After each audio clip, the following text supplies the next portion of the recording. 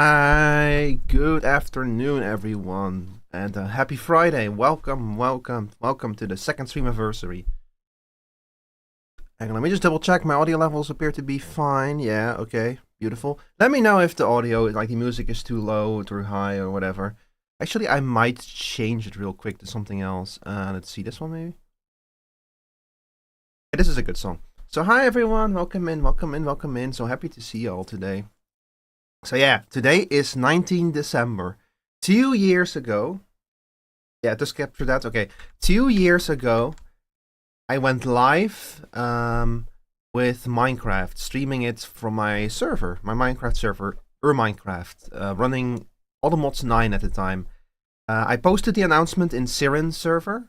Good old friend Siren of the Siren, friend of the channel, I should say. Let me shout him out real quick. If you don't follow him yet, he's very funny.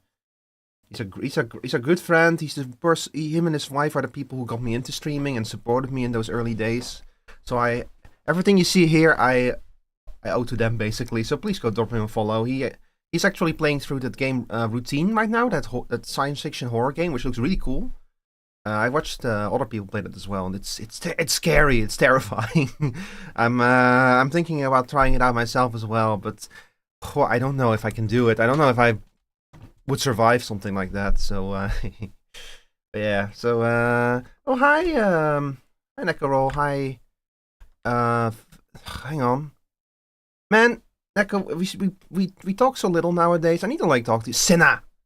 See, that's the problem. My brain has like a blank spot for names. So when I don't talk to someone like very regularly, my brain just goes like, oh yeah, that person. Yeah, I know I know so much about that person. Except their name. I've literally forgotten the name of people in my class when I was in high school. I knew everything else about them. I just couldn't remember their name. It's weird. When it comes to names, my brain just has trouble hanging on to them. But yeah, yeah, welcome in everyone. So we got a very busy schedule today. I have it pinned at the top of the... hang on, over there? Yeah, at the top of the chat right there. Let me see if I can like point in that direction. Is that roughly correct? Yeah. So it's over there. You can also use the schedule command to see the full schedule. We got basically a few segments today. I'm gonna start by going through my Steam replay with y'all to just kind of like, you know... and go through it because I'm curious myself. I've literally not looked at it yet. After that, I have brace yourself. I have a presentation for some upcoming changes because I'm gonna make one very important change to this channel. I am changing my own name, if you can believe it. But I feel like I feel like I owe you guys a little bit of an explanation on why I'm going to do that, and I'll do that after we are going to the stream replay. After that, we're switching at 3 p.m. We're switching to Elden Ring with a randomizer and a crowd control. And if that sounds familiar, that's actually the exact same thing I did during my affiliate anniversary, I think. Was that the last time I played that? But I've used that for like special events, and we're gonna boot up that same save game. I'm gonna keep playing it because everything is already set up for that, and we actually made some good progress. I think. Like honestly, Elden Ring is like an amazing game to play with a randomizer, and especially if I give you all crowd control and stuff, it's even funnier.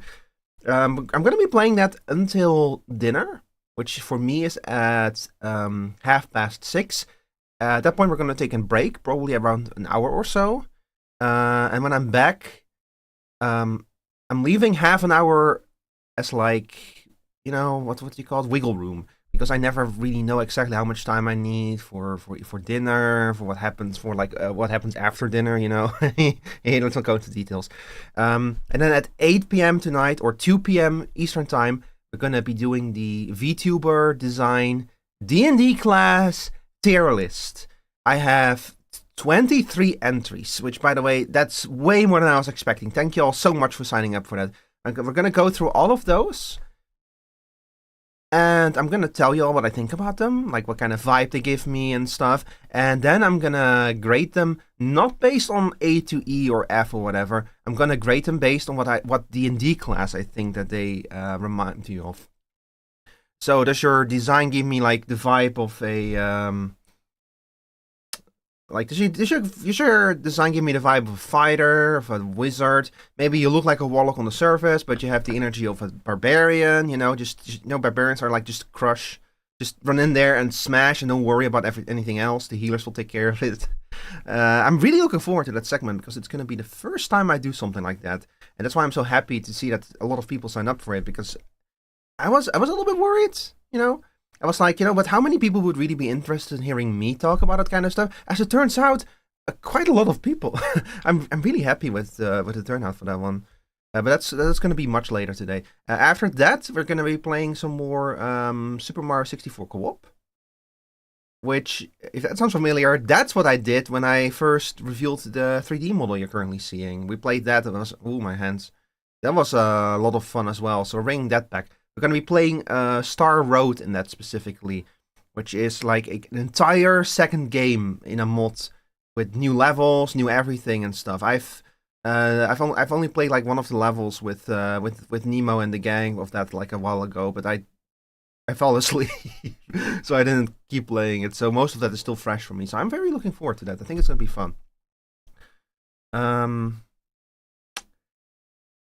What else is there?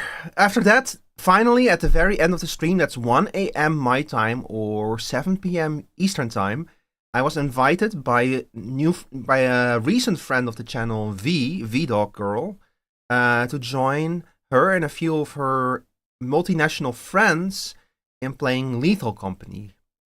But it's not just Lethal Company, it's also, are you guys familiar with a little biblical story called the Tower of Babel? That's what we're going to be doing. As long as we are on the planet, we are all going to speak our native languages. And given that Vdog is the only American, the other players are Norwegian. So Vdog's American, we have a Norwegian player, we have a Vietnamese player, and we have me, who, as you all know, is of course like hella Dutch. Like, if the oceans were to rise, I would drown. I would have to double check that exactly. Probably depends on how much the oceans rise. So that's going to be very fun because we'll all be able to understand V, but we will not be able to understand anyone else, and she won't be able to understand anyone. So that's going to be super fun. I'm really looking forward to that. But that's at the very, very, very end of this Streamiversary. So don't worry about it anytime soon. Man, I'm so looking forward to that so much. That's going to be so much fun.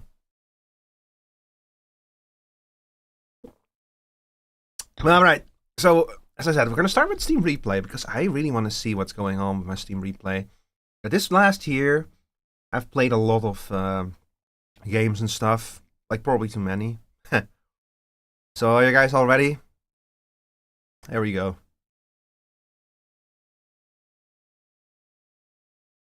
Rico tests Steam Replay 2025.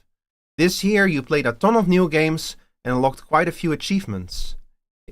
I'm not specifically an achievement hunter, to be honest, so I imagine these are like probably mostly achievements that I kind of by accident got. So here are a few of my highlights. We played 112 games. That's a lot of games. What the hell? Man, this is what streaming does to you. Although, like, I streamed last year and I have 49 more games more than last year. I guess I just played a lot more smaller games, probably. Like, I think that, was Psychopomp this year?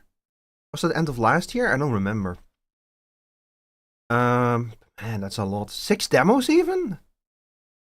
What demos did I play this year? I don't remember. And 4 playtests. Oh, that's the Arc playtest, and yeah, that makes sense. I unlocked 1,200 achievements, including 83 rare ones. This one, I definitely don't know what this could possibly be. 83% played with keyboard mouse. Yeah, this makes sense to me. Factorio made up 13% of my playtime.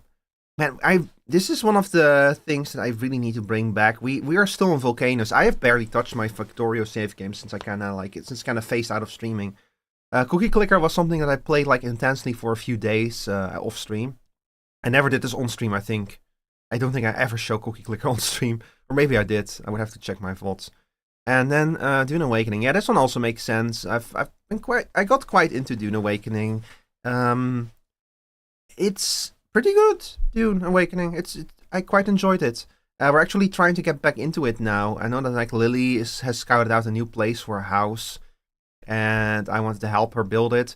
But Lily is like also getting back into streaming now, so she's been busy with that kind of stuff. I actually played Monster Hunter with her, Meep, and Skunky recently on stream, and that was super fun, man. They're all such great people to hang out with. Alright. So, the median of Steam is 11, and we unlocked 12, so we're like 100 times above the median. Huh? I mean, I can only imagine that this is because most Steam accounts probably barely see any activity. Like, they're probably accounts that only exist for like one game or something. That's the only reason I can imagine this number being so low. Or like even just, who knows? Hard to say. Man, I think I might not have a live chat. I'm sorry to say. What the hell? My long streak was 116 days. I wonder when I took a break. Must have been like... What came out that made me take a break? I don't remember. I might have just been busy with like editing or something and not play like a game for like 24 hours. 34% new releases. I heard about this, that a lot of yet according to Steam statistics, a lot of people are like sticking more and more with older games instead of newer games. And I don't really know what that says. Like, of course, games are built to last longer nowadays, and people are very nostalgic for old games. And like, there's a lot of new releases released in a very buggy state as well. But also, chat, give me a second. I need to blow my nose.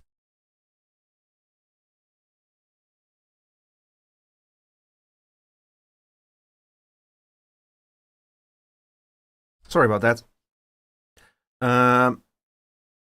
So I imagine that probably games are just built to last longer nowadays, you know. So what I would be interested in seeing is how many of the games in total across Steam are like live service games. How many people keep playing games that are not necessarily live service. Also, the playlist is starting over, so we're gonna switch to another playlist now. This is Caravan Palace, by the way. Caravan Palace played an important role in getting me into Electro Swing. This band is great. If you never listened to them, I strongly recommend checking them out. Like, this song, Lone Digger, is so well known that you've probably heard this song before. Alright, where the heck is this song? Where the heck is the album I want to play? I cannot find it right now. What the hell? Oh, there it is. Oh shit! Some of the songs on this album are no longer on Spotify. Man, I'm in the process of phasing out Spotify, but I'm having some trouble setting up an alternative. So we're still on Spotify for the time being. But it's kind of interesting to see more and more artists withdraw from Spotify and get replaced with non-union AI equivalents. Hi, Arakanai. Hi. Yeah, this is a banger, this song. I love this band. But I am going to pause them now because we finished playing most of the album. I'm gonna switch to one of the playlists that I actually let's see here. This one is a playlist that I often play. This is called Bartender. Has a thumbnail of Bells, the famous mouse Vtuber, was designed by someone who also designed characters for Fire Emblem, apparently, which is kind of wild to think about, you know. And VTuber boom has been such a boon for character designers as well. Alright. But yeah, so what interests me is to find out how many of these are live service games. Like, how many of these games that people keep coming back to are actually games that are intended to be returned to, like, month after month, year after year. Like, I've been playing Final Fantasy XIV for like... Oh, this is very loud, by the way. I need to turn this down further. I've been playing Final Fantasy XIV for like 10 years, but that game is also like has received constant updates for 10 years. Speaking of which, we're going to be playing the new Final Fantasy updates tomorrow. I just don't have time today. Too many things on the schedule for today, but I'm going to be playing through the new... I'm going to be playing through the raids and the MSQ tomorrow. I'm going to try to do both of them in a single day. But yeah, anyway. You are what you play. The spider graph shows the kind of games you spent the most time in 2025. Open world survival craft and automation. Wow, we would have guessed. We would have guessed that the steampunk engineer It's so interested in automation games. The open world survival craft. Holy shit, look at the peak in that. Also, Clicker. I'm surprised how low Extraction Shooter is. I feel like I played a lot of Hunt this year, but that was probably very late. Hunting! Oh, there you have it. Hunt is a hunting game first and an Extraction Shooter second. Souls-like, yeah, makes sense. I played a lot of a bunch of Night Range this year, but yeah, the peaks in automation and open world survival craft makes sense to me. Let's see, workshop item subscriptions. I wonder how many of these are new rides that I subscribe to for Parkitect. God, we made 31 new friends this year? Wow. I wrote 15 reviews. I quite like writing reviews, especially for games I feel kind of a bit conflicted on, you know. 4 badges earned. Only 4 of them? I only gifted a single game this year? I don't even remember what I gifted. I'd have to check. Let's take a close look at your top play game. Yeah, Factorio, of course. March. Oh, man. I played and streamed so much Factorio in March. And then we kept going back to it. We made it to Volgora, and then we made it to Volcanoes. And then I just kind of fizzled out with playtime. I booted Factorio up a few times in recent weeks and months. But I don't fucking know what the fuck I was doing. You need to play Factorio. It's super fun. It's just kind of a shame that the game never goes on sale and actually became more expensive recently. And with the DLC, the total package is now €70. Purely looking at the value you get out of it, if it clicks with you, you'll spend hundreds of hours on it, so it's worth the money. But still, €64 to $70 is quite a steep amount of money. You can also just start with just the base game. But then you do miss on a lot of the cool stuff in the DLC, so it's a bit complicated. We're trying to stream it. It is a very cozy game. If you like enjoy doing like cozy streams where you like talk to chat and stuff, it's great for that kind of stuff. I really enjoyed it. I'm bringing this one back one day. I promise y'all. Cookie Clicker.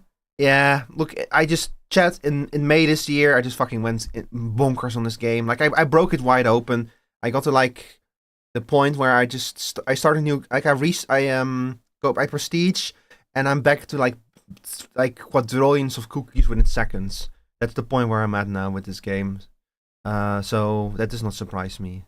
Look at, now I get why I have 1,200 achievements this year. It's because of Cookie Clicker. Look at this shit. Already made a poor financial decision. Had fun stream a few days ago where chat was messing with me in VidShare. Yeah, that sounds fun. Dune Awakening. That was June? Really? Already half a year ago? Man. They actually finally released the base reconstruction tool. So we can finally move our bases around in this. It's about bloody time, too. Like, I think that they kind of realized they had all of these mechanics built into Dune Awakening to like keep you playing, and they probably realized that, oh shit, we created FOMO mechanics that will make people quit the game if they return to the game and realize their entire base got destroyed because it's deteriorated. Like I can only imagine that this is probably something that developers and QA realized a long time ago, and that corporate only just now was like, oh shit, you mean those things you told us for months and months and years actually turned out to be true? Like, man, just fucking facepalm. You could have seen this coming. Was the game any fun? I had fun with it. I'll still have fun with it. I still play it every now and then. I just think it needs more stuff to do, you know? Like, it needs more variety and stuff that you can do. The deep desert is a cool mechanic, but it takes a lot to get there. The game is pretty fun. If you enjoy this kind of game, if you enjoy V Rising, like the building and resource gathering aspects of V Rising, because the combat is very different. And if you like Dune, especially if you like the universe, it's worth checking out, I would say. I think that they have like free weekends every now and then. The base building is pretty cool and elaborate too. The problem with Dune is the game opens up when you get an ornithopter, which it takes a long time. A lot of playing, a lot of like having to go through desert, having to dodge sandworms and shit to finally get an ornithopter. But once you get an ornithopter, the game really opens up, because then you can just fly over most of these problems. Is it on par with No Man's Sky? No. I would not say that at all. No Man's Sky just has like all of the crazy stuff you can do, you know, like the freighters, all of the places you can go to. The big problem with Dune Awakening is it's Dune. Like, it's Arrakis. It's a desert planet. They managed to create a fair amount of variety, but at the end of the day, they are constrained by the fact that it's a desert planet. Like, we know what Dune is and what the rules are of Dune, and they are limited by those rules. Yeah, it's sand. It's coarse and rough, and it gets everywhere. Captain of Industry. Funnily enough, I got Skunky into this game, and he got me back into it. This game is so much fun. If you like automation games and anything with conveyor belts, I really strongly recommend checking out Captain of Industry. This game is really good. Here, I'll take you to the store page. Just look at it. Just the style of this game is so cool, man. Like it's a much more zoomed out perspective than most of these kind of games. This game is so much. If you like this kind of games, chat, you owe it to yourself to try this one out. It's so good. It's actually on sale right now for the sale too. And the next update is adding more trains. They already have trains, but it's adding more trains, and it's adding amphibious vehicles, which is going to be great as well. Yeah, I really strongly recommend. I really like this game, and I really strongly recommend it. And Repo, yes, of course. God, Repo just like I like Lethal Company. Don't get me wrong, but there's something about Repo. I think it's like the simplicity, the elegance of the design. How like you boot it up and you're immediately in a game. There's very little downtime in Repo. It's like go to the store for a little bit of downtime, buy some new stuff, go back into the mission and stuff, you know? And usually failure is so funny in Repo because of the physics mechanics and stuff, that failure is also very funny in this kind of game. Like, again, I like Lethal Company, but Repo just has a kind of beat in pure simplicity, you know? Like pure straightforwardness. Just go and smash things. Smash your friends with valuables, you know? Playtime by month. Let's see. What happened in May? Oh, yeah, of course, Cookie Clicker. I had Cookie Clicker booted up pretty much the entire month of May. And we played so much Factorio. Yeah, I had Factorio running pretty much the entire time of March. That's why that's the case. And August, a lot of Captain of Industry and a lot of other games. September was No Man's Sky month. Also a game I need to bring back, by the way. We like nothing happened to No Man's Sky. Just kind of started playing other games again. Like both Repo and Lethal, but Repo has something more charming. Yeah, just like I think it's the moment-to-moment gameplay because you're constantly dealing with the physics, and there is no difference between outside and inside in Repo. It's all the same, all just one big level. I don't know. It just took that formula and really streamlined it, you know, like even more than Lethal Company did. Let's see. So we played a lot of Monster. Yeah, all of these make sense. Monster Hunter Wilds, good controller game. Deltarune, I play with a controller, even though you don't really have to. It's perfectly playable with a keyboard. I just wanted to play with a controller. Roadcraft. I need to kidnap Rob and play this with him again. And also Sarah. I need to kidnap both of them and play this with them again. I want to continue with Roadcraft. This is also a very chill stream kind of game, you know, just chilling with friends and talking to chat and stuff. Dark Souls 3, this was for the Archipelago with Nemo and Drem. This was so much fun playing through Dark Souls 3 with randomizer. Hang on. Can I say this? Can I say this? Yeah. I'll just say that Nemo might be organizing another Archipelago. I'm not entirely sure what it's gonna look like and stuff, but I hope that we're able to bring back Archipelago streams to this channel. We have to discuss everything though, so it's still. Don't consider this a promise. And we still have to discuss some things, and I have to set up some stuff for this. It's also probably not going to be Dark Souls 3, but man, I cannot wait to get back into Dark Souls 3. After I beat Dark Souls 1, which I also still need to do. Man, there's so many games that I need to like still finish.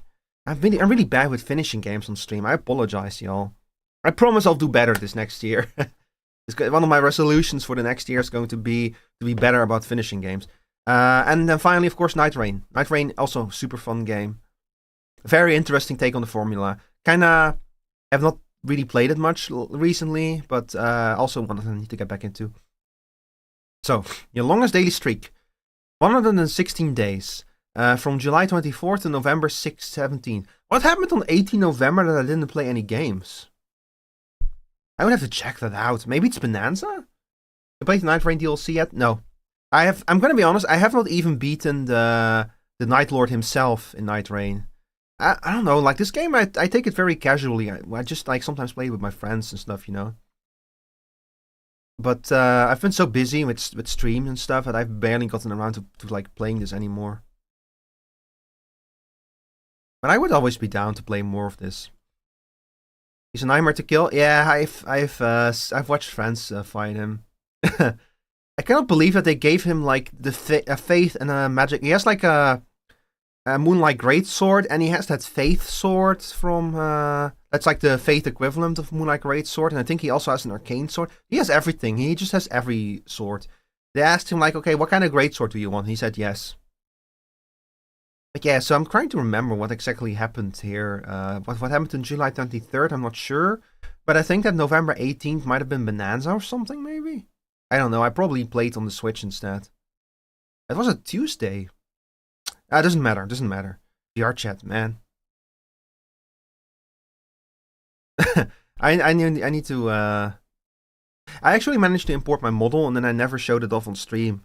But I'm gonna be doing more VR chat stuff. I'm actually looking into doing something for Christmas. Probably not on Christmas because I'm gonna be busy on Christmas, but hopefully soon after. Okay, here we go. Per month. So we had Monster Hunter World in January. The Sims 4. That's true. I did play some of The Sims 4 in January. I think I even put it on stream once. Helldivers 2, of course. That I don't remember if that was the Super Earth stuff, but I don't think it was. Ultimate Fishing Simulator. Got invited by Atria and found out how chill this game is. We had some very chill sessions with it. I really hope that Atria brings back Fishing Friday, because that was just so much fun. Satisfactory, of course, yeah. Was still playing that with Rob. Muse Dash, streamed this a few times, and I didn't know what else to stream. Picayune Dreams, very interesting game. It's a bullet hell and a roguelike as well. I need to get back to this one. And Abiotic Factor, played this with my friends. Unfortunately, my friends... when I started playing, my friends were already ahead in the game, and I kind of realized that I didn't have as much fun as I could. You got a tip? Still at work? Alright, have a good one, Eric and I. Thanks for hanging out. So what I'm probably gonna be doing with Abiotic Factor is I'm gonna play through the game on my own at some point. I just need to find time because holy shit, man. So many games to play. February, Factorio, yeah, makes sense. Final Fantasy XIV, I think got another patch, probably why we played it. Fast Food Simulator, I remember playing this a lot with Meep and Ray Nami and other people. It was hella fun. Elden Ring. That must have been for the co-op, for the what was it called again? Oh my god, Crowd Control. I think I did Crowd Control Elden Ring in February. Catboy Paradise, this was the Valentine's Day stream. I played through the entire game. This was also when I started dual casting to YouTube, actually. So this is the oldest VOD up on the main YouTube channel right now. And yeah, Monster Hunter, the playtest in the game itself, of course. March, a lot of Factorio. We already saw that one. That was also when the Archipelago stuff happened. I think is that when Repo came out, when I started playing it at least. Oh, Schedule 1. Yeah, a lot of this with Meep as well. And Peripetea. This was when we first tried it out. Did a single stream of it. Very interesting game. But scuffed. Really needs some polish. And I think that they're like actively, heavily working on it. So that will probably turn out okay. April then was the Endless Expeditions update in Pacific Drive, I think. So I started playing that again. And yeah, more Schedule 1 Meep. I need to talk to Meep and Lilies about bringing these back, because this game has had a few updates since then. A lot of SnowRunner with Chris. That was also very fun. I need to talk to Chris again if he wants to do more SnowRunner. Still Archipelago stuff. This is also when I started playing Ultra Kill. Man, Ultra Kill also such a fun game. Really made me realize that like Ultra Kill is probably the main reason why I felt no desire to play Doom: The Dark Ages, because I got my boomer shooter fill from Ultra Kill. Yeah, and May, of course, Cookie Clicker. Could not stay away from this game. I did some stuff in GOG as well. This is if you're looking for cozy productivity games, GOG is a good one. I'll say, or Goke, or whatever you want to call it. I had a lot of fun messing around in this game. It's also when Roadcraft came out. And Burgie, we played that a bunch on the stream as well. Very fun stream game. And then June was Dune Awakening month, when Rob, Mickey, and Lily got me into this game. It was also when Night Rain came out. Cool game. And I don't remember... Man, I played a very little Darktide this year. It did come up a few times. July was Parcel Simulator, yeah. I watched Q play this game, and it looked like so much fun, and I played it, and I got hella addicted to it. I never actually... I think the Christmas update for Parcel Simulator is out, so I hope... I need to double check that, but I really want to bring this one back very soon, because they made a bunch of updates and a bunch of fixes, and I want to finish automating the first warehouse, because the creator of this game announced a very big update. He's adding a second warehouse that's much bigger than the first one, and has a whole bunch of new mechanics added to it. Basically, you could think of it as like a completely new game. And I want to be ready for that update, because that sounds fucking nuts. I really enjoyed this one. I actually have, like, there's another game that came out yesterday, where you have to do something similar to Parcel Simulator, but with food processing, and I want to play that one as well soon. This is also when I go back into Captain of Industry, and Satisfactory as well. Oh yeah, Void Crew. Did a few Void Crew streams with the others. Are also super fun. And that's also when we started playing Dark Souls. Man, that was back in July, and we still haven't finished this.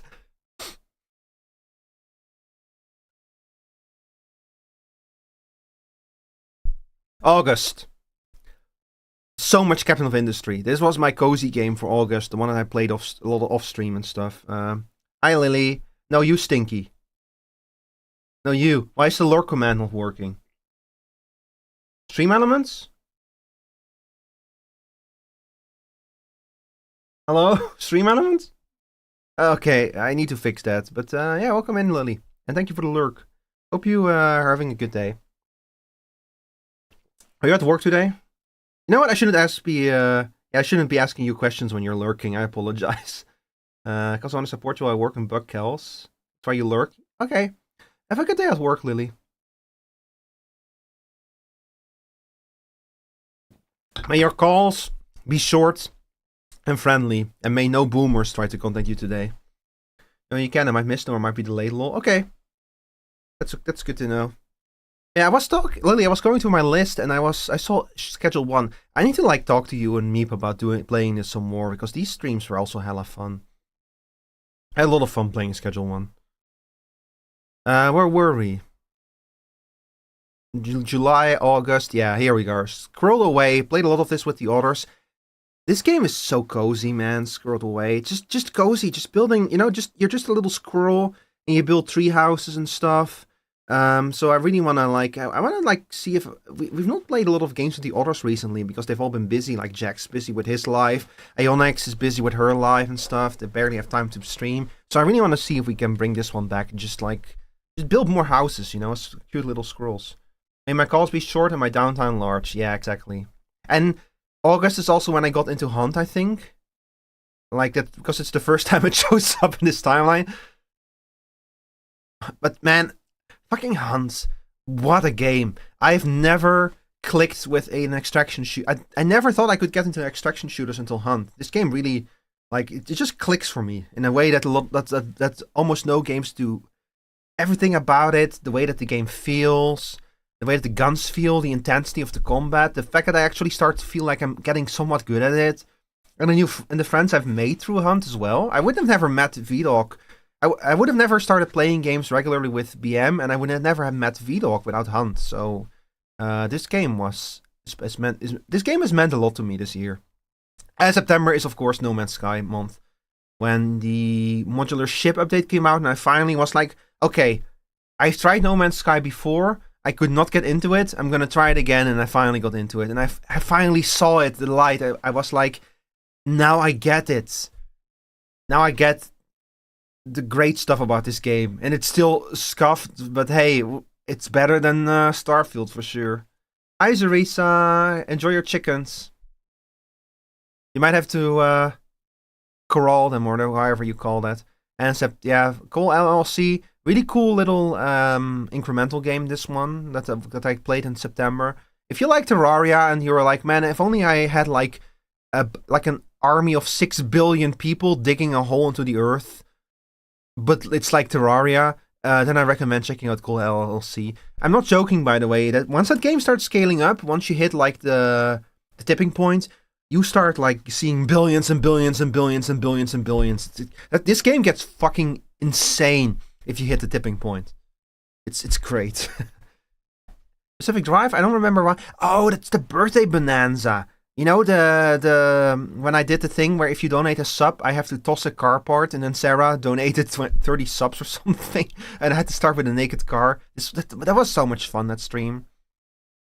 Power Wash Simulator, I played a lot of this during September as well. It was also very chill, just hanging out and chatting streams. Of course, more Repo. And 7 Days to Die? That must have been with my friends off stream. October Upload Labs. I got really into this one. Also a really fun idle game. Really weird, really unusual one. And a lot of fun with it. Also chat, hang on, I do need to like double check something because my YouTube keeps acting up. More chickens? Yeah, more chickens for the pal. Always more chickens for the pal. Okay, here we go.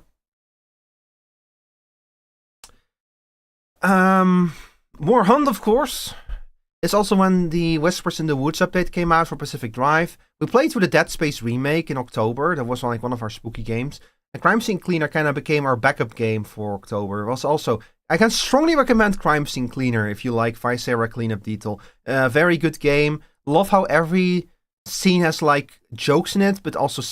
This game has like jokes, dark humor and stuff. It has a lot of secrets for you to discover. And it has very tragic stories as well as you're trying to piece together what happened in every crime scene, you know? Hi, Leo! Hi, good afternoon. I'm doing great, y'all. Man, I can't believe it's already been 2 years. 2 years of streams, man. And look at me now, I'm a VTuber. Yeah, I often tell this story, but when VTubing first started to like become a thing, like with Aikizuna, I just missed it as a fad. I was like, that will never stick, you know? Like, it's just kind of popular right now, but whatever. Well, I proved me wrong. Never be afraid to swallow your own word, to eat your own words. You believe me, sometimes you're just wrong, and you just have to admit it. And yeah, Resident Evil 2, of course. Played through the Leon story for October. Unfortunately, never was able to fit Claire's story into it as well. We'll bring back Resident Evil 2 as well. I don't know if it's gonna... It might have to wait until next October. I don't know. I'll see what I can do. I'll add it to the list of games I want to finish in 2026. November was no new game November. The intention was to play no new game and finish old games. As you can see, I failed. Like, Anno... Dune was an old game, but like especially Anno and Trackmania and stuff. And fucking Gary's mod is... Oh no, that was not on the stream, by the way, Gary's mod. But yeah, so no new game November. It kind of worked out. We did finish Bonanza, which was a big deal. But it did not work out quite the way that I had intended it. Yeah. And in December, I just completely gave up on the concept, and we played like Jets. We finally filled in. I finally gave you all a sub goal that you hit. For Jet Set Radio. Speaking of which, Jet Set Radio Future coming soon. Hopefully, very soon. Like, hopefully, we'll get to Jet Set Radio Future before the end of the year. It's gonna probably be the last week of the year or something. Yeah, more Hunt. Man, I've played so much Hunt in December. I play more and more and more Hunt now, chat. And that I'm getting kind of good at it, actually. I also enjoy playing it more.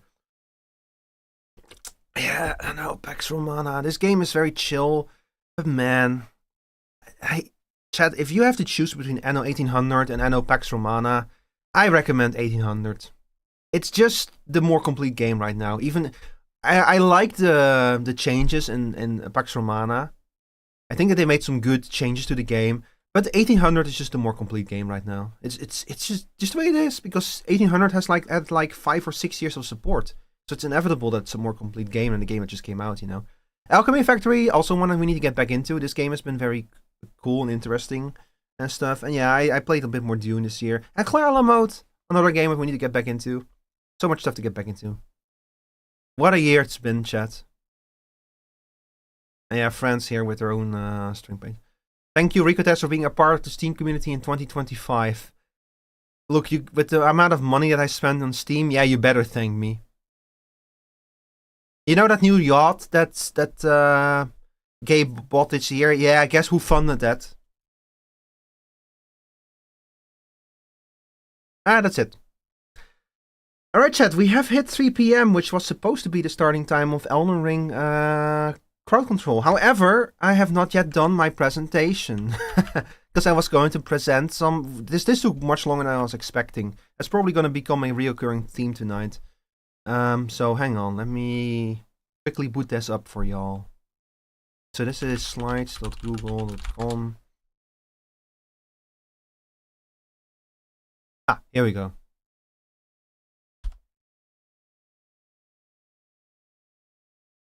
Hang on, let me go back to the screen real quick. Alright.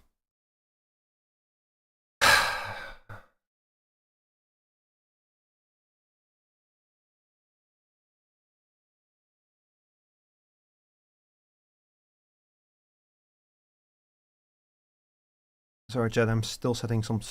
I have to set this up real quick.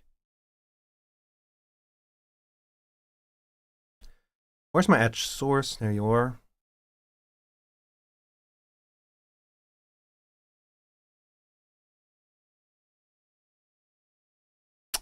Alright, chat.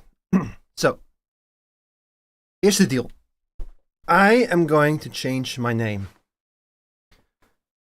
I'm going to be changing a few things in the way that I refer to myself, refer to the channel and stuff.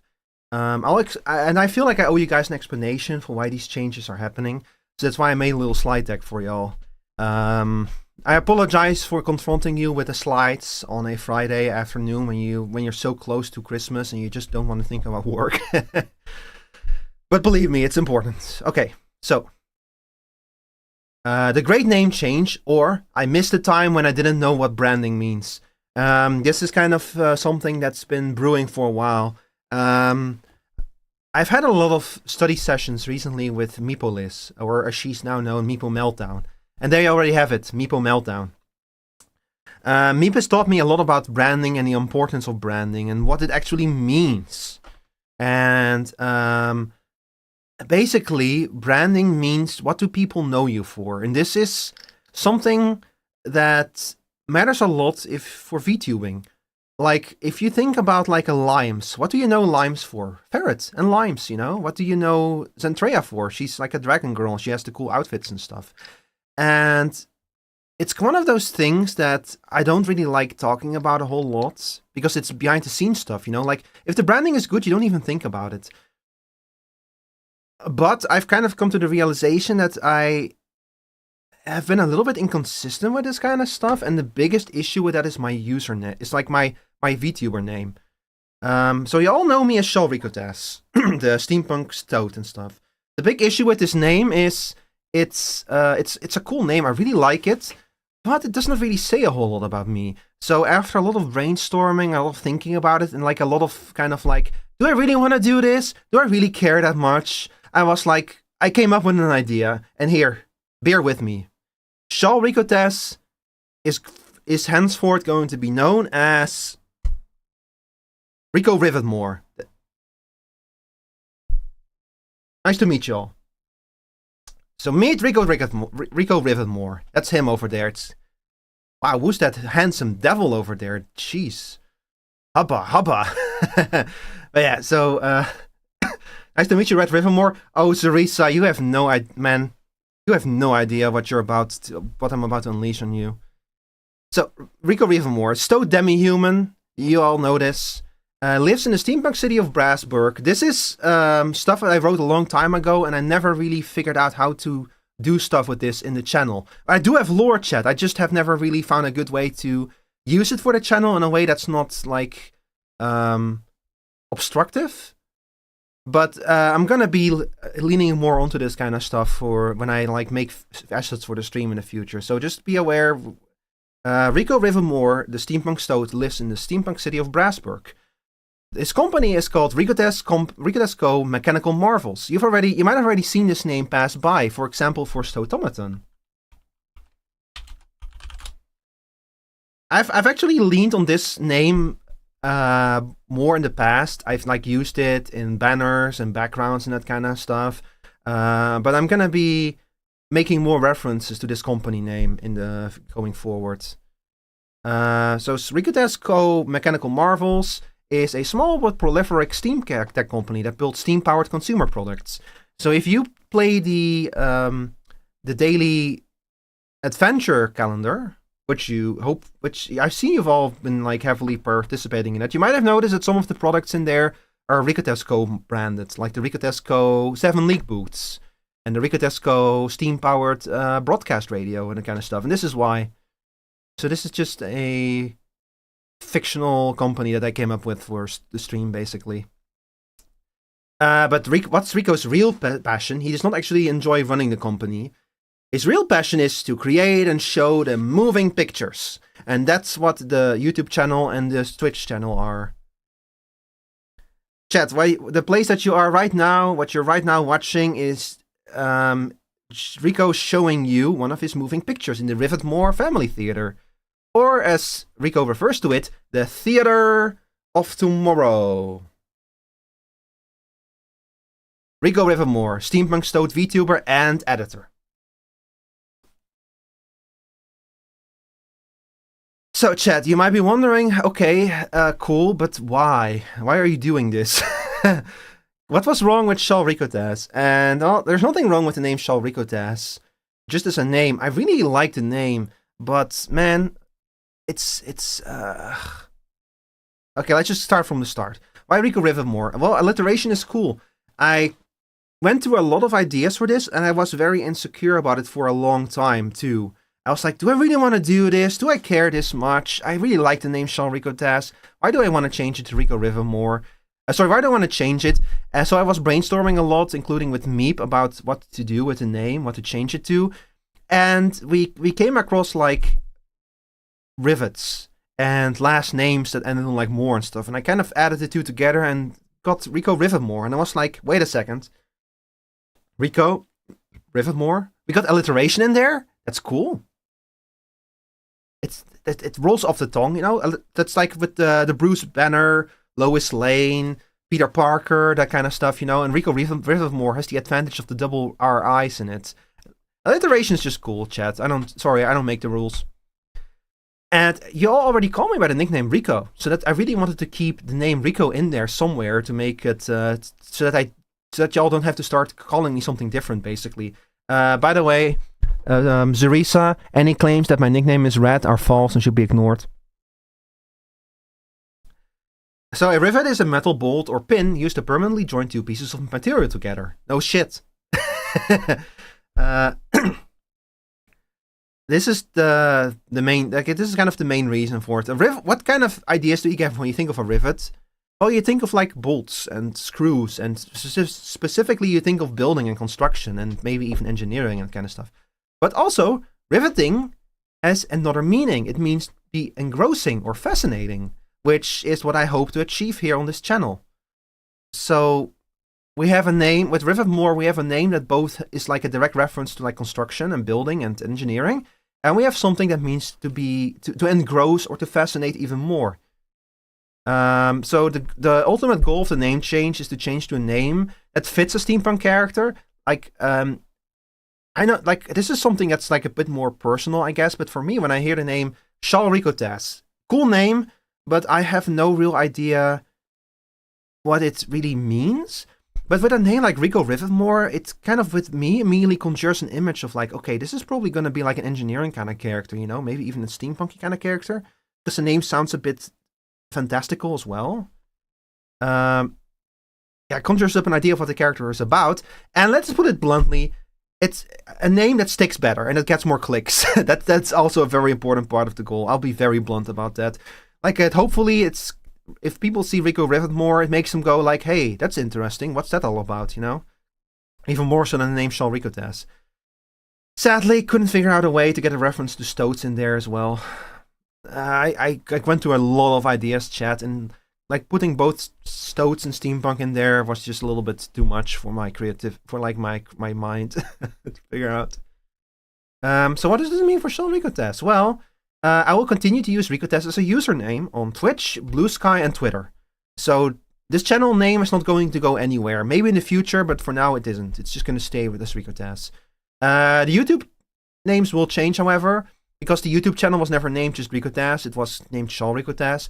The main channel will become Rico Rivetmore, and the archive channel will become Rivermore Archive.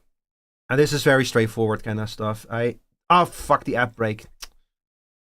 And in lore, the name will still refer to RicoTestco. And I'm sorry, chat, I was too late to silence the ads. Man. fucking Twitch. You know what, chat? I'm actually going to take this opportunity to take a quick break and make some coffee.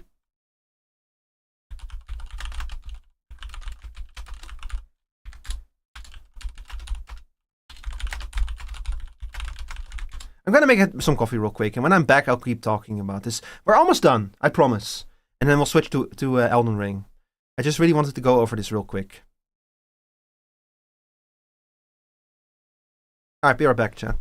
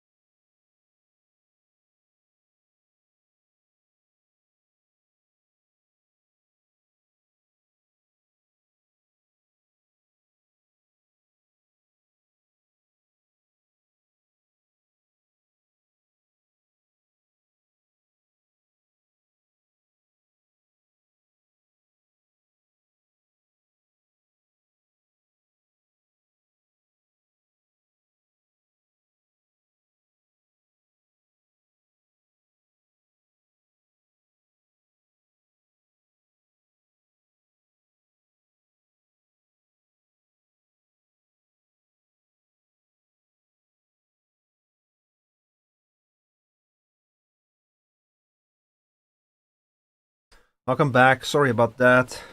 Those ads really snuck up on me. But yeah, so the name... I will continue to use the username RicoTaz on most platforms, except on YouTube mostly. Like stuff where I specifically refer to myself as Shall RicoTaz will turn into Rico Rivermore. And the name Shall RicoTaz I will retire completely. I'm sorry. It's better that way. But don't worry, Shall will forever be the name of my characters in Final Fantasy XIV, in PSO2, and of course my Palico. So it will not be the last time you see Shall. It's just this character specifically is going to be named Rico Rivermore from henceforth. What else is changing? Well, chat. I have some good news for y'all. Yeah, bye bye, Shall RicoTaz. But hey, welcome in Rico Rivermore. You know. So, if you're a fan of community nicknames, this is something that I've also been very unsure about for a very long time. I wanted to come up with a nickname for y'all, but I think I found something that I really like and that I hope you guys will also enjoy, which is, if you're a member of this community, you're a citizen of Brasburg.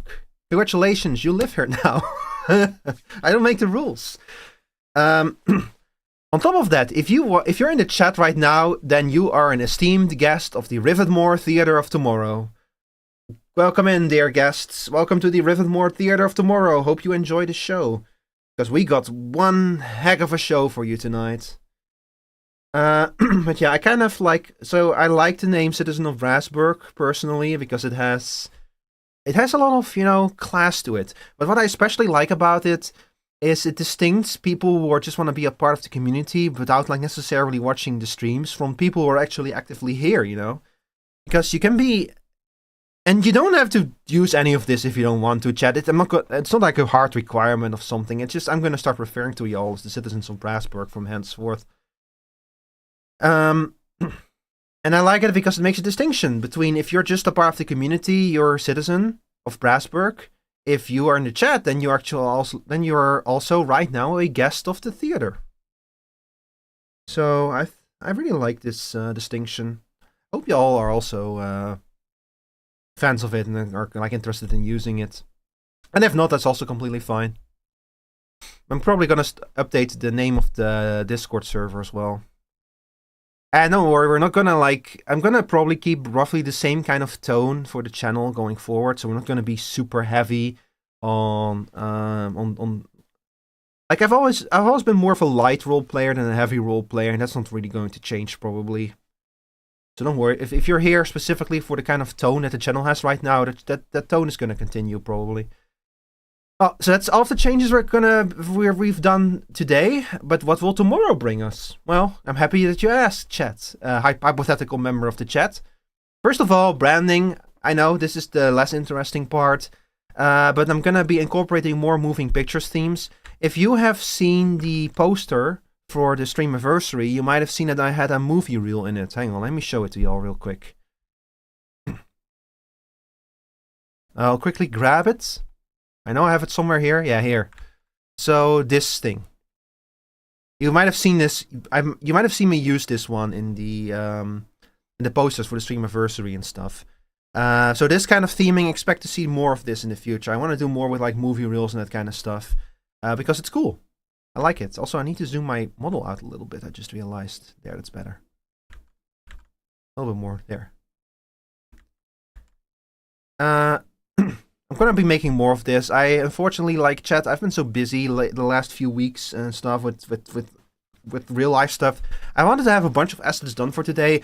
I unfortunately did not quite finish everything that I wanted to, so this is gonna be a future project.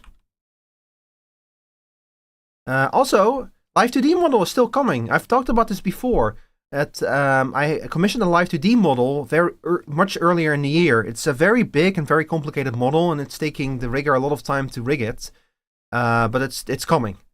Hopefully in the second quarter of 2026. And alongside the Live 2D model, I'll also debut a bunch of other stuff. That's going to be the real 2.0 or 3.0 reboot of this channel, whatever you want to call it. I just wanted to announce some stuff ahead of time of that. And a few surprises very soon. I'm really looking forward to this stuff as well. I hope to be able to surprise you guys with some cool stuff very soon. but that's gonna be not entirely 100% certain that will happen, but it should happen. So hopefully you'll see it very soon, and if it's not, then I'll just tell you guys what I was planning that it didn't work out, unfortunately. But yeah, that's not why you're here. You're not here for the brand, because again, if brand is done well, you don't even notice it. You're here for the games. Well, I already said that we're gonna tackle Jet Set Radio very soon, hopefully the final week of December. And after that, of course, Bomb Rush Cyberpunk, which I'm also really looking forward to now that I've played Jet Set Radio, because Bomb Rush Cyberpunk is the unofficial sequel to Jet Set Radio ENVtuber. And also more games about building and automating, because this theater has had a lack of those recently. Factorio is gonna come back. Parcel Simulator is gonna come back. I wanna play more of these kind of games again. I feel like I've strayed away from my roots, which brings me to the third point, which is my personality-wise. So, chat, I am a by nature very quiet person by default. Like I had a long time had trouble properly expressing myself. I struggled talking. Also, let me skip this song because this is actually. We're gonna switch to some Christmas lo-fi music, because having a vocalist sing in the background like that clearly is actually really messing with my ability to form coherent sentences. Oh fuck. Okay, so hang on, let me restart this real quick. We're almost done, chat, don't worry. I've spent the last 2 years adjusting my energy upward to compensate for that. I feel like I've gone a little bit too far with that. Because I noticed that I talk very quickly and incoherently sometimes and stuff. So I'm trying to find a new energy balance, I'm trying to be more aware of that kind of stuff. So, see, now that this has to be I want this to be a riveting stream. I want you all to be riveted.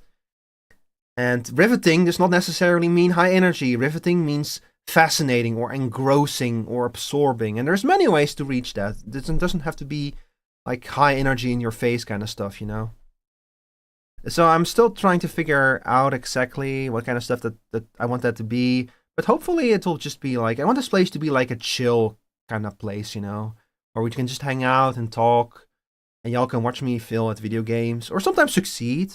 I will admit, I have my moments of brilliance in video games, but they happen sporadically. You're doing good, Rico. Thank you, Zarisa. I appreciate you saying that. Anyway, Elden Ring time. Thank you for coming to my tech talk.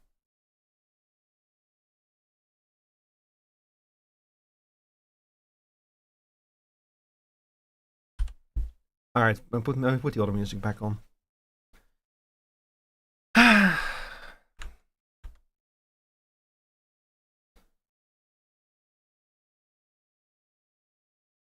Let me switch to dynamic lighting.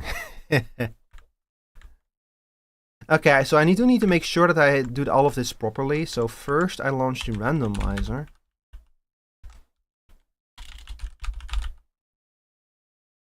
I actually realized recently that I uninstalled Elden Ring for a little bit. So I hope that it works. Required metadata directory dist not found at C Windows System 32 dist.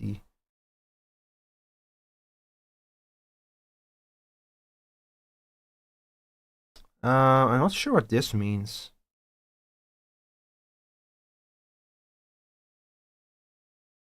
What do they mean, required metadata directory dist? What does that mean? I had all of this stuff set up in the past, so... Hold on, chat. I need to fix some technical issues. Oh my god. It's too red. It's too red. Turn the lights back on. Quick. Yeah, it's better. So, how are you guys all doing? How do you guys feel about the new name, by the way? Do you guys like Rico Rivet more? It might take you some time to get used to. I needed a few days to get used to the idea as well. But I'm just a sucker for alliteration. I'm gonna be honest. I really like alliteration. I think it fits well. Thank you. I appreciate hearing that. It is something I've been very insecure about. Like I've been really going like, should I really do this? But man, it's such a cool name.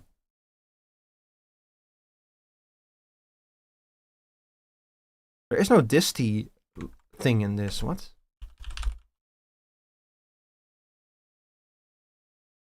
Elden Ring randomizer. Elden Ring randomizer, disty. Oh. Ah, that is why.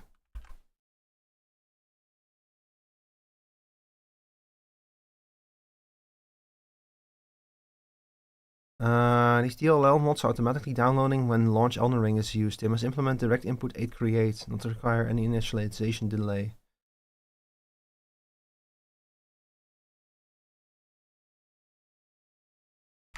What does this mean?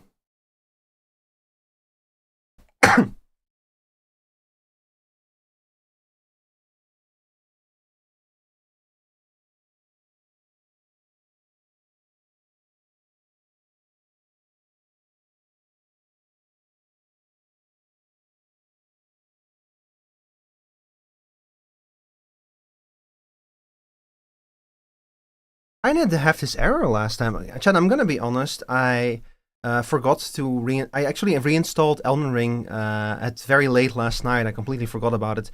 By the time it was done, I was already asleep, so I did not have proper time to set up a lot of this stuff.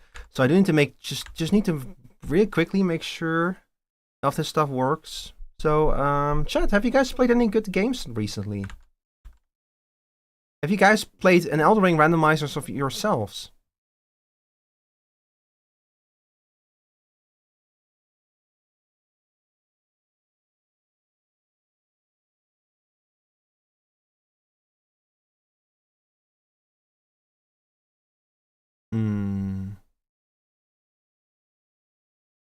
Ah, okay.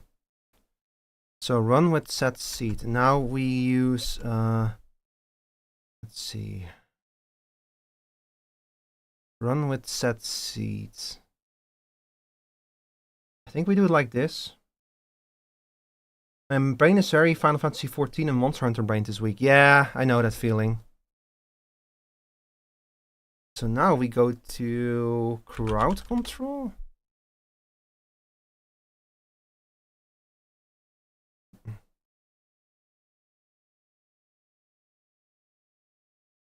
Is the game actually running now, or what is going on?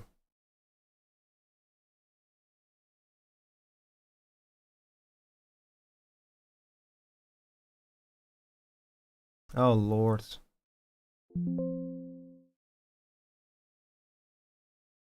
Mickey, thank you for the ticket stamp. Yeah, the Final Fantasy 14 update looks really good. I'm really excited to try out the new raids and stuff. But that's gonna be tomorrow. I didn't have time today, chat. I've been so busy this week with both with preparing. I've been busy for several weeks with preparing for the Streamiversary, but this week also just kind of a whole bunch of real life stuff came to a head.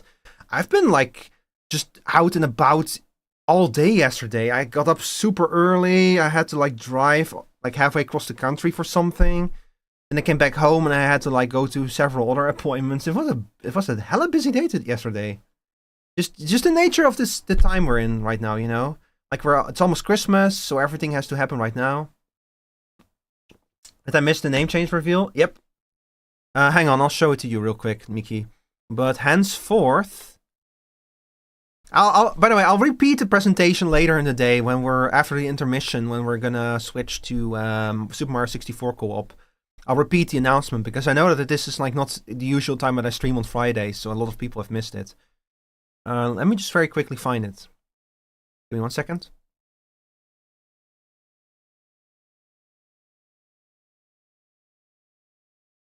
Stream stuff. Background, no, that's not the one. Channel items, here we go. Alright, so Mickey, the new username, my new name, not my new username, my new character name is going to be Rico Rivetmore. I'm very excited about this new name. As sad as I am to see Shaw Rikutaz go, I just really like the sound of the name Rico Rivetmore, you know? Run with set seeds. Dawn hints and spoilers and spoiler log. Oh, okay. I think that I got it done now. let's log in again. It fits well, thank you. I really appreciate it. I'm gonna be honest, I spent a lot of time thinking about this. And a very long time brainstorming about it. And if I did not enjoy, if I didn't like the name this much, I might have not gone for it. But I really like the sound of the name, Rivermore, you know, and especially Rico Rivermore. It's just, it was really when I realized, like, wait a second, maybe this will work. Maybe this name change is a good idea, because it's just. I said it before. I'll say it again. I love alliteration, chat. A name like Lois Lane, you know, or Peter Parker just goes hella hard. Okay, I think I have everything correct now. So, crowd control is now running. I think. I hope it's running on the channel. I will have to double check real quick. No, I have to turn it on for the channel as well. Okay. I actually can't believe that I disabled crowd control. So we're gonna get rid of the Frostpunk thing, and we're gonna shut down stream avatars, I think. So deactivate, yeah. Okay, here we go. So now our Arco. Well, the company is gonna remain. I'm gonna keep calling the company Ricotesco for a while. High sanity is overrated. You made pasta amatriciana. What is that? What kind of sauce is that? Let me double check to make sure that the crowd control stuff is running. It is not in fact running. Why is that? Okay, let me just launch Elden Ring real quick.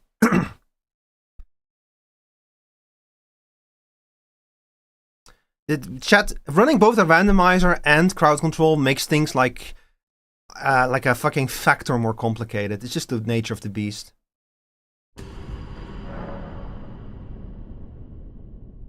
Connection arrow occurred? Yeah, that's intentional because we're playing with a randomizer. Alright. So,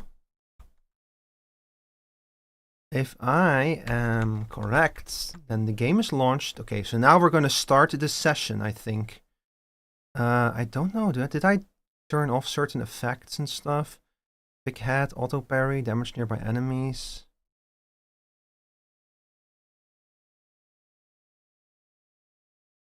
Oh.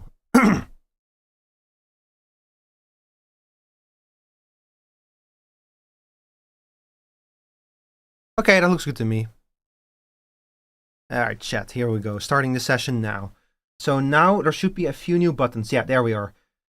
Okay, chat, if you check in the channel redeems, there will be a bunch of redeems that let you convert channel points into points for crowd control. Before you do that, be warned, there is a limit on how many times you can press those buttons.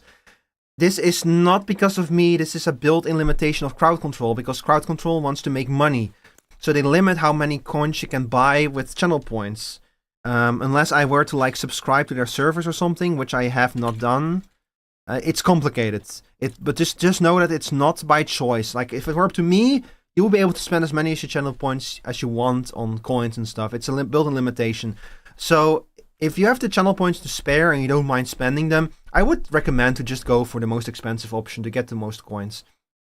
But yes, if this is your first time seeing this, well, this is Elden Ring. You know Elden Ring. You know this game. And we're going to be playing it with a randomizer. Also, just hold off on actually pressing any buttons, Teresa, until we're actually in-game and we've made sure that everything works. Okay, so this is where we were. I'm gonna quickly travel to Calais. I want to make sure that actually everything works the way that it should. Because Calais should have a randomized inventory. If everything works correctly. So you know Elden Ring. We're playing with a randomizer, which means that the locations of all enemies... well, not the enemies, but the locations of all items have swapped around and stuff on loadouts. So it's actually kind of a challenge to find everything that we need. And let me lower the volume of the music a little bit more even. Goodbye. What is it? Yeah. Okay, yeah, okay, it's randomized. Beautiful, beautiful, beautiful. We love to see it. I don't know if it's like randomized in the way that it should be, but he definitely should not have Bloodblade here, so that confirms that this is randomized. But on top of this game being randomized, we're also playing with crowd control, which you guys can buy crowd control coins with your channel points, and then you can spend those coins in the crowd control stream overlay, which should be somewhere over there on your screen. And you can spend those on various effects. You can like equip or unequip my weapons. You can mess with my HP, with my size, with my speed. If you can like try to troll me and stuff if you want. It's a lot of fun. This is not the first time we've done this. That's why we have some progress in this game. And I've had a lot of fun with it. I don't remember if we beat if we beat what's his name, Godric. So let me go check that real quick. Actually, it's kind of in between carbonara and bolognese. It's tomato based, but mixed with pork fat and cheese. So it's both acidic and rich. Okay, we beat Godric last time. Beautiful. So we can go to Liurnia now. It's also one of the 4 OG Roman pasta dishes. Oh, interesting. I've never heard of that before, but I need to check it out. I suppose I'm free. I can do whatever takes my fancy. Can I, mate? You most definitely can, yeah. I'll increase the volume a little bit more. Man, I'm so sad, chat. In my original save game, so the one that I played Shadow of the Erdtree on, like, he was broken when I first got here and stuff, so I saw on the internet that said, like, you might as well just kill him and get his bell bearing and stuff so you can access his store again. So I did that, and then they fixed him. The next update, they fixed him. I should have known not to do things like that. I do really love that you can find him kicking Godric's body, though. That's so funny. What are we doing? Let's go over here. Hang on, chat. My phone is ringing.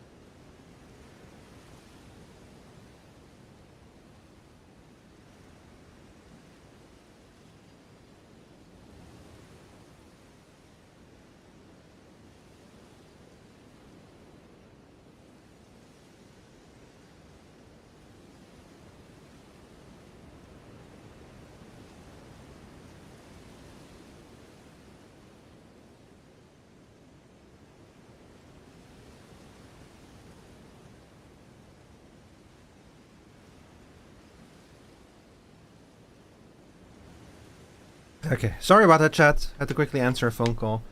I kind of fucked up because I made too much sauce for the amount of pasta I boiled, so the taste is very strong. You can just save it, just like, you know, just put it in your freezer and deep freeze it for the future. That's what I do when I make too much food. It's really funny to play this game with like Christmas music in the background. It's been I need to like get used to the controls again. It's been a little while since I played. I mean, I've played Night Rain, but Elden Ring is a different beast from Night Rain, you know. Okay, let's check out what is over here. I think this stuff is also randomized. Like him over there. Ooh, golden seed. That's not random though.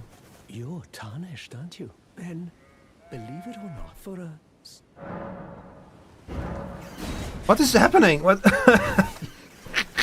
You jerk. Oh, actually that reminds me. Uh-oh.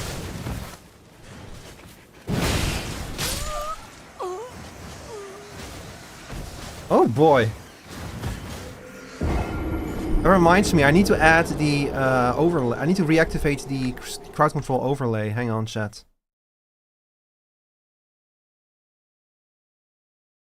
Here. Okay, the crowd control overlay should now be visible, and I need to zoom out again. Oops. And I need to add... Wait, is that not correct? No, that's not in the correct place.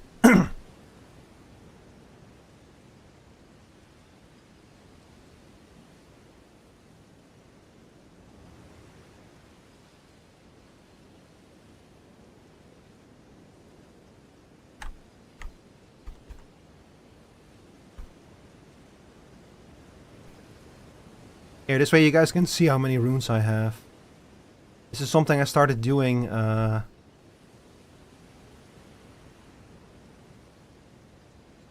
It's something I started doing during the Dark Souls streams, because I realized I was covering up the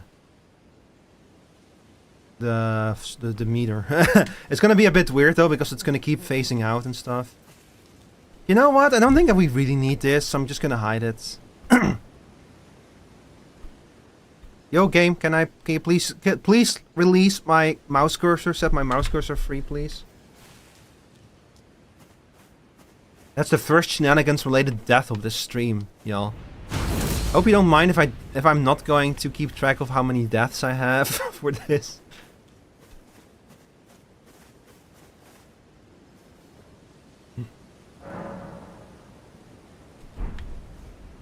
I need to set up interaction between crowd control and YouTube. I think that crowd control supports YouTube as well now.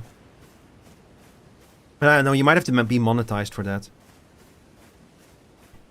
Getting monetized on YouTube is a lot harder than on Twitch, I've noticed. Like Twitch will give affiliate to almost anyone now with the lowered requirements. Twitch really just wants you to be monetized. Which is preferable, you know. Hi. Oh, they care to donate, believe it or not, for a small... I don't even have 10 runes. Are you serious? What happened?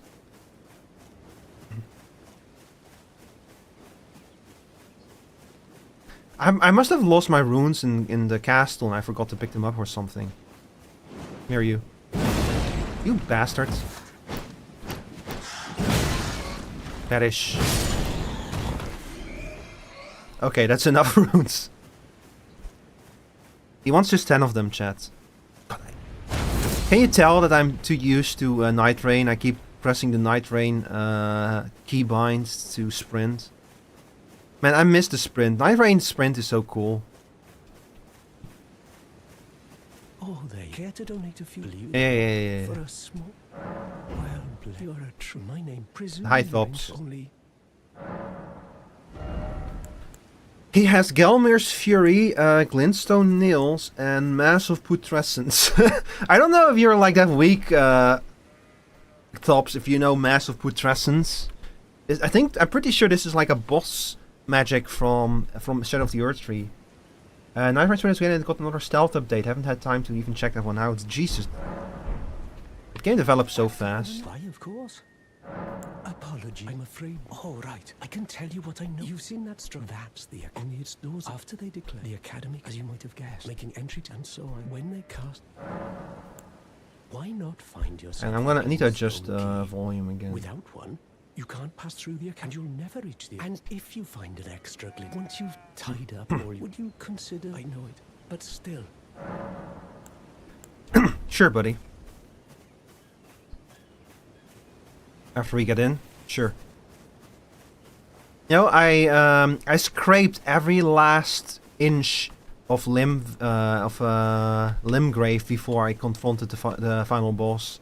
Like I went everywhere in Limgrave, every last corner. When I first played this game, I mean, like when I first played this game, I fucking scraped every last corner of Limgrave. To find every little dungeon. I still missed some stuff, but to find every little dungeon, do every little thing, you know.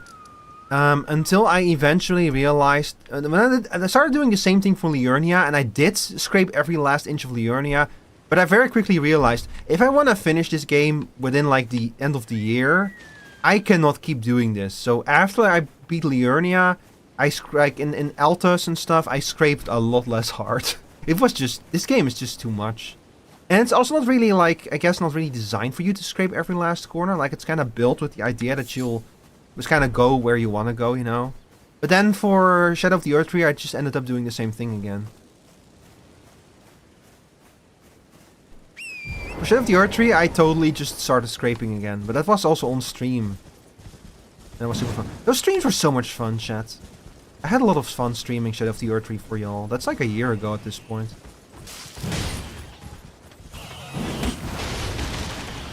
That's a fucking mad Briar Gauntlet. Ooh.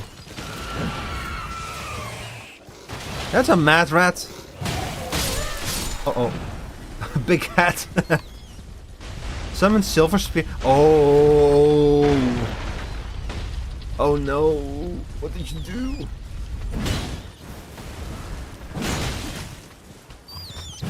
I should not go there. Silver Spear should not go there. Uh-oh.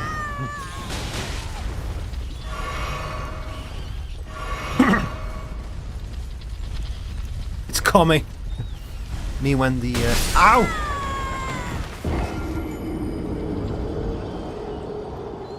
Damn. Got crushed by balls again.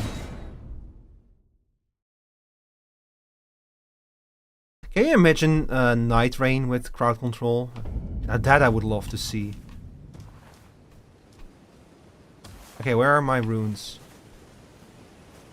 Over there? By the way, can you, is the background volume of the music, is it too quiet now? I'm having trouble finding a good volume.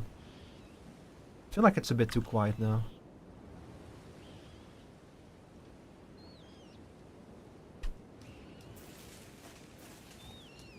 Maybe this is better.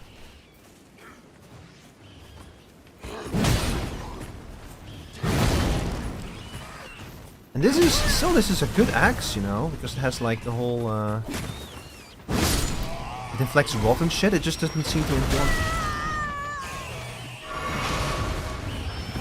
Oh my god.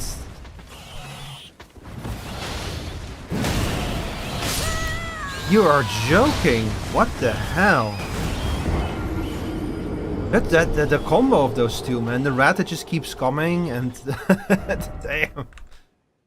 Wait, why am I getting spam with Discord messages? What's going on? Oh.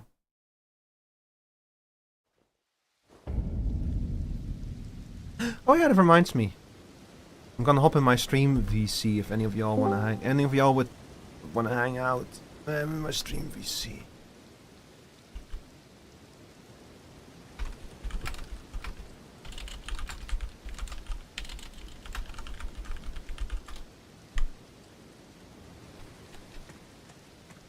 Bum bum bum bum bum bum bum bum bum bum bum bum bum bum bum bum.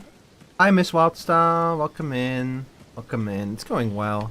I'm celebrating the fact that I've been streaming regularly for 2 years today. Hope you're having a good day. I'm playing Elden Ring with randomizer and with crowd control today.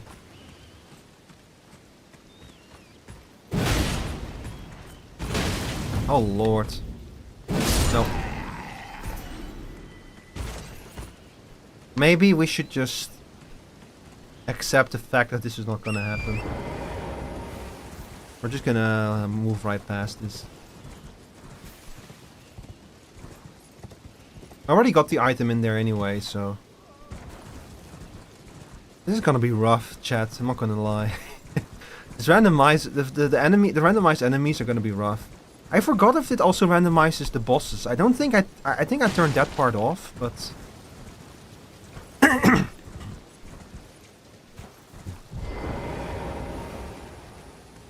Thank you, Miss Wildstyle.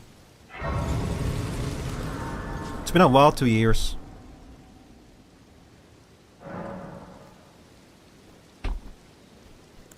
I don't think I have the runes to level up. No, nowhere near the amount that we need, unfortunately. Fast player. Hi. You're new or surprised? No matter, no matter. Why don't? Oh, don't. Let's see, you have Bolus's the Lantern, Root Resin, Furnace Visage, some cookbooks, a Stone Sword Key, a Memory Stone, and... Ooh. This is a good one, chat. This is like genuinely a good item. This will let me buy smithing stones at the round table hold. So I want this one. So let's go sell something to him.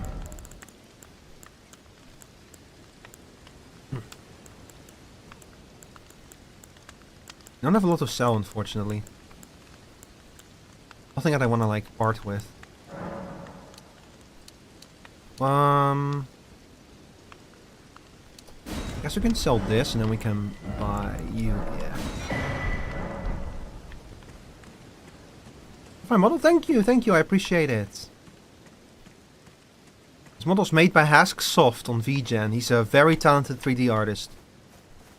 Crowd control, yeah, hi Flam, yeah, we have crowd control today. So if you want... you're gonna need some points to buy, you can buy crowd control coins with channel points. But do be aware that crowd control will only allow you to use those buttons like 10 times or something. So I would recommend to just go for the most expensive option if you have the channel points to spare. This is a built-in restriction in crowd control. It was not my choice for this to happen. If it were up to me, you guys would be able to spend points as often as you want on it. It's been a while, yeah. How have you been, Flam?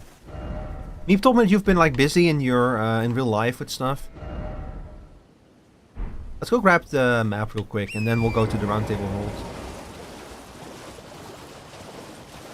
Liurnia is such a cool area. I love the atmosphere here. This fucking swamp. Uh-oh. A fucking grave bird? That's a squid. Where's the map? Where's the map? Where's the map? What the hell is going on here? Ow.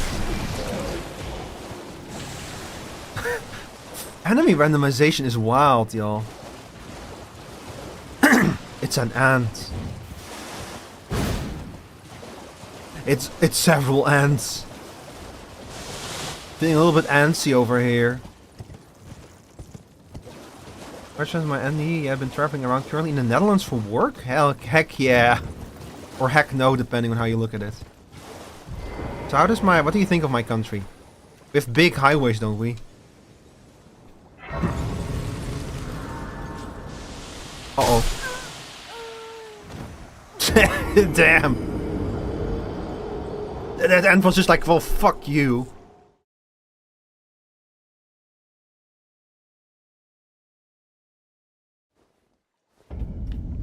Oh. Item.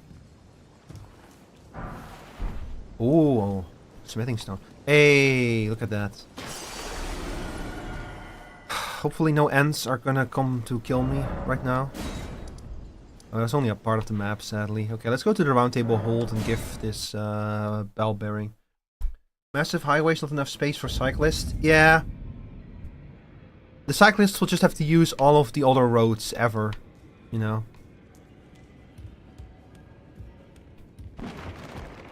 Hey there, badass.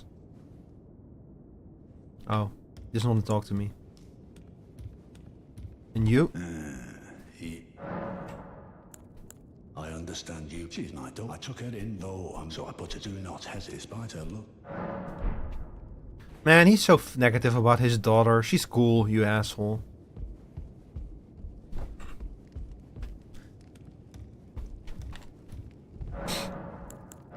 Here, I take my bell bearing. So now, I already got the Shaburi grape. We have a pearlescent scale. Sanctified web blade. I already got a bunch of these items, which is nice. But the items are going to be all over the place, basically. Kale's bell bearing? But Kale is still alive. That's so fucking weird. Okay, hang on. So we got a Shattered Stone Talisman. We got a Tower of Shadow Message. We got a Crimson Hood, a Spirit Glaive. Ah, here we go. So we have the basic smithing stones now from that bell bearing. That's very nice. Check out all of the rune arcs, by the way. A Sacred Tear? Oh, I need that thing. At some point. I might have the resource that I need. I need to set like 800 points for it or something. If I use this rune, I'll probably... That might be too much, actually. How do I sort you all? Ah, here we go. May I ask, do you have a Discord? And if so, may I join? Of course, I have a Discord. Yeah, it's the Discord command.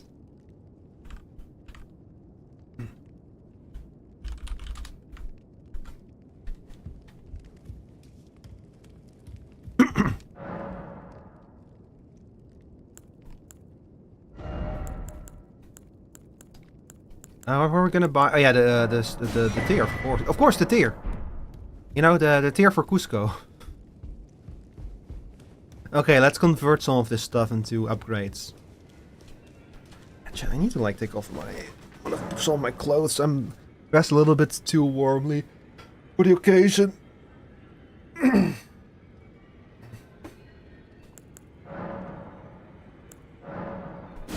Heck yeah. You have a different name on Discord? That's okay? Yeah, that's okay.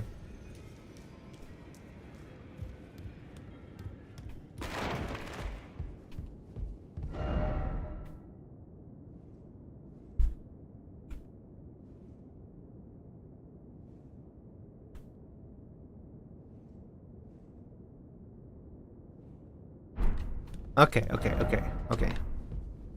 I've obviously been here before. I've definitely inspected all of the shops and everything.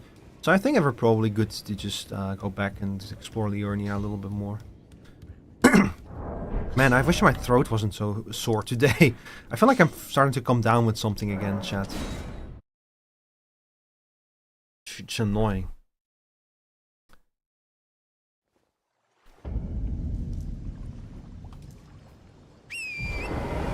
Let's see, where shall we go? I know that there's like a dungeon here somewhere. But actually, you know what, chat? I think we might go back to Limgrave for a second. Because there's a dungeon over here that normally has the katana.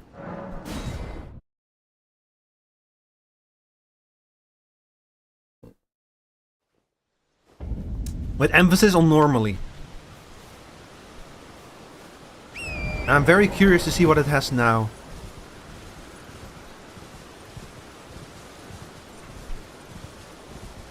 So we'll go to the Storm Shack first, I think. Oh, no, this is the Storm Shack. I mean, there's a shack in the woods here that has like the guy who sells some Ashes of War and shit. What the hell is that? He has a cape, I'm scared. We're lurking and finishing some things. Alright, thank you for hanging out, Cerisa, and have a good sleep. Have a good rest. Oh no. Oh shit! Oh my god, why are you here? This randomizer really wants to kill me.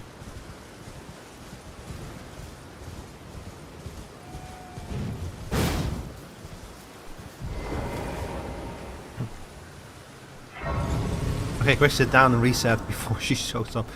Why am I invisible? Oh. You.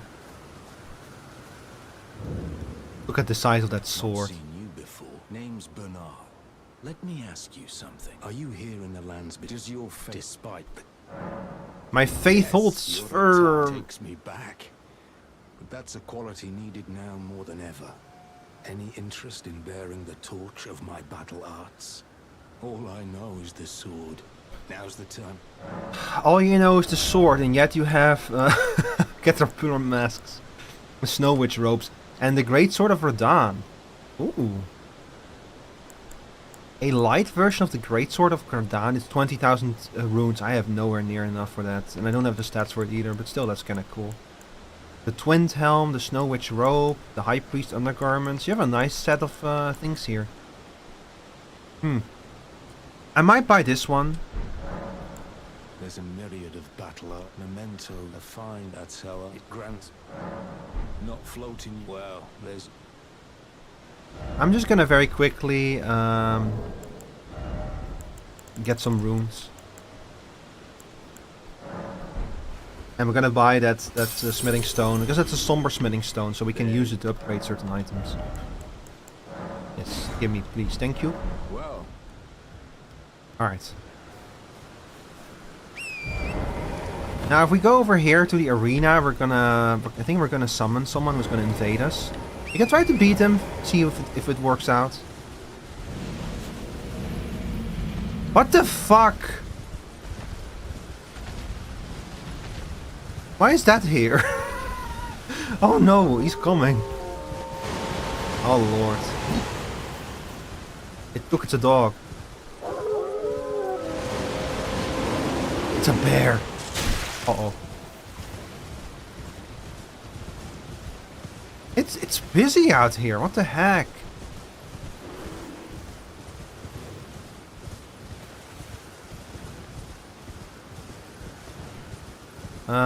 You're welcome. The Discord is open to anyone. Pretty much. You know, as long as you don't start breaking rules or anything, I mean.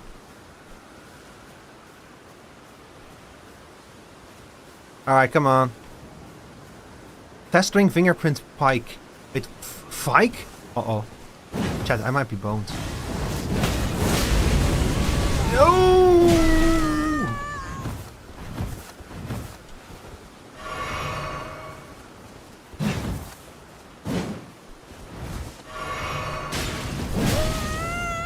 Shit.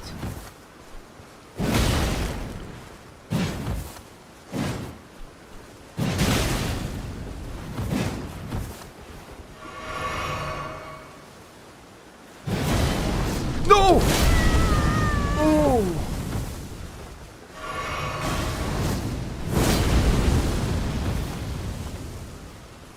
Oh, why did it have to be Vike? With that fucking spear of his. I want the spear. Die. Ooh, nice. You have a small co? Yeah, I know. My company is very small. Hi, Sarah. Welcome in.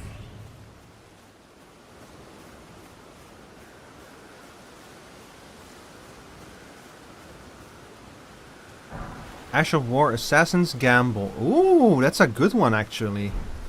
And we got some meat.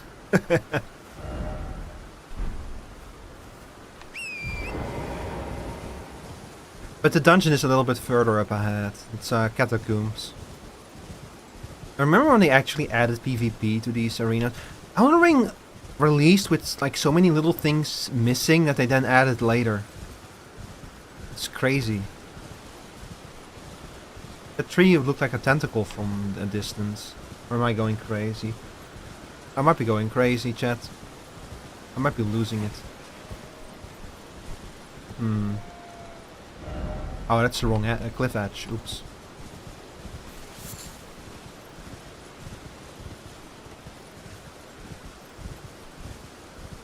I wonder how much more you can randomize.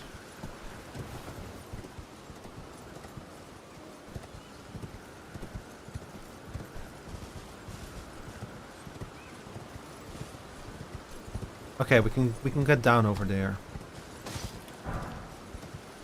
It's already been a while since I've played any of this, chat. Even though I scraped this area on past playthroughs, I've forgotten a lot. This game is so big. It's easy to forget about things. Can we make that drop? I think we should be able to make that. Yep, no problem. Okay, the catacombs should be somewhere over here. Ow! No, not over here.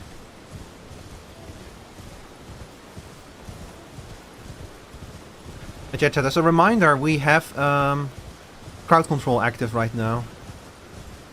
So you can use the channel redeems to buy crowd control points, and then you can use crowd control to mess with the game. But you wouldn't mess with the game, would you, chat? You wouldn't do that to your boy.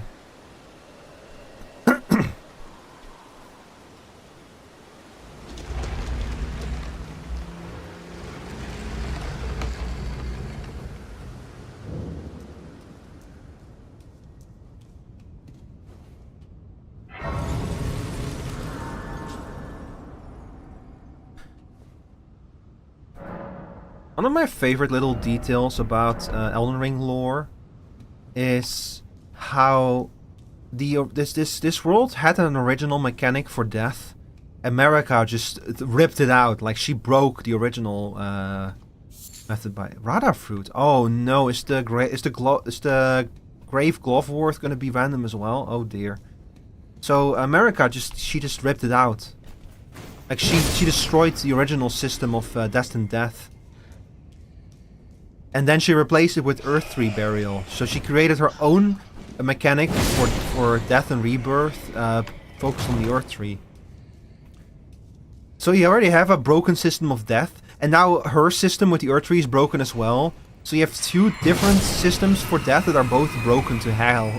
And now there's a third one trying to worm its way in through like an undead prince. But this world is fucked up.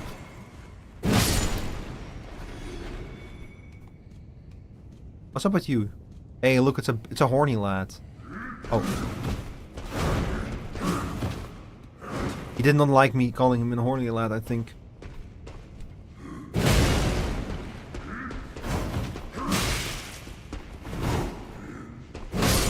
There we go. Rico test. That's no longer my name, Sarah. You missed it, but I'm changing my name. Henceforth, I shall be known as Rico Rivetmore. I gave a presentation, I'll repeat it, but before we start with the VTuber design tier list. Because I know that a lot of people were not here yet, because it's hella early for y'all Americans. Can you get this guy to stop breaking things at work? No, Sarah, I don't work there anymore. I actually handed in my my stuff, like, earlier this week. Literally, I've handed in my card and my laptop and such. So now it's official, I definitely don't work there anymore. Yo, give me the dumpy. No dumpy, damn. Equip a bow to fire arrows? Why? Why are they bringing that up now? Just so long your name is now Jar. Oh god, Sarah, calm down.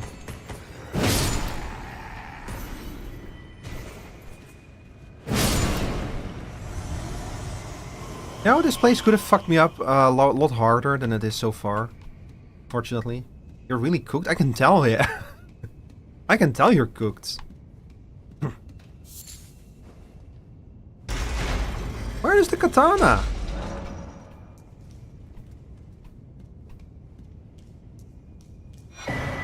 Mottled neck. Okay, look, I know that the katana is not actually going to be in here, but like, I mean like the spawn place for the katana. Raise robustness, immunity, and focus. Oh, I forgot the fucking talisman pouches. Oh no. The talisman pouches are also gonna be randomized. I don't have no idea where I can get more talisman slots. Oh, wait a second. No? Yes, there it is. Oh yeah, I hope you, despite that, you're doing okay, Sarah.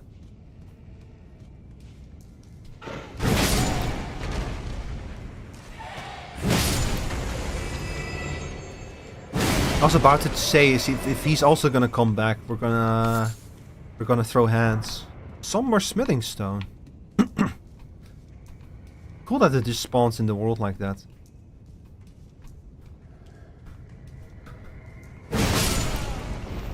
Uh-oh. Okay, this is the katana normally, now it's a rotten battle hammer? Oh lord.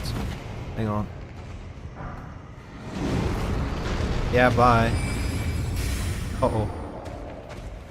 I think that it is probably a good idea if we leave. Ow! We're leaving.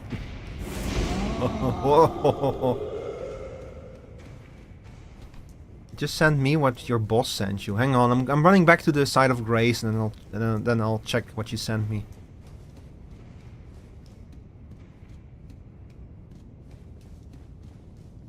I'm covered in blood, y'all. Okay, what did you send me? Why is your profile picture that? Is that the Expedition 33 man?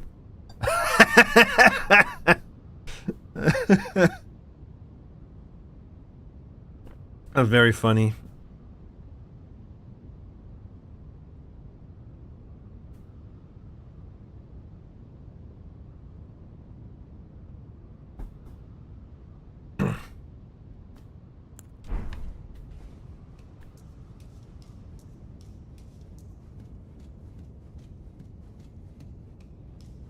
How do you like the music, chat?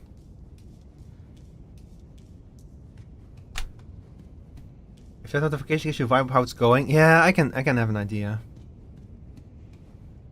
So Red Noir, Black Knife Solitary. Oh lord. Oh, that's not okay. That's not okay.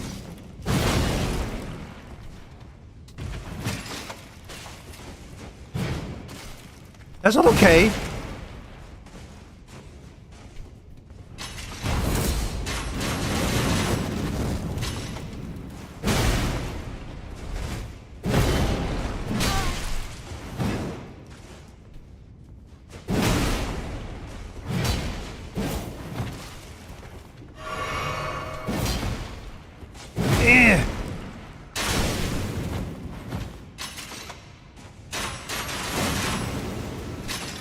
Die.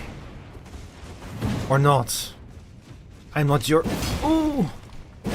I'm not the Grim Reaper. Uh-oh.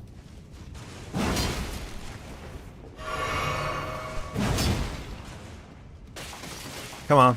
Do your thing. Oh! Okay, you know what? Don't do your thing.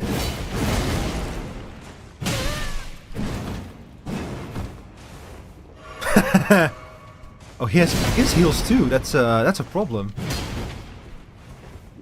No!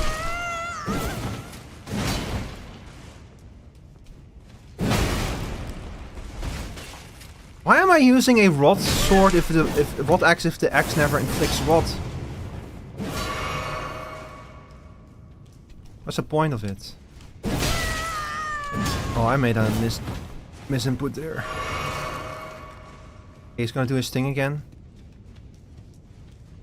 You son of a bitch.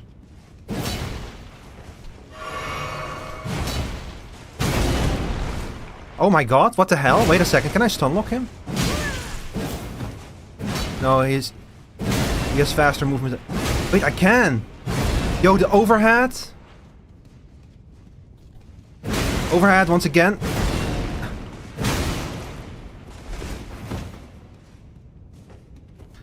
You fucked up now. He's rotten. Ooh! I did inflict rot in the end. I got a Rada fruit.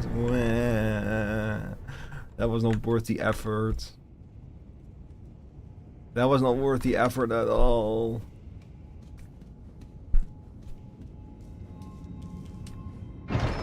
Please give me something good.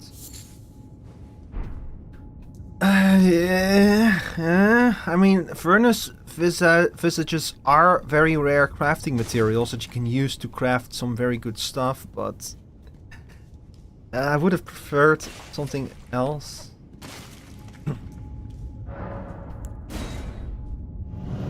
Let's just level up. This detour was not worth it at all. Well, that's the nature of a randomizer. You never know what you're gonna get.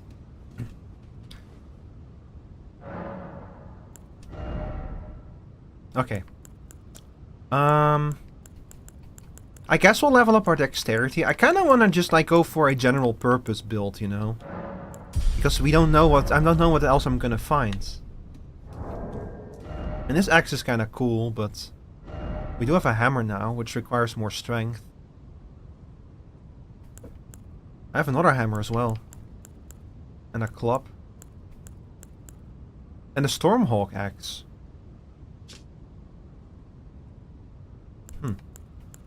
Oh, I have the Moonveil katana? I didn't realize that. That's kind of cool. You do the anime thing where you go, I must release myself of all burdens before the great ceremony. this streamathon and hand in your shit the day before. What?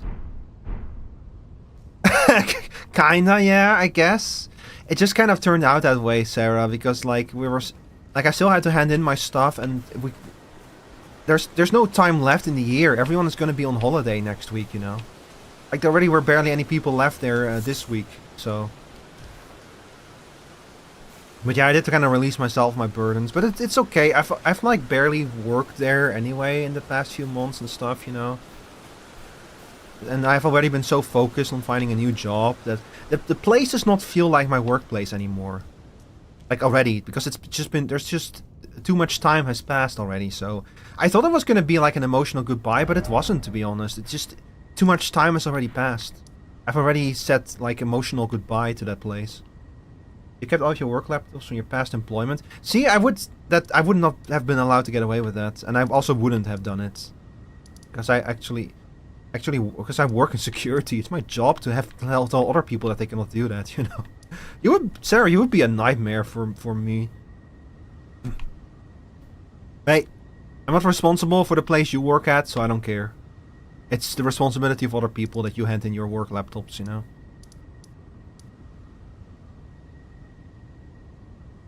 This is a big map, by the way. Big map chunk. So normally, somewhere over here is Fire Clansme. But it's not going to be there now, of course. But I still want to check out the place to see what is there. So we're going to go over there. Break a lot of cyber rules, yeah. But part of cybersecurity is also controls and enforcement. So the fact that you like can get away with it is in itself an indictment of your security department. You know? It's kind of like where like policy and security clashes with the practicality. It's something that I've noticed a lot in jobs where like at the end of the day people need to do their work, you know? They have to be able to do their jobs. So that just clashes sometimes with security. And ideally, you are in a situation where you'll never get into the situation where you have to like violate your like your security to be able to let people do their jobs. But it's not. It's just not always that simple. Uh-oh.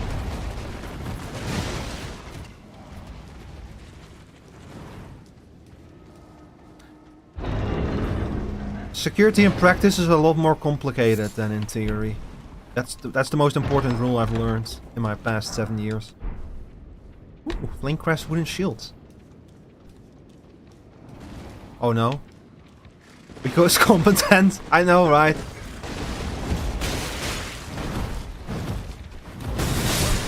Uh-oh. Okay, look. Just look at that.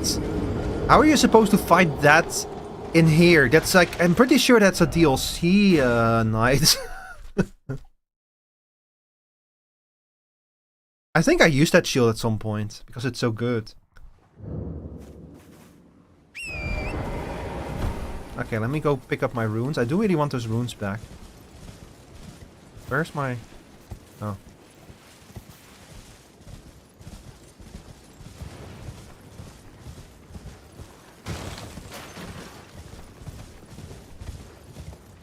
Look, there's a reason why I want to become a developer instead of like someone who like writes security policies and shit, you know.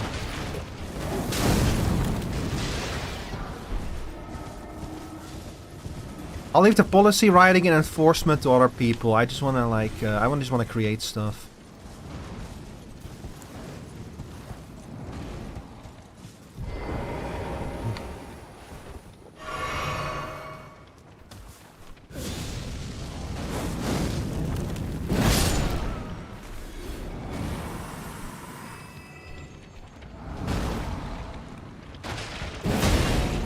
Uh-oh. And you gotta hand it to these enemies. They... Oh!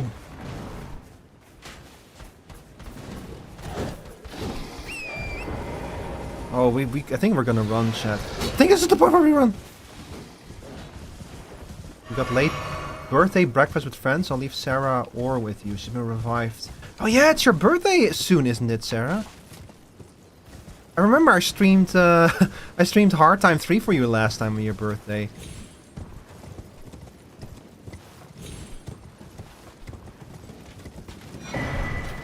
Speaking of the Ice Rind Hatchet. Ooh, that's a good one. That's a good one. Speaking of which, I've been thinking about like sub goals. I know that we have a sub goal set to 100 subs for Shenmue, but I'm also gonna declare right now, if we hit 50, if we got back up to 50 points, 50 sub points, I'll do another stream of Hard Time 3. I think I'm just gonna make that like a consistent thing. Whenever we get back up to 50 sub points, I'll stream Hard Time 3 again. I know I did say I don't want to play that game ever again, but I changed my mind. I'll play it again. It's... With how badly that game just falls apart, it's too funny not to play it again every now and then, you know. Also, I'm in a pretty consistent track record with it. I die within 4 hours, which is perfect for stream. It's past a few days. Oh, I'm sorry I missed it, Sarah, but happy belated birthday.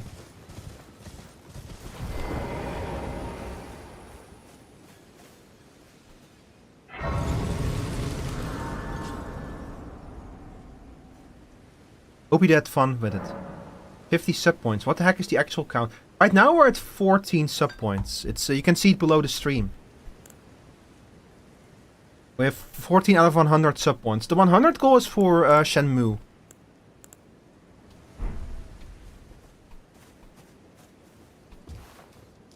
I had to like make some decisions. I was thinking of doing another Pacific Drive stream today, where I like do the rule where if y'all gift subs, I'll remove parts.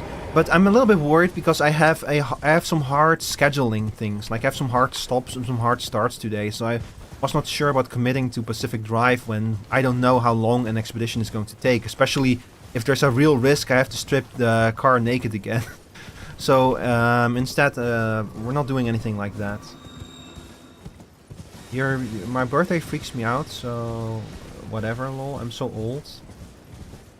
Yeah, I've also hit a point where my birthday is less exciting and more like, oh fuck, another year. Oh jeez, another year has passed. Ow. What the hell?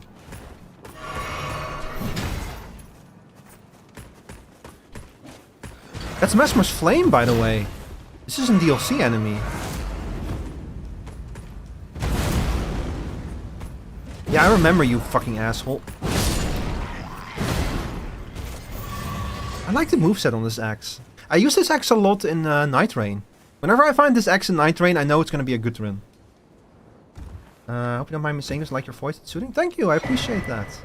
Queline's Greatsword. That is the kind of energy I hope to bring to this stream. Be like soothing and cool and hang out with chat, you know. Queline's Greatsword is a thrusting sword. A weighty piercing sword with a blade that undulates like fire. Queline devoted his all to the crusade and remade his greatsword in the shape of the lands wielded by his liege. Aspiring to become a second impaler. I don't remember if I ever found this weapon. Might have missed it. Skill that lets piercing armaments overcome enemy shields? Ooh, needs 12 faith. I'm willing to spend some points, some levels on faith for this though. This looks like a cool weapon. Also DLC weapon again. I do really, that's one thing I do really like about randomizers.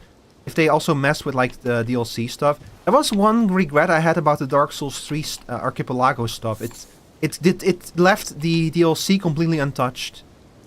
Like the DLC was not involved at all because it was an Archipelago focused randomizer, you know. But if I ever play Dark Souls 3 randomizer again, I'm gonna randomize across the base game and the DLCs. Because I want, I hope I'll get, specifically I hope I'll get Sister Frieda's scythe early on.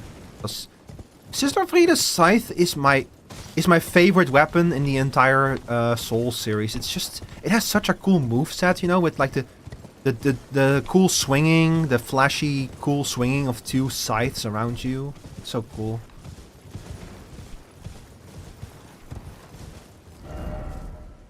They already perfected weapons. They perfected scythes with that weapon. The perfect scythe moveset. And it's also really funny that like a lot of people use it in PvP, and it's actually super easy to counter in PvP if you know the window. So it's a terrible PvP weapon. But it's a cool PvE weapon. It doesn't matter. It's cool. You just gotta make the thing you like the most work, you know? Or you're also from the DLC, by the way. Just a little worm hanging out. Man, if we eventually reach a DLC in this, that would be cool.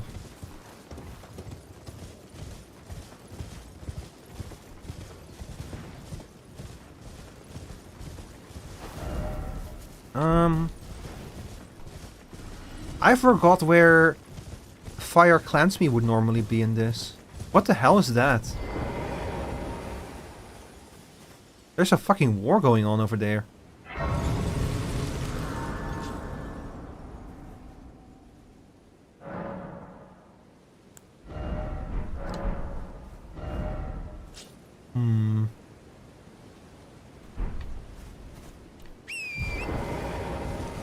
I remember there being an encampment somewhere that had Fire Clansme in it. Like, again, I know that Fire Clansme is not going to be there because of the randomizer, but I want to check what is in that place. Because it's an important place to find important stuff. Would it be funny if it turns out that Fire Clansme is there?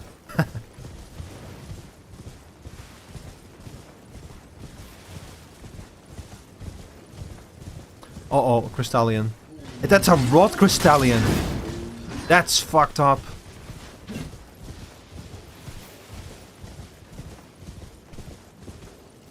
Let's see, that's another Mesmer's Flame over there. Don't want to fuck with that unless we really have to. Those guys are evil.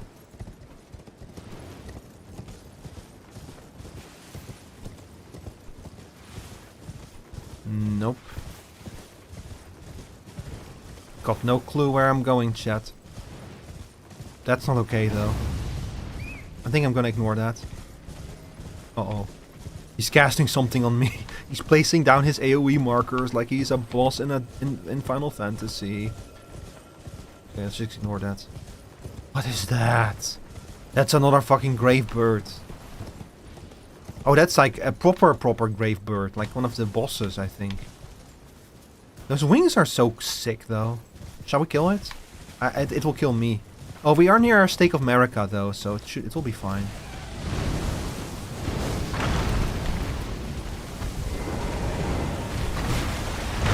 Ow.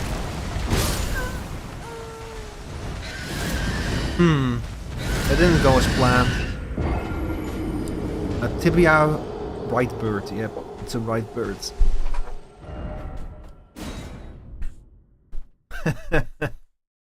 I should have seen that one coming. Oh, I never updated the stream category. Oops. Hold up. Let me do that real quick.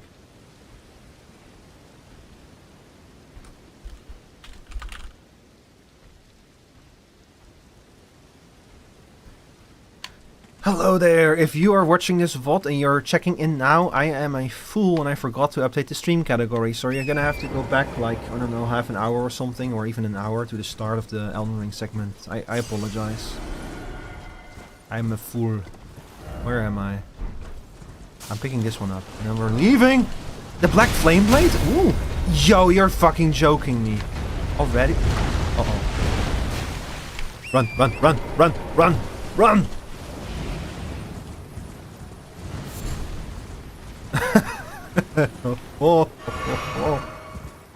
Okay, we'll lift. I don't trust that. He has wings. Hey, yo. Thank God. He's coming. You're from, Raya Lucara, I think. I think that's one of those flying automatons. Artist Shack. Valkyrie's prosthesis. Ooh. And the black knife print? From a portrait? That's what I think it is, right? Yeah, Mark of the Night of the Black Knives ritual. I think this is one of the markings that you need. Is either need this for Rani's quest, or you need this to get Fia's ending. I forgot which one. I think it's for Rani's quest. Pretty sure you're supposed to pull this off of Ronnie's body. Or something.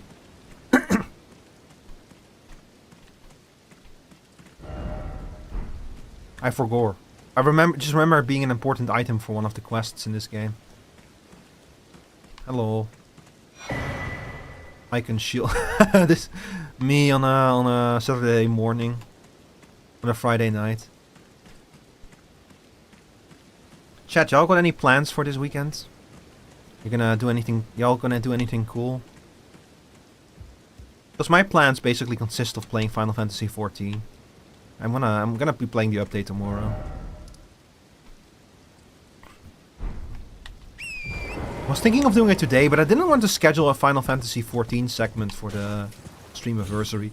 You know, oh, excuse me. I didn't want to do that to y'all on the Streamiversary. That game is an acquired taste. So we're gonna be playing that tomorrow. I've heard good things about the new raids though, so I'm very excited about them. That's like that music, the song that Tom Morello made. I can't believe Tom Morello is now in Final Fantasy XIV. We live in a wild age.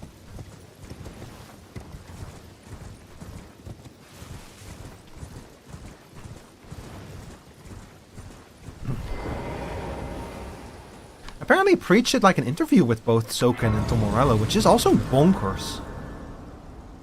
It's crazy to see, like I feel like, if I'm correct, don't correct me if I'm wrong, but Preach used to be a World of Warcraft content creator only.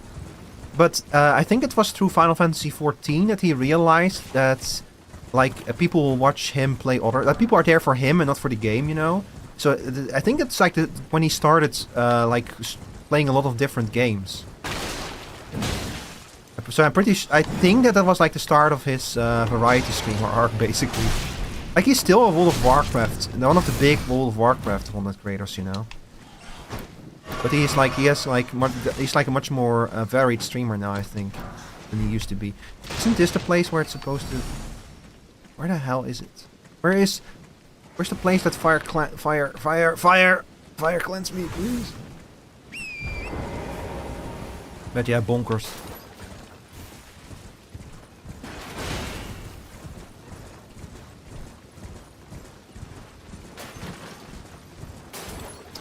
It's bonkers. Where do we go? I cannot open my map. Something is homing in on me. Leave me alone. I want to check my map.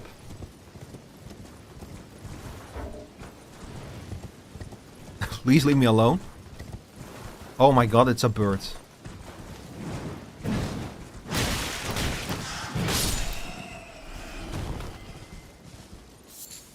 Yeah, you shouldn't have done that. Okay, we got a... Oh. We got that thing over there, huh? And then over here, I think, is... the Jar Town.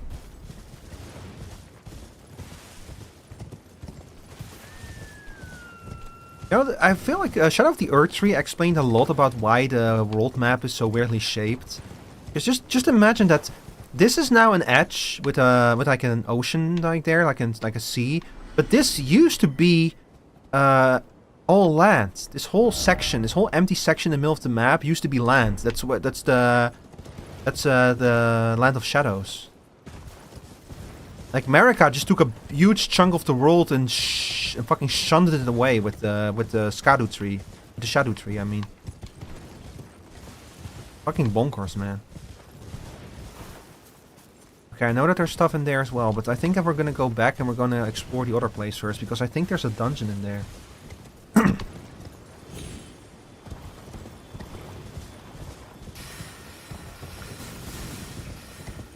Right now, kind of our big issue is the fact that we need 2 great runes.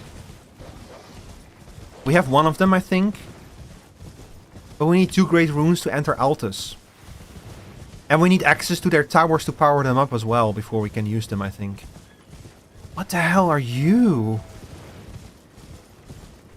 Oh, you're one of Radahn's boys. Oh no.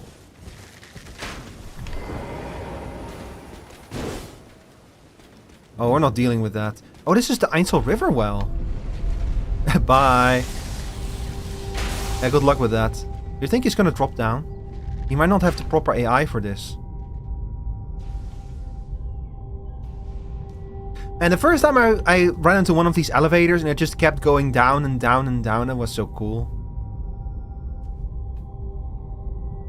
Like it just keeps going down and down and down, and then you realize, oh my god, there's like a whole underground world as well. Stellar River. We can poke around here a little bit here. I don't intend to stay too long. Partially because of that over there, whatever that is. But, do a little poking. For a somber smittingstoel. That's a madness rat. This rat is mad as balls. Oh. I don't think this is anything, no. I think this... Is this where Ronnie ends up later, or... You can probably take like a casket somewhere to end up here. Okay, I'm gonna have to kill these things. I missed. Oh boy.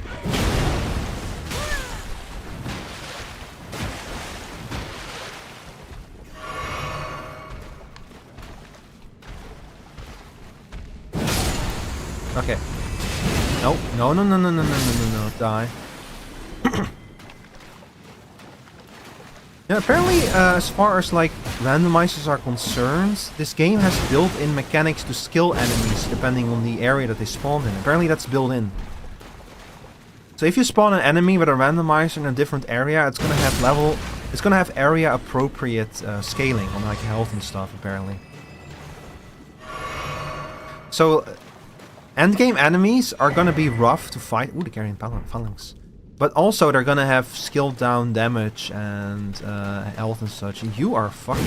You're a mesmer dog. You shouldn't be here. Once again a DLC enemy. Depraved perfume trousers, toxic mushrooms. I see. Uh-oh.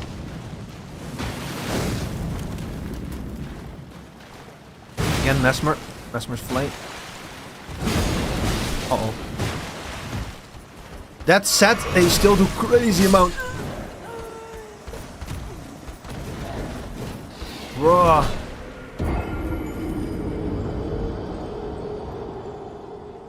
Jesus Christ. Oh Lord. I think I'm gonna turn off hand tracking. The hand tracking is not feeling very well today.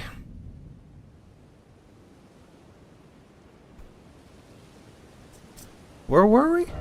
Oh no. I got set back considerably. Is it worth the 1000 runes to go back in there? I don't think it is. I think I'll just stick with what it is. I want to go to Jartown. I want to check out with my boys, the jars. Love the jars.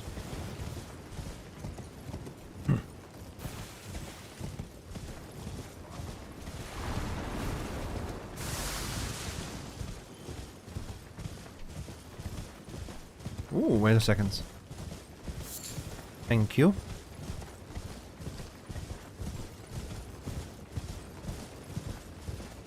So one thing that I am curious about is these towers, right, that are all around the inner sea.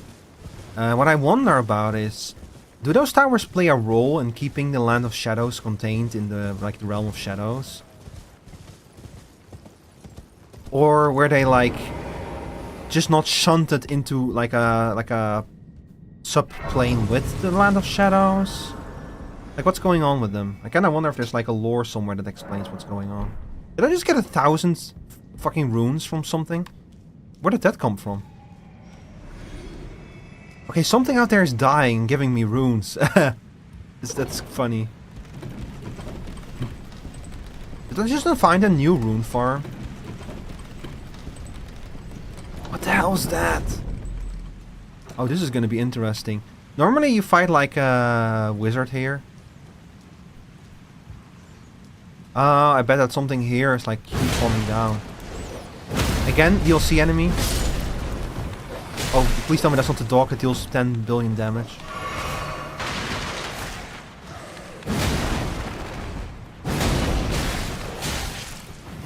I hate dog enemies.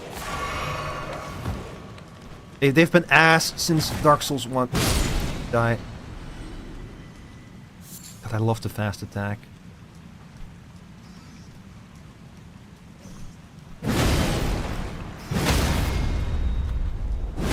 I need to figure out how to do that fast move, the one where you just slam your axe into them. That's a useful one. Arteria leaf kukri. Is it like...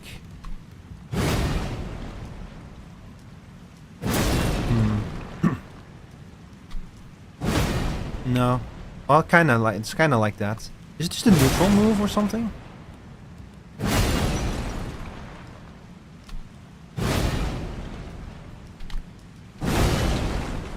No. Gotta figure it out. That's okay. I'm kind of surprised that the wizard hasn't spawned in yet. Ah, speaking of the devil. It's fucking Alberic? What the hell? Oh shit! Oh Lord! This is gonna be painful.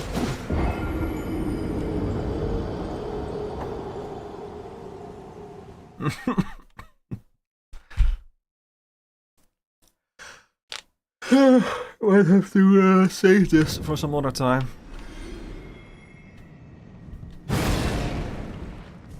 Why's my game? Why's my controller not working anymore?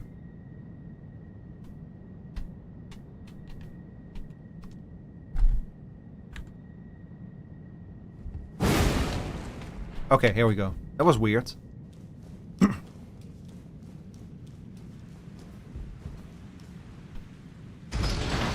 Water. There's water in the pit.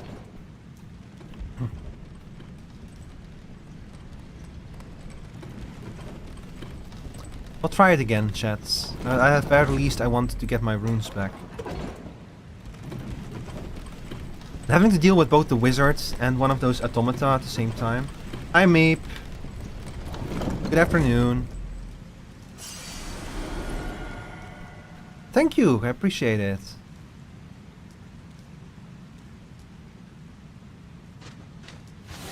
Uh-oh.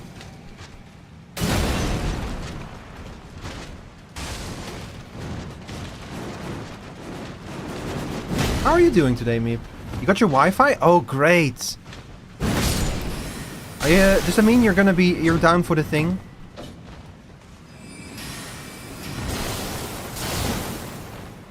I got everything set up for it. I'm good to go at 8. Like, it's gonna be at 7 your time. Why can I not hit this bastard? Those Jesus, those side moves don't fuck around.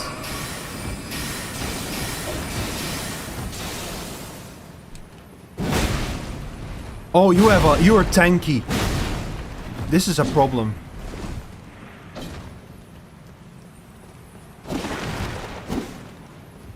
I'm stuck! I'm book stuck. Don't think so, don't know much about D&D. We'll be farming monster hunters while watching. Okay. That's okay. But don't worry too much. You don't need to know much about D&D for the tier list. It's more just about talking about the stuff, you know? If that's what you're concerned about.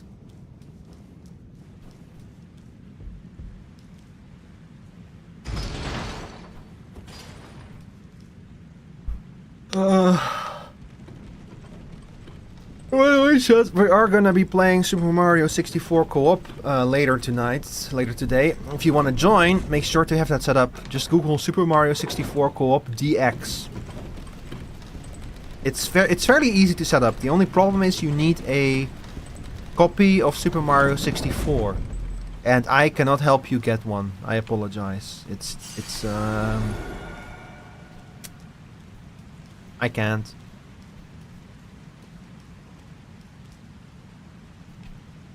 How much do I care about this? Not enough. I'm leaving. What is it about? I've seen you play it before, but I don't know what the game's about. Well, it's pretty much Super Mario 64, except with multiple people, you know? Like, you're just playing together. You're, like, getting stars together and stuff, you know? I'll be playing as my own character again, because I actually... last time we did it, I actually had a 3D model that worked in-game of my own character, of Rico Rivetmore.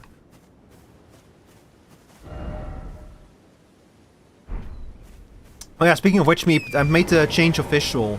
My new name is Rico Rivetmore. Where is Jarburg? I forgot how to get there. Yeah, I already did the announcement and everything. I had like a slide deck. I gave like a little presentation about why I'm making the change and stuff. I'll do the slides again. Oh. Okay, so I can't go to Jarburg from here. I'll do the presentation again after dinner. So later tonight, before we do the Vtuber design thing. I'll just go over the whole thing again for people who missed the first presentation. Because it was very early for most people.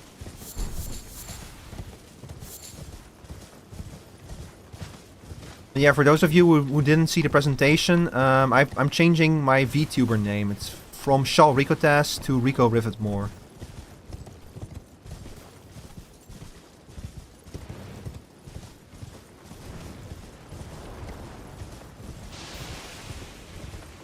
Bro, how do I get back up there?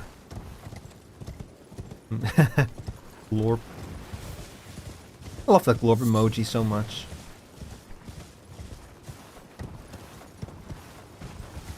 God, I'm excited for the VTuber thing later tonight. I just wish my throat wasn't giving in. I feel like I'm coming down with something.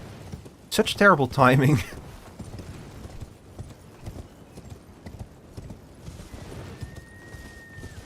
You can prepare for something for weeks and then your body will just decide like, you know what?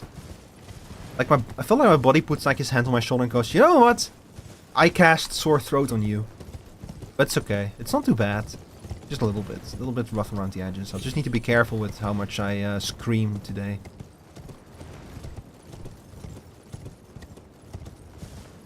I really love these Christmas electro swing playlists.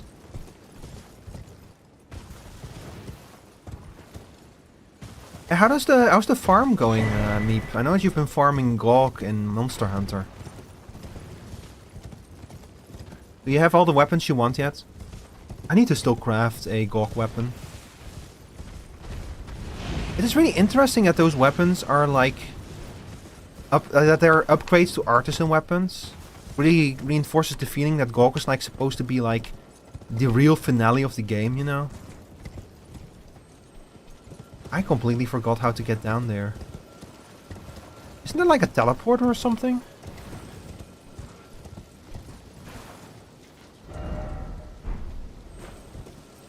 Like I know that Jarburg is kind of intentionally cut off from the rest of the world, but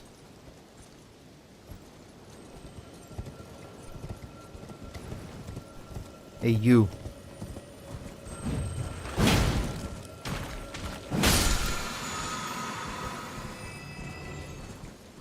Nothing? Bruh. Yeah, I think we need to get a teleporter down there, unless we can jump. Oh, no. Wait a second. There you are. I knew there was a way down there.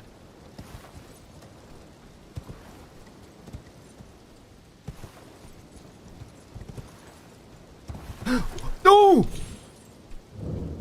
Oh, I'm stupid! Damn. Gravity. You win again, Gravity. Oh, Lord. Damn. We're gonna have to go all the way back.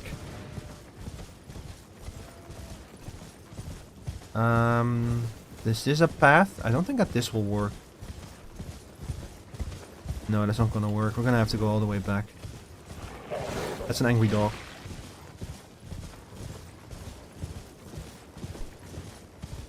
How about you having a good Friday, Meep?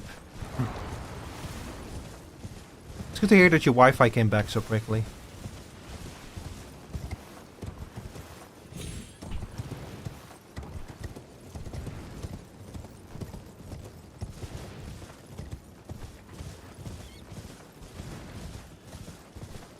I'm gonna have to go to the tower eventually, I think, because Ronnie's body is up there. And it's gonna have something on it. We already found the item, I think, that we're supposed to get from it. So now I'm really curious what item is gonna be on there. But to get there, we're gonna have to find another item first to invert the tower. So it's not gonna be, it's not gonna be trivial to get up there. In fact, I would go as far as to say it's gonna be non-trivial. If you'll excuse my language.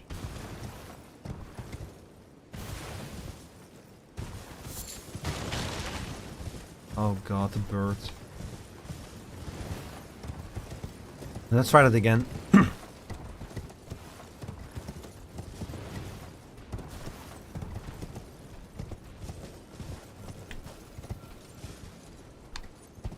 Uh-oh. Oh, that almost immediately went wrong again. My souls are over there? Damn.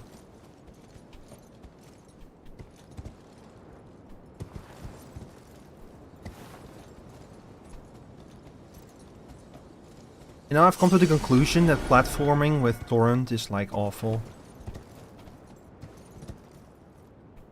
This game is not this. I love that this game makes you do precision platforming, but is absolutely not intended for it.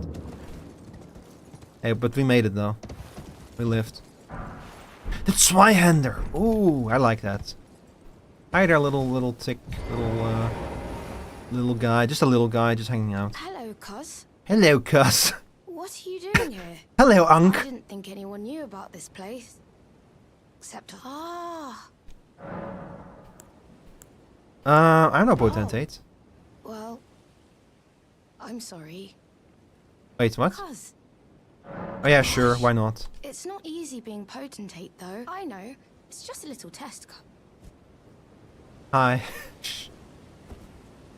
Your skin isn't so smooth. Is Huh? it? What do you mean? You need slick, slidey hands to be Slick, potentate, slidey you know? hands. I'm sorry, cuz. What a shame. Aww, my hands are not slick and slidey Don't look enough. so good. We can still chat. Come back and visit me. Filter slick and slidiness check, chat. I'm too unk to be a potentate.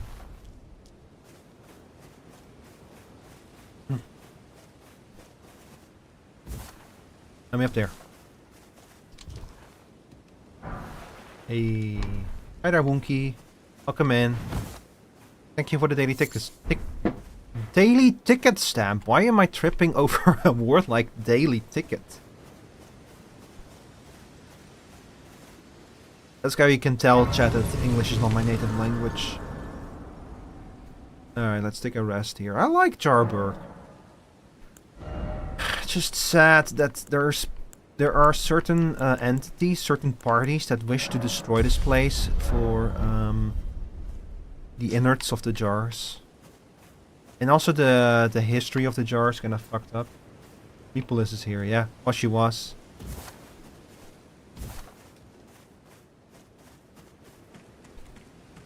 Okay, chat, I have to use the bathroom and I have to run downstairs real quick. So we're gonna take a quick break. So I'll be right back.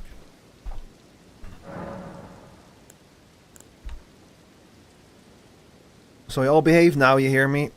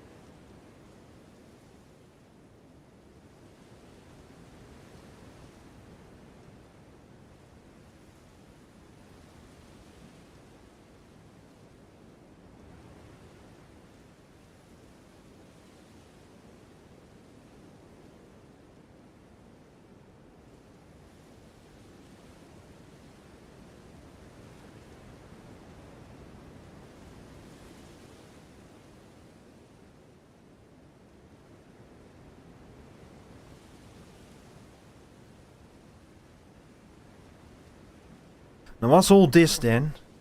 What's all this? What's all this? A riot in me chat. Yes, you're citizens of Strasbourg. You gotta behave yourselves a bit.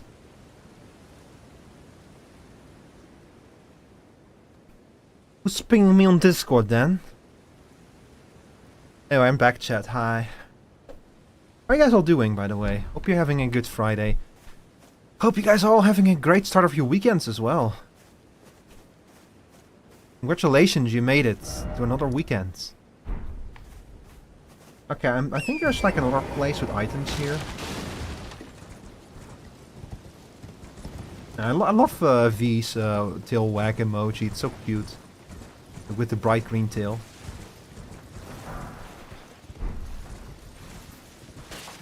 Thank you, Miss Wattsell.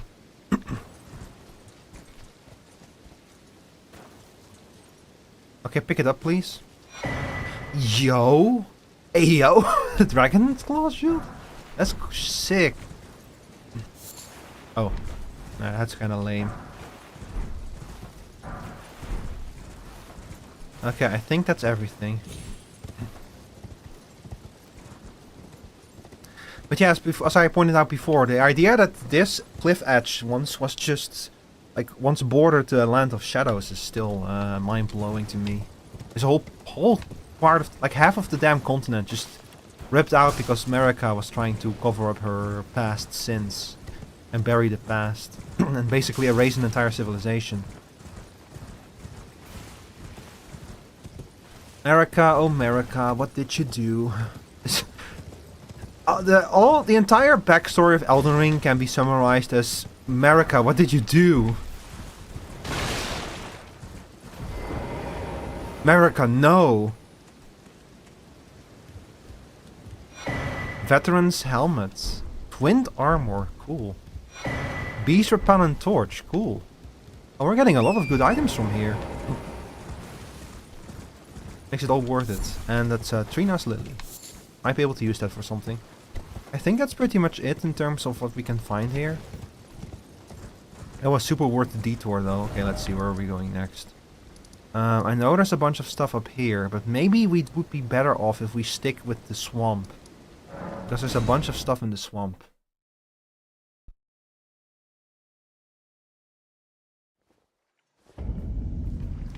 We'll just follow the guidance of Grace for now, and I think that will send us to the next Grace. They usually point to sites. Uh-oh. Oh, wait a second. The guilty hood!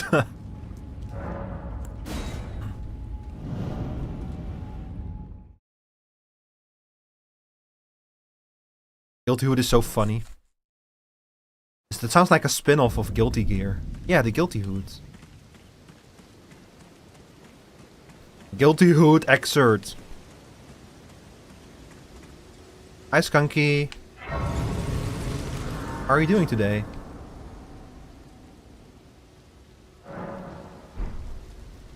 Okay, I don't think I can enter. I don't think I have the key. But I do have a Nomadic Warrior's Cookbook. Yeah, we need a key. And who knows where the keys are going to be now. Okay, let's go back down here.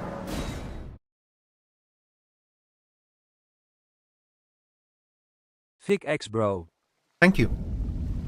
I'm playing both a randomizer and crowd control. Which reminds me, if y'all wanna toy with me, there is a bunch of new channel redeems that let you turn channel points into coins for the crowd control. And then there's like an overlay somewhere in the upper left corner that will allow you access to a bunch of buttons and shit. Just a word of warning though. Crowd control does limit how many times you can exchange channel points for coins. Hello.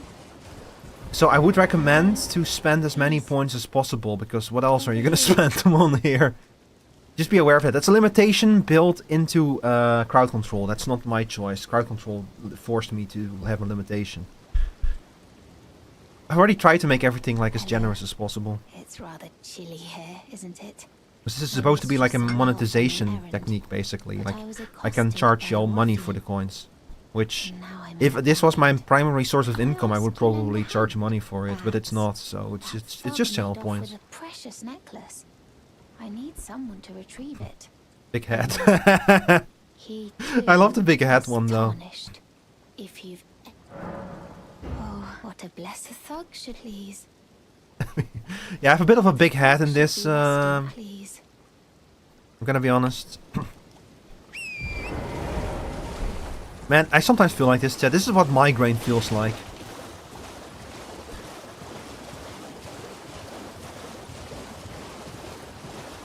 Man, what a day for my throat to act up. I keep muting myself, chat, so you don't hear it, but man, my throat is rough today.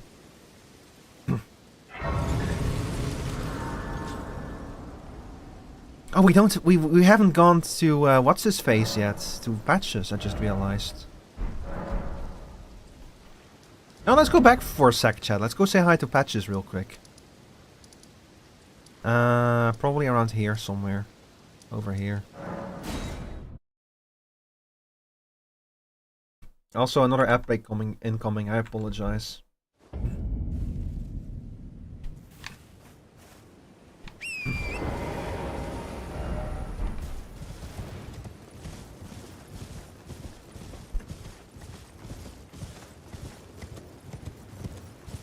That's a jellyfish. That's a big ass dragon. A big dragon ass too.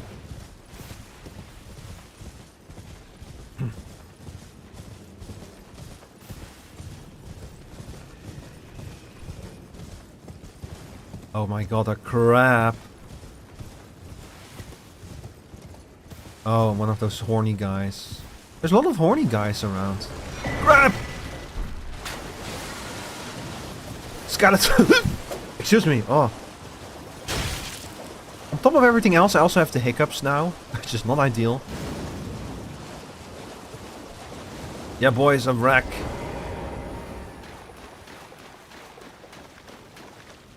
Yeah, bye.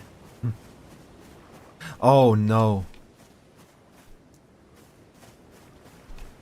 Okay, where are you, you bastard, you son of a bastard. Come here. Come here.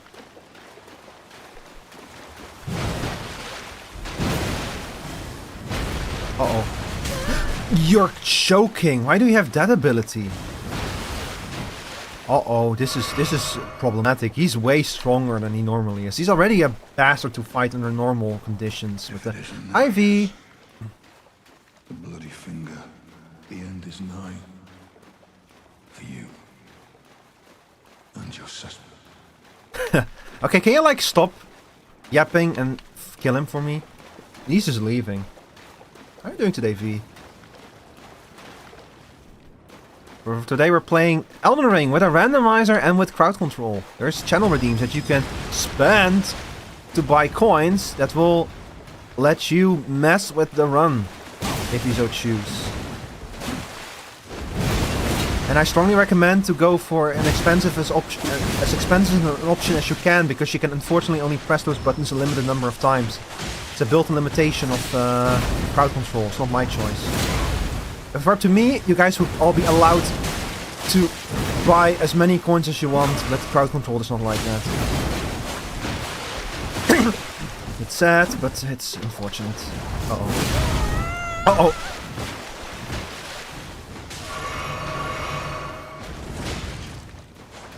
Man, my poor throat today. What a day for my throat to be acting up.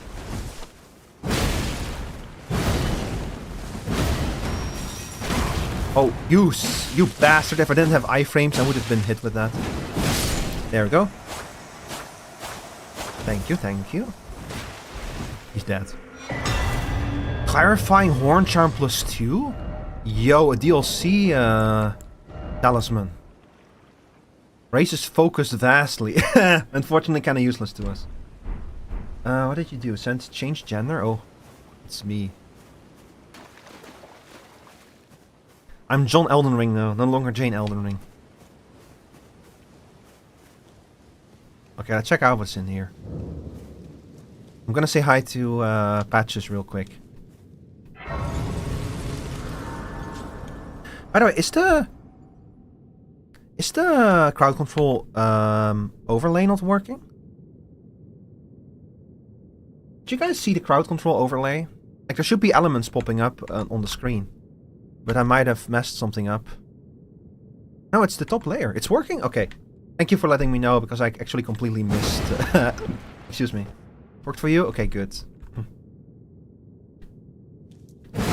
Yo, game? Oh my god, why do you keep doing this game? Why do you keep, like, making it so that my... Hang on, chat, my controller is not working anymore.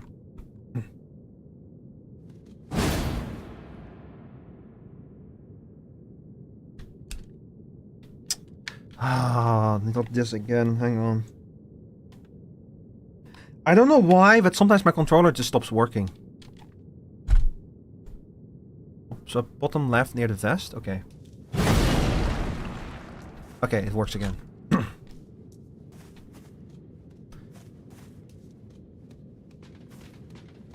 not entirely sure why that is. Uh-oh.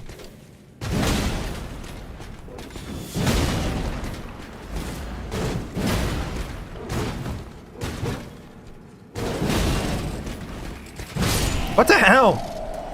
Where did you come from? Oh no. This is bad. This is really bad. I'm stuck. Oh my god, what the wombo combo? Where did he come from? Where was he hiding his ass? So enemy spawns are also randomized, by the way. Those things are... None of those enemies are supposed to be here. And that's such an awful combination of them here. In this tight little cave, we're gonna do a little... Gonna be all sneaky deaky like. He already saw me. Oh lord. Okay, just fuck it. Ow. I'm just here for Patches anyway. Let's go say hi to Patches. You spawned... Oh, you spawned him, you jerk. You spawned like fucking Kindred of Rot. V, that's... You managed to pick the meanest enemy, one of the meanest enemies you can spawn. Those things are nasty because of that that attack of theirs with the strings.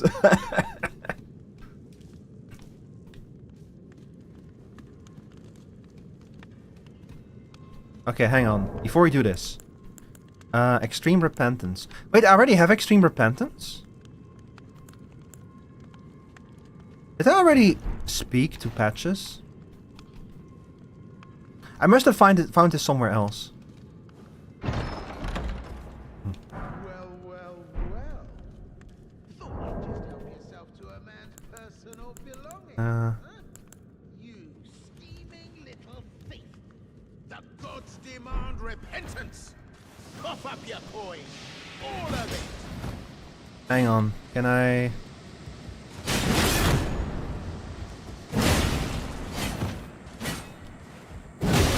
Okay, we don't want to kill him. This does not work. I guess this is the wrong emote. Okay, hang on before we do this.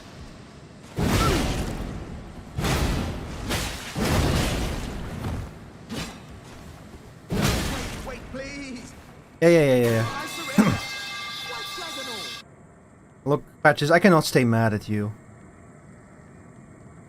It's impossible to stay mad at him, even though every time he shows up, it's to fuck you over. He's just too funny, you know. True and true. Okay, let's see. So it was not Extreme Repentance. So which one is it then?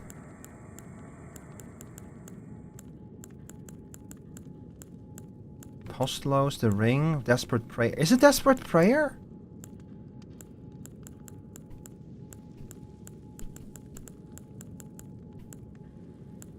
Okay, I need to check this out later. Let's see what he has. Can we gamble for more channel points?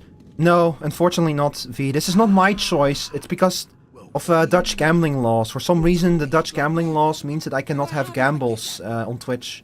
I don't understand why. Because it should not be limited by Dutch gambling laws to do gamble on Twitch, but Twitch decided to interpret the Dutch laws that way. So I cannot do gambles, unfortunately.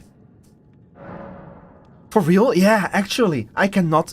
Like, I cannot participate in gambles either. Like, I can, like, vote on what I think is going to happen, but I'm not allowed to use channel points to gamble.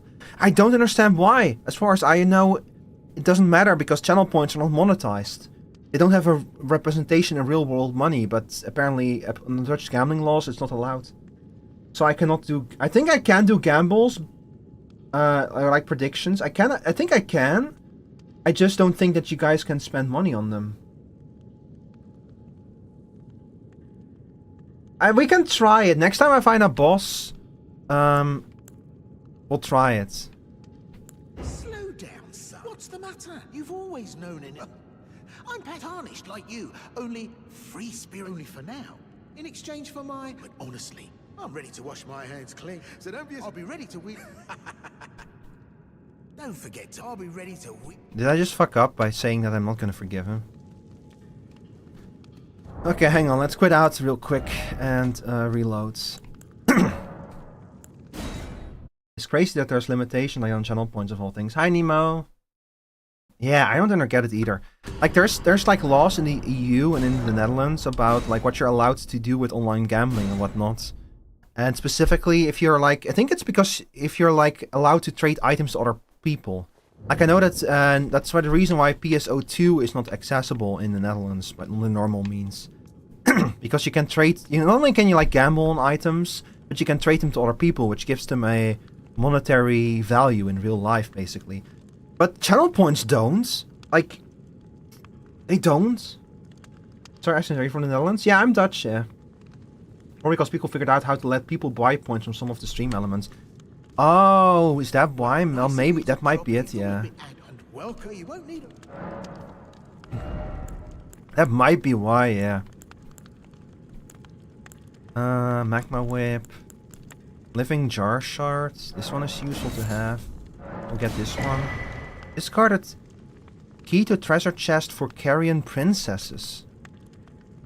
A key discarded by Lunar Princess Rani along her very flesh opens the treasure chest passed down to Carrion Princess. This is, I think, is the chest in her room. It's kind of funny that he has it. Cheers for that. Forgot something. No. You're too nosy and want to know everything. Yeah. That's okay. Now they're all suppliers. That information is not exactly secret, like everyone. In fact, it's the whole point of what we're gonna do later tonight. We're gonna be playing Lethal Company Tower of Babel. And I'm gonna be speaking Dutch most of the time. Worked to the bone by their high and mighty lord, only to be thrown out with the rubbish. Well, it's just something I'm saving. But then again, and besides, huh?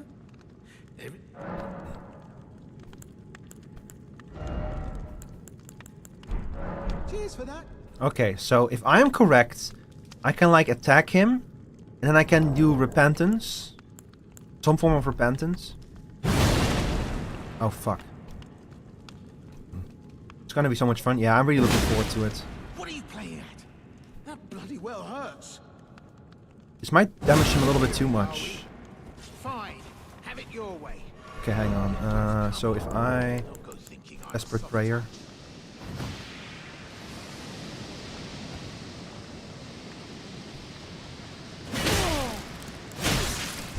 Oh, well, oh.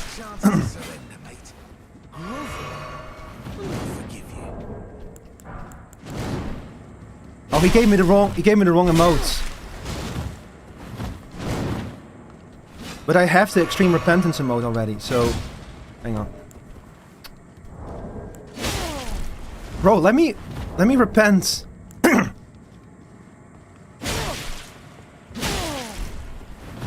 Brother, please.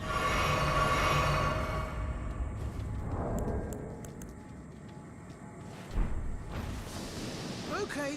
Yes, okay. Consider it water under the bridge. That's the funny thing, so he will like pray to you to spare him, but you can do the same thing to him where you can ask him to spare you. So. Whew, okay, we pulled that off, fortunately. Cheers for that. Thanks for the lurk, V-Dog. Have a good day, by the way.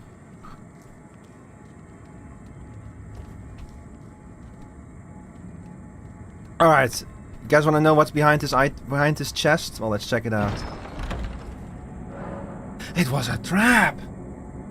Patches of all people! Trapping me? Well, well, well. I should have known, you scheming little thief. The gods demand vengeance. Vengeance! You're one to talk.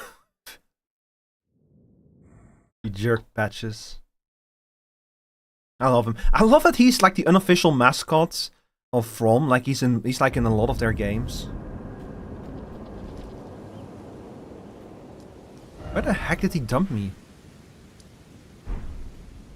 Oh, there's supposed to be a big bear here, but of course it's something else now. That's very funny.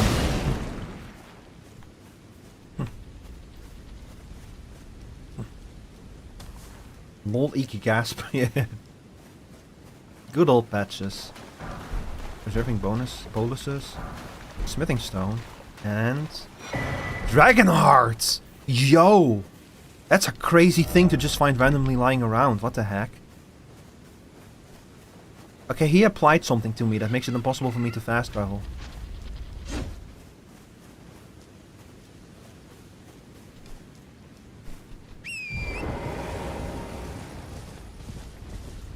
I'm probably gonna have to interact with Grace manually first. So I'm not entirely sure if we have to go back to the cave to talk to him. I think that we can just go to the next place where he'll be now. Uh-oh. Something is following me. It was too funny when you were fight, the guy wouldn't leave you alone. Yeah. That's Patches for you. It's a bear.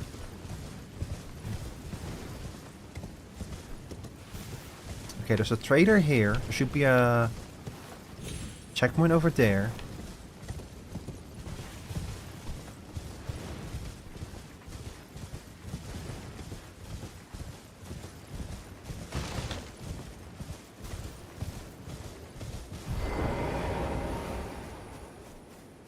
You can't type right for some reason? That's okay. I have the same problem. Okay, that should have fixed the issue. So let's go to the place where he's gonna be, where he should be now. It's gonna be over here, the Scenic Isle.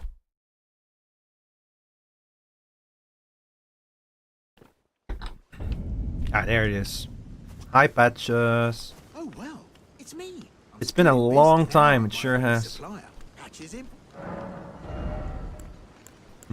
Perfumed oil Renat? Ooh. Ortree heel, that's kinda nice, nice.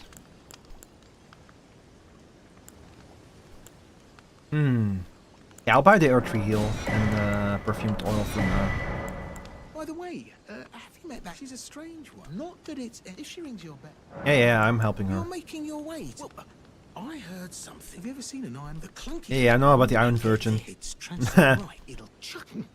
Oh yeah, there's a surviving. We're probably gonna do that once we get there. Okay, if I'm now not mistaken, we need to go talk to the guy who took Raya's thing. And he should be somewhere around here. He has like a house here somewhere in the middle of the swamp for some reason. I just need to find it.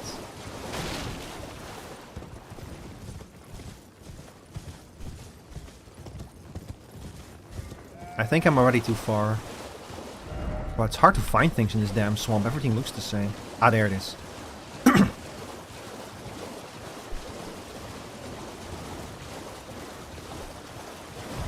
Hey, by the way, Bayou, you know, swamp, Bayou, hunt moment.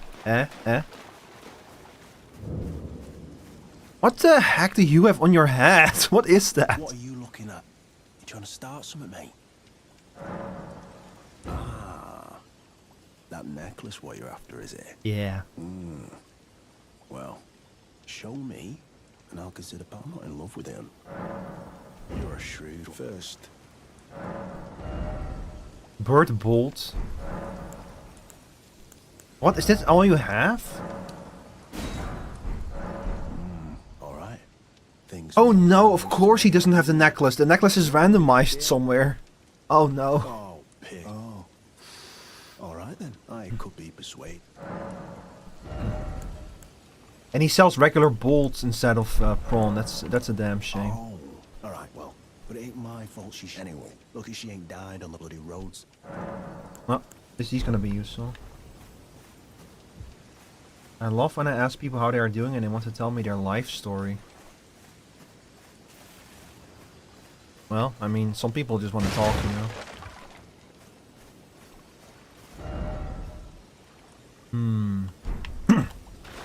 Okay, I know that maidenless guy is somewhere around here as well in his church. So let's go find him.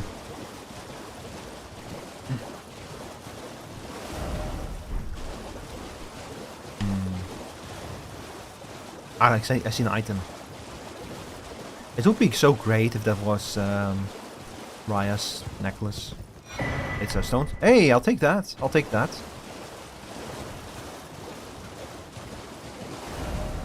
Where's this bloody church of his? And I literally mean bloody church. I think it, if I remember correctly, it was like in a clearing of some sort. Yeah, I need a map of this area. We should probably go there first.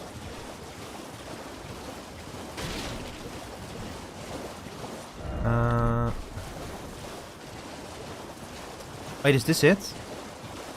No. I'll take that though. Let's go grab the map. I have no idea where I'm going. I'm like driving blind right now. Did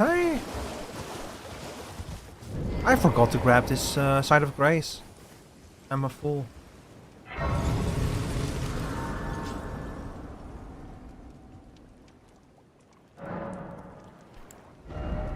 I do kind of miss the bonfires though from Dark Souls. Something about like the rest site being like a literal fire, a literal bonfire is just so, it's like kind of cozy, you know, in a way that the Side of Grace just isn't. Wouldn't mind talking, but you know, if they would just answer the question, it's not that hard. You're either okay or you're not. You know what I mean? Yeah, but it's also kind of the case where like some people interpret it differently, you know.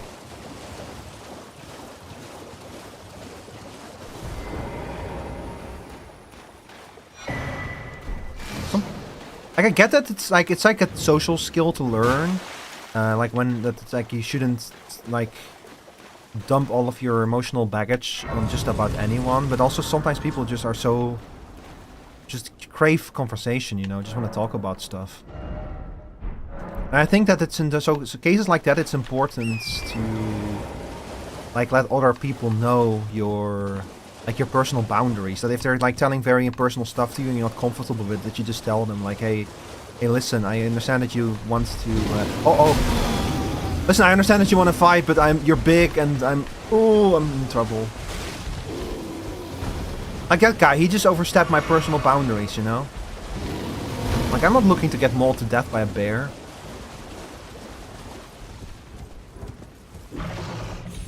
Yeah, in a case like that, I think it's important to communicate to people that they're overstepping your personal boundaries, you know. I strongly believe in being clear about, being transparent about personal boundaries to people.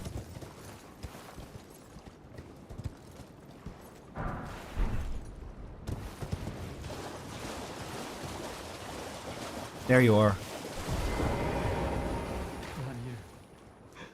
Man, I completely broke his questline on my first playthrough. Because, like, you're just supposed to find him here randomly in the middle of the city. Hello, friend. The whereabouts of the hidden house of those. They laid hands upon the tale of House Hostai Diallo. They laid the tale of how Yeah. I have to find... I think I have to find Raya's necklace before I can continue any of these questlines, sadly.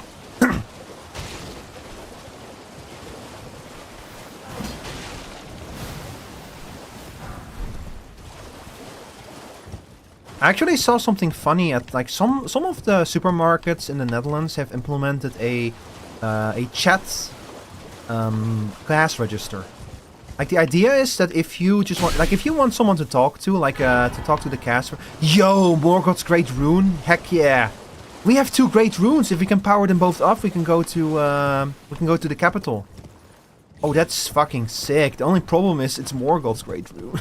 I forgot which of the towers we need to go to activate it. What was this to say? Oh yeah, like they've started implementing, some supermarkets here in the Netherlands have implemented a chat cash register.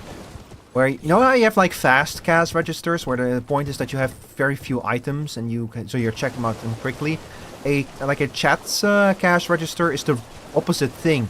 Where the whole point is that it's okay to talk to the cash, like it has like a cashier who's good at like holding conversation, so you can go there if you just want to like have a little chat, you know, a little talk while you check out. And I actually think that's a really cool idea because it's great for people who are like looking for like a talk, and it also means that when you're like when you're like me and you just want to get out of there as fast as possible, you know, to avoid that line, you know. Because I'm not I like like when I'm in a supermarket, like shopping for groceries, I just want to leave. I want to get out of there. I don't like shopping groceries. Dragonhound Grease, Golden Rune. Getting some good shit from this. Pick it up, please. Letter. What? Oh my god, why is he so angry? Give me the item, please. Give me the item. Starlight Shard, that's good. Ash of War, Shriek of Sorrow, and Flaming Bolt. And these things are like treasure throws, mushroom leggings. Like, what the hell?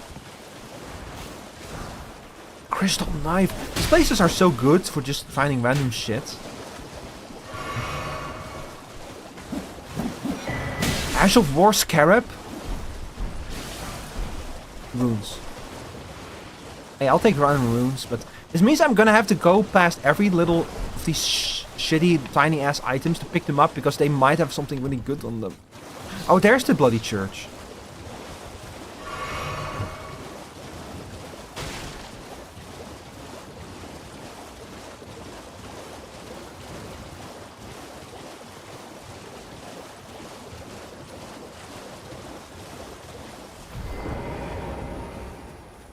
Alright, here we go. So who's maidenless now, huh? Ah, you claimed a great rune and what? Aha, my doubts. The words of the two truly, naught I believe. That when It's funny that like he says that the 2 fingers are like messed up and wrong and corrupted and everything, and he's completely right, but the real explanation for that is not given until the DLC. Like why the whole thing with the 2 fingers doesn't seem to be working out. Oh shit. A means for give it a try, and if it please, I've high hope. Oh man. Sure there's no tarnish. Your loyalties are. Oh, I cannot do invasions. I cannot join. Damn, I cannot go to the farm spot. Are you the boss that I'm supposed to fight here? Where are you here? They're supposed to like spawn something in here that tries to kill you, and I guess it was him. Uh-oh. Yeah, I'm not dealing with that. Fuck that. Is that you, Santa Claus? Yeah, we're gonna have to find 2 bloody fingers elsewhere, I think, if we wanna continue his quest line and get to the farm spots. Although, the enemy there is not gonna be the bird anyway, so the farm spot will probably not work anyway. I wonder if the furnace golems are gonna still be in their places. I can kinda not imagine replacing those with anything. Okay, I know there's like a dungeon at the foot of Raya Lucaria that last time I played this game I missed that dungeon until like very late in the game. So we're gonna go over there now.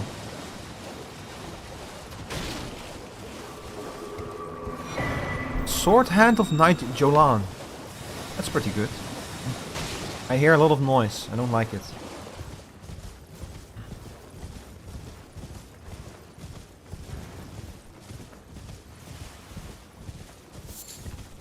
The Dew Gem.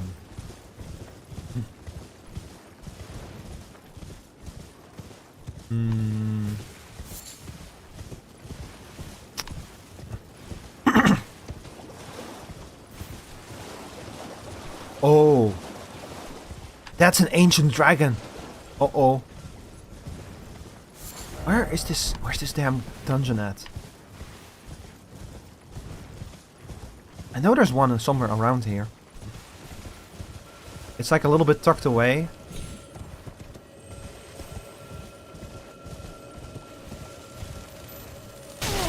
Oh, you bastard, you're gonna die.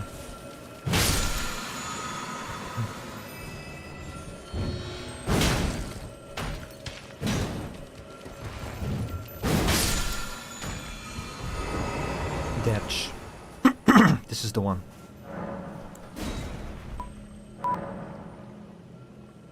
Not enough stone sword key? Oh no. Brother. I need another one. Oh boy. That's okay. Okay, I know that this dragon in his nest has some items that we want, but it's an ancient dragon, so we need to be very careful. He will fucking smite us if we're not careful. Common rune. Great arrow. Black firefly and somber smithing stone. That was none of the items that we need, but I'll take it. Also, now he's gonna kill me. That's Lanciax? Oh god. No, actually, I thought I knew Lanciax, but I don't actually remember it. Oh, it's not the fork lightning guy from the DLC. He's nasty. Why am I slow? Oh no! You fool! The dragon already does not see me anymore. Okay, this is fucking so funny though. Yay.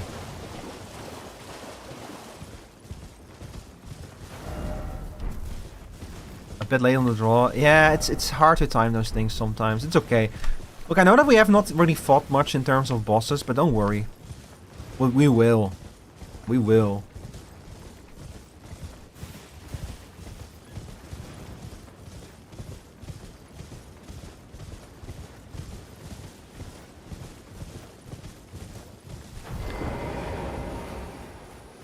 This has been a pretty uneventful segment so far. I have a few places where I can buy stone sword keys, so I'll go. You know what? I think I can buy one at the round table hold actually. Excuse me. Let's go check it out real quick. Man, 2 great runes, no means to power them up. That's nasty. Hide Sin. 4,000 runes? Oh lord. Let's see. Used to gain 800. Okay. You've received an entire cooked wild boar. Congratulations on your boar.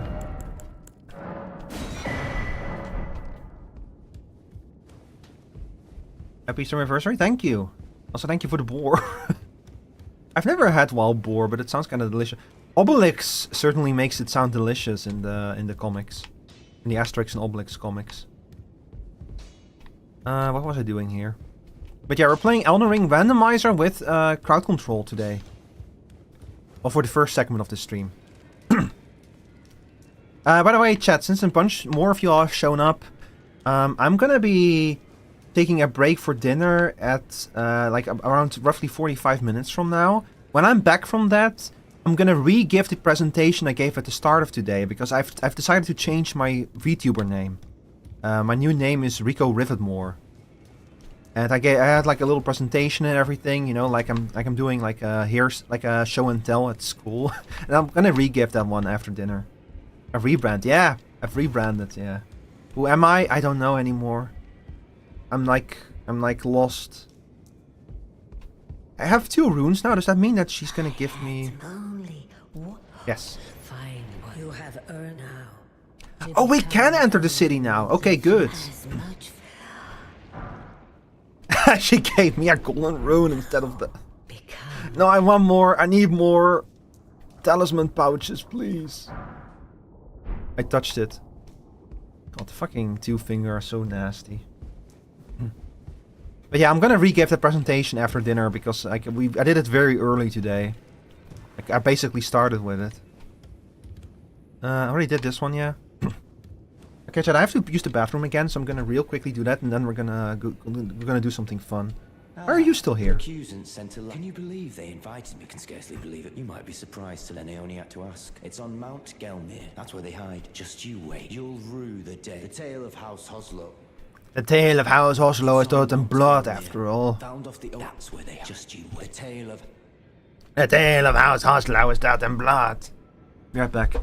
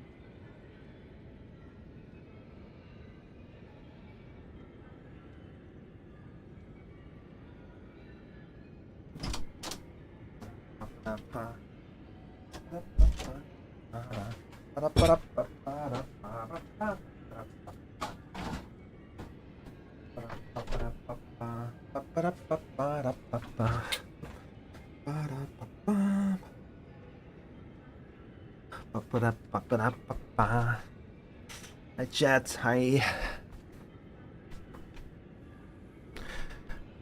Oh yeah, by the way chat, so after dinner, I'm gonna give the presentation a second time.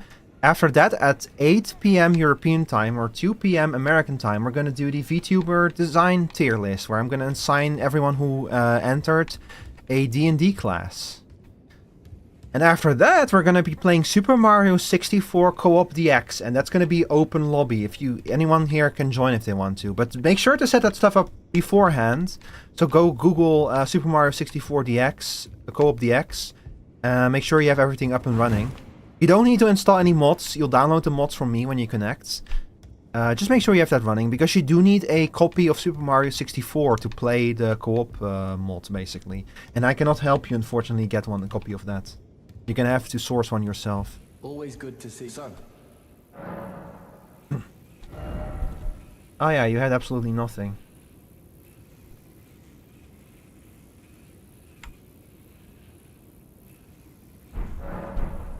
His outfit is funny.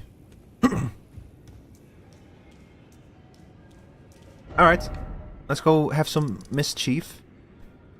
So we need to go back over there. We now have our second key, so we can actually enter that place.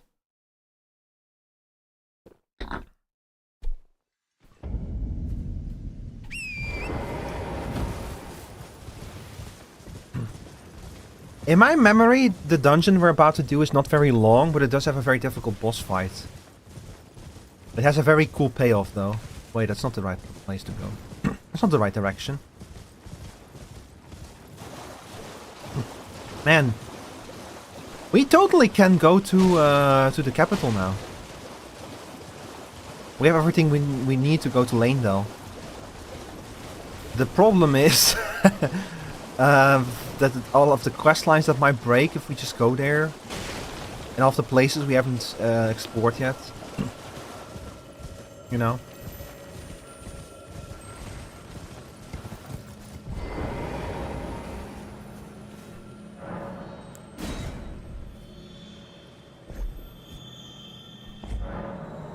Stone Sword Key was lost with use. Yeah, I know.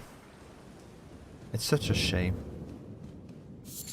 Every time a game has a mechanic where you lose a key when you use it, it's nasty. Video game protagonists are some of the worst key users in history. Like, they always break them off somehow.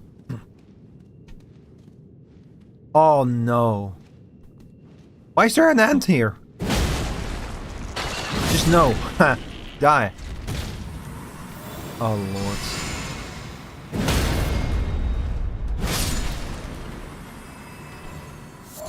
Okay, you don't care about because you're very slow.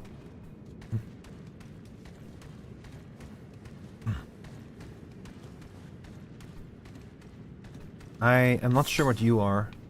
Man, I should have bought the fucking lantern. Ow. Okay, you're gonna die now.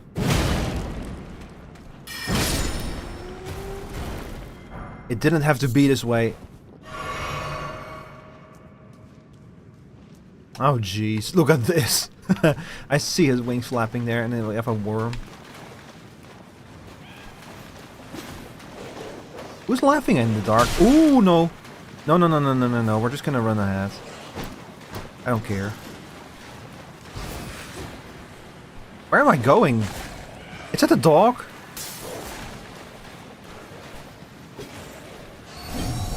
Broskies, I am in trouble.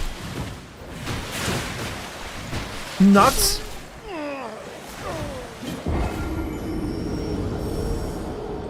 Uh-oh. It's a fucking party in there. Let's try that again.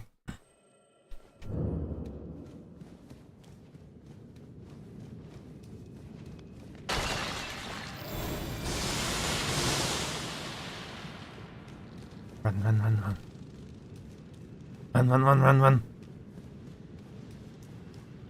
Run. Run. It's okay. It's okay, we have to go over here. Okay, so this boss battle over here, normally this has 2 Crystallians. I'm kind of curious what it's going to be now. Wait, this is not the boss battle yet. Huh? Ah, there's the boss battle. And what's that? That's a fly. Isn't that a fly thing from the DLC?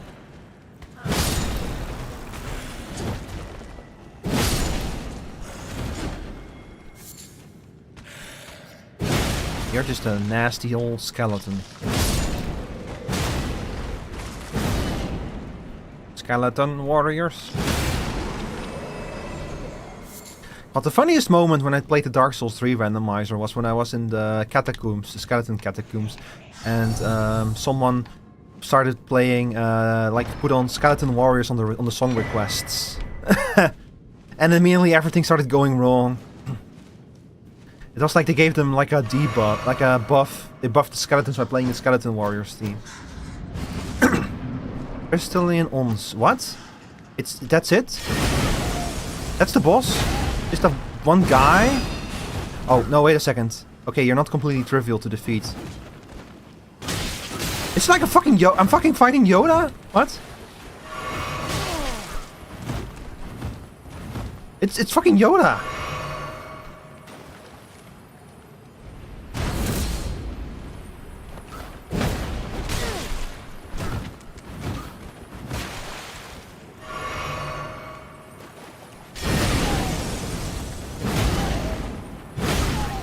Okay, I need to... Oh, this is a problem. Oh, a big slow weapon is not good against him. He's like a mix between Yoda and Golem.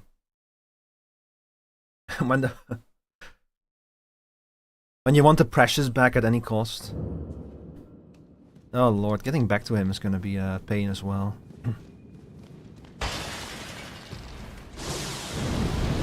Uh-oh, this is the wrong direction. Really wish I had the lantern right about now. I know that one of the vendors sells it. I just forgot which one, and I also don't have the runes for it anyway. Especially not after this mishap. It's okay, we can just run there. Man, you know what? Maybe I would rather have had a Crystallion, because for the Crystallions I know how to counter. But this guy, no idea how to counter that. At least he is very sensitive to rot. I could just rot him and then just, like... You're joking? What the hell? It was instant. Bro just went for the kill. He went for my throat. What the hell? Okay, look, I've lost my souls. So there's no reason to go back in, you know? So let's just forget about him. Deal? How do I get out of here? Man, that's such a waste of 2 keystones, though. But I didn't expect to literal Master Yoda to show up. Oh god, we cannot enter the fucking academy. Where do we go then?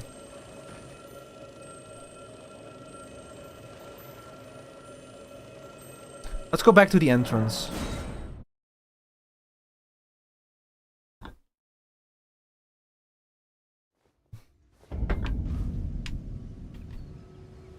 Oh, why is my controller breaking again? I swear that one of these mods, either the crowd control or the randomizer, they fuck with the game in some way that fucking breaks my input sometimes. Hang on.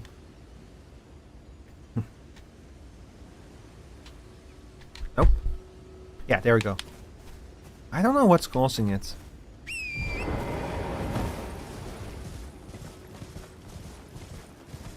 I don't remember if there's anything useful in town. Probably not. Gonna take a little detour. Oh, that's a Crystallion. Yeah, I'm not fucking with that. Ayo, item.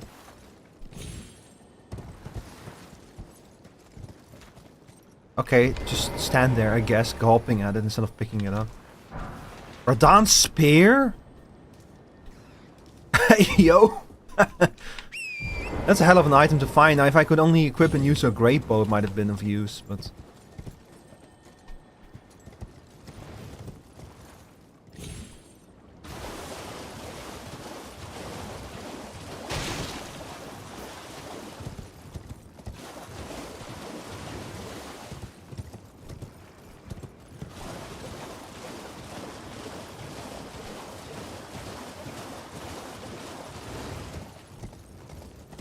I forgot how to get back up there. We might have to go past the long way around. But let's explore this corner of the map real quick. If nothing else, we'll at least find some items here, you know. I'm sure we will find some items here. This will not be a colossal waste of time. Right? Right, chat? Right? Right, chat? Right? That's a lobster. I'm not fucking with that. I've learned my lessons with those lobsters. Don't fuck with them.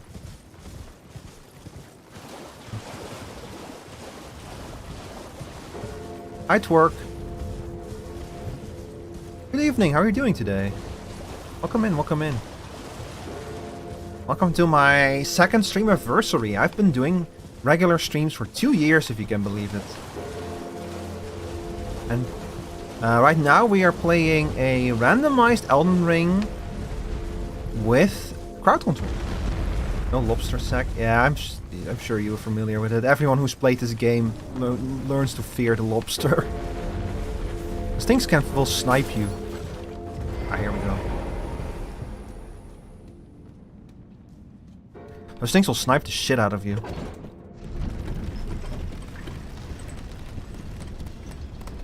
Oh. There's something up there. Go back up, go back up.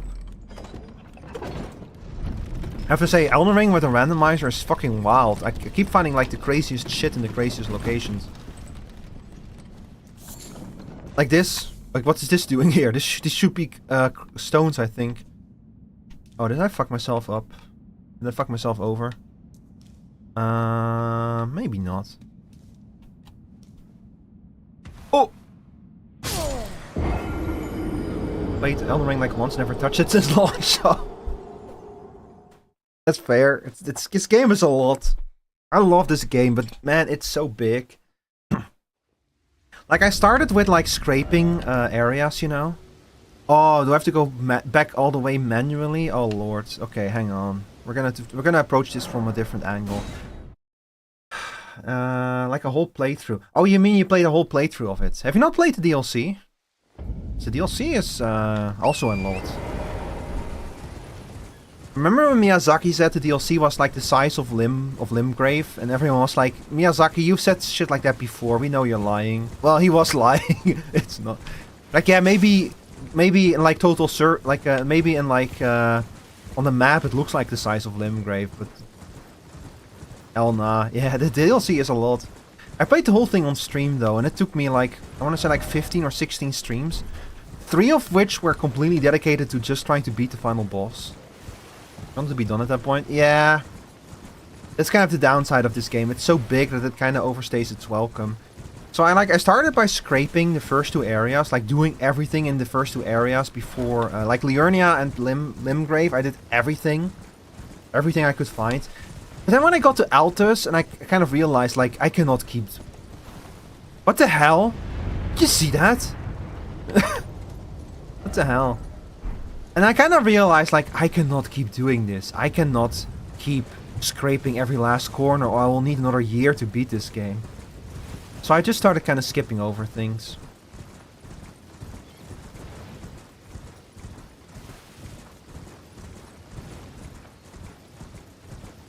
This is really the game that made me wonder, can a game be too big? And I guess you don't have to do everything, like a lot of stuff is technically optional, you know. I think I did everything that there is to do in the DLC though. I probably missed something. I actually went back to the DLC and found like an invisible bridge, that's like an item that I had not found yet and stuff. Oh shit, Turtle Pope! Turtle Pope! You're tarnished, aren't you? What gave it away? I welcome you to the Church of Vows. I love Turtle Pope. Oh my god, this is the twerker. My apologies. Don't call him that. Unseemly state of affairs. Do you know the origin of this place? How it came to be known as the Church of Vows? I like that he's bogging. I don't know. That is a shame. But who can blame you? The shattering has caused us all. It is here at the Church of Vtuber, and so. Yeah, I know. This is where America and what was that guy's name again? Godric, right? I should have listened to him instead of skipping. You are free to show. I would serve as your guide. Godric only free. Not what they used to be. If you find anything of use, you are free to take it. Unless perhaps you are in which case I will. Okay, hang on. You wish to know Radagon. more of Lord Radagon. He came to these lands. He soon repented his. However, Radagon left. Yeah, Radagon married Renala. Of second Just to put an end to the war between Leyndell and Rhea Lucaria and whatever this area is called. And moreover, but then he dumped her. He divorced her and he married Marika instead. And that broke Renala. She never got over it, unfortunately. She is queen, the great. Sadly, and then when the academy. You know, it's a famed sculptor of the earth when he glimpsed, and as such. Okay, what do you have? You have the magic glint plate and the glint plate trio. You have the bestial vitality. Is that not what he always teaches you? Is his stuff not randomized? Got in here. Oh. Very nice, very nice. We do like that. There is a side of grace here. I'm gonna make it night, chat, for a very specific reason. You'll see why. By the way, as a reminder, this is not just a randomizer. We are also playing with crowd control. There's a few redeems that you can press that will convert channel points into crowd control coins. You can unfortunately only press a limited number of those buttons per day. That's a built-in limitation of crowd control. But those coins allow you to like apply special effects to the game, basically, if you want to mess with my playthrough.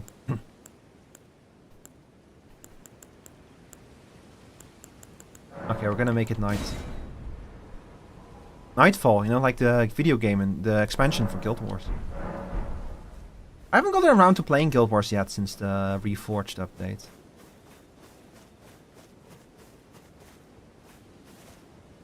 Huh.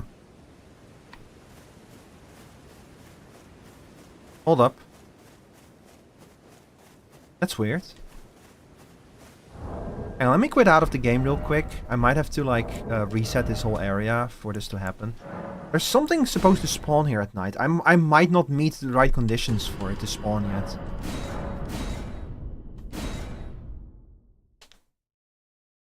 How's your Friday going, Twerk? Hope you have a good week. No, he's not gonna spawn in. That's okay. Let's continue exploring. There's a bunch of shit here that I wanna go to. We have to follow this path though, I think.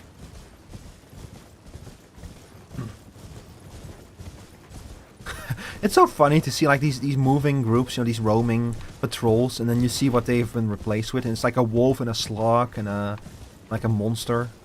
Just kind of like moving around as a posse. Oh, your average D&D group. We consisted of waking up at 4 AM and working until 5 PM. What the heck? Oh god, get some rest, my man. Jesus.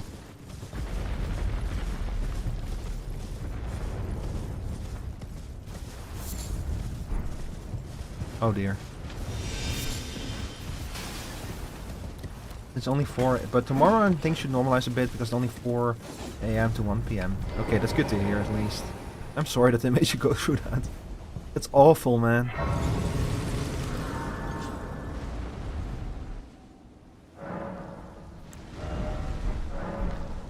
I can still hear them. What is that sound? Is that a dragon? Oh, that's that thing again. It jumped again.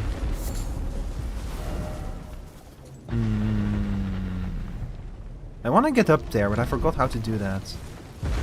I think I'm gonna have to go past this guy. All that season is wild? Yeah, I can imagine, yeah.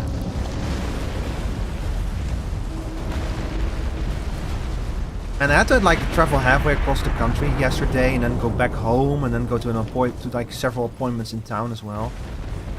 It's just the time right before the holidays. It's like because you have to, suddenly so much stuff has to be done. It's just insane.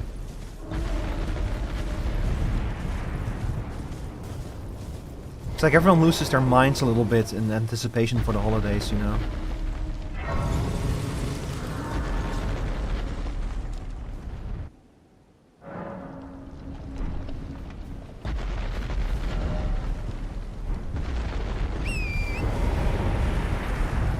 There's a lot of these bastards around here. What the heck?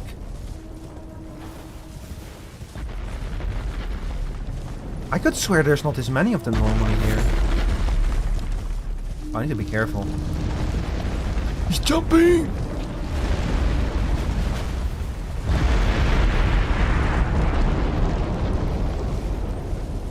Okay, how do I get higher up though? You know what? Maybe I'll just go down instead. I kind of want to like check out the upper part of the highway.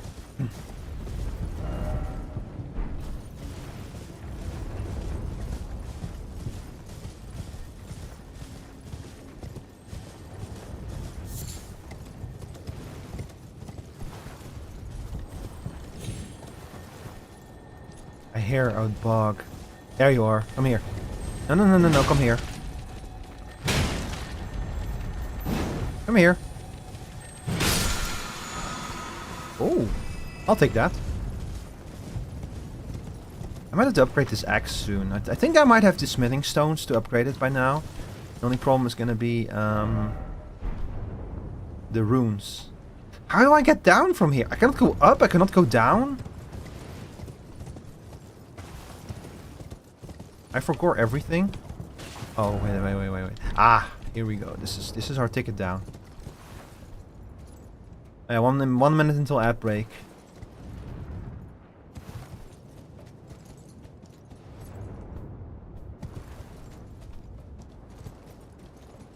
God, I hate these platforming sections. It's hard to platform with torrents.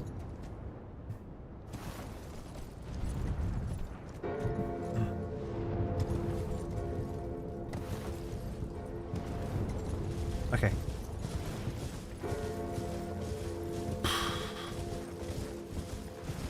We made it.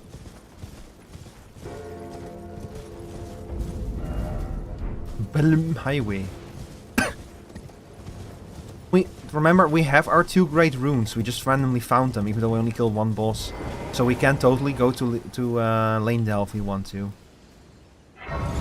But it's gonna progress a whole bunch of quests if we actually go there. That's why I'm a bit hesitant to actually do it.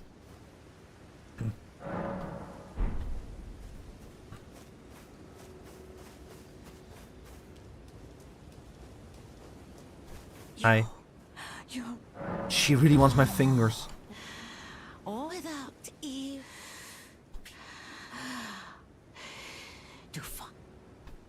I'm not a coward. Sister, like, I cannot believe she calls the alternative route the coward's route. Have you actually taken the route? The elevator is much easier, believe me.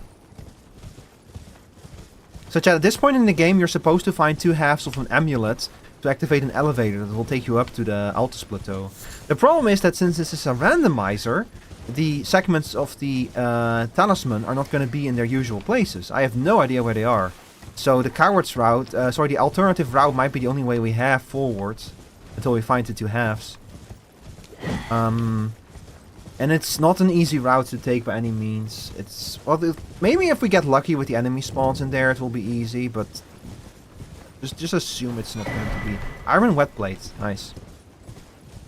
Not quite what I was hoping for, but I'll take it.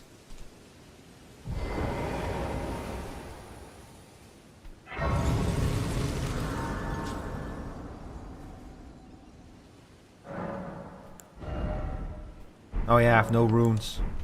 This is a problem. I think this also goes down.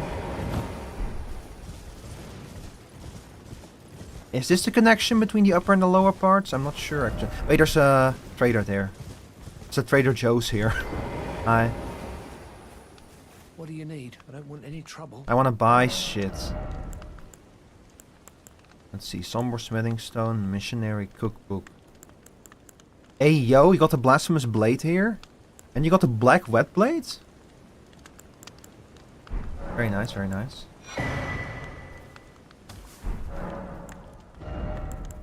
I wonder why they keep giving me those things. Okay, hang on. What are we gonna get? The Blasphemous Blade requires a lot of faith. We're not to use that yet, but they might be able to use the Bandit Garb. It's actually pretty nice armor. And we're very unarmored right now. But I kind of want the Black Wet Blade, so I'm gonna go grab that one. Let's see. Sell one of these, sell one of these. Yeah, let's get this one. Will at least give us more options for upgrading items. All done? Well, I think that the bell bearing thing might be something added by the randomizers. That if you find a merchant, you can just consolidate all of their stuff in one place. Hey, give me the dumpy. Give me your dumpy. Give me your dumpy. Give me the dumpy. No dumpy.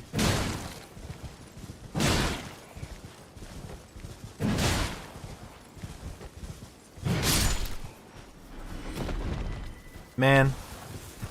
Those enemies drop something called like a dumpling. It's actually a really good item.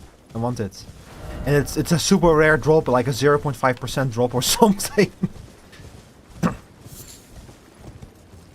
So normally you farm it in a place where a lot of those assholes are, to make it easier to farm the thing.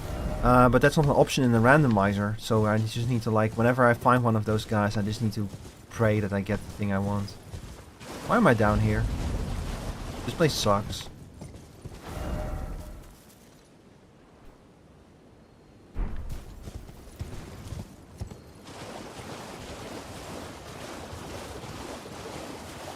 Well, broskies, we're running out of, Oh, of course! Carria Manor! Why didn't I think of that before? Let's go to Carria Manor. Let's go talk to E.G. He's cool.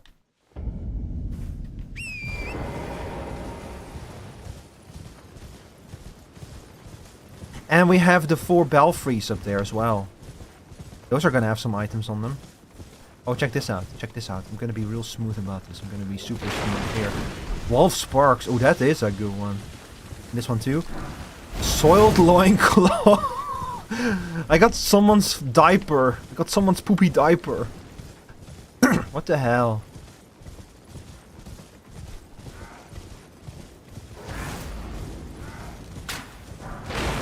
Soporific Reese. Pipe. Oh no. Oh, oh. I got it. I got it. I got it. Look at that fucking congregation over there. What is even going on here?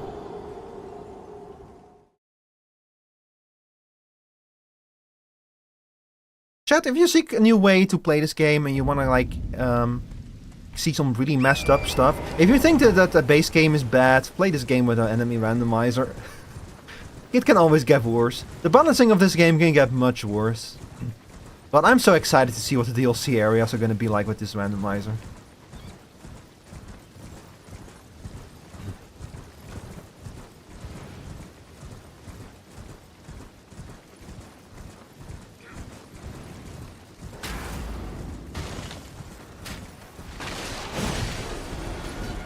Okay, you stop. I want whatever is in that chest over there. Stop. I said stop. You too, stop. Oh my god.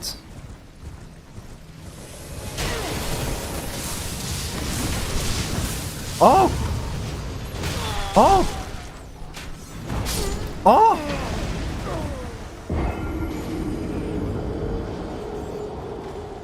Well, let's hope there's nothing important in that chest, because I'm not getting that.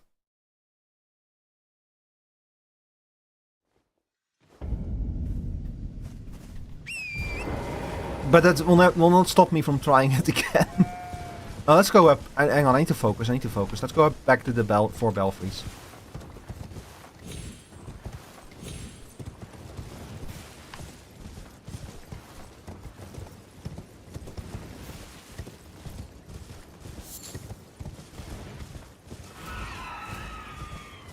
Stay focused, chat. Focus on what's important. We haven't even seen Carria Manor yet, man. What the heck?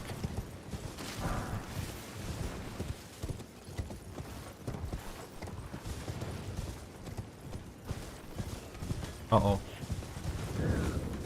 The 4 belfries. Yes. Excellent. I forgot where all of this goes to. You go to, Crumbling Lands. That goes to Farm Azula. So normally the chest at the top of the 4 belfries contains a teleporter key.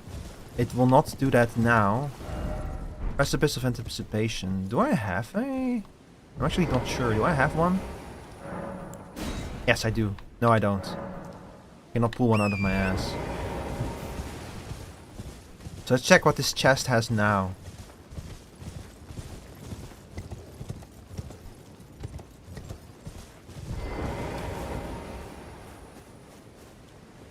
You have Alberic's trousers. Oh, finally pants.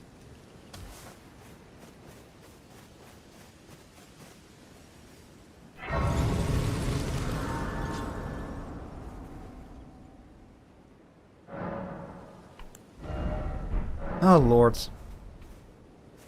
I guess we'll just go back down.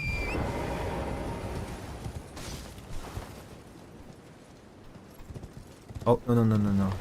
Not straight down, you fool.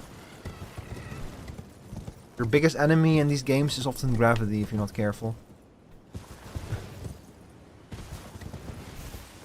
I need to add that one as a sound alert. One that goes like, "You win again, gravity." Hi, Bloodia. Good evening. Welcome in. Welcome in. Hope you're having a good Friday. Hope you had a good week. Hope you will have a good weekend. I'm about to pull a fast one, as they say. Which probably means I'm gonna die. Oh lord, it's already starting again. There's everything here wants to kill me. It's a plant. Okay.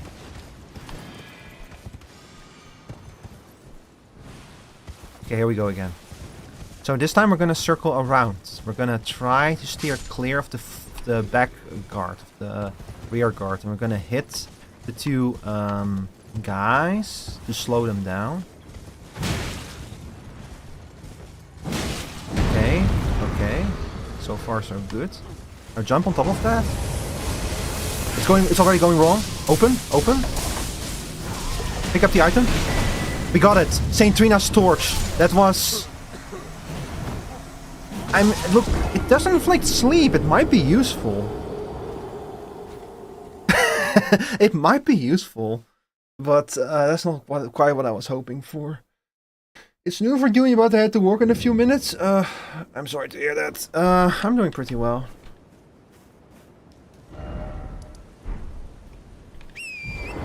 Today I'm celebrating the fact that I've been streaming regularly for 2 years. So I'm making like a big party out of it. We're gonna take a break soon for dinner. But when I'm back, I'm gonna be well. First of all, for those of y'all who came in more recently, at the start of this stream, I made an important announcement. I'm gonna change my Vtuber name. I'm gonna repeat the presentation after I'm back from dinner. It's for everyone who's who showed up later, basically. And after that, we're gonna play Super Mario 64 Co-op DX, which is gonna be open lobby. We're gonna be playing Star Road. It's like Star Road is like a second game made for Super Mario 64. So new levels, new hub, new music, new everything. It's really cool. I'm really looking forward to delving into that one. But yeah, so I'm pretty good about things. I'm really, I've been like kind of thinking about it for a very long time. If I really want to like do a rebrand and like change my name and stuff, you know. But I decided to go forward with it because I think I found a pretty cool new name.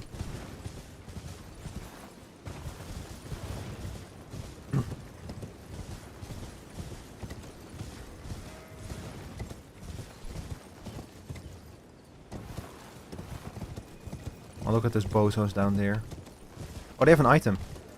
Hey, bozos, give me the. That's a fucking knight. That's a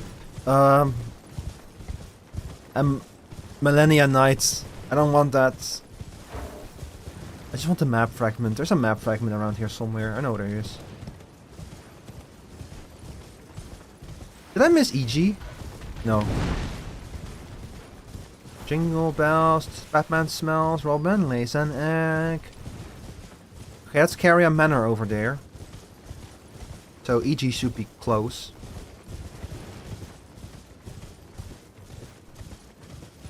You know, I didn't really realize this as much when I played this game for the first time, but they did a pretty good job with laying this map out in such a way that one landmark kind of pulls you to the next one by default, you know? Like this world kind of invites exploration by itself. By the way it's laid out and the way that you see things. Okay, good.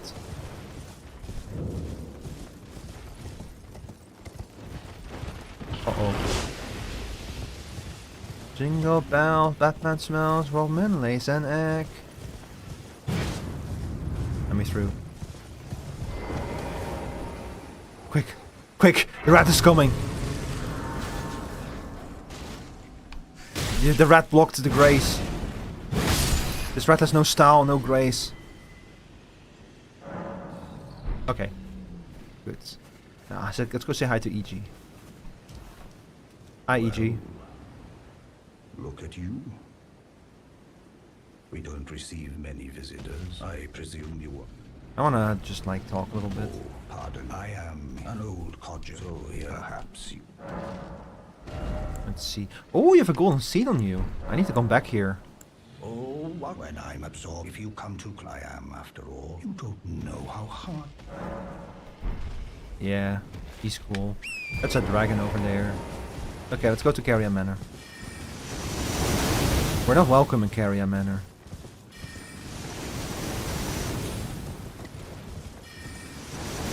Oh!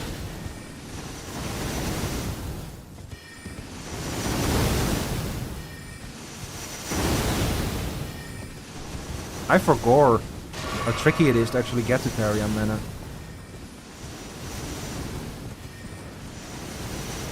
It's not a non-trivial task. Ooh!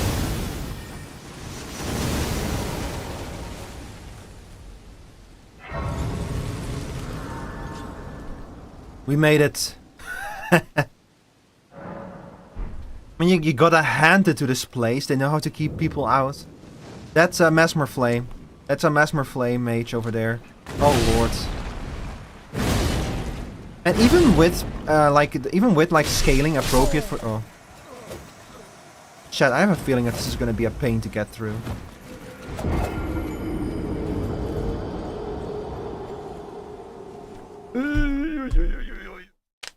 But, however, chat, I am gonna have to start getting ready for the intermission. So I'm gonna close this one down.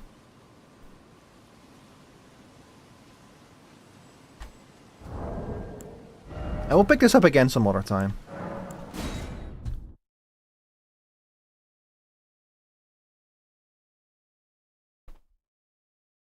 So chat, I'm gonna take a break. It will take roughly an hour. That will give me enough time to eat dinner and yeah, to eat dinner and to get ready basically for the rest of the day. We're nowhere near done. Don't worry. Like we still have most of the night to go. In fact, but so I'll be back in roughly an hour from now. I'm gonna leave you guys behind with something though.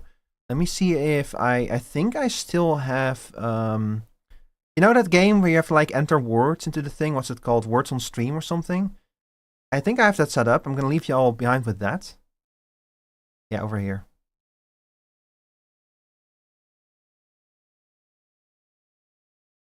So interact with this. How do I...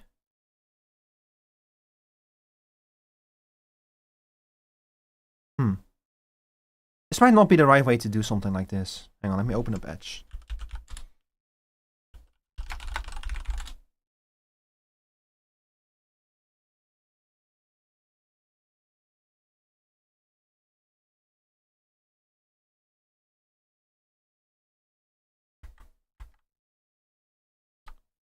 Here we go. That's better. Hang on, for streamers.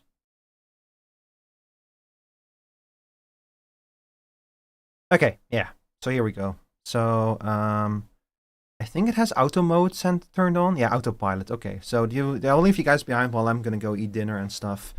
What else is there to say about this? Yeah, I'll be back in roughly an hour from now. When I'm back, I'll give the presentation from this morning again, where I announce my name change and everything, and I explain the idea behind why I'm changing my name and stuff. And then at 8 p.m. European time, or 2 p.m. American time, so 1.5 hours from now, we're gonna get started on the Vtuber design, the Vtuber design tier list, where I'm gonna, about everyone who signed up for this thing through Blue Sky or Twitter, I'm gonna take all of your designs and I'm gonna be talking about them on stream, and I'm gonna assign you a Dungeons and Dragons class based on the vibe that you're giving me. I'm really looking forward to this, but it's gonna be in 1.5 hours from now, so hopefully you guys will stick around for that. Alright, I think we just do this. This game is great. I really like word games. I've been playing a lot of Wordle lately. And after that, later tonight, we're also going to be playing Lethal Company with V. That's also going to be fun, so stay seated. You ain't seen nothing yet. Hang on, let me do this. Hey, look, chat, it's me.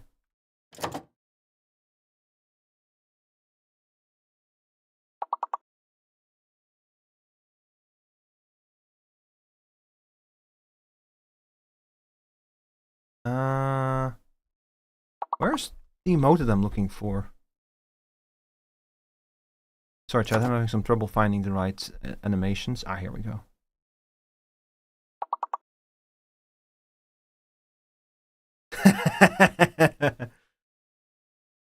God, I love this.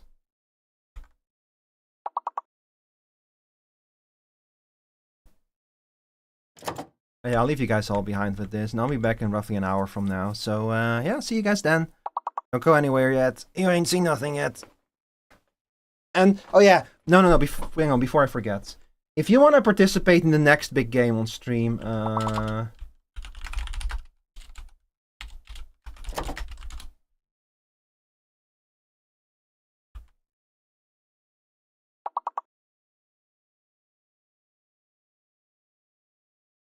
so here, after the VTuber design tier list, we are going to be playing Super Mario 64 co-op. It's going to be an open lobby, so if you want to participate, make sure that you set it up, okay?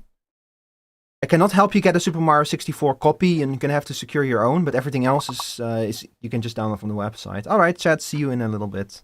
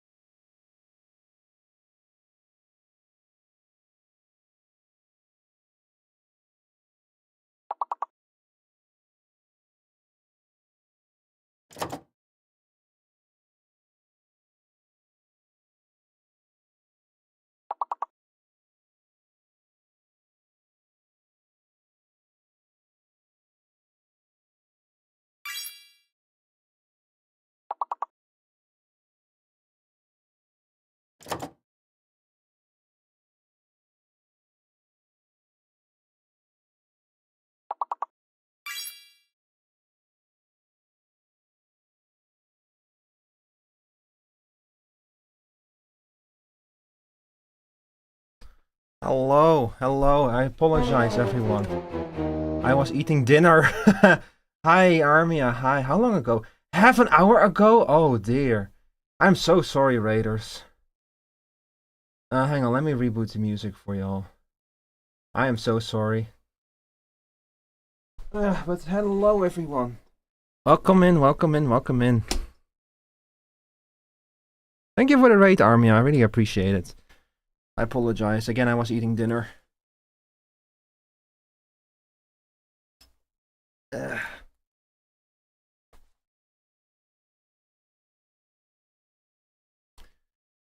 Alright, let me fix my tracking and everything.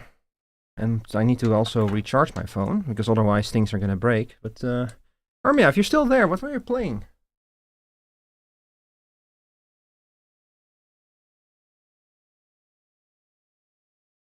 Wow. Are you ready to run? Alright.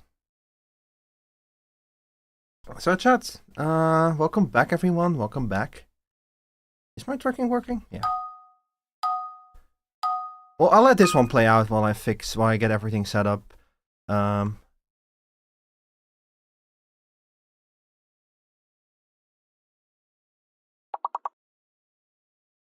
we go.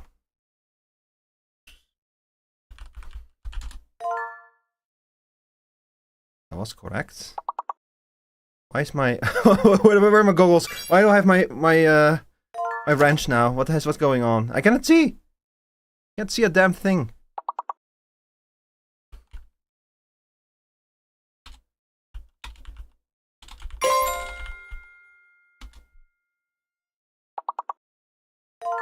Hold up. There we go. All right, that's better. I'm gonna go back down here. Need to scroll that. Oh. There, that's better. Alright, hello everyone. Any of y'all from Armia's raid are still here? Welcome in, welcome in. I am... You know what? That's actually a good leading, because I normally introduce myself as Shal Rico, but that's not true anymore, is it? Oh shit. Ignore that. That's not true anymore, is it? It's not Shal Rico anymore. I don't know what other words. Man, I've been playing so much Wordle lately, but I don't have a damn clue what is this. Hello, Licken. Yes, I say that because you look like him. Yeah, I've heard that before. Believe it or not, but this character was actually designed before before that game came out. Which one was it again? Honkai Star Rail, right?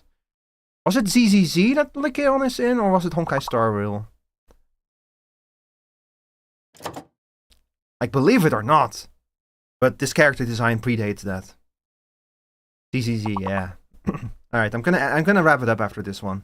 And we're gonna go back to I'm gonna explain to y'all why it's no longer Shal Rico and why I'm about to have to update a whole bunch of branding and shit.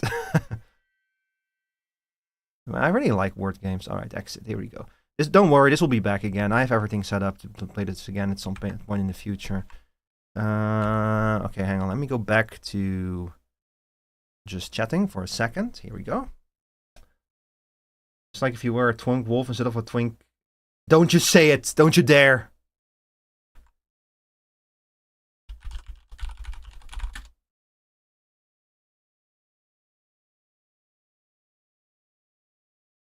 Yeah, anyway.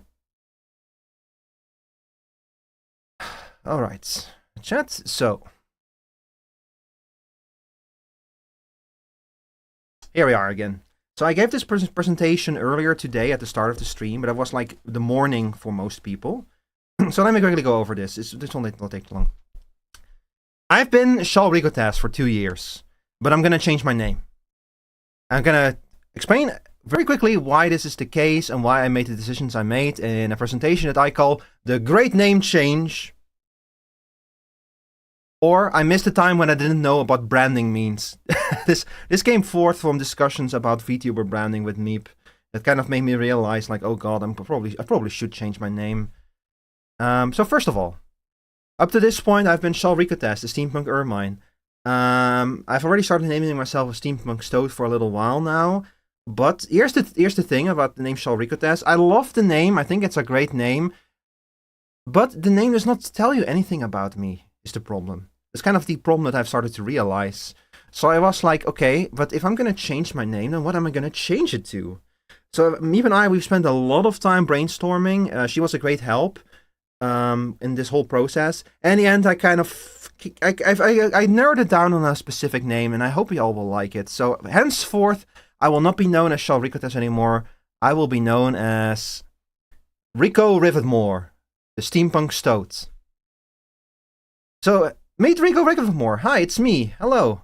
Hi everyone, it's me, the stoat boy. I think people sometimes call me a twink. Anyway, so Rico Rivetmore, the stoat demi-human. Clearly inspired by a stoat, you can tell by the fact that he has a black tip on his tail. Hello, streamer I've never met before. Hi there, chatter I've never seen before. So Rico Rivetmore is a stoat demi-human, lives in the steampunk city of Brasburg. This is actually lore that I've written a long time ago, and I just didn't really, I didn't really figure out a good way to incorporate it in a way in the stream that's not like obstructive. It's not going to be very relevant, but that's this will come back later why I'm bringing this up now. But so, Rico Rivetmore, the steampunk stoat, lives in the steampunk city of Brasburg. He's the owner of Ricotas Co. Mechanical Marvels, a small but prolific steam tech company that builds steam-powered consumer products. You might have already seen this name before, because I actually used this name in the past for stuff like banners and backgrounds, and if you ever do something with Stoatomaton is Ricotas Co. branded.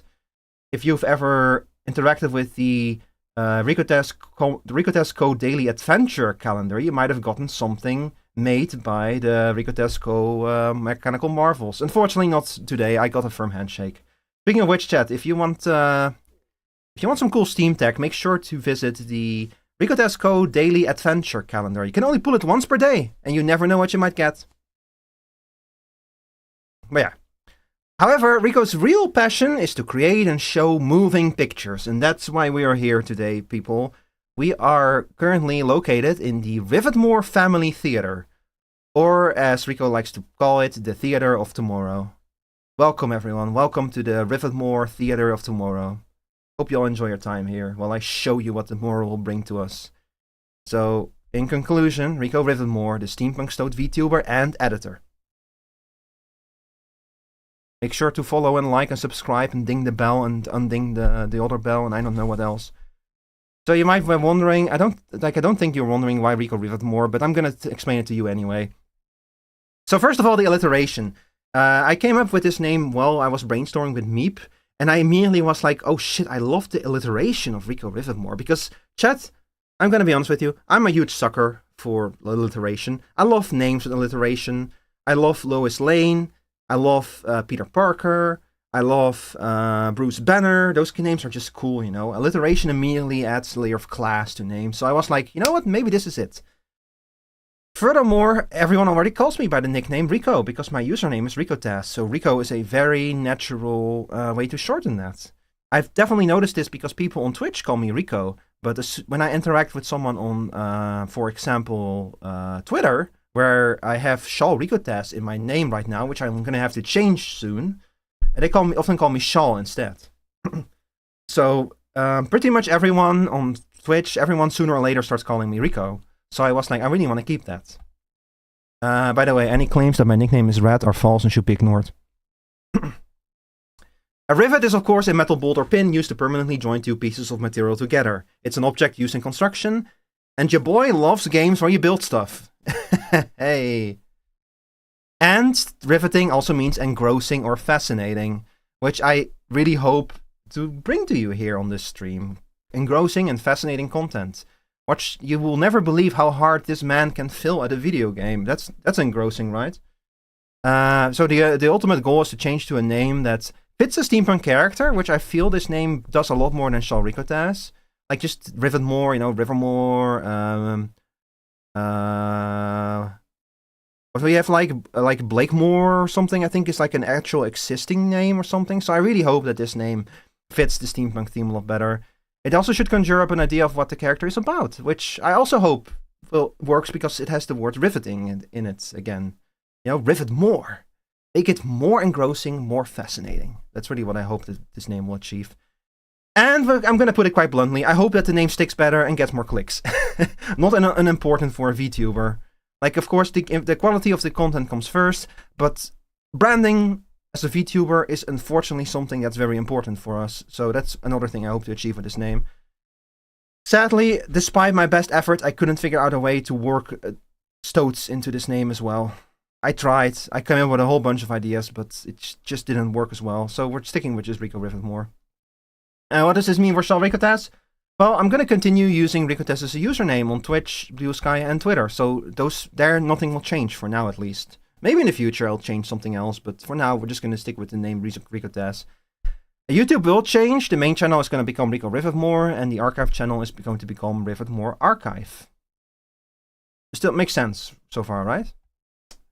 And in lore, the name will still refer to the Ricotas code, the Ricotas company making all of that cool Steam tech that I promise you is totally real and is absolutely right there, just behind the curtains where you cannot see it. However, I will retire the name Shell Ricotas. I'm not going to be using that name anymore, except for my characters in video games like Final Fantasy and PSO2 and my Palico, of course. A few other things are going to change. First of all, if you're a member of this community, I'm going to start referring to y'all as the Citizens of Brassburg, because it's a cool name, and I'm trying to find a good concept artist who can make a beautiful drawing of the city that I can start using as backgrounds and stuff. So if y'all have been looking for a reason to draw yourself in a steampunk outfit, this is it. I would love to see it. Definitely share it with me, and I'll post it wherever I can if you want to. If you create a steampunk character, a steampunk version of your own character. And if you're in the chat, you're of course an esteemed guest of the Rivetmore Theater of Tomorrow. Oh, that these two things are slightly separated? You can totally be a member of this community without being in the stream. Like, no shit, you can be that anywhere. You can be a member of any community without participating in the streams. But specifically, in terms of name giving, I'm going to refer to the entire community as Citizens of Brassburg. You don't have to be a guest of the Theater of Tomorrow if you don't want to be. That's all the changes that I'm going to be carrying out for now. What will tomorrow bring? Well, I'm going to go over the branding stuff real quick. I had some plans on like updating a bunch of the assets that I use. Unfortunately, ran out of time due to preparations for the holidays and everything. But I'm going to be incorporating the moving pictures themes more into the branding. So we already had the steampunk stuff. We already had some theater stuff. I'm going to be doing more stuff like I did for... let me pull it up real quick. Like, if you saw the thumbnails that I used to advertise the stream, you might have seen this film strip over here. Yeah, this is the reason why I used this film strip this year, because I want to like emphasize the whole moving pictures thing more. The fact that Shell Rico, sorry, and I'm making the same mistake. The fact that I, Rico Rivetmore, am not just a steampunk stoat. I am someone trying to introduce people to the moving pictures, which in this particular setting of ours is still a brand new technology and is about to revolutionize the world of entertainment. So I hope you all will enjoy those moving pictures. I'm not deleting... What? Why does OBS want me to delete the crowd control stuff? Yeah, just delete the film strip. Alright. Also, the Live 2D model is going to debut in the second quarter of 2026, I hope, barring any last-minute delays. But it looks like everything is going to be on track for that. That's going to be very exciting. And there's a few surprises very soon, hopefully. I hope around the holidays. I'm deliberately not going to reveal anything right now because I hope to be able to surprise you all very soon. If it turns out that it's going to have to be delayed, I'll just say at that time what I was preparing. We'll see. Regarding games, Jet Set Radio Future and Bumper Cyberpunk, these are two sub-goals that you all met a while ago that I have not yet played. Played Jet Set Radio, was a lot of fun. Very scuffed game. Definitely can feel that it's an old game. But it was just the vibe of that game was immaculate, and I'm really looking forward to playing Future and Bombrush Cyberpunk. Also more games about building and automating, because this theater has had a bit of a lack of those recently. I went over my Steam replay earlier, and I kind of realized that I used to play a lot of Factorio, like both on and off stream. I would stream Factorio almost every Saturday, or sometimes even on Sunday, and I just kind of stopped doing that, so I want to bring that back. Personality-wise, see... I'm someone who is by nature a very quiet person, not super expressive and stuff. And the past 2 years of streaming, I've kind of tried to compensate for that by adjusting my energy upwards. But I feel like I overdid this a little bit. I feel like I've gotten a little bit too silly with it, you know. So I'm currently trying to find a new energy balance that is both for me gonna be easier because it will hopefully mean that streams don't drain me as much, because I definitely noticed that streaming has become more intense over time as I am trying to put more, like trying to kind of overdo it a bit with excitement and stuff. Furthermore, riveting means fascinating or engrossing, and there's many ways to do that. It doesn't have necessarily to be high energy. So I'm gonna try to find a balance that's both engaging and chill, because most of all I hope that this place will be a chill place for people to hang out and just chat as I play my silly little video games with my silly little silly big hands. I was gonna say my silly little hands, my silly little fingies, but chat, the truth is my hands are fucking huge. It's like 2 giant meat spiders at the ends of my arms. Anyway, this was from this morning. Anyway, Elden Ring, but we're actually like 20 minutes. We're actually 15 minutes away from the start of the next segment, the Vtuber tier stuff. So I'm going to be posting a few announcements that we're actually going to start on this soon. So let me make a few posts on social media.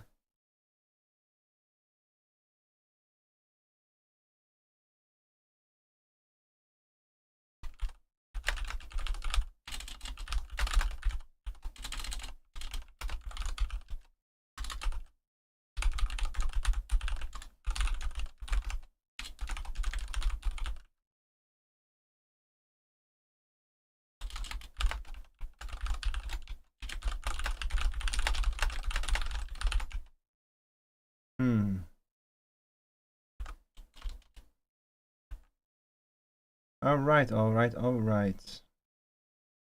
Just give me 1 second, chat, while I make the social media announcement that this is about to start. Quote repost.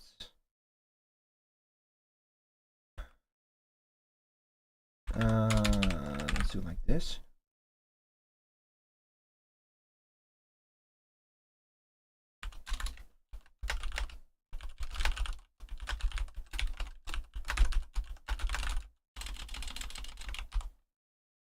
Alright. Something went wrong, but don't fret. What went wrong? Oops, you already said that? What? Why is Twitter so broken? Oh dear lord. Ah, here we go. Okay, it's working. Beautiful. And this one too. Okay.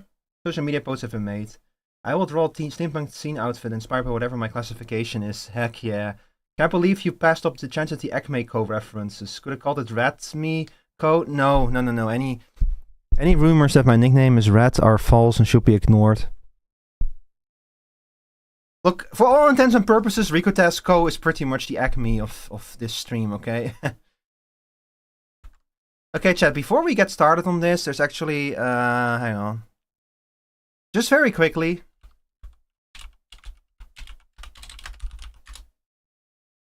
Here, I'm gonna show you this real quick. Make sure that if this is gonna be our next segment, we're gonna play Super Mario 64 co-op. Make sure you have this installed if you want to join. It's gonna be open lobby. Anyone here is gonna, you can just hop in. I'll provide the mods. You don't need to install any extra mods. You will download them from me when you connect to the server. We are going to be playing Star Road, which is basically a second game with its own levels and its own music and everything. And we're going to be playing it together, and we're going to see if we can beat it before the Lethal Company starts. Hey, can you real quick make a specific part a bolt that goes both ways? What? Double uh-oh? What's wrong, Chris? Also, what do you mean with a bolt that goes both ways? So if you download and install this, there's one very important thing, which is you're gonna need a copy of Super Mario 64. Don't ask me to get you one. I cannot help you with that for very obvious reasons. So you're gonna have to use your own copy of Super Mario 64, and you're gonna have to feed it to the program when you want to run it. Just make sure. Just please understand. I cannot help you with that for very obvious reasons. But yeah, so if you want to join for this, make sure that you have this set up. It can tighten both lefty and righty. I think of what you want is physically impossible, Proto. I apologize. First OO on Super Mario 64, second OO at Star Road. Is Star Road that bad? I've played it only a little bit, like the first level or so. I know it's harder than the default game, but that's kind of the point. I've seen it before and know it isn't impossible? Oh, I would have to check it out then. Nothing is impossible, you just have to believe it. Star Road is good, but it's just harder is all. Yeah, but like, last time I did this was for the 3D model reveal. And we played the regular game, and we were done with it in like an hour or something. So I hope that this one will last a bit longer, because we are going to be switching to Lethal Company Tower of Babel. And I am bad at Super Mario 64. Man! You didn't have to like just fucking blurt it out like that. Oh man. Chris really just rolled up to me and said skill issue. Man. It's true though. I actually raced Chris once in Super Mario 64. By the way, Chris, are you still okay with me calling you Chris, or do you prefer if I call you like Krax or Kraxon? Everyone is bad at Super Mario 64? That is very true, yeah. But I actually did race you once. You can call it whatever you want. Okay, Jeffrey Cuddle Trousers. So Jeffrey Cuddle Trousers and I, we actually raced this game against each other once. And Chris was already done with the game by the time I was halfway through it. I've never been so crushed. I looked into the face of the devil and his mouth said skill issue. Yeah, sure. Let's see how long you can keep that up. Oh, I've already given up on it, Chris. Or should I say Jeffrey Cuddle Trousers? But yeah, so definitely get this up and running. Don't worry about the mods. I'll provide the mods, because one of those mods that I'm going to be providing is a very special mod. Because I actually put myself in this game, if you can believe it. You can play You can play as Rico Rivetmore in this game, if you can believe it. Great. But yeah. Alright, so... there was something else I wanted to talk to y'all about. Oh. I forgot what it was. You know what, chat? We still have 10 minutes. I do want to start, like, exactly on time. Because I've been advertising the starting time for, like, 2 weeks. So let's play a little bit more of this game until we start. So 10 more minutes until the tier list starts. At least the first half. Second half hard. That's okay, because at... 5 hours from now, we're going to be switching to Lethal Company Tower of Babel with VDog and a bunch of her friends. So let me very quickly explain it, by the way. Let me very quickly go over what else we're going to be doing at this stream. Let me grab my schedule. Why am I 6 System 32? Hold up.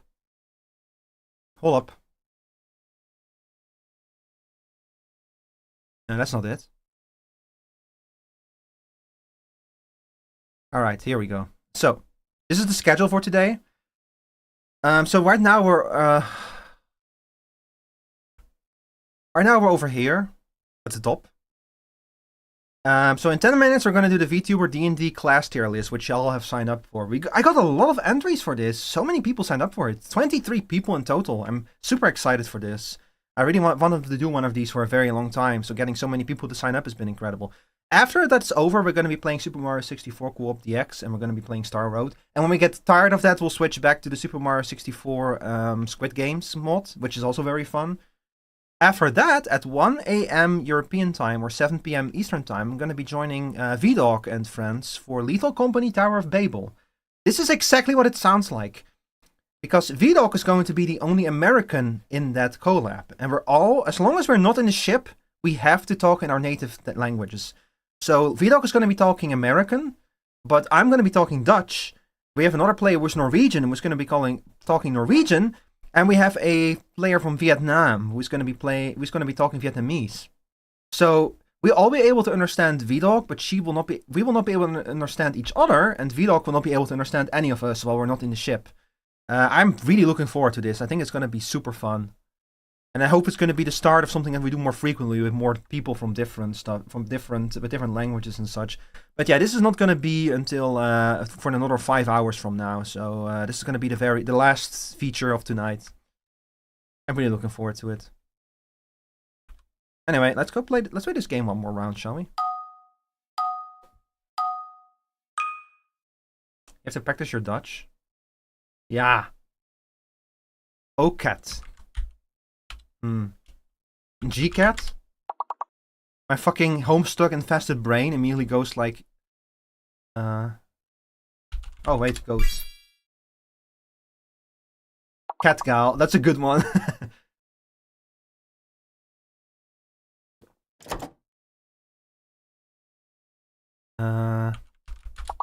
Talk, right? Yeah, talk is a word, yeah.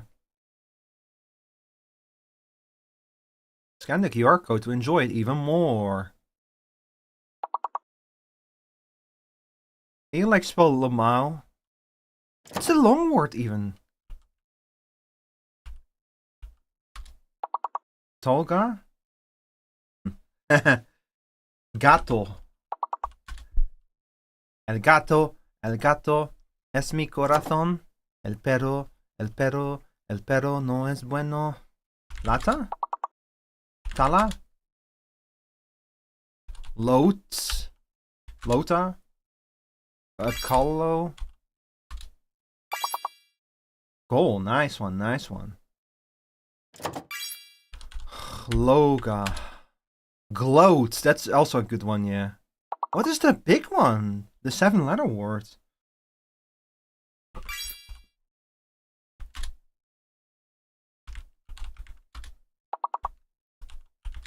Me just randomly spamming words at this point. You see how none of these words have 2 A's in them so far?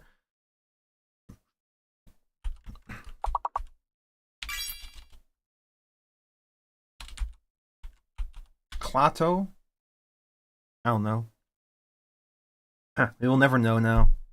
Yeah, we got enough letters to get to the next level. Oh fuck, no we didn't. Damn. Oh well. We probably have time for one more, I think, before we get started, or even 2 more. These games probably go by pretty fast. Let's restart. Oh god.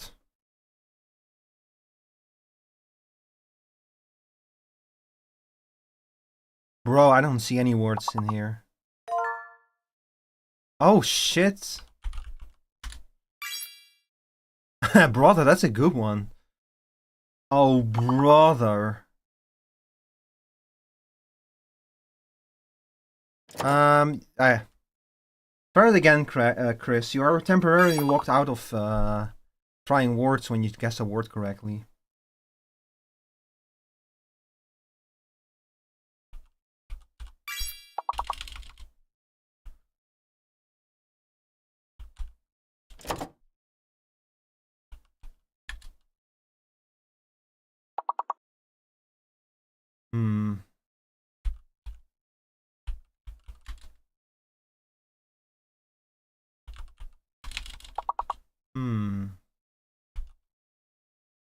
Oats. Oh mein Gott. Oh mein Gott. Die wissen die Wörter nicht. Broth. That's also a good one. Like Roth.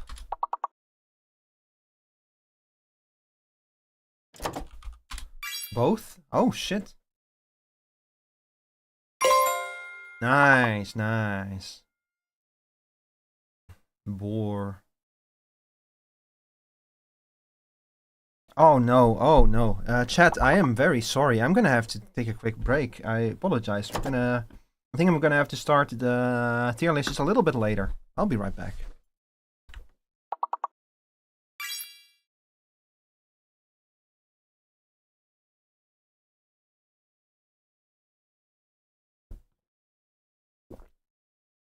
Hang on, let me give you guys a cool little dance animation.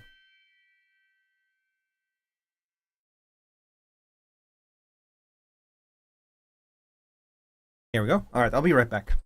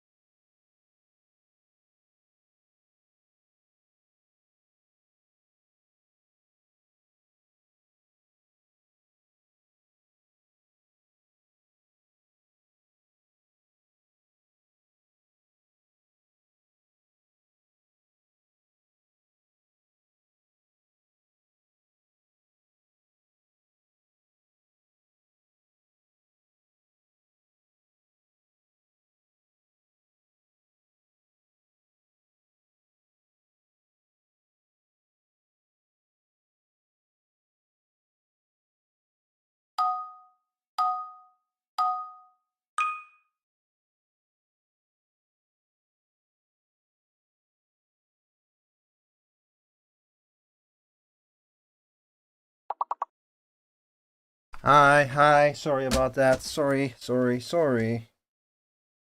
I'm here. I apologize.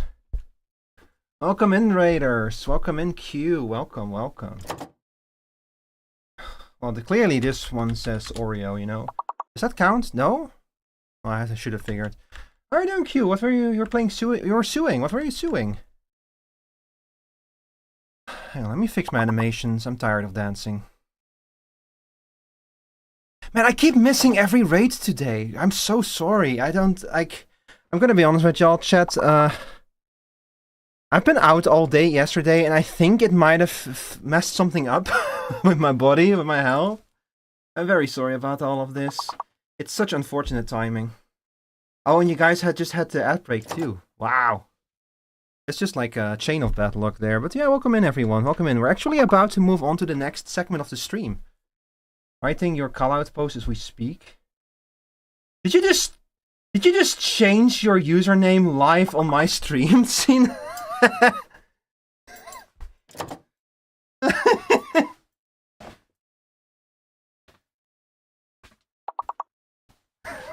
That's so fucking funny.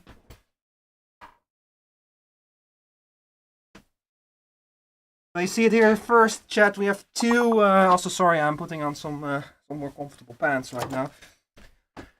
We have two world premieres here live on twitch.tv/RicoTaz. Oh my god, I'm gonna get a Google Docie on me. I cannot believe that in the middle of his stream, Rico Rivermore left because he had to attend to a small health emergency. I cannot believe it. I'm playing the Umuneko button. Alright, chat. Anyway, we're gonna wrap up this segment of the stream. And we're gonna move on to the VTuber D&D tier list. So let me go over here to this one real quick. Hi.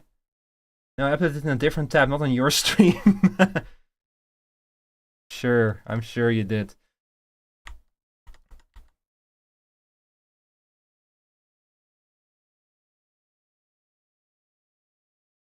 Okay, let me get everything ready here.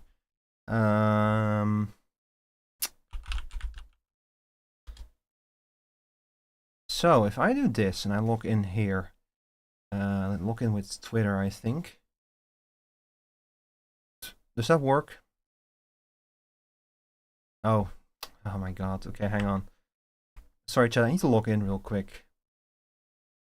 Actually, I prepared the actual tier list up front, but if you have any kind of experience with tier list shit, then you'll know that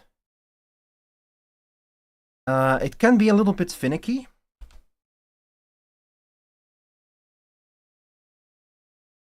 So if I now go back to game, yeah, here we go. Okay, you can call Bofa these nuts. Sorry, I'm sorry, chat. Okay, what's that? How are we going to approach this? I think it's probably the best if I just like scroll to my Twitter feed and we just do the things one by one. Hang on, chat. 1 second. I'm having trouble finding the correct source. Okay, here we go. We'll increase your size. There we go. All right. So one of the issues with making a tier list, I have not figured out a way to pre-make a tier list with more than 10 elements in it. So I need to very quickly add 3 more rows. For what the hell is this? I don't want a personal AI companion. Fuck us. It's no way. Oh. Fucking you, fucking piece of shit. Maybe I shouldn't do this in Edge. Oh well. Hang on, chat, real quick. Give me a second.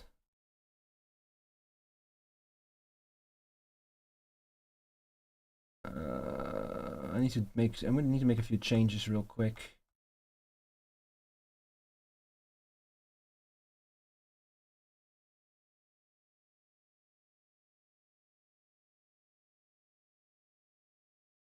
It's all falling apart.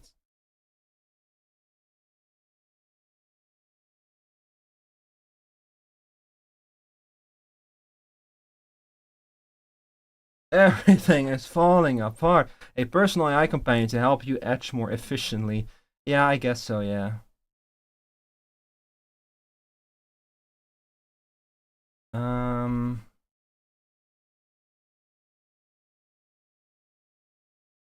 How do I do this?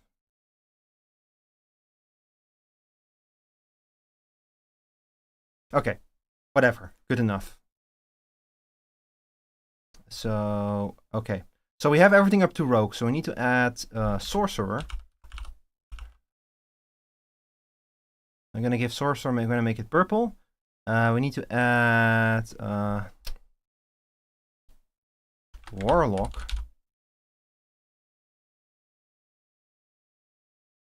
And we need to add Wizards. I'm a wizard.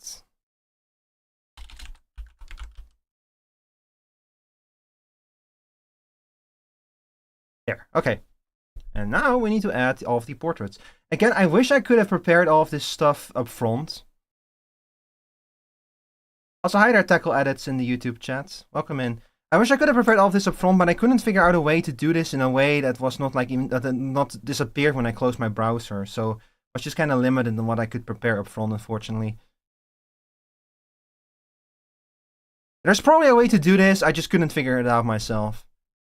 And let's grab the 23 participants that we just got. So choose files. As you can see, I just made a whole bunch of placeholder things basically. Here we go. All right. And now your boy gets to do something fun. He gets to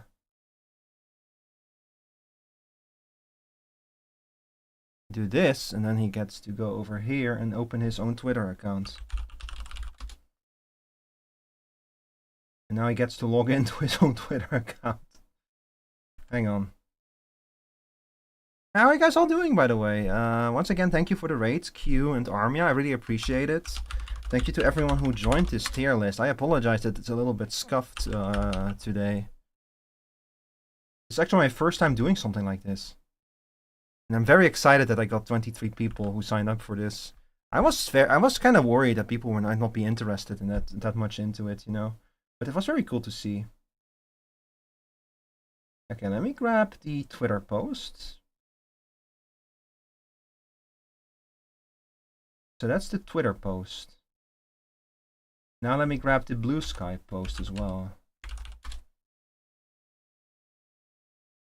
Yeah, I know, Blue Sky.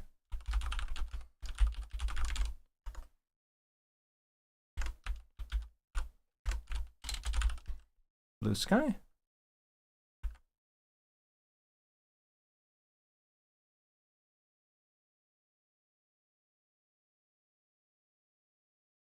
Okay, got everything here. Good. Oh my god, the flashing lights. Hang on, chat, I need to fix this. This is unfortunately a side effect of when I have too many light sources. Okay, that's better. Let's get started. Okay, so I add you, Discord. We're gonna change you to... Oh no, hang on. I shouldn't do it that way, actually. I'll copy you and I'll paste a reference of you.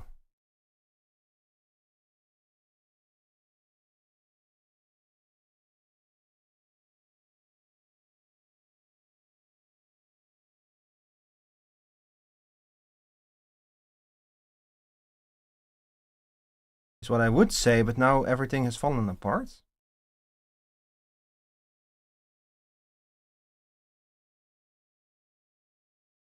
Okay. So if I change you to the other one, then... Okay, now that didn't work the way that I was hoping it would. Oh my god. Everything breaks.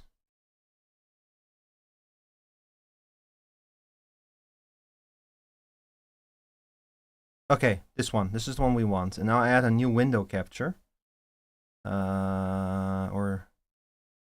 Yes, and we'll call you H3. And you're gonna capture the Twitter page. Okay.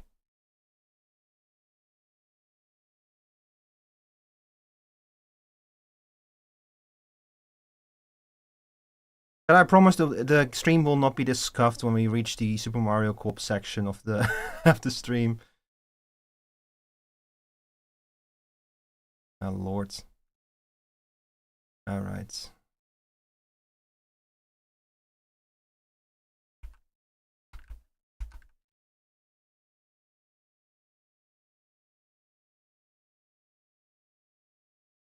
Okay.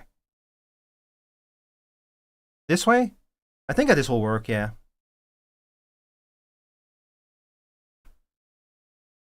Alright. Oh, hi Beetle JPEG. Welcome in, welcome in. Also, hi V. Welcome everyone. Hi Spatsy. Yeah, none of you are too late. I am sorry, but we ran into both some health issues and some technical issues, so everything was like a little bit delayed. But hang on, if I do this then... Oh, I didn't think about that part. Okay, you know what? We'll just... do it like this. Here, okay. And I'll just turn this one off when I like move things into place, okay? Alright, actually it's probably better if we start with the blue sky, because there's less people who participated through blue sky.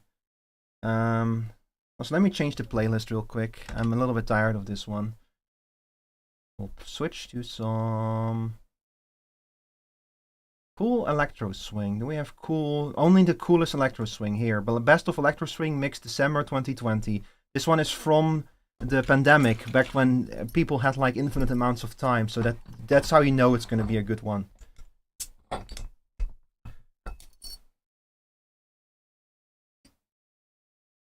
All right. Yeah, I don't care about trending topics. Okay, so chat. I announced this 2 weeks ago. We're gonna be doing a VTuber design rating and tier list. I'm gonna go through everyone who entered. I'm gonna tell you what I think of your design, of your vibes, and I'm gonna be telling you which class, which D&D class I think you resemble the most, like which vibe I get from you. As you can see, ignore the placeholders. Those were just to be able to make this template. I got y'all over here. I made y'all little portraits, as you can see. I'm gonna drag y'all in. Where possible, I'll also tell you which subclass I think you fit the best. But in many cases, like I'm not super familiar with most subclasses for D&D. Like I'm pretty familiar with most of the classes themselves and what kind of the memes around them are. But like I myself, for example, I've only played a barbarian, a cleric, a fighter, a paladin, and a warlock. Those are the only classes I've personally played. So that's the only ones I personally have experience with. I've actually played D&D. Oh, D&D is super fun. It's like I have a group who plays every Sunday, and we've been playing for years at this point. So it's mega fun. Actually, like I can tell you guys a little bit about the kind of shit I went up to, but we'll do that later. For now, let's focus on the actual things. So first of all, let's start with the blue sky things. So the first one in the list is Beowulf Plays, or Kevin. I think Kevin. Are you here? Is this? You know what? I should probably. Oh, I made the announcement already. Yeah, I'm not gonna make another announcement. Whatever. I think this was made by Yuki Draws. I'll give her a shout out real quick. Don't look behind me. Okay. You're standing right there. Hi, it's in here. Do you want to drink something? I have some extra in my bottle. Call myself a soda. And let me give her a shout out real quick. Here, this is my good friend of the stream, Yuki Draws. Her artwork is absolutely incredible. She recently made a demon design for me. That will show to you guys after we're done with the tier list. But I really like this design. Just the simplicity of it, the cool black jacket with the iron crosses. This is mega. This is something you would wear to a metal concert. I really like this one. In terms of vibes, God, what class would fit this the best? Also, I should shout out Kevin himself now that I think about it. Shouting out the artist, but not the actual artist. Oh. Is it this one? I don't think this is the one.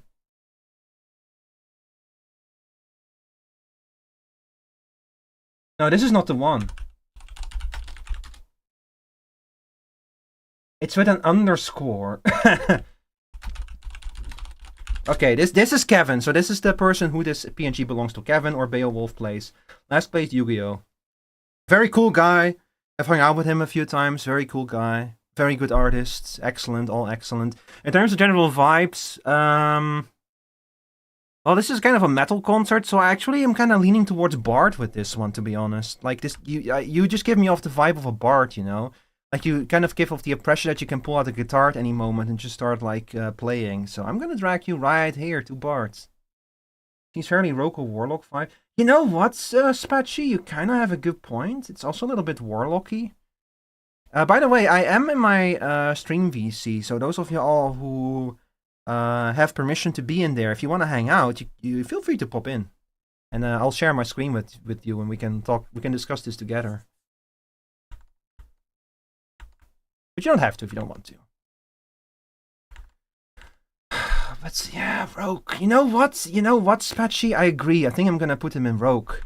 He has something. This design has something roguish over it. You know, it's the kind of thing like he will start talking in Thieves' Cant at you any second. You can totally imagine it. Like a modern rogue. There used to be a warlock bard cross class. I can see it, yeah, I can see it. Like maybe a mix between like I don't know, like maybe with like a familiar or something who makes music. Who join? Hang on. Hi there. Hey. It's me, Scene. Oh my god, it's Scene TV, the brand new Vtuber I've never seen before. Hello streamer that I've never met. Hang on, let me fix your Flugy. You're very big. I'm exactly the size that I should be. You're you're too big for the screen. Hang on. There, that's better. All right. Hey, get that thing off the screen. Don't be rude. I need to change it so it's actually me and it's not Erica anymore. Okay, hold up. I'll share my screen with you. I'm probably gonna have to share the entire screen instead of just a segment of it. So don't laugh if I dox myself. I won't. I'm just gonna write down everything. Yeah. Alright, so here, Kevin. Kevin, we're gonna put you in a... you know, I actually thought about expanding this list to include every subclass, and then I realized I would like to be done with this, preparing this before 5 years have passed. There's not a tier list big enough in the world to put every D&D subclass in here. Hi Q, hi. Yeah, Nemo is in this list as well, yeah. They also participated, yeah. Yeah, so Team, how do you feel about this design? What kind of vibe does it give you? Okay, first of all, I've only played one session of D&D, so you should take my opinions with a grain of salt, but I agree with, like, Rogue. It's giving, you know, like, good to, like, be doing shit in, because, like, rogues have to be sneaky or whatever, right? Yeah. Like, what if you fall or you trip? You gotta be all covered. True. He has that that attitude. It's like, no matter what happens, I know where the exit is and I can leave this building in 5 seconds. Yeah, that kind of energy, yeah. Yeah, okay, so Rogue it is then. Hang on, now I've scrolled up, so now I'm missing. There we are, okay. So Kevin... Okay, is this better? Kevin, you're a Rogue. Beowulf plays, everyone, so Rogue. Okay, up next we have Nemo. Also a very strong design. This is based on a Nautilus shell. So you can kind of see the shell up here and the mouth in the hand instead. It's a very, very cool design. Ooh, this is really cute. Yeah. See, I bald? What? Oh, hang on, I need to show you. Why are you bald, Sin? I wanted to be myself. Oh. Look, it's just Sin being Sin. It's not showing on stream. It should now. Are you guys not seeing it on stream? I just opened it on Twitch and I can see it now. Okay. Yeah, so this is Nemo's design based on a Nautilus shell. It's a very strong design. The problem is the kind of vibe it gives me. This definitely gives me like bardish vibes. But You said that about the first one too. Everyone is a bard. What gives you bard vibes? I don't know, like the bright color palette, you know, like bards are bright. They're like the bright spark that inspires everyone around them. Literally, that's their whole thing. What's the class that heals? I could see like cute like little underwater druid, or not druid, cleric. Clerics heal. I'm literally playing a cleric in D&D. I feel like I should know this. True. I could also see a cleric, yeah. There's this cleric. No, this is just this kind-hearted cleric who just wants to help people, you know. That kind of energy. Yeah. You know what? I agree. I'm gonna put Nemo in the cleric thing category, right here. No, actually, my D&D characters was a cleric, but she was a war cleric, so she was more about fighting than healing. Mine is a death domain cleric. I'm not familiar with the death domain. What kind of things do you do? Well, see, I don't really know what's going on either because that's my first time playing D&D, but my guy is pretty much bugs, and all their spells are like they can heal, but it's gross healing. Oh yeah, I think I saw you design them. Like they're like a body. The fucking bug, yeah. Their body animated by bugs or something. Yeah. Which is metal as fuck as far as character designs go. Thank you. I was having a lot of fun with it. Oh, you have spells like False Life and Ray of Sickness and Blight. Yeah, I see. You're like all about death and decay and stuff. Yeah, the character's name happens to be Decay. Yeah, okay, now I get it. Yeah, so the thing with clerics is that clerics pick a domain, which is associated with gods, but they kind of, like, their power usually comes not so much from the gods themselves as from the domain those gods represent. So it kind of flows more directly. The god is just, it depends on like how you and your DM interpret that kind of stuff. But that was kind of how we would treat it in the session where I played a cleric. Was you have the domains, and a god can be like the patron of a domain, but the domain itself is like an even higher entity than the god, so to speak. Ooh. And the domains like it was kind of like later in the campaign we found out that the domains were like a way to almost like anchor a particular aspect of the world, but you could actually destroy a domain, and in doing so there would be no more god of that domain. It did do some damage, but it like for example, we ended up having to destroy the domains of time and space, basically, which did not actually break time and space. It mostly meant that those elements were no longer under like divine control. Man, I fucking love D&D. Once I found out that like you can literally do whatever you want, you can go crazy. Yeah, it's really cool. And our DM, like for our last two campaigns, those both took place in the same world. He came up with really cool ideas. And like for our current campaign, he's come up with like a completely different set of rules that we're still trying to figure out. But those are also really sick. That's yeah, you put it perfectly. You can do anything in D&D as long as you like. As long as like the players are fine with it and the DM is fine with it, and it all kind of somewhat works, you know. You can basically do anything you want. When me and my DM have been talking about like all the fucked up weird spells I want to do, like most of Decay's spells, like the Ray of Sickness and stuff, it's like being transmitted like by bugs. So the end effect is the same. It's just you're changing what you're doing. So like they have one where they give you fucking brainworms. Like they release a maggot into your head and then it makes you hallucinate for however many things. Hi, Rio. LOL. Hello, Rio Saber. It's the Rio Saber. I'll be popping in for a couple minutes, but I will have to leave shortly. But I wanted to say hi. Hi, how are you doing? I'm doing good. How are you guys? I'm good. I'm really good. I'm happy that everyone is enjoying. I hope everyone is enjoying themselves. I've had a good time today. I'm having quite a bit of fun. Good to hear. Man, we're gonna have even more fun when we go to Super Mario 64 DX. That game has so much potential to mess with other people. Okay, hang on. Spachi said, to be frank, Cleric has become the anything ghost class because people didn't want to play the healer. They fit almost any archetype these days. It's not a bad thing. Other classes have gotten similar treatment slowly. Like I had a rogue lady with a bright colored outfit who was a con artist from the circus. Yeah. That is also like about Cleric. You can basically build them into anything. You can have a full party of Clerics and they can cover pretty much anything. Just if they kind of like are built complementary to each other.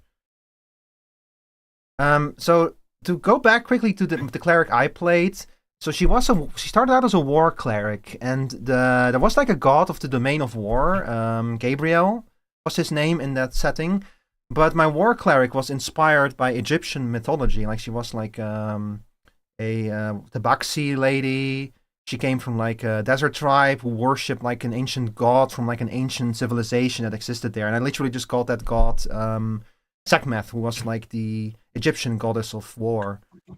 The lion goddess. Yeah. I love I love like fictional mythology. That shit's so cool. Yeah, so Sekhmet, if you look her up, her mythology is she's like one of the Ice or the daughters of Ra, and she like got really drunk one time and fucked up the desert or something, and they had to like they had to like make her fall asleep by like drugging her or something to make her stop ruining everything. She has some insane stories behind her. So that kind of created like the interesting situation where there was the god of war, Gabriel, but my character kept insisting that her god, Sekhmet, was the god of war, even though she was only a lesser god of war. And then because of my character's actions, Sekhmet died, and she went from a cleric to a barbarian. She lost her divine powers because of that.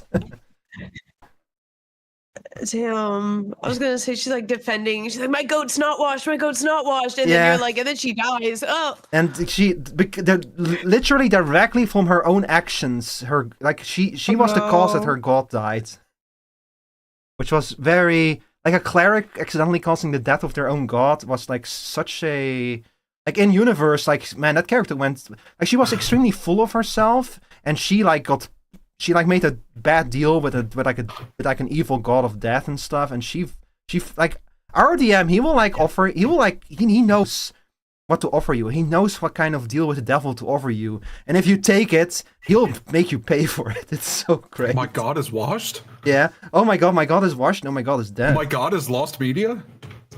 Kind of reminds me of Legends Arceus, where the two tribes were worshipping the same god but had different names and interpretations of it. Yeah, it's a little bit like that. You have the big gods who are like the patrons of domains, and then you have like lesser deities all over the place in that world. But like the whole world was like facing its end basically, so shit was fucked up all over the place. Man, that was such a cool campaign.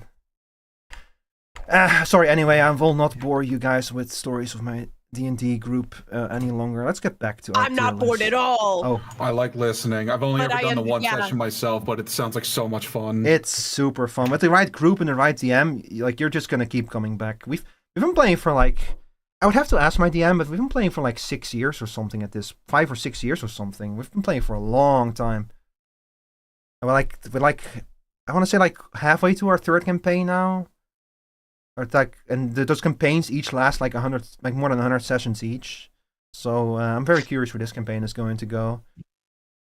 But, okay, so that was Nemo, and then here's Yukime, her own design. So this is the artist who drew Beowulf's design. She's a good friend. I went to Gamescom with her actually. She's also really cool in real life as well. It was a lot of fun to hang out with her, and she actually. I'm gonna show you all now something. This is not directly related. We're gonna go on another tangent. I apologize. Oh, I should not show this over here. Doxed. Doxed. No, I didn't see nothing. You saw nothing. So let me quickly go grab. Tieflings right? are great. No, she's a demon.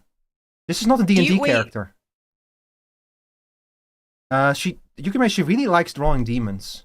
So she has like makes a lot of demon I could design. understand that. Yeah, I could understand that. I too like to give people horns. It's just fun. Yeah, it's super fun. So into 2024, she surprised me by she made like a bunch of like demon designs for like a whole bunch of different friends, and she completely surprised me by giving me this. This came out of nowhere. I was not expecting this at all, but just look at it. How cool this is. This design. This is fucking sick. This is Rico as a demon. Oh shit! Like So I was looking at Discord and I had to look at. Oh yeah, this starts is on the awesome. stream. Yeah, hang on, I'll open it up here as well. So here. No, I can find it. Yeah, so this was what she gave me last year, and then because she actually takes commissions for demon design, so I asked her, hey, can you like make like a reference sheet of that, because I want to start using this as my Halloween outfit. And so she then came up with this. So this is like basically a redesign. And again, you can just see, man, she's so insanely talented. She's really good at this. Yeah, kind of stuff. I'm just staring at this art so fucking hard. Yeah, it's so cool.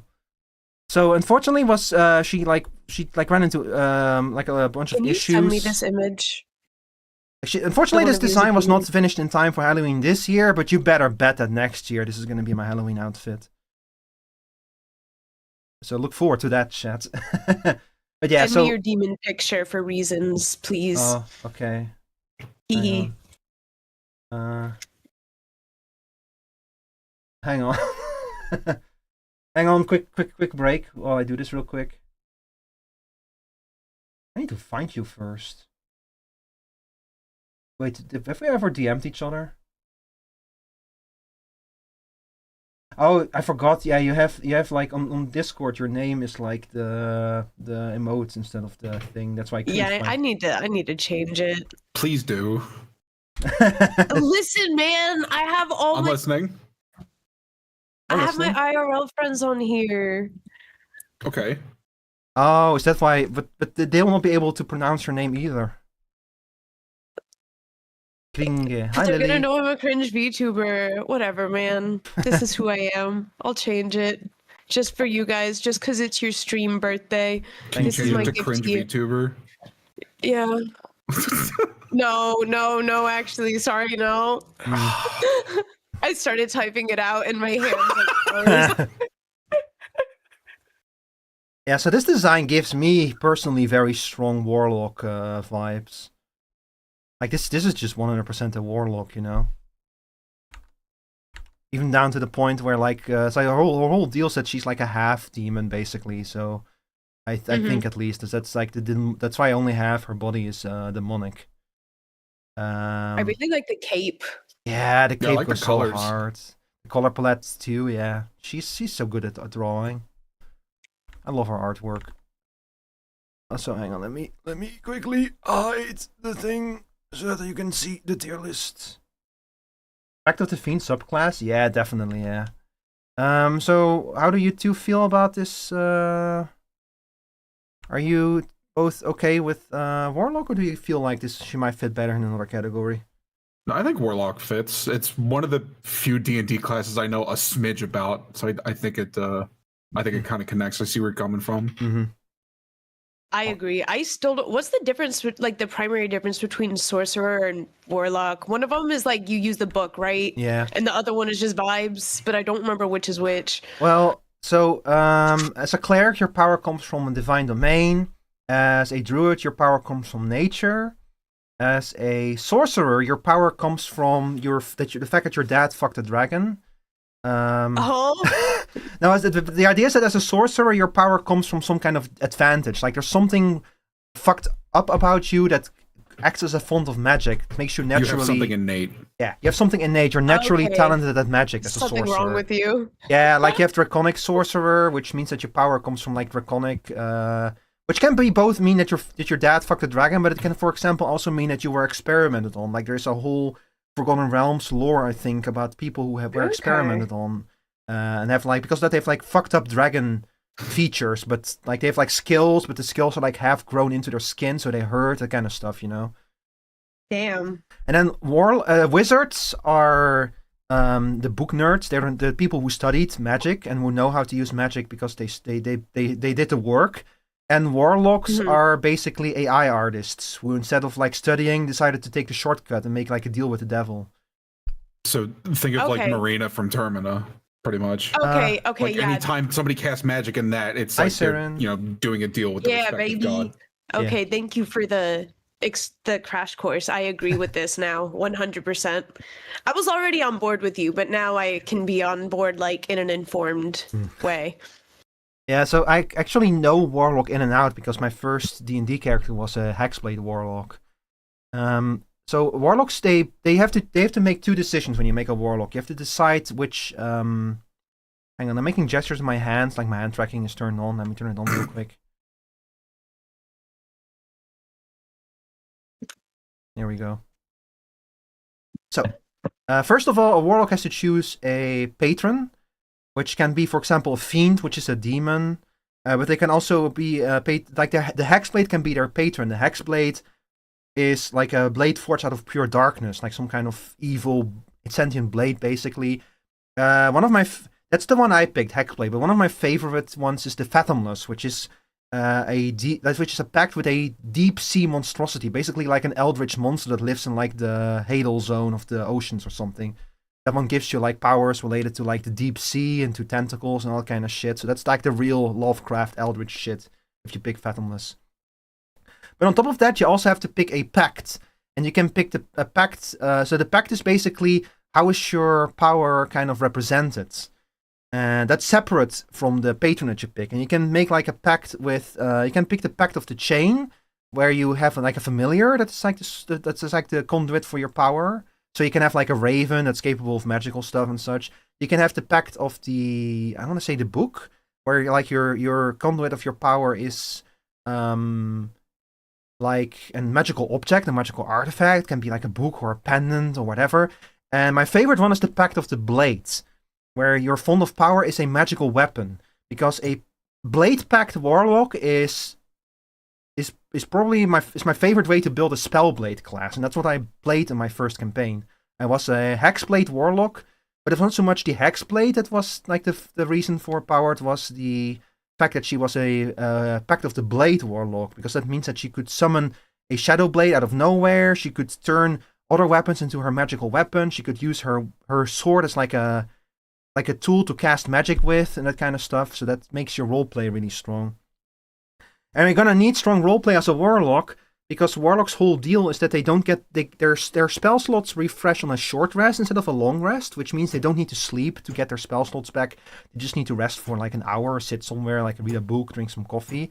But in return, they get barely any spell slots. Like a warlock, like a wizard has spell slots for days, especially at higher levels. But a warlock, even at high levels, you only get 4 spell slots, which is almost nothing.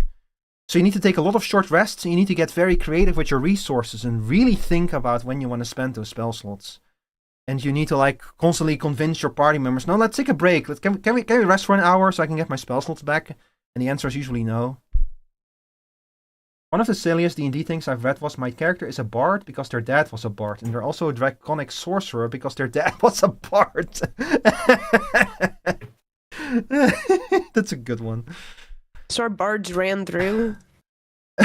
Nah, it means that their mother was a dragon. Okay. It has That's happened. brave. It has happened. That's brave. They got less Don't slots. they get hot in there? They got less slots, but the spells are always cast at a higher level. Yeah.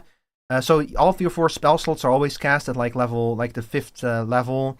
And you get something called Magical Arcana at higher levels, which is basically 1 spell slot of the 6th, 1 spell slot of the 7th, 1 of the 8th, and 1 of the 9th level that do refresh. It gets complicated at higher levels. You get more tools, but it gets a bit more complicated. And I won't go into too many details right now. But I really like Warlock. They initially look cool, then you play one and they feel underpowered. But if you invest some effort, you can make a really cool Warlock character. And just for the roleplay alone, they're really awesome. So, definitely I strongly recommend playing a Warlock. What is this tier list directed at exactly? This is Vtuber designs. I basically asked people to submit their designs, their PNGs. And I'm going to be talking about them, and I'm going to assign y'all a D&D class based on vibes. That's the best way I can describe it. Okay, so next up is Based God Dio, who his design is based on... I mean, he literally says it. His design is based on Dio. I won't put it any more succinctly. I can respect it. Yeah. So Dio is actually also really cool. I enjoy watching his streams as well.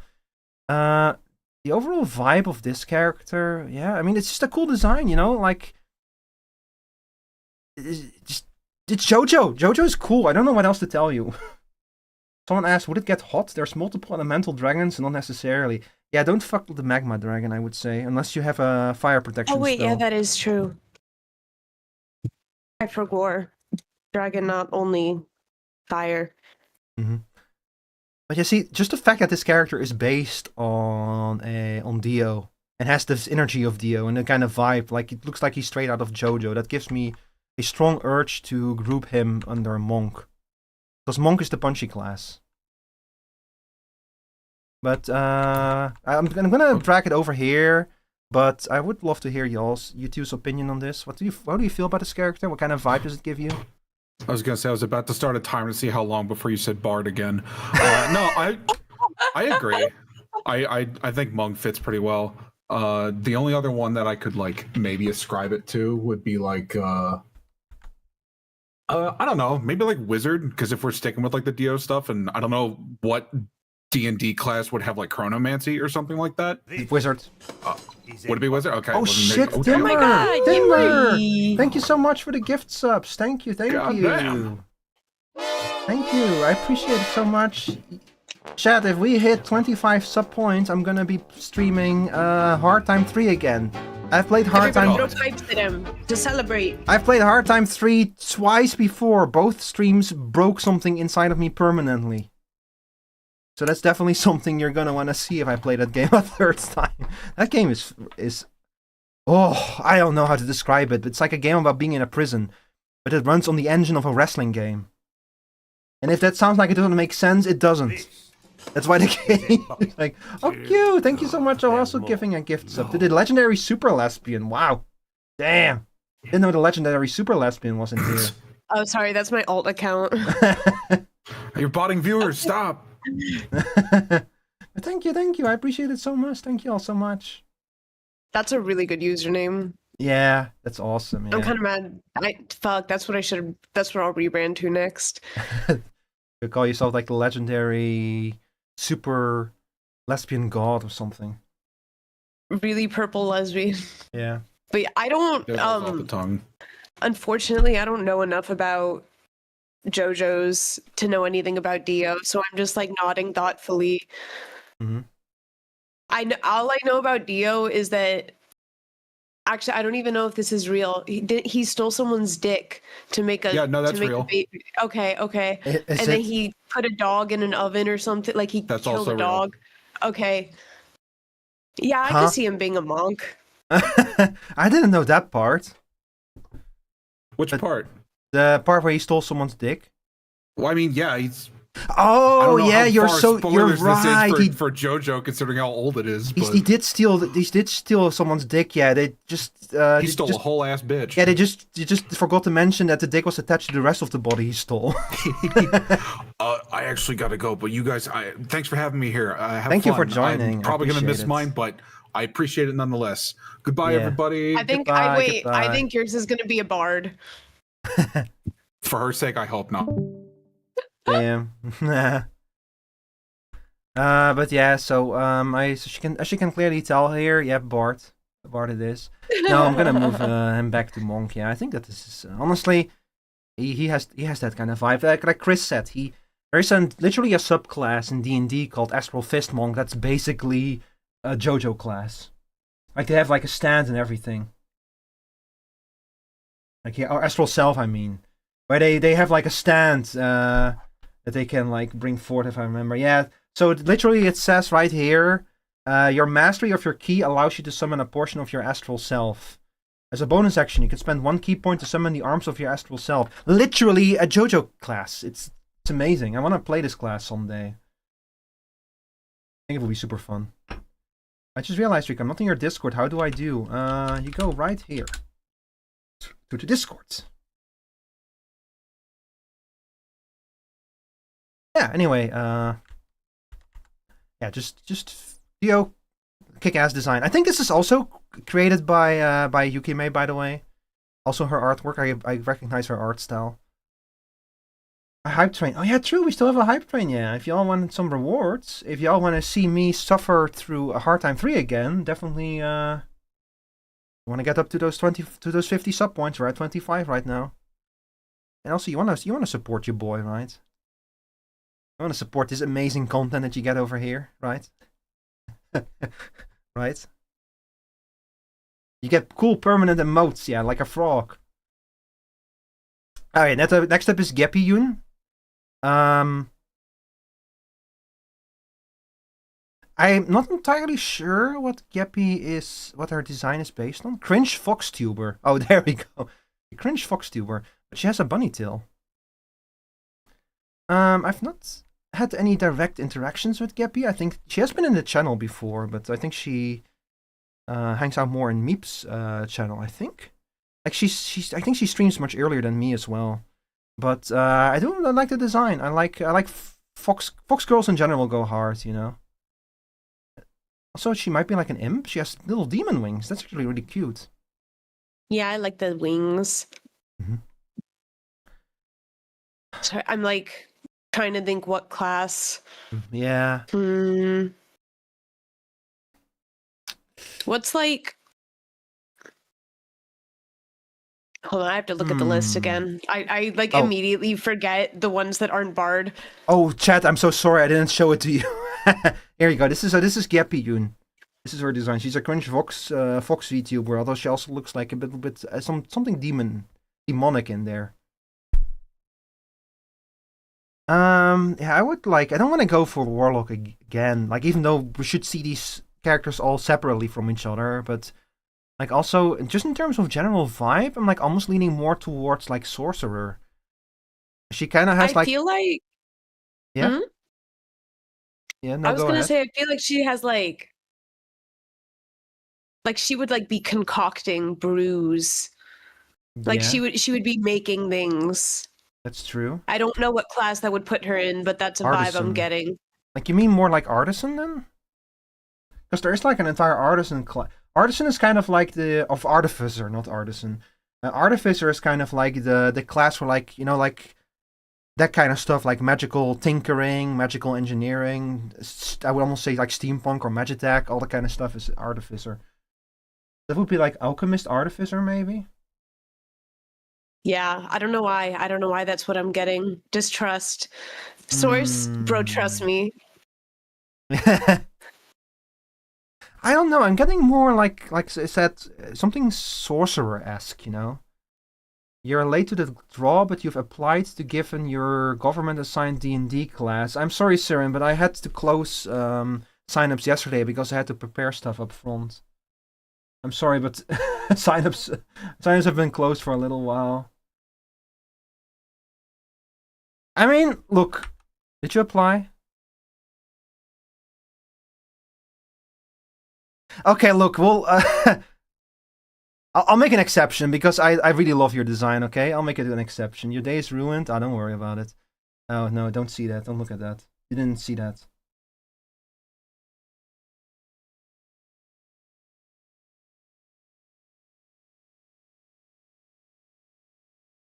Hang on, but I'm not gonna be able to make a little portrait for you though. So you're gonna be I'm gonna drag the whole image into the tier list. Hold up.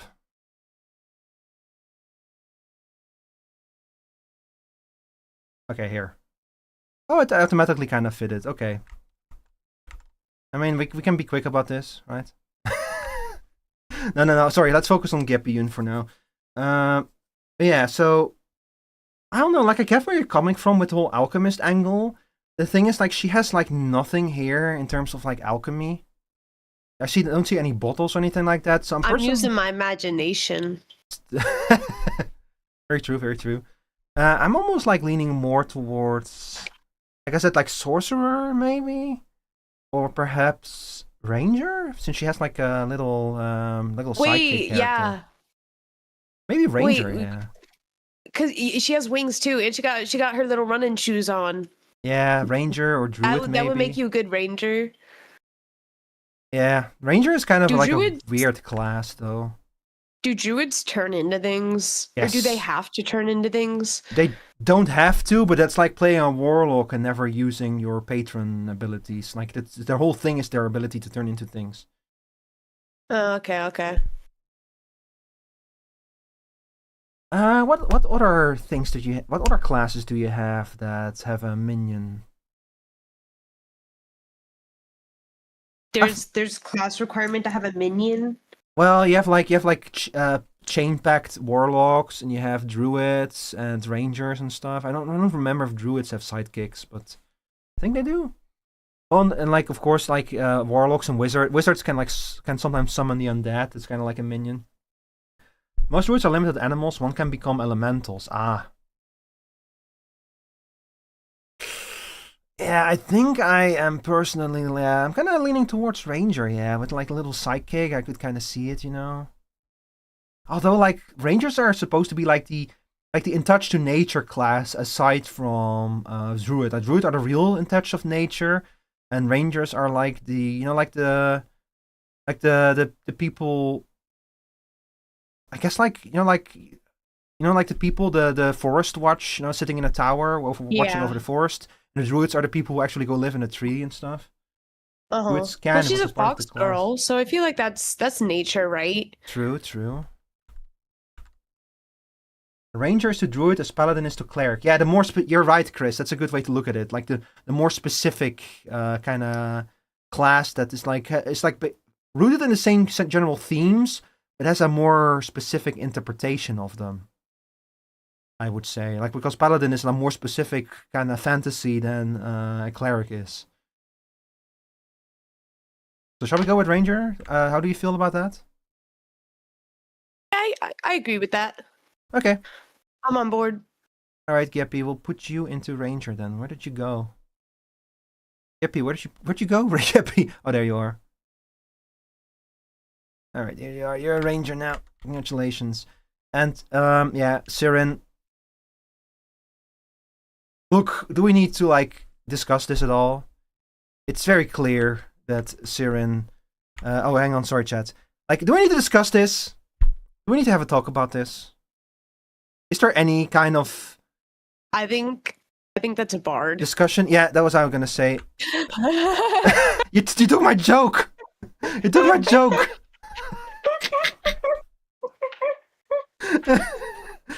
You took my joke. Banished to Ranger, congrats, you're now the weakest class. Look, you just need to fix it, you know? Like, you just tell your DM, I want to be a Ranger, and your DM will say why, and you'll say, yeah, that's why we need to fix it. And then if your Ranger is like, if your DM is like, it's like willing to basically let you like make your own class, then you can fix Ranger. Or just play like a fighter with like a ranged weapons. Ranger isn't bad. Yeah, look, it's a bit of a meme. It's a bit of a meme. Chris actually played a Ranger in one of our campaigns. Old Ranger maybe. New Ranger still. But, you know, I have not looked at New Ranger yet. I know that like they try to fix a lot of the issues with the old classes. Your current character is a Ranger. Is that in the new version, Vlog? The 25 version of the player handbook? So I know they've been making a lot of changes to stuff. It's a new version, alright. Alright, yeah. Okay, anyway, let's go back to this real quick. Okay, no, but seriously. Like... Bart. I cannot get over it. You went to pee? Oh, don't worry, Siren. We've decided that you... Yeah, I've already decided you're a bard. Big bard energy. No, but like for real. Yeah, see, we're joking, but you do have a little bit of that bard-esque kind of energy, you know? Somewhere, a little bit. Like, the thing about bards is that, see, wizards and bards have one big overlap, which is that wizards need a way to write, like to document their spells. They have like a spell book. And bards need a way to express themselves, which is usually a musical instrument.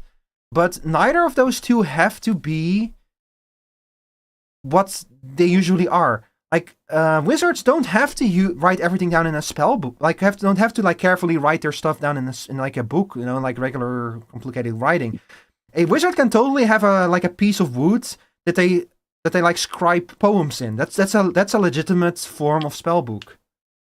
And like a bard can use slam poetry instead of like an instrument for their stuff, you know, or like interpretive I'm learning dance. so much about D&D today. Like you're gonna have to like discuss it with your DM, of course, you know. I'm excited. But like in terms of like I love general learning. rules, so you'll take it. Okay, well you're a bard now, Siren. You want to be a baker bard? I bet you could totally make that work with like the right stuff. So Siren, you're a bard. Congratulations. And then the last one, Rodach, shared his design with us. But the first time I saw this, my mind immediately went... Oh, hang on, sorry, chat. I keep forgetting to show you all. My mind immediately went to, like, Destiny. Like, it looks like a... This character looks like a Destiny character, you know? With, like, the coat and the helmet and stuff. So, in terms of, like, class, I would probably go with, like, a fighter or something. Like, some kind of ranged fighter.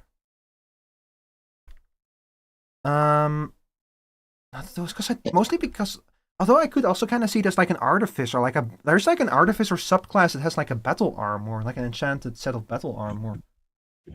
So you could also go with that actually, like an armorer, artificer.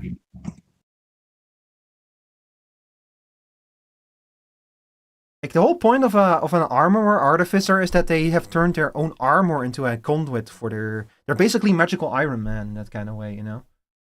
So I could kind of see that. Very robotic looking, I'd say an artificer, yeah. So that my impression of this would be like an armorer artificer. How do you feel about this scene? I didn't know that was a thing, but what you just described sounds like yes. Because otherwise, I would just say fighter. Because I'm like, you look like you could probably like swing for a good long time. Yeah, so if you're a robot. Either a fighter or an armorer, yeah, an artificer armorer. So I would, we're gonna put you firmly in the... Where are you in the list? There you are. All right, artificer armorer. All right, so we are through our Blue Sky submissions now. So let's go look at the Twitter submissions. So first of all, at the very top, we have Other Time. Oh, wait a second. We're in the middle of an ad break. Actually, I'm gonna very quickly use the bathroom, you know? Go piss, girl. I'm gonna go piss. Be right back.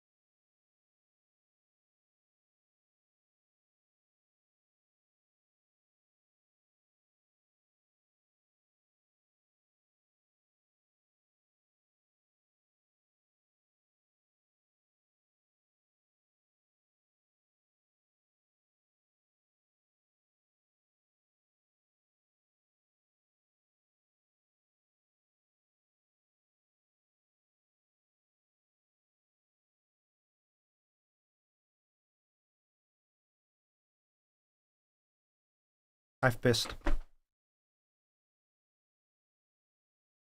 Welcome back, everyone.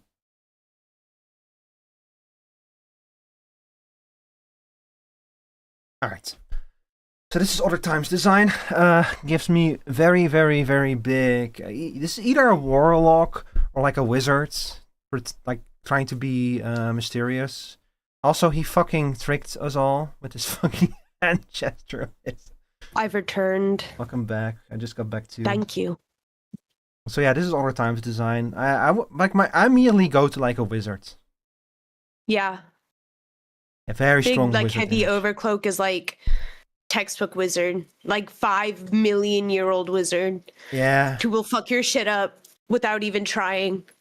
I like the hand gesture. Feels like a somatic component. Like him just like casting a spell by doing like making you look through the like. It reminds me of the, do you remember the OP move from what's it called, Kung Fu Panda? Yeah, you're right. The pinky hold. He's about to hit you with the pinky thing. Yeah, where he like moves his pinky down and then you explode into a giant fart cloud. Yeah, and that way he would be monk. If that's true. Now we're gonna put him into wizards. Like it's very strong wizard energy. Like the kind of confidence that only someone who has a spell that will let him instantly explode you has. You know, the whooshy finger hold or something. Yeah, something like that. Yeah.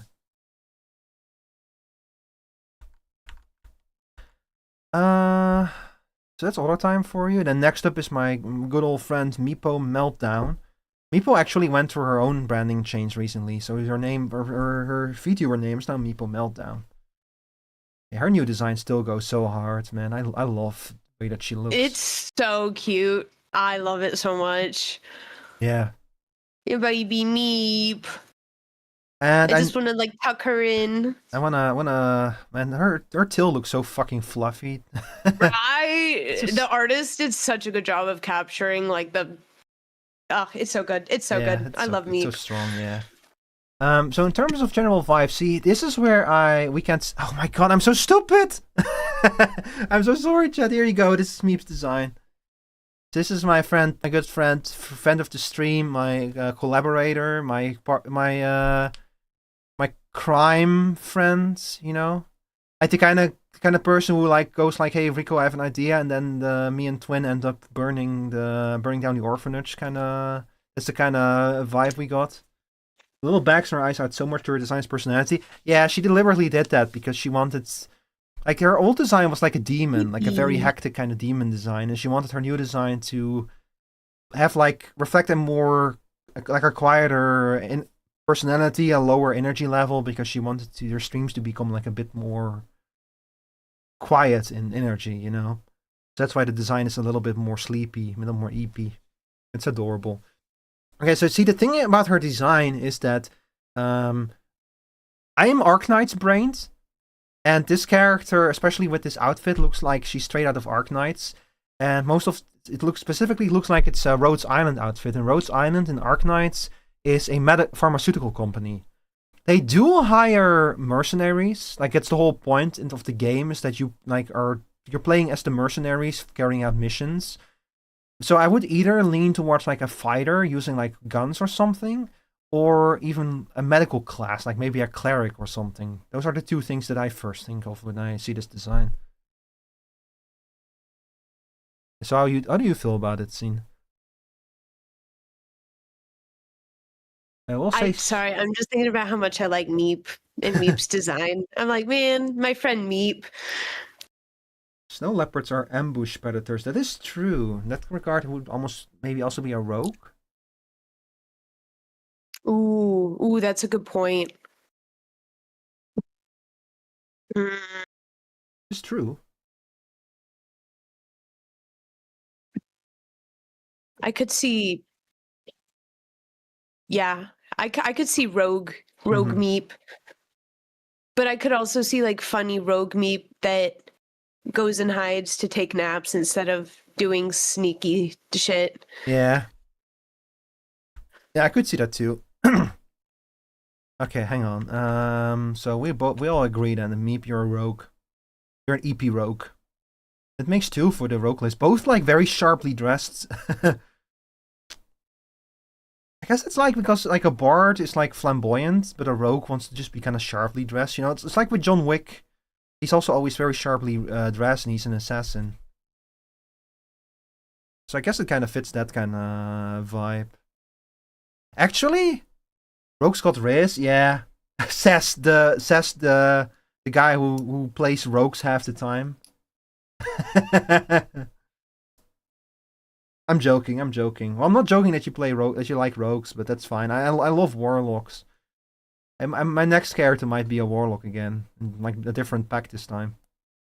But they do got that rip, yeah. Like a bard wants to draw attention. A rogue wants to be dressed sharply in a way that doesn't. I guess like that wouldn't draw attention. What would make sense for a rogue? A rogue wants to be a professional. Yeah. Anyway, let's go on to the next design. So here we have Lumera the Royal Stoat, which ever since I've returned to Twitter, I've been meeting so many Stoat VTubers. I didn't know there were so many of them. But this design also goes very, very strongly, I feel like. I like the... Oh, that's cute. I like the bow and the little crown and stuff. Yeah, of course, the tail with the iconic black tip to the end. I do just love white with like black accents. Yeah. In hair. I always think it's so cutie pie. Yeah, it's just a very cute design, yeah. I also like that she kind of has something similar going on to me, where she's based on like the winter fur of a stoat, but she has like the little black tips and accents to her hair. Like she could be my sister. It's a very cute design. My long lost sister. Stoats are getting much more recognition in recent years. The contrast of cute and murder. Yeah, of all the mustelets, stoats are the cutest and the murderers. Yeah. It's like otters smash shells and they hunt fish, but otters don't like attack other small mammals, as far as I know, at least. But a stoat will fuck you up if you're smaller than it. Which is, I mean, otter prey can't fight back. True, yeah. They can swim away. They're pretty violent. Because I mean, they beat the fuck out of mussels and like oysters and shit. So I feel like if an otter was like a land mammal, maybe it would like curb stomp you. Yeah. You know? But honestly, like mussels kind of have it coming since they've been shellfish their entire lives, you know. True. But yeah, so when I look at this design, my first vibe is like some kind of like barbarian. That was not what I was gonna say, but you really think like barbarian? Well, maybe like the Gap Moe, you know? Stoat's an apex predator, bro. That is true, yeah. So I guess she's luring you in. She's luring you in with the Gap Moe, and then she fucking kills you. She's cute and adorable and fluffy, and she'll tear your throat out if she gets near it. I can see it, yeah, I can see it. Giant river otters team up on jaguars and crocodiles. I didn't know that. Giant river otters are so interesting looking. They're so freaky. They're so cool, but like, oh. I didn't know that. I look at my other friends in a very different light. I need to like tell other time that is it true that you team up to take out crocodiles? He would totally say yes. But yeah, so yeah, barbarian. I was gonna say like maybe a magically inclined class, like some kind of royal wizard or royal sorcerer, but I liked barbarian as well, yeah. I could totally see it as like, yeah, this character, this person who's like very, like you said, kind of lulls you in a falseness of security, and then she tears your throat out. Yeah, the Gap Moe. Others together strong. Heck yeah. Yeah, it's just overall a very strong design. Oh my god, who is this? Look at this character. Oh god. This purple tiefling. Oh god, what is that? Oh my god, what is that? What is that creature? Oh, what is that? We just don't know. So, Tsing, can you tell us a little bit about your design, since we actually got the artist and the person behind this tuber in here with us? Sí, la criatura. Wait, do you want my lore, or do you just want like what you want? No, you can lore and like what's the idea behind the character? Where did the design come from? Okay, so my lore is I like mythology, and so in Nawat mythology, this one god went down to the underworld to go get like the bones of old gods so that he can make humanity. But the god of the underworld is like, fuck you, I don't want you doing that. So he trolled him and he falls and breaks the bones on the way up. And then this teeny tiny little bone fragment got left in Mictlan in that scene. So they're purple. They're just purple because they grew up underground. So, they're just a normal guy. They're just purple. So are they the bone fragment, or are they like the guy who broke all their bones falling upwards? They're the bone fragment. It became like a whole person. Or they grew, yeah. Because in the lore, like, because the bone, like, or in the lore, in mythology, because the bones broke, like, all at different lengths, that's why people are different heights and stuff. And so when I was making their design, I was like, what if you dropped, like, the tiniest, shittiest little piece of bone, and then it still grew into a person, but, like, it grew underground, so, like, it can't be a normal person. So they have horns because they have a calcium deficiency, and they're purple because there's no sunlight down there. And the heart on the outside of the chest, is that like just a picture or is that the actual heart? I haven't 100% decided yet, because sometimes for the models, like, I'll animate it like a functional heart, and then other times I'll just draw it like an embroidery on the top. But for their outfit designs, like, I do like to incorporate organs and stuff like as a part of it, so like kind of as an accessory, but with the intentions of it being functional. Like on their old model, it had like the intestine bow, and then I switched it to the heart and like the different ribcage design because I just felt like this one looked more cohesive. Okay, I see. But Well, I have been kind of leaning towards the idea of the heart functioning like an actual heart because it's funny. it's very funny, yeah. No, but you know what I'm thinking that you're a bard. You're so right.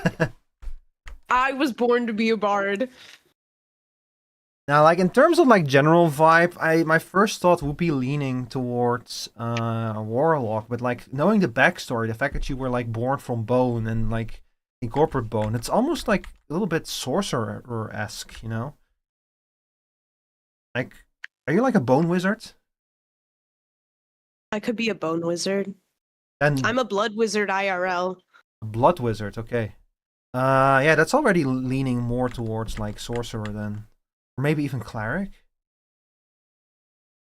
Like a cleric of death, maybe? I send you to the bone zone. Yeah, the cleric of bones. But then it's just like the steel pipe noise, but it's 500 bones. Shadow sorcerer, also good. Teleport from shadow to shadow. Oh. Yeah. Yeah, you know what? I'm feeling it. Sorcerer, how do you feel? Bard or cleric or sorcerer? I don't know. That's just like, that's my baby. That's like my son. What do I think scene would be?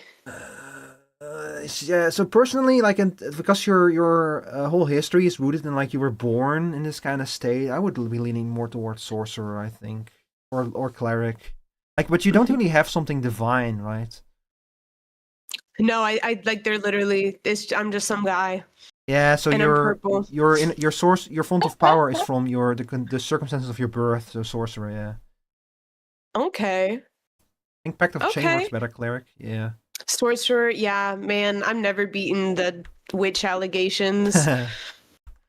That's okay. Like witches, you can play any of these as a witch. Like you can be if you're like a bookish witch, you're a wizard. If you're like a witch who made a deal with something, you're a warlock. If you're a nature witch, you're a druid, you know, or an alchemist artificer. You can do as a witch. Yeah, like that's a cool I thing. need to draw my scene Sona for what are we the citizens of? I forgot already. Citizens of Brasburg. Just think brass and the city of Strasbourg and yeah, they're gonna take my citizenship card away because I'm gonna keep forgetting where I'm from. Yeah. People ask me what country I'm from, and I'm like, I'm from Texas, and then I remember that's not the country. I mean, I've seen a map. You know that? Did you know that Texas is bigger than Texas? So true. I actually, not to yap, but I was talking to a friend the other day because I'm gonna go see a friend in a different state next week, and they're like, like it's a long drive from where you are to where I am. Are you sure you're okay with that? It's like 30 minutes. And I was like, it takes me an hour to get from one end of my city to the other end of my city. Like 30 minutes is nothing. And I know I'm becoming the kind of obnoxious Texan because when they were like, are you sure that's all right? Even though that's like a very kind thing to be asking of someone, I was kind of like insulted. I'm like, what, you think I can't handle a 30-minute drive? Yeah, it's as someone who lives in a country where if you like drive in a straight line for 3 hours, there's a good chance you're gonna end up either in a different country or in the ocean. It's very funny to hear. That's fucking crazy. Oh my god, another Texan. Let's fucking go. Heck yeah. I know a lot of Texans. There's a lot of y'all. I feel like almost every other person online is from Texas for some reason. It's just a lot of them. Like, what else are you gonna do in Texas than sit on the internet, you know? That's true.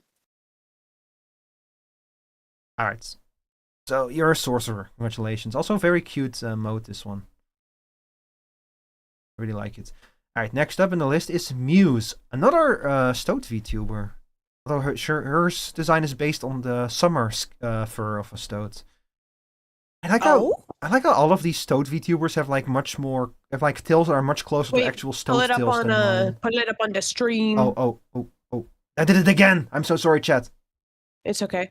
How about if you want, you can stop streaming it on Discord so then you don't have to like worry about doing two things at once. A little bit of a delay isn't going to be the end of the world to me. Well, it will not matter because the Discord stream is like the screen capture. So what I see, what I need to remember is to toggle the scene on and off on the stream. So even if I don't stream it on Discord, I'm gonna forget to do it in OBS anyway. Streaming is hard, y'all. Oh, this is cute. They don't tell you this in school, but streaming is hard. First Druid. You're right. Yeah, I'm getting very strong Druid vibes from this. Yeah, I like the very earthy colors and everything. I like the, although, see the luck thing. Chris, what class was Ari playing again? Like the Misfortune? Was it a Misfortune Bard or something? I forgot. Sorry, I'm like talking about our D&D group because Chris, I've played a lot of D&D with Chris. What was it again? Some kind of Misfortune class. Was it a rogue? Yeah, it was a rogue, a Misfortune rogue or something. No, I don't see it here.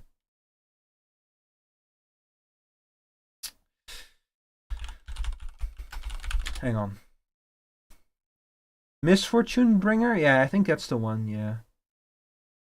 But then we have another rogue. Yeah, I think well, she's lucky fortune, not misfortune, so Misfortune is homebrew, I believe. It says here Misfortune Bringers from like the Grim Hollow wiki, so Ari might have been inspired by that. It doesn't matter. But yeah, I think I agree with your Bard's statement. Yeah, like she might be like a Bard with the What do you mean Bard? We said Druid. You're trying to gaslight me, you fool. No, I'm not. I gaslit myself. I was like my brain went back to Bard. I'm so stupid. Bard IMO. I'm throwing pipes at you. No. Please no. I don't think green equals druids. It's not just the green. It's like the overall thing, you know. Like she does have like a kind of vibe of someone. Although I could see Bard kinda, yeah.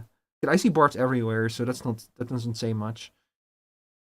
I like the little Bard pop class is anywhere with those who have the eyes to see. You saw Monk? Yeah, kinda. Like she has some obvious weapons, which I could see her like punch someone's lights out. Ranger. You got another one for Ranger. Yeah, Forest Ranger maybe. Yeah. You kind of see that too. If you look at her, can you like imagine her using Wild Shape to transform into like a bear or like I guess a stoat? I can kind of see it. I'm kind of leaning towards druid personally. I feel like if you can turn into a stoat, you wouldn't need to turn into anything else, because like that's a predator, but you can also run fast as fuck if you need to. Yeah, but like you're only a predator to mammals smaller than you, which is not a big list. Smaller in what sense? Like weight or height? Overall size is a stoat. You're not going to take on like a tiger or a crocodile. You're not an otter. Yeah, you run. You just run away from the tiger. Beastmaster Ranger. Yeah, she does have Beastmaster vibes, especially because of the little paw print. I could see her in charge of like an army of Stoat army. Yeah, Stoat army. Yeah. Although if I look at her description, a cozy little Stoat gal out in the world trying to make music. So she describes herself as a bard. Oh. Could she be like is there a bard that's like an evil Disney princess where like you can sing to animals and then they do your bidding? That's all of them. Okay. No, I'm joking. I'm joking, but well, again, like bards are good at charisma checks, and persuasion is a charisma check, and they probably have like some kind of. I would have to like check it, but there's definitely a bard subclass that's about like manipulating people with like suggestion and stuff. Like there's literally a spell called suggestion. Hang on, let me actually look. Bards. Eloquence bard, for example, is all about using like words to persuade people. Eloquence bards are dangerous in the right words. And you have like a swords bard, a lore bard. Speaking to you through the art of slam poetry and convincing you to do my evil bidding. Yeah. Or That's like a bard of actually. whispers uses psychological damage. She is a bard, yeah. Ranger of Swarms have a bunch of little animals instead of one big one. See, I do like the Beastmaster Ranger, but I feel like, especially since she herself describes herself as someone who's trying to make music, I'm like... I am leaning towards Bard with her, despite everything. It's hard. There's always the Performer feat. That is true. She might be a Beastmaster Ranger with the Performer feat. Like anyone can make music. The only difference is that bards use it, have like weaponized it. So I could kind of see that, yeah, like someone who like goes into the forest, and you can like even dress it up, you know, and say that it's your music and your performance that makes you control animals. You can totally like gift wrap in that kind of way. So I'm leaning towards Beastmaster Ranger with like some kind of performance feat or like using her magic to manipulate animals. How do you feel? I could get behind that. All right, then you. The more I'm learning about like the subclass options, the more I'm like, okay, yeah, I understand why you guys are saying this now. Because at first you're like, I think it's this, and I'm like, no, why? And then I learn that Beastmaster Ranger is the thing, and I'm like, okay, yeah, no, that makes perfect sense. Yeah, I like this is kind of the problem with the subclasses. There's a lot of them, and they can completely alter the way the class works. And I'm not intimately familiar with many of them either. There's so much D&D. They keep making books. They keep making D&D. It never ends. All right, next up, who is this? Oh my god, who is this? Fire axe, gun. And Rio, the design of Rio's character also goes very hard, yeah.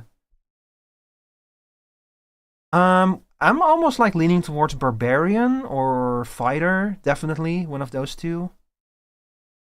Yeah. I feel like fighter, like you got options. I'm gonna turn off my hand tracking again. I keep looking over, and then I see my hands freaking the fuck out. So hang on. Dual wielding. Like a gun and an axe, like switching between ranged and melee? Yeah, like a fighter. Getting fire due to the arsenal aspect, yeah. Yeah, like there's a bit more tactic to it. Like a barbarian is literally just get in there and starts breaking things, and a fighter tries to be a bit more tactical about how they they have more. The fighter has more different tools that they try to apply, and a barbarian is just like, what can I get away with? How much of my health can I sacrifice to do more to hit harder? And that's not the vibe I get from this. So, yeah, I'm leaning towards fighter as well. It's going to be our first fighter. I was not expecting to end up with 2 rangers before we got even a single fighter. Gunslinger. Gunslinger, see, that's the cool thing about fighter. Fighter is kind of the general purpose martial class because you can build a fighter in many different ways. Like in my current campaign, I'm playing a samurai fighter. And yeah, of course I use like the katana, but you can totally build a samurai to use a bow instead, like inspired by the bow wielding samurai, you know. Fighter is a super versatile class. If you want to do something, a cool martial class, like you first look at if you can do it with fighter, and then you might investigate monk or barbarian if you want to go for something a bit more specific. And crossbows can be dual wielded, true. But also you can just have firearms in D&D. There's rules for that. You're gonna have to like, use like bonus. You're gonna have to like keep track of ammo, and you might have to use actions or bonus actions to reload, but you can do it. Oh, I didn't know that. Interesting. Also here, it's actually so we put Rio over here.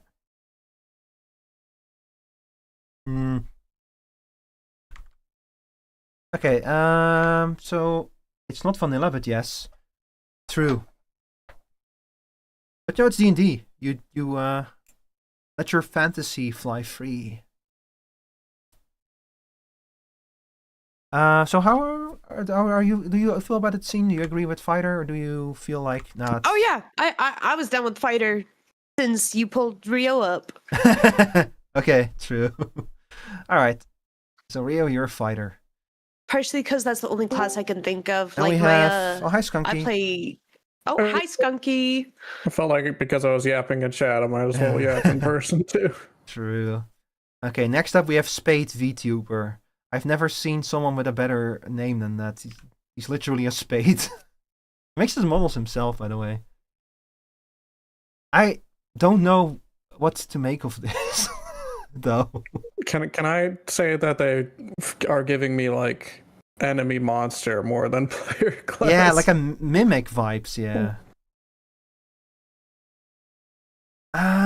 So you have druid. Druid that can only druid that can only transform into a spade. Yeah. I'm feeling it. Yeah. Like a mimic druid, or like is there like some kind of illusion, like illusion? We can be an illusion wizard who uses polymorph to turn into a spade. Although there are rules for transforming into objects, and I'm pretty sure that you're like stuck if you polymorph yourself into an object.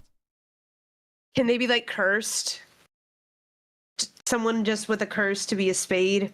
Like, you mean like a warlock or something? Cursed by their patron to be a spade? Which casted a spell on you, and now you're a walking shovel. Uh-huh. Oh my god, hi Meep! Hi Meep, hi my friend Meep. I'm chill. Put him in the necromancer or evil warlord gang as someone who know their personality. That's true. Meep is a friend of Spade, yeah. Thank you for the happy thank you for the wishes. True polymorph into a spade, obviously bard. Yeah, also kind of like that like. You know what, Chris? You can bring up a good point. Like he has like the self-confidence of a bard. You know, like he turned into a spade, but he doesn't care. You and these fucking bard assignments, man, you're crazy. No, but like only a bard is this kind of self-confidence where they got turned into a spade, but they're still like laying there. You know, like I'm God's gift to sexuality. That kind of energy. Well, I have a call as well, because the wild magic sorcerer, you can turn yourself into a potted plant, and that kind of feels adjacent to this. True. Where some wild magic went wild. He's a spade turning into humans to trick us. A spade who turns, so it's the other way around. He's a spade who turns into a human to trick us. Artificer. Yeah, I don't know. Artificer. Not armorer, artificer. Wild magic, yeah. Yeah, he does feel like wild magic is kind of the go-to. There's a reason why that subclass is so popular, because that's the one when you want pure chaos. I'm playing a wild magic sorcerer right now. It's a very cool subclass. Tsuku Mogami, yeah. Hang on, let me double check Tsuku Mogami. Just to make sure. Or tools that have acquired a kami or spirit. Oh yeah, don't Tsukumogami play a role in Silent Hill F? Oh wait, I heard Silent Hill F. I'm locked in again. Yeah, Tsukumogami. So he's a Tsukumogami. That's like that. Wasn't it the whole thing about Silent Hill F that in that town that they worship because their tools are so important to them that they worship them as Tsukumogami? Or am I misremembering that? Yeah. So he's basically that. He's a Tsukumogami. What kind of class would that make him? Another sort of oddball call is you could do Paladin and then the Nature subclass, because it's like, I don't know, I just think of like gardening. And it's a high charisma class, which would explain the seductive pose. True. Do you get like nature-y spells like ensnaring strike and speak with animals and things? Mm-hmm. Plus, I'm like, shovels are made of tough stuff. Shovels are tough. Yeah. So like an ancient paladin then, or? Yeah. And then you could flavor your like divine smite as getting hit in the face with a shovel really hard. Kind of hard to pick a class for a non-humanoid. It is true, yeah. But since you said so, Meep said put him in the Necromancer or Evil Warlord gang as someone who know their personality. I'm thinking really hard about it. This is the hardest one yet. You could always just throw him in the Necromancer Wizard. True. Yeah, you know what? I do kind of get. He just gave me the vibe of like a wizard, you know, who messed with magic and messed with magic and paid the price for it, or like even just doesn't care because they're so powerful, you know. Is Monster Hunter a class? Kind of. Like what's his name? Nazra from Fear and Hunger. If you're familiar. No, I'm not. I haven't played Funger yet. You should. I know I should. Yeah, I'm personally leaning towards Wizard. How do you two feel? I feel like you could go a couple different ways, but I'm not mad at Wizard. I can't believe you took him out of Bard. That's crazy. Yeah. I mean, yeah, Bards. Other classes can be seductive. Everyone thinks like Bards are the only sexy class. I agree with Skunky. I feel like I could see it going multiple ways. You know what? I know how to solve this. Hang on. There's like a new Wild Magic Barbarian as well. You could throw him in that. Oh, hang on. I fucked this. I'm fucking this up. No, you're not the shovel. You're wizards.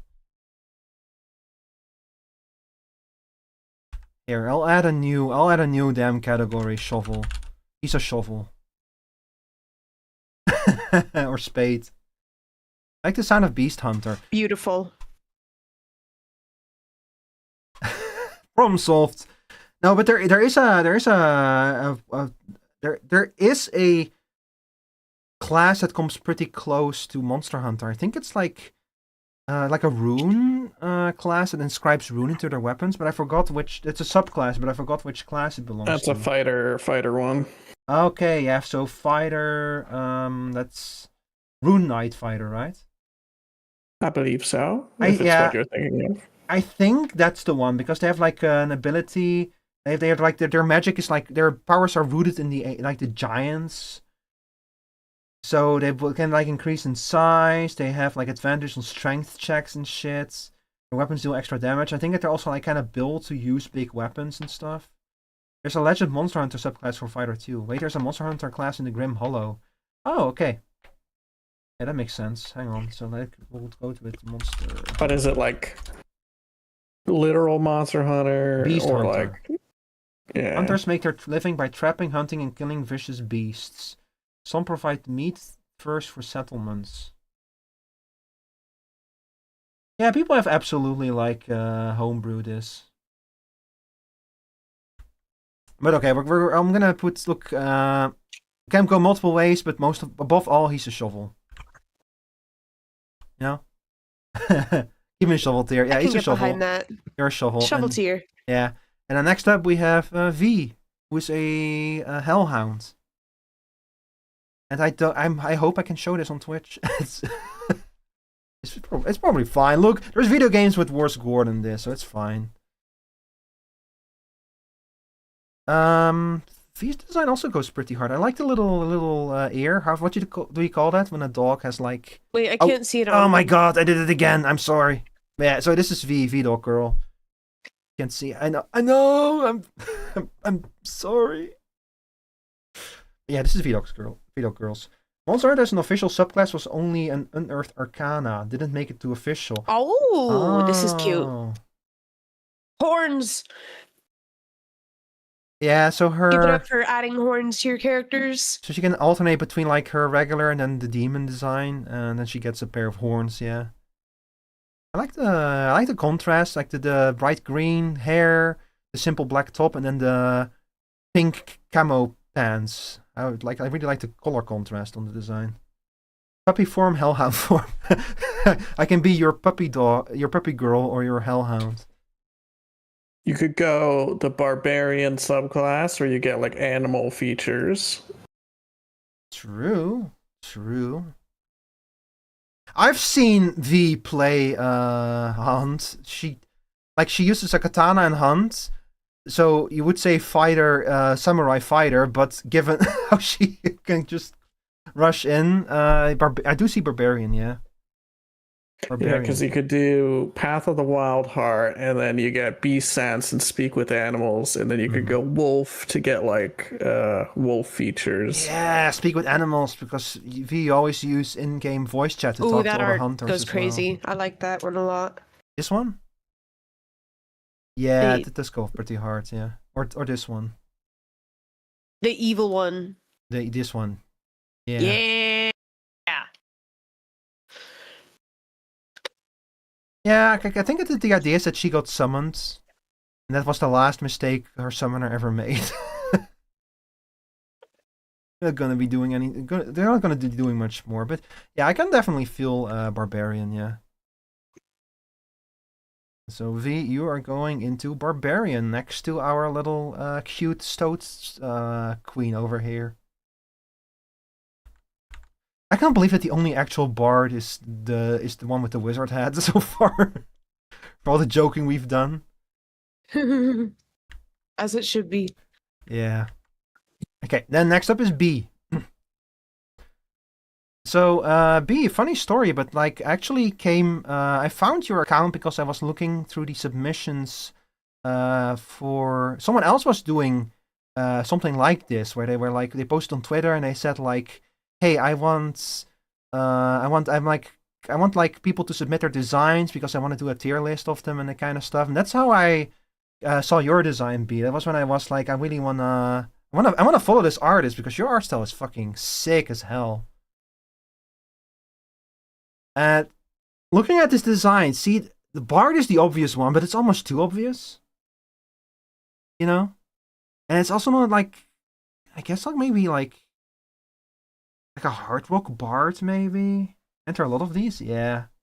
But you totally should, yeah. The design goes really hard. I really love this design. The call it just swords bard and make it like a melee bard. Yeah, do you are melee you like, bard? You're a demon rock idol theme, so you're a demon. Do you like hit people with your guitar? You want a little bit of backstory? Yeah, go for it, yeah. You could go like tiefling to get some like fire skills and stuff. Markings from temporary wings as well. Cool.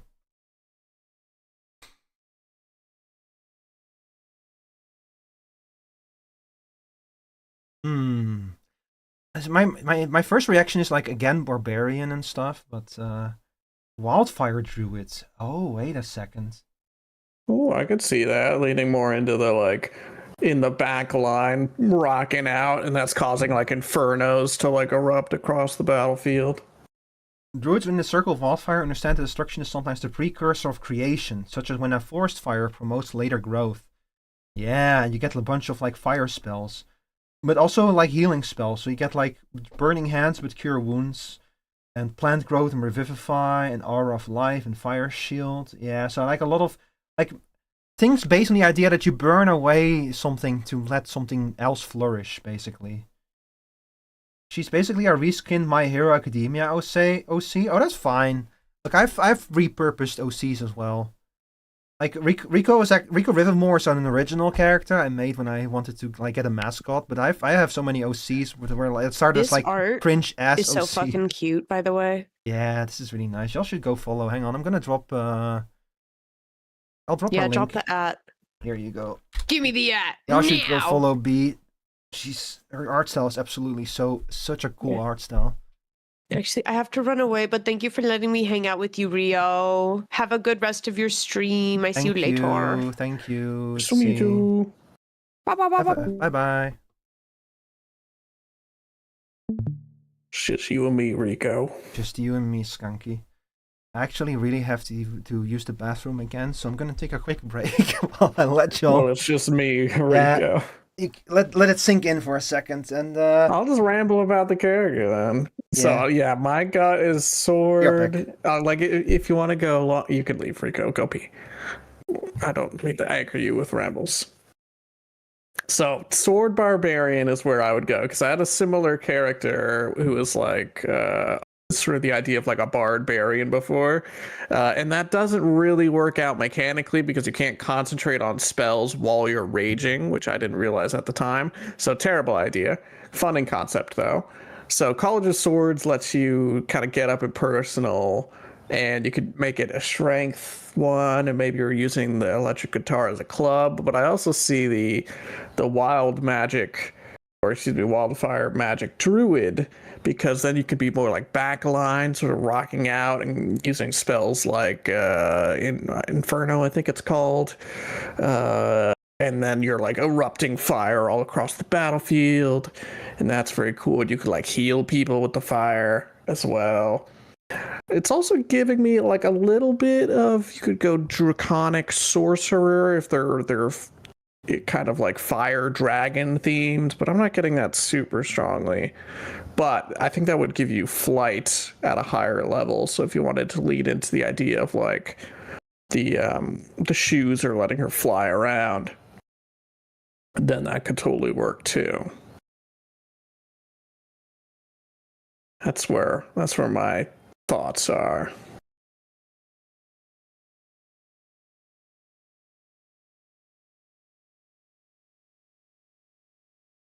I think I would put it in one of those three categories. I could see a cleric as well. Like I think there's like a fire cleric. Isn't there? There might have been. They changed up a lot of the subclasses with the new 2024 rules. So I'm like, you could, even maybe do a paladin. I'm just a sucker for paladins. Let's see, cleric subclasses. Yeah, there's the light domain, which is kind of like holy fire. But yeah, I don't know. They don't feel armored enough to be a cleric, in my opinion. But I kind of associate heavy armor with clerics. I'm back. Hello. Hello. She's a retired hero turned rock idol, which is why she's super muscular. Heck yeah. I love big, strong lady. Big fan. There's Blood Hunter. My hot take is I've never been super into Blood Hunter. Is Blood Hunter like a subclass? It is. It's one that Matthew Mercer cooked up a long time ago, and it's inspired by the Witcher I see. series. So the idea is you get like magical blood, and you kind of do a little bit of self damage to cast weird curses on people and make your weapon on fire. I see. I just felt like I didn't like it too much in practice, even if it was a cool concept. See, I do like the idea of like Monster Hunter or like Cleric with the motive of rock. But personally, I'm like, especially since she is a retired hero who became a rock star, I'm heavily leaning towards Barbarian, Like because she's like big, she's strong. So I can totally imagine her like hitting, if a fan climbs on the podium, like her just fucking, like, like the baseball bat in Super Smash Bros. When you hit someone with that thing. I can imagine her doing it to like someone who climbs on the podium, and they're just like flying away and turning into a star, Team Rocket style. Ooh, you know what? This isn't the 2024 rules, but the previous Barbarian. There was Storm Herald, in which you could choose a storm that would rage around you.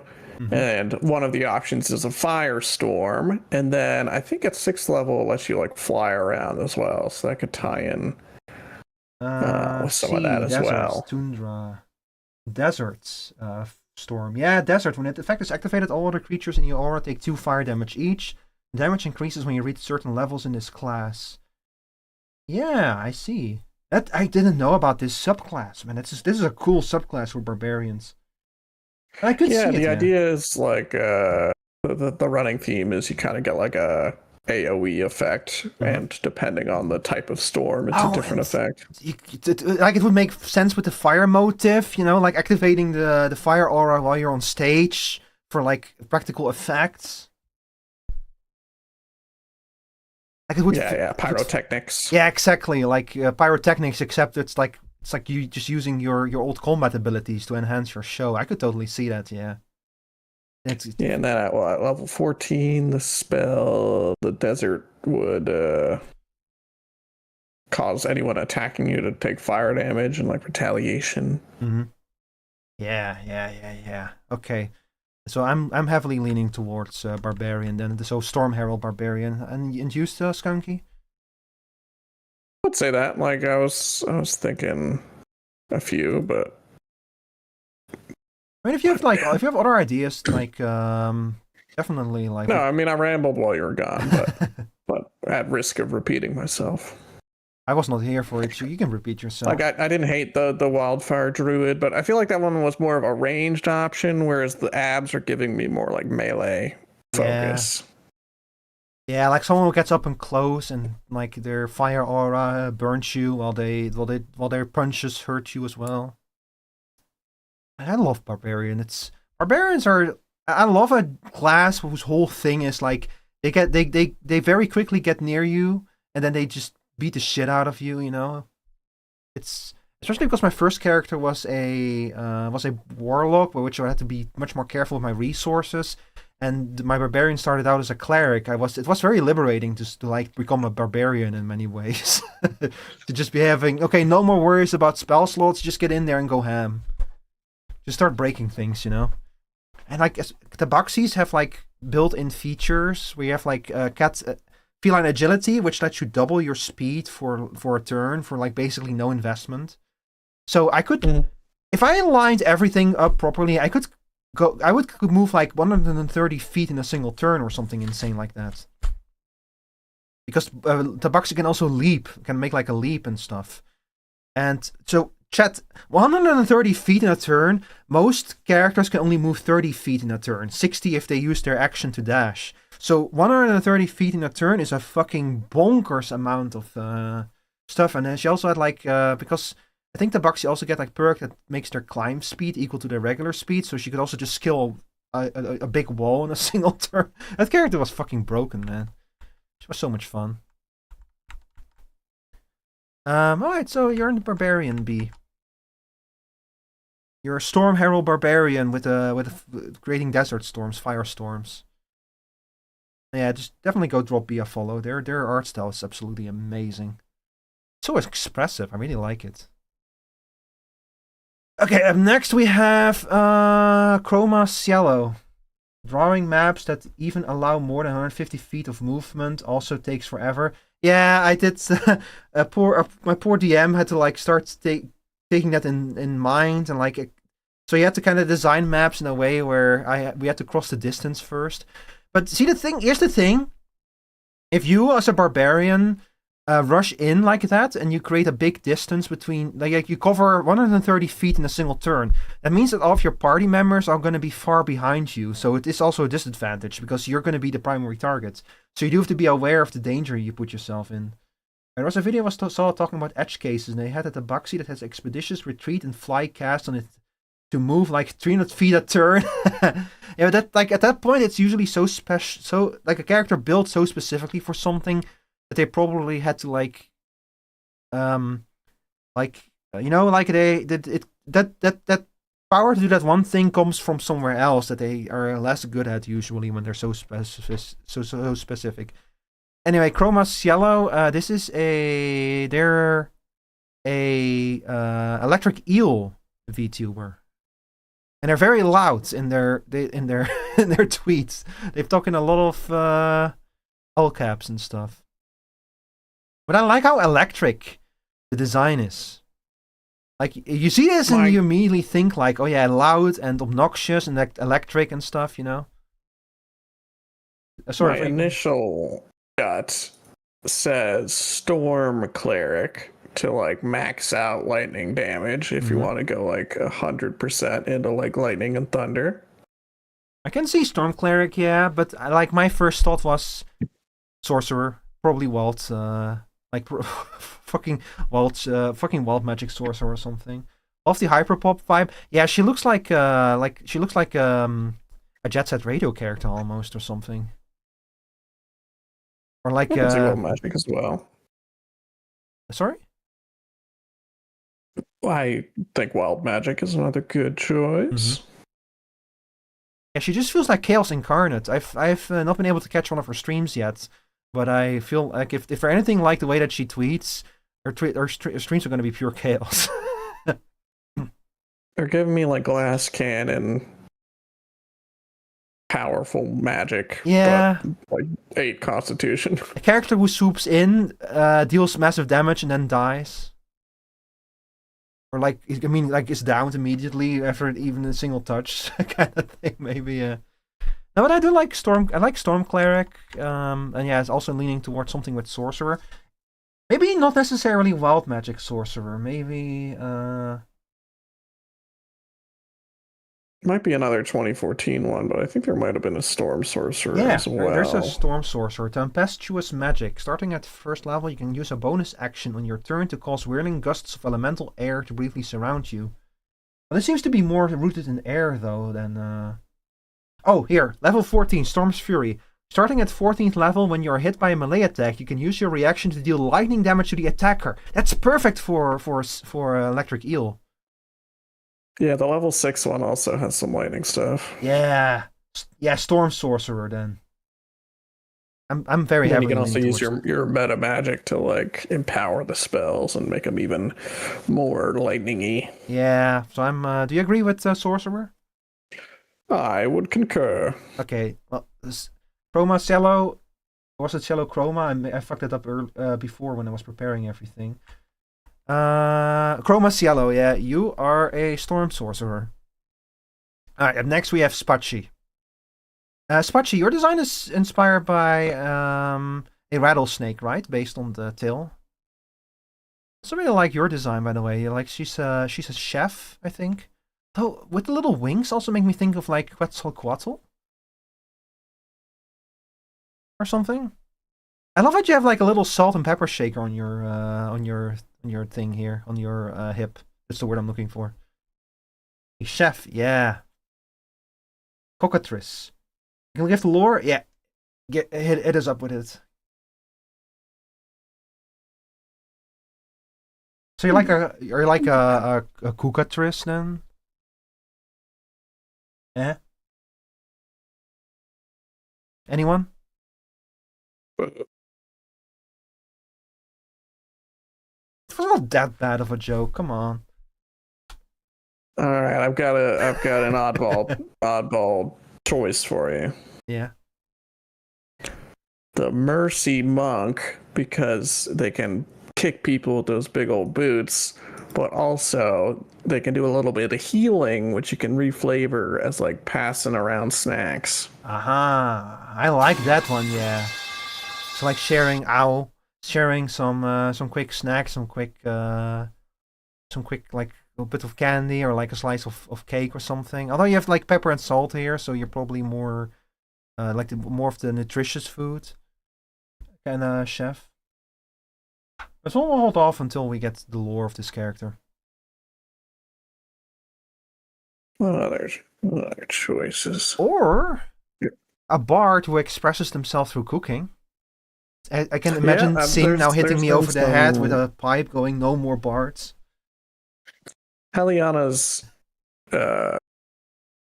like is a third-party supplement, but they have some really good subclass options for bard that involve cooking. Mm-hmm. Oh, sorry. What was the name of that? Heliana's monster hunting guide or whatever it's called. Yeah, let me look it's a supplement I really, really like, and I like the company. Heliana's Guide to Monster Hunting in general. Man, I need to start. It's kind of inspired by Monster Hunter, the game. Ooh, and I like the robot bosses here. I need to buy some its of big these. thing is it's like it has like multi-phase boss fights, which base D&D doesn't really have, and it's got like Monster Hunter style. You kill the boss, you like carve it up, and then you can craft stuff with the stuff you've carved from the boss. Oh, I like that. I like that a lot. Yeah, it's one of my like. I'm not a big supplement guy, but I've been following this particular company a lot. If it's a good supplement. Yeah, and they recently got like official partnered, so you can buy their stuff on D&B Beyond. Cool. For, essentially, like, a person cursed by voodoo magic into a southern-style cockatrice. I can breathe fire and turn people to stone, but those may be more racial than class. And the Allen's Guide is one of my faves for sure. Yeah, that sounds like something that would come from a feature rather than or like a background. What's it called again? An origin, a background. You know, like the circumstances of your character, where they came from. Yeah. It sounds more like that kind of stuff than the class. Yeah. I'm pulling up this specific Heliana subclass. Where'd you go? I'm very heavily leaning towards like the College of Cuisine. Okay, so that's College of Cuisine. It lets you make like little tiny snacks that you can pass out, and they'll like heal you a little bit, or let you do extra damage, or give you extra AC, like little buffs. Delve into the depths in the Kobold block. What? This is a different College of Cuisine, I think. There's a couple that have all used the same name. Yeah, okay. But yeah, see, I'm leaning towards a College of Cuisine bard, personally. You agree? You think so too? Oh, you're the one who suggested it. Especially if Spatchy already likes Heliana's Guide, it feels like a good choice. So we're gonna put you in bard then.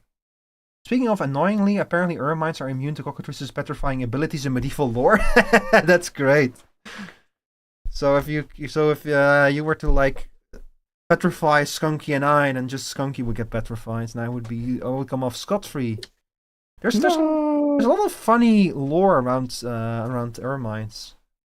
I started delving into it a little bit. You're here, firmly in the bard class next to Siren. Be careful not to petrify Siren. I want to find a paladin as a certified paladin enjoyer. We'll find one, I'm sure. Okay, next up is J Knuckles Z, who has like a very cyberpunky kind of character. And I think my music just stopped, so I'm gonna have to find a new playlist again. I already have one. I forgot I didn't close this one.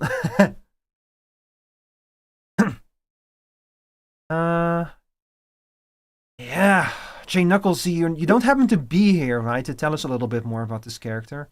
What's the anime the glasses are from? It's the digging one with lots of drills. Yeah. Yeah, Tengen Toppa Gurren Lagann.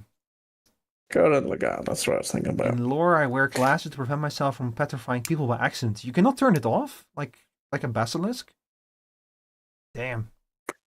It's painful. My thought, initially, if we want to go all in on the bomb head, is Evocation Wizard, just to go with like the biggest fireballs possible. Mm-hmm. Possible. That's where I initially go. Well, could also see like maybe leading into like an Eldritch Blast Wizard with the like laser hands. Or I'm thinking it's sort of like Iron Man blasting people with your Iron Man hands. I'm thinking like Artillerist Artificer, but their whole thing is like having an Eldritch Cannon. Yeah, I feel like it's not a separate thing. I feel like it's part of their body. Yeah. So evocation wizard more maybe, yeah. Like a wizard would Yeah, literally... Wizard who likes explosions so much they turned themselves into a bomb. That kind of thing. It's the same thing that happened with the shovel, but with the bomb. Yeah. Yeah, like someone who uses sculpt spells so that they can like stand in the middle of an explosion. Maybe. Yeah, I can see it, yeah. Any other explosive classes? I mean, sorcerer anything with kinda barbarian, has some wild overlap. magic sorcerer. Wild magic doesn't really explode too much. At least not anymore. It used to. Still can, I think. I think they removed the like cast a fireball on yourself wild magic. That's lame. Like it's the whole point. Look, you know what you sign up for when you become a wild magic sorcerer. You know that you're gonna blow yourself to Kingdom Come sooner or later. I've been using the new wild magic spell list and I've enjoyed it. It still has the potted plant, which is nice. Okay. I think evocation wizard I think is probably the most likely one, yeah. So we are going to put you into the wizard class. There we go. It's still in the 2014 version at least, yeah. My D&D group still uses the 2014 rules because like so much of the supplements and the extra stuff has not been updated yet for 2024. Yep. As a DM, often I'm just like, yeah, use either, whichever one you prefer. All right. So up next we have Gumi Hime. A candy princess from another dimension, always curious, creative, and eager to try new things. Though I can get scared and bored easily, I still try my best. I'm not entirely sure what to make of this. I love the candy theme, but in terms of like which D&D class it would be, that's a bit more tricky. Candy princess. Let me check if it's in the new 2024. If you have the Fool's Gold sourcebook, you can choose to make the wild magic chart so much worse. Yeah, make it worse. Look, that's the reason to play wild magic, because you know it's going to go horribly wrong. It's given me a little bit of like one of the Fey subclasses, like the Fey Ranger or like the Fey Warlock or something. Yeah, the what's it called again? The Archfey Warlock patron. Yeah, a little bit. Yeah. That's my gut feeling. Is there some kind of candy-based druids? There's no candy-based druid that I'm aware of. I'm not super versed on the older druid subclasses, so let's take a look.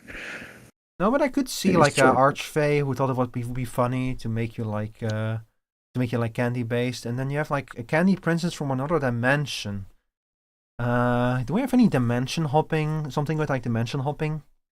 There was a ranger in the 2014 version, which is Horizon Walker, which is you kind of like get some abilities to like sense when portals are open within like the nearest mile, and you can teleport, I think.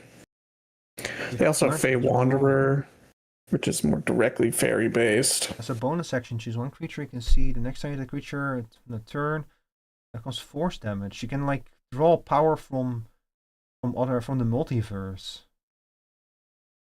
You can cast Etherealness. Yeah, this Horizon Walker does not quite feel like it. What was the other one you called? The Fey Walker? Yeah, Fey Wanderers, the old subclass. I think it got updated for the newer version. Yeah, let's see. Dreadful Strikes, Fey Wanderer Magic, Charm Person, Misty Step, Dispel Magic, Dimension Door. Otherworldly Glamour. Your Fey qualities give you supernatural charm.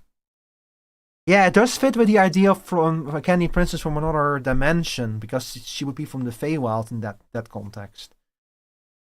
Mm-hmm. Yeah, I can see it. Like a Fey Walker Ranger, yeah. Yeah, do we, are you okay with that? Faye Walker, Ranger?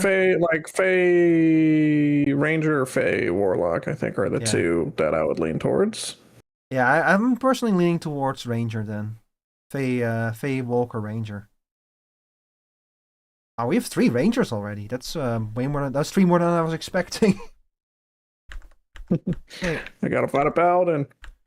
Oh well, don't worry. Well, maybe this is the time to start getting worried slowly.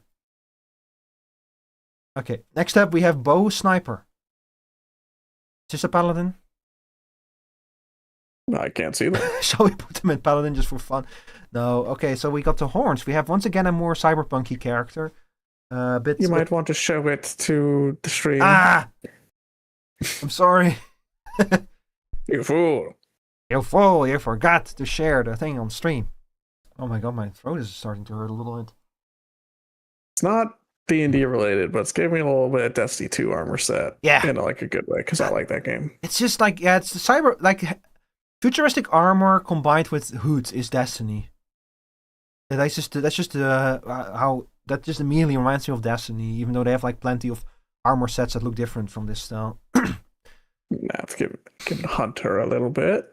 Yeah, I'm like, well, the name Bow Sniper implies, yeah, sniper, so someone who assassinates people from like a long distance, so like a long distance rogue maybe? I can see that, like, here, I think there's a new rogue that's based on that. The assassin would just be very straightforward. Mm-hmm. Yeah, I can see this as a rogue, yeah. If you wanted to bring in the sci-fi elements, you could go like arcane rogue, and then they can cast like little sci-fi spells. Yeah. I would also lean rogue as well, I think. Like with like the trait lets you pick an warlock invocation or incantation and get like Eldritch Sniper or something. Mm-hmm. To greatly increase the range, yeah. Yeah, I could see like an Eldritch Blast warlock as well. Yeah. But it's given me more crossbow than spells, I think. Yeah, I think so too. I'm leaning towards rogue. I'm gonna put him on the rogue. I concur. All right. Good sir. You're a rogue, good sir. Then we have Kitty Corpse. I'm a scene cat girl Vtuber made entirely out of old MySpace glitter gifs and moods. Alright, let's see him. Oh. Yeah, okay, I'm showing him on stream, okay.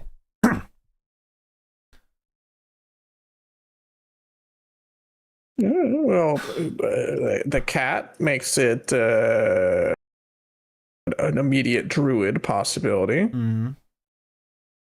Like a scene kit druid? Okay, well, here, let's like, is there like a scene cat girl made entirely out of old MySpace glitter gifs and moods. You could do the Circle of Stars druid and reflavor all the extra guiding bolts they get as like throwing glitter at people. That's a good one. Hang on, druid, Circle of Stars. Because they don't lean as much into like the turning into animal stuff. They kind of lean. They're like kind of cleric druid fusion-y, where they have a lot of divine spells. Mm-hmm. Circle of Stars allows druids to draw on the power of starlight. These druids have tracked heavenly patterns since time immemorial, discovering secrets hidden among the constellations. Starry Form. As a bonus action, you can expand a use of your wild shape feature to take on a starry form rather than transforming into a beast. While in your starry form, your joints glimmer like stars and glowing lines connect them like on a star chart. I mean, I kind of get where you're coming from with the glitter, but I don't know. This feels more like, well, she does have stars even literally right here. I'm like trying to think, can we do something with like what she said, the MySpace moods?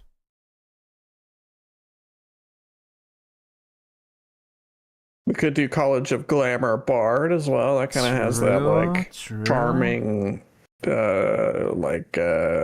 almost overwhelming energy. Yeah, so hang on. So that's Bard and then Glamour. That one kind of dips into like Fae stuff as well. Mantle of Inspiration.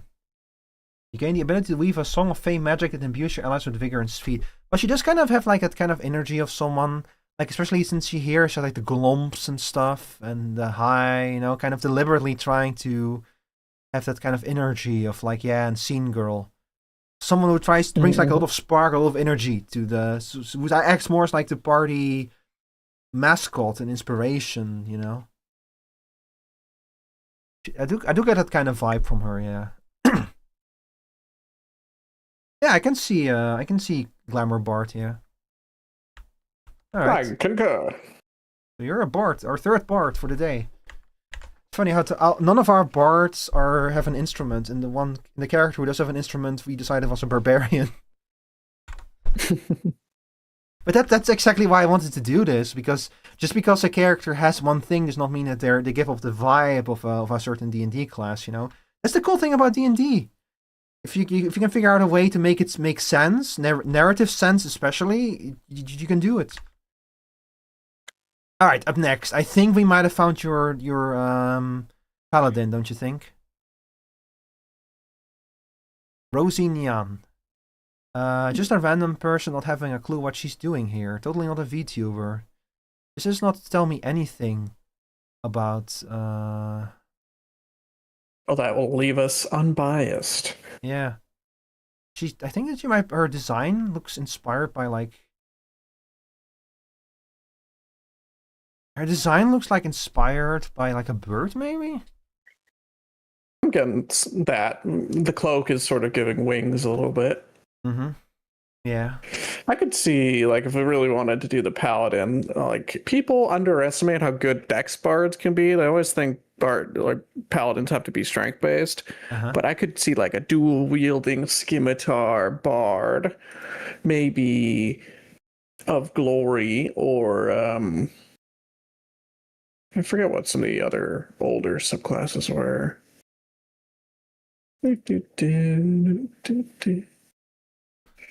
The outfit. Glory is kind of like your very like classically heroic. It's still on the Bard's train. Yeah, I know. I know. We have so many Did I say bards. bard? I meant paladin. Uh-huh. But the goggles kind of also push me into like ranger. That's like a crossbow a little bit. Yeah, they're more of like they feel like a wanderer, you know, like someone who journeys a lot with the big tattered mantle and the goggles, yeah, and like this somewhat wild hair and stuff. You know, so that's Let me check some. Oh, you know what might be nice is arcane archer fighter, because then you can kind of lean into the bow without being another ranger as well. Mm-hmm.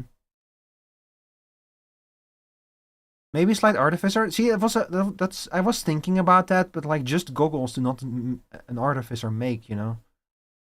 That was why I'm true. They feel like flight goggles as opposed to like inventing goggles. Yeah, like someone who like flies a plane almost or something. Yeah, like aviator goggles. Yeah. What classes can fly? It could be our druid, and they just like fully turn into like an owl, like a giant owl, and fly around. She does have something owl-esque about her, but like the paw prints in the background make me feel like she might be based on like a cat or something. Like she has a black cat as an animal here, so maybe that's true. Maybe these are ears, the shapes in her hair, or maybe she's just like she's based on the design, but she's not literally an animal. She's not literally a demi-human.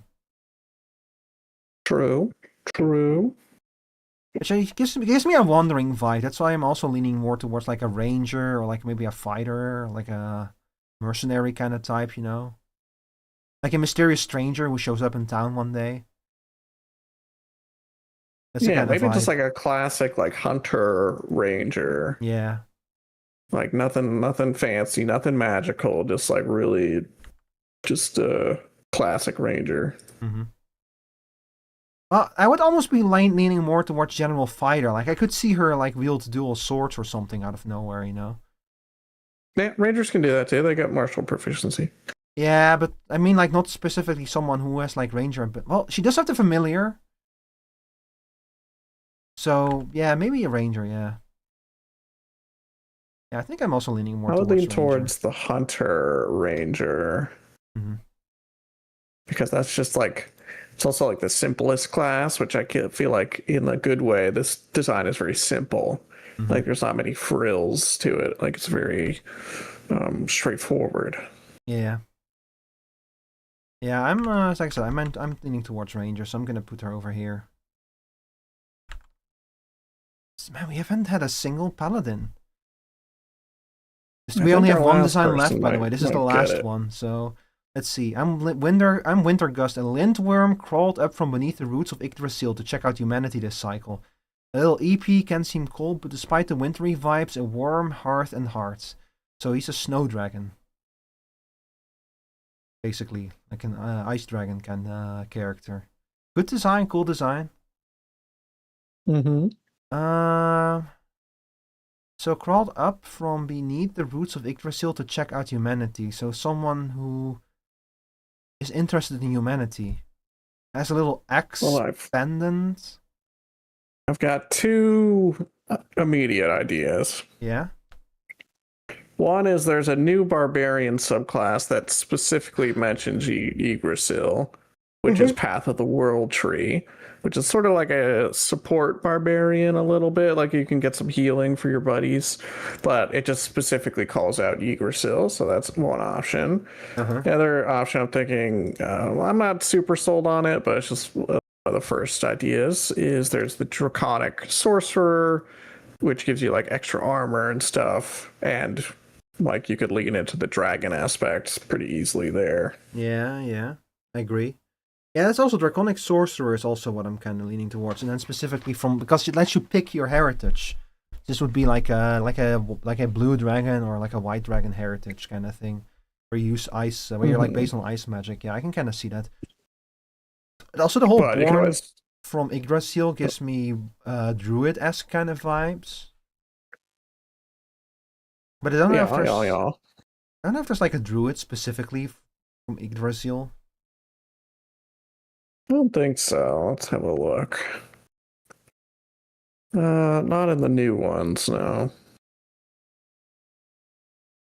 Like the whole thing about like cycles and such gives me kind of the feeling of like someone who is like, you know, like the whole thing about nature takes its course and that kind of stuff, you know. That's why I'm also leaning more towards the druid.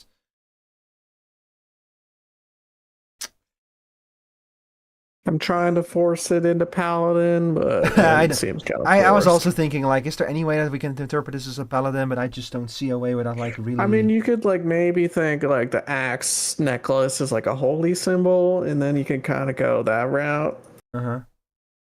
But it's a little bit of a stretch. You could go, like, Oath of Redemption, maybe, and maybe they're not, like, an aggressive barbarian paladin, and... they're more like support, but no, I don't know. I feel like if you're a paladin, you gotta be up in the front line. Even cleric would be sooner than paladin. I'm getting Draconic Sorcerer vibes from this.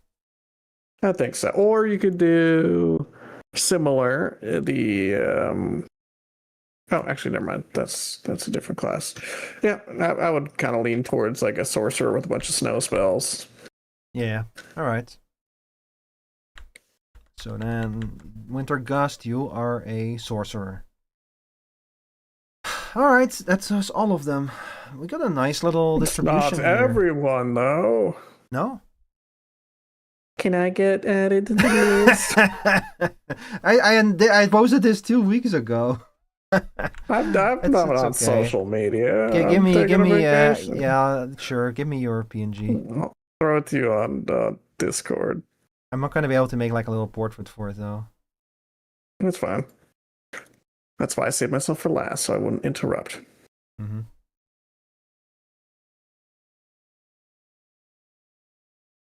Hold on, I'm grabbing it.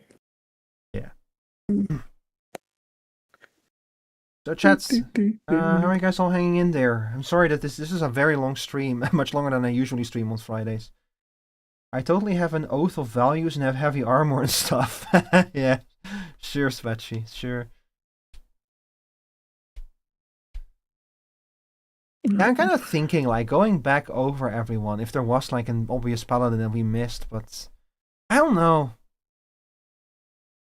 Like, see, kind of the thing with paladins is that personality-wise, they're usually like, it kind of depends on how you play them. You can play paladins very interestingly, but like usually they're like the goody two-shoes kind of character, you know, which is not terribly interesting often. That's why it's so hard. That's like the class fantasy, and that's why it's kind of, well, it depends on how you play them. It's fine, aren't you going like 14 hours? Something like that, yeah. I'm gonna actually have to like break up the stream to break up the YouTube VOD soon, I think. Kitty Corpse, hi! Thank you for the follow.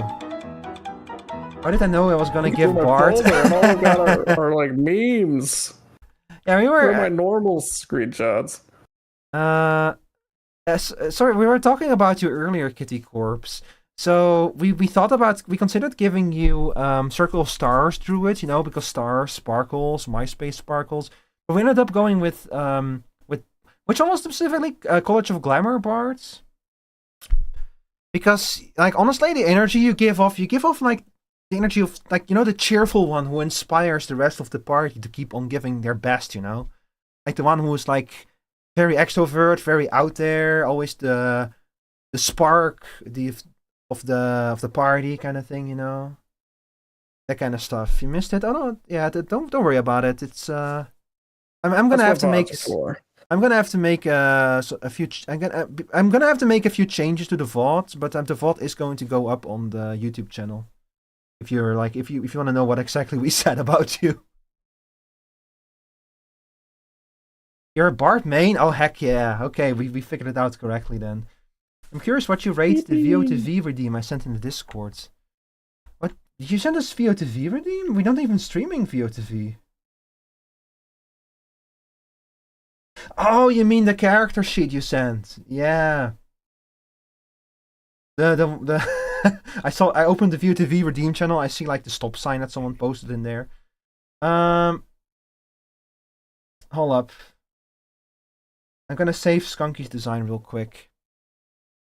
Yeah, I was looking through my image folder. I'm like, all I have are meme edits of my character, or like T-posing. You did commission some serious T-posing art, unemoted stuff. Yeah.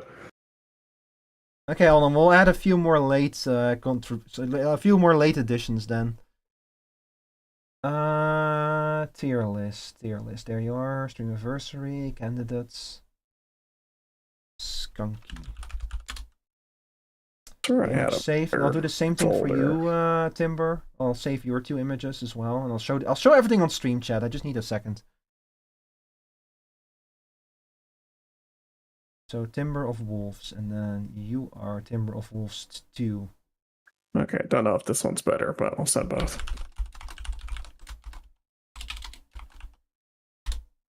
Okay. Yeah, that's also a very good one, yeah. Okay, so that's Skunky 2. I found my screenshot folder. Where did I put Skunky 1? Oh, that doesn't matter. Just okay. Okay, good, you know, see ya.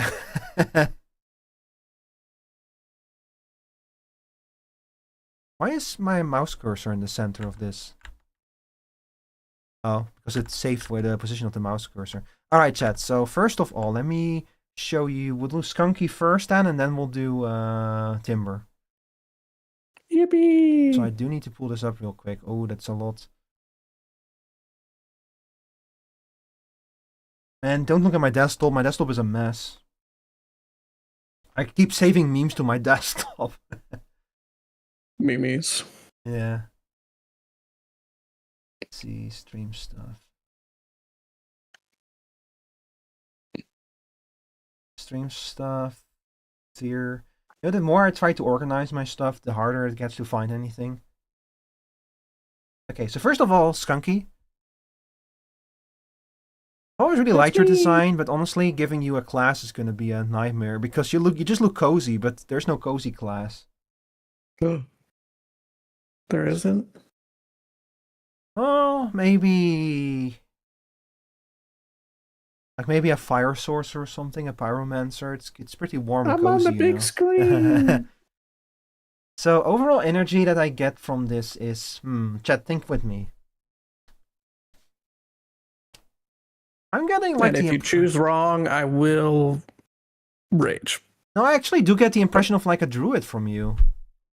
You know, like someone with access to wild shape, who cares about nature, who like just kind of goes by their own pace, you know? Someone chill. Especially because you have like the scarf, makes it look like you go outside a lot. The cozy class is obviously Chaos Barbarian. You're so right, Spatchy. True. Oh, I need to also add you to this real quick. I think I have like what I would assign them, but it's kind of a niche pick. So yeah, go for it. Convince me. Yeah. I want to hear what other people have to say first. Oh. Yeah, what do you think, Chad? What class would you go for? So personally, I'm leaning towards druids, but what would you all say? That does sort of track being a secretly evil wizard because it is DM energy, which I am the DM more often than a player. No, you got a point. I could kind of see this. Yeah, someone who's like very chill on the surface, but that's mostly because they have the power to destroy you. Yeah.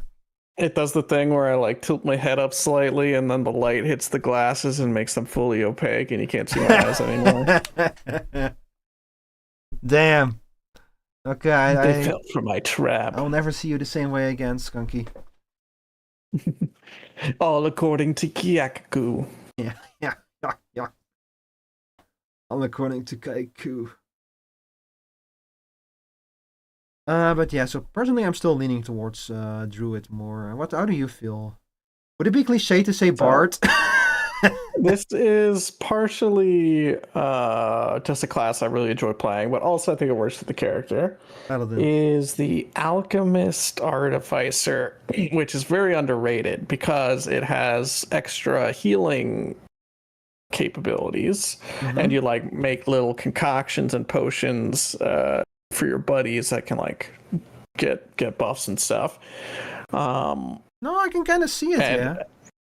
Offensively, it does a little extra more acid damage as well, but I would lean more into the support side of that subclass versus like the aggressive side of the subclass. I can kind of see it, yeah. Like I can see you tinkering away like little vials, making like your alchemical concoctions and stuff. Definitely a class takes a little study time. Buddies haste, lots of like buff spells you can pick. Yeah, the support who uses their potions to help the rest of the party. Yeah, I can see it, yeah. I'm a bit of a support player in general, be that artificer or like a really tanky paladin or whatnot. Sorry, I've been in this chair for a long time. I need to do a little stretching. My favorite characters have been paladins or artificers. Yeah, no, I can see it. Yeah, I'll agree with that. So you're an alchemist artificer then. Maybe. All right. So then I haven't checked out the 2024 artificer, so I'm not sure if that's any good. So the last one for now, then, unless we have another late entry, is Timber of Wolves. Oh, that's a very big picture. Hang on. It's thick. Extra thick. So are you Timber? What are you? Are you like it's already given like vampire vibes. Yeah. So like, are you like a warlock kind of character? Are you like a vampire or like a werewolf? You have a sword. I feel like not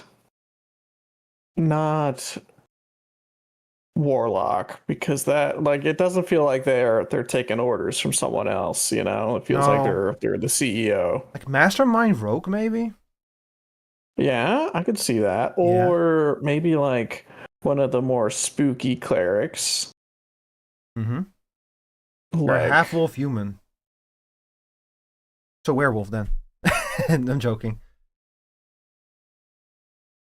No. I mean, if there was a time to do Blood Hunter, it might be that, because there's like a werewolf subclass. That's the one from... What's his name again? That's the Critical Role, Matthew Mercer one. Yeah, if that's its own class, then I don't have that on here. I would have to make another new category. I mean, it's fine. We already made a new category. Well, we made a new D&D class today called Shovel. I don't hate Mastermind. It just feels like it has some element of like magic to it, mainly because of the Red Moon. Yeah. Let me see. Well, there is a Moon Druids. Right? Yeah, Moon Druids. Circle of the Moon. Druids of the Circle of the Moon are first guardians of the wilds. Combat wild shape. Circle forms. The surroundings of your circle. Well, okay, Moon Druid, but they're like very heavily nature based, and you like because of like the sick outfit and everything, you give me more of like a high society kind of guy, you know, like someone who's like, I don't know, like a Bruce Wayne kind of character, you know, like probably has like a secret double life.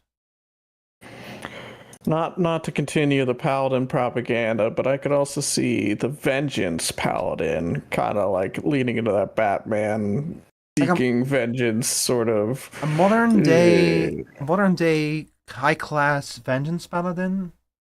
Like, yeah, I can kind of see it, like, but they take vengeance, but instead of like always taking direct, like violent vengeance, they might also take vengeance in the form of like destroying someone's company or something, you know. Yeah, bankrupting them. Yeah, bankrupting. The blackmail. Yeah, Undying Warlock. Hang on, I need to check that one out. I hate the Mastermind as well. It's because it feels like they're kind of indirectly fighting, even though this cute emote has them holding a sword. It feels like they're like paying someone else to go kill the guy versus like killing them themselves. It's like literally like Mods, kill him. Mods, destroy everything he loves.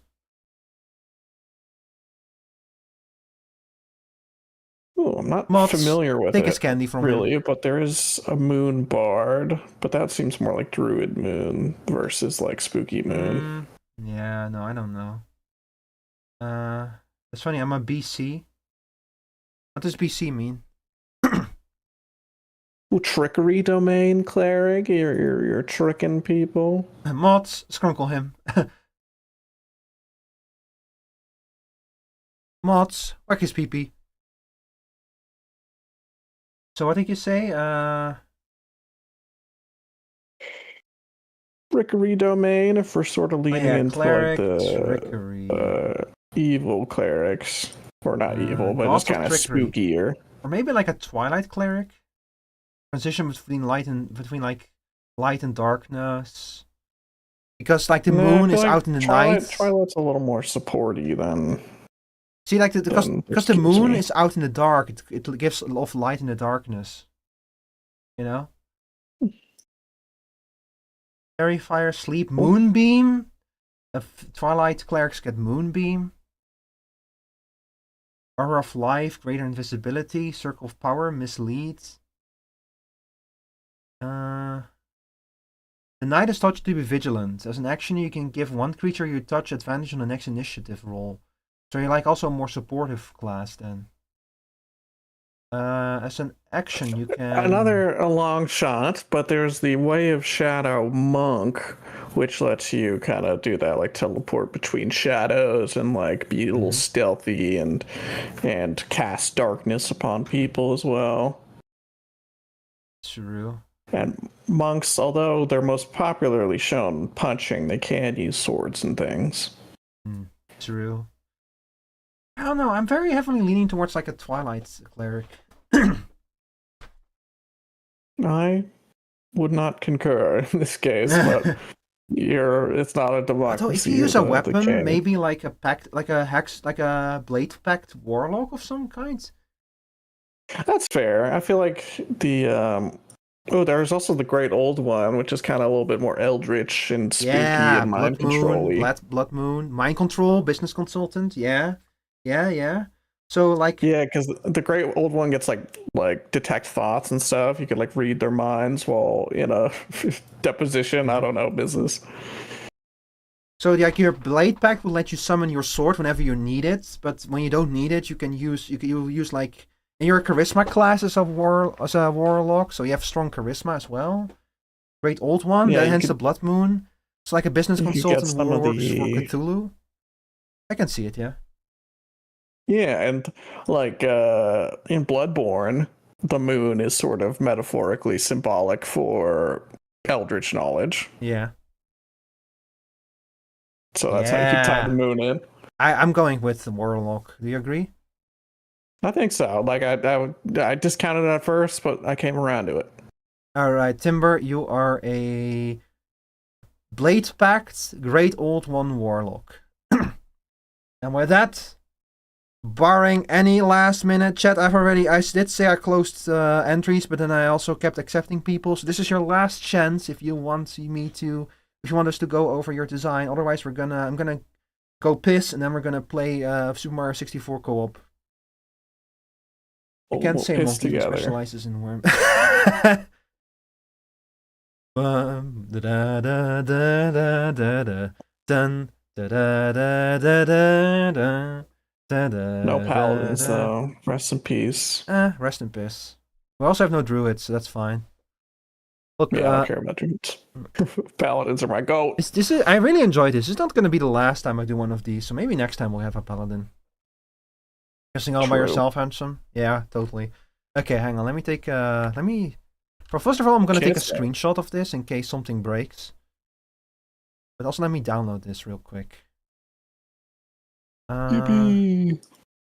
Well, I'll let you play your video game. Vtuber designs. D&D class tier list.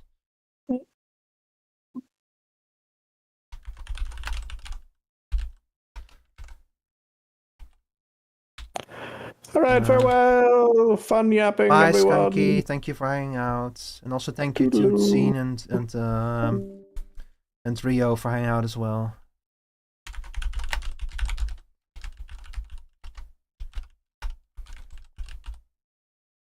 Let me download this image.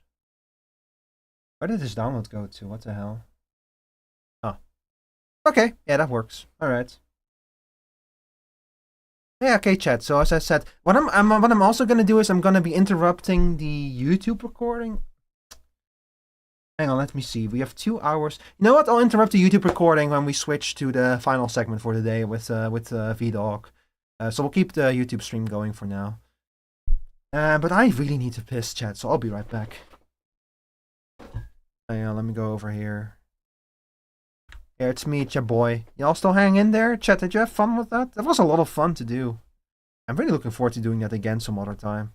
Maybe next year for the end of Streamiversary. God, I love D&D. It's so cool. Okay, hang on. Let me find another. There we go. Alright, be right back, chat.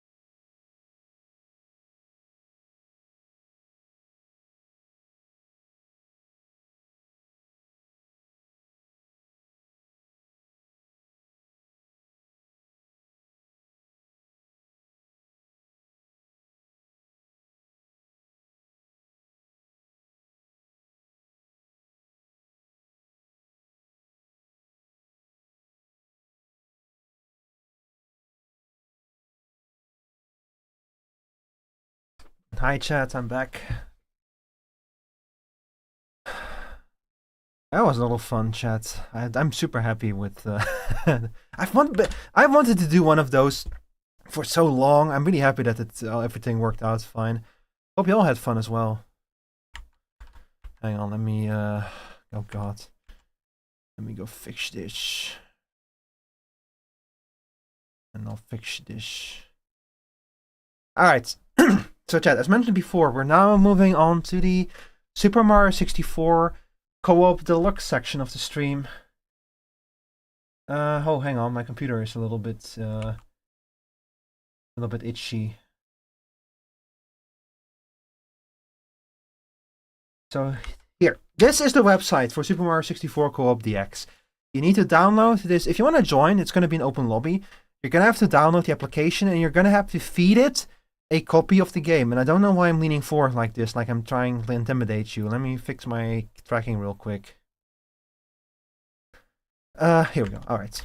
So you are going to have to provide it with your own copy of the game. Again, I can unfortunately not help you with that for obvious reasons. But if you do that, it should all be very self-explanatory. So let me get the game stuff up and running. For starters, I'm going to disable the edge captures real quick. All right. So I think M64. Where did I install this shit?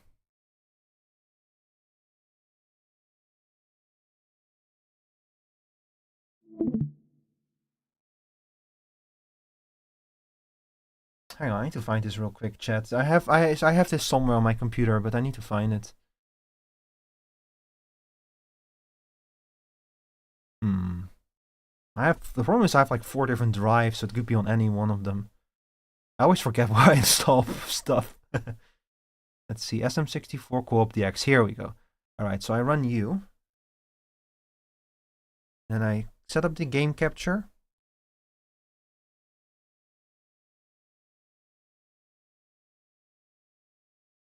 There we go. Yeah. Oh yeah. Let me make sure that we have the right mod packs selected. Host settings, mods, day-night cycle, drench game, flood, no. Hide and seek. Star Road. Okay, so we're gonna be playing Star Road with a whole bunch of custom characters. This is gonna be fun. You can pick any of these characters, just not all of them are working very properly, but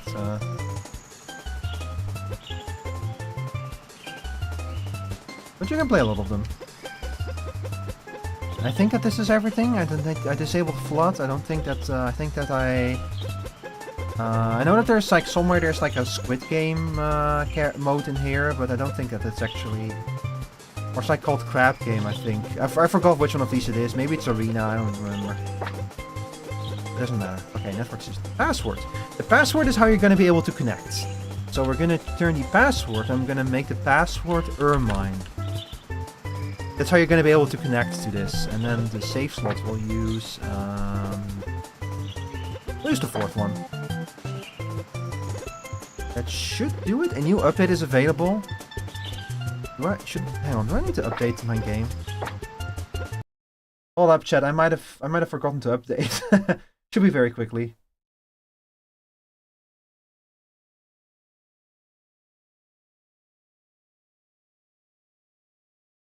There, download that, drag and drop. Oh yeah, there was a new version last month. I forgot to install that. I'll do that real quick.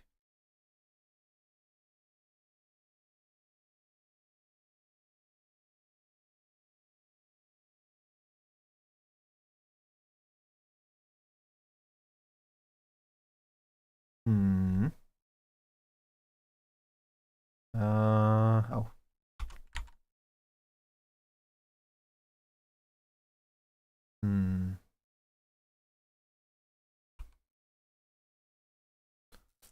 I will just extract you over here then, I think.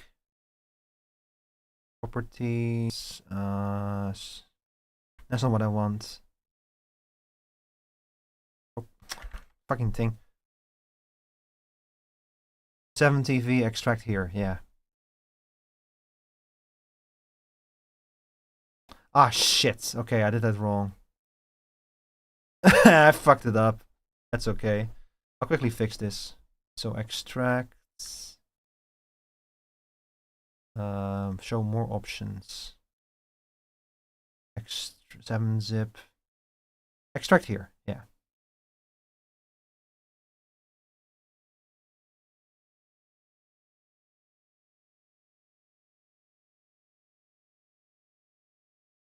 Sorry for the delay, chat. Also, let me disable crowd control real quick.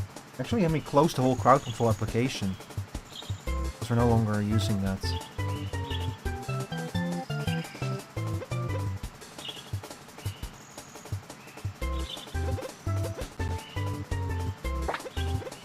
Okay, this is still everything, right? Yeah, okay, everything's still turned on. Perfect, perfect. So again, Ermine is the password.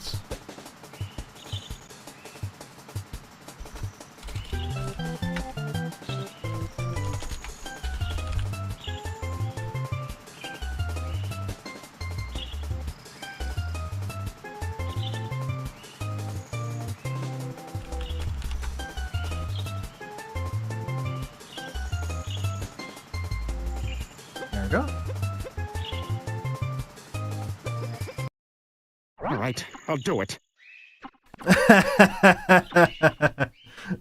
Why am I Peter Griffin? When did that happen? Hang on.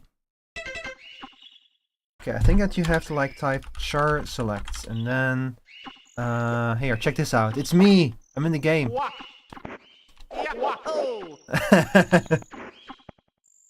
Yahoo! Oh, But I love this fucking mod. It's so fucking funny.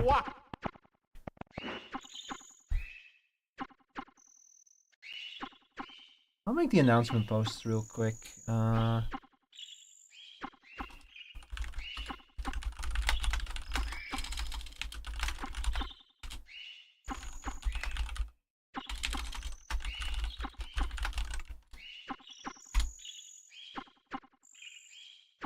Hi, what do you want, Yoshi? How do I talk to you? Oh. Hi, Shaw! That's not my name anymore. I need to update that. It's great to see you again, but I have some bad news. Bowser learned a secret to reaching the world of the star spirits, and he's set up a base there. The big problem is that he now has access to a whole heap of Star Road portals, which lead all over the Mushroom Kingdom. He's been using them to transport swarms of his troops, and they're causing chaos all over the place. Shaw, if you are going to stop Bowser, you will need to use the Star Road at the top of Starleaf Tower to find him. Bowser has sealed all the doors leading up to the tower, but you should be able to break through if you can collect enough power stars to break the seals. Good luck. You know what, chat? As cool as it is to be able to play as myself, I'm sorry, but it's too funny. oh, cool! Alright. It's so fucking funny. Holy crap, Lois. They put me in Super Mario 64 cool. Hi, Peter Griffin. Peter Griffin, you have to stop. Oh god, hang on. I might have to change a few settings. Alright. Alright. I know that there's like Z button, character select, R button options. Here we go.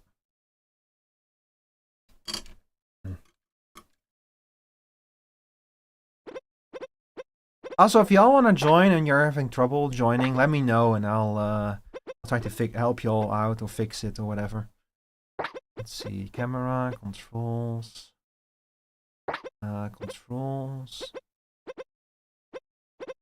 background gamepad, disable, analog stick options, gamepad. I remember there being like an option that basically makes the game control more naturally, you know?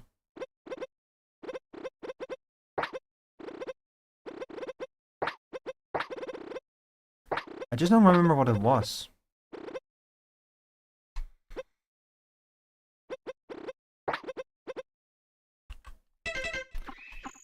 Okay, hang on. So the camera goes like this. Oh, this is better. This is a much better camera perspective, yeah. But I don't know why, but the camera keeps messing me up. I think I'm gonna have to invert, yeah, I'm gonna have to invert the camera.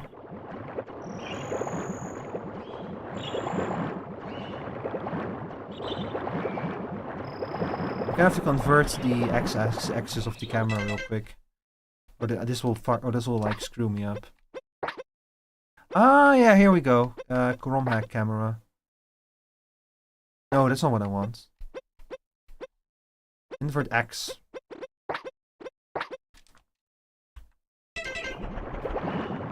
Okay, now the camera controls in the way I would expect. Yep. Yep. Yep. Yep. Yep. This is gonna get This is gonna get annoying, and then we'll switch to another character. That's okay. Oh, the horror! On my way home from the shops yesterday, I was ambushed by a group of Koopas who stole all my canned spaghetti. I tried again today, but the Koopas stole it again. Please stop, Bowser, Peter Griffin. You're a pasta lover. I'm sure you know how I feel. Is Peter Griffin known as a pasta lover? Sorry, hang on. I did post a thing on the Discord, but I actually forgot to post it on Blue Sky.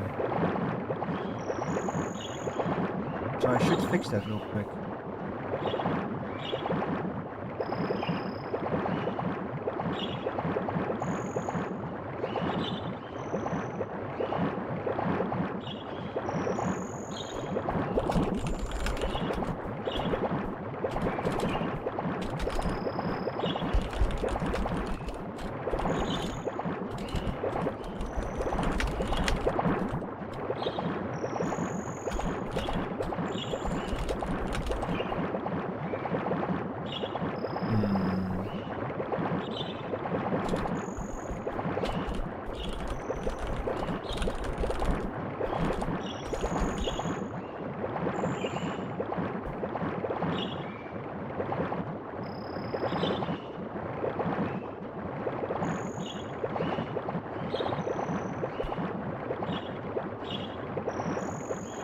Alright. This fucking water sound, what is that? What's causing that? It's driving me insane. What was that? Where did it come from? Where did it go? Where did it come from? Okay, let's go into the pipe, shall we? God, it's so tempting to go into the pipe, but I should explore the castle first. Yep. Yep. Oh God, stop, please. You cannot open this door yet. Hi. All right. Hi, Peter Griffin. How's my painting? Careful not to scratch it. The painting is absolutely beautiful. Oh, damn. You don't have enough power stars to break the seal on this door. 20?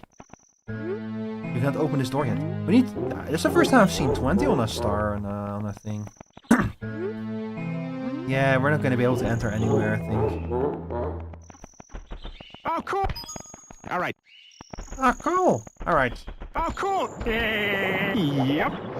All right. Oh, cool. All right. Yep. Yep. Okay, you know what? This is annoying.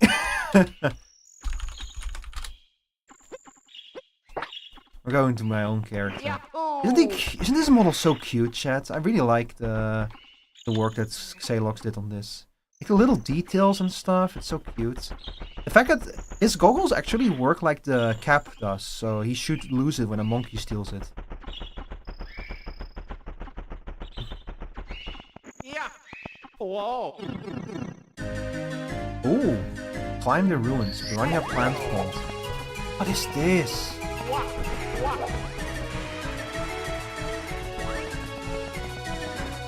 Wow. Sick. Come here, you. Oh, it's a Guma, but reskinned as a shy guy.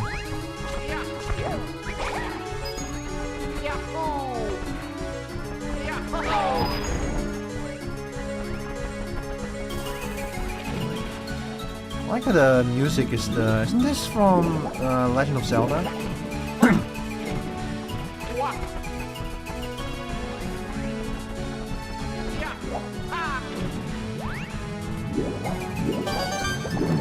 Hi Flack, welcome in.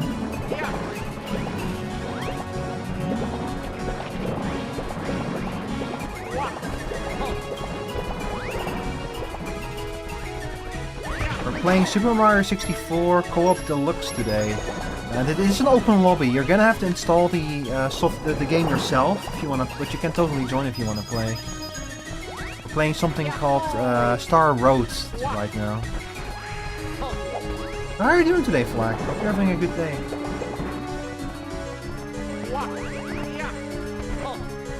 Uh-oh. This is nasty. Oh, wait a second. Kind of slowly make it. Chilling in No Man's Sky? Heck yeah, that sounds like a chill time. This game is good. No Man's Sky is good for your ADHD. Yeah, I know that feeling. I went to like a phase where I had every evening after stream I would like boot up No Man's Sky and just chill until I fell asleep. Your Wheat Empire. What? Wheat Empire? Are you sure you're not playing Schedule 1?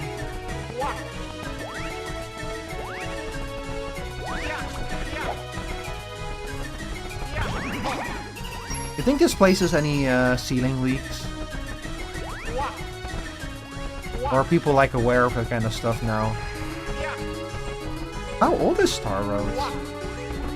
It's basically a whole second game.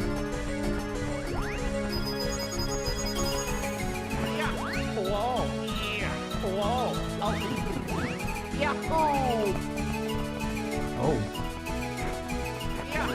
Make giant corvettes to work as mobile greenhouses. Ah, interesting. I need to get more into the whole Corvette system.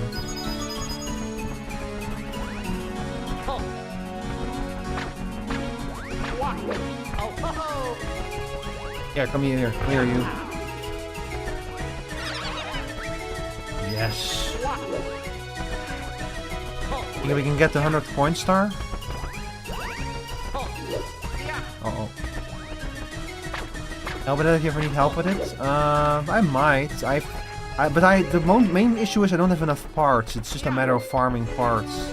I have like a planet that's covered in Corvette parts. I just need to actually do it, you know. Wait, where did the... Oh. Oh shit!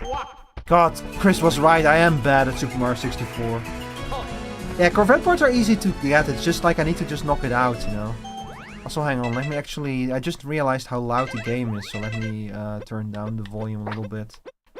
I apologize, chat. As you can see, the volume is already a bit on the... already lowered the volume before. It's still loud.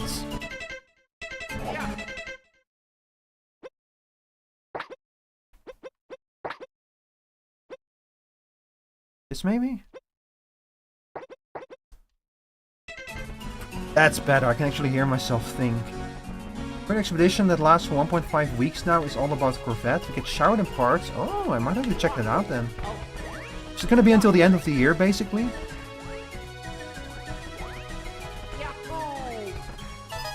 Man, I could have had 20 coins from blue coins. Okay, until the end of the year, that's good to know. I have to check it out after the holidays when I have more time. Or whenever, you know. You can complete a lot of the challenges very early, that's good to hear. I've never done an expedition before, so I'm not entirely sure what they're all about, but uh-oh. Oh. Oh. Hi. Hi, I'll prepare the cannon for you. You'll spend your time in expedition and help new players around. Nice. Ready for blast off! Go hop in the cannon when you are ready. That will never happen. Uh-oh. It didn't take long.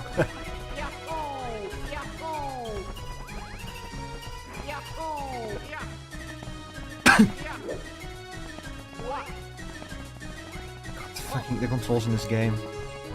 And Mario games have come a long way since Super Mario 64. Uh-oh. you're gonna do it, need apples, I'm in your Discord, spam me out. Yeah, if I decide to do it and I need help, I'll let you know. But No Man's Sky is like a very chill game for me, so I tend to play that one on my own. But if I'm gonna be grinding out shit anyway, it will not probably matter as much.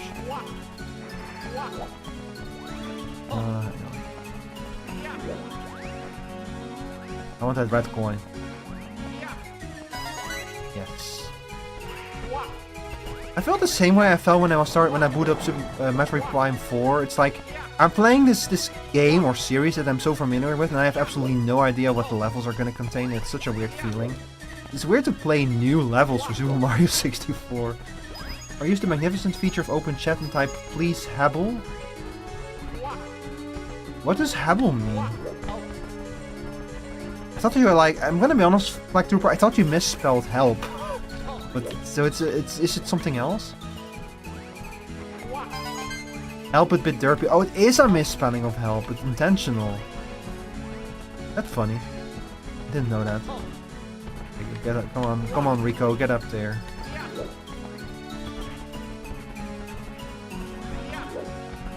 Ah.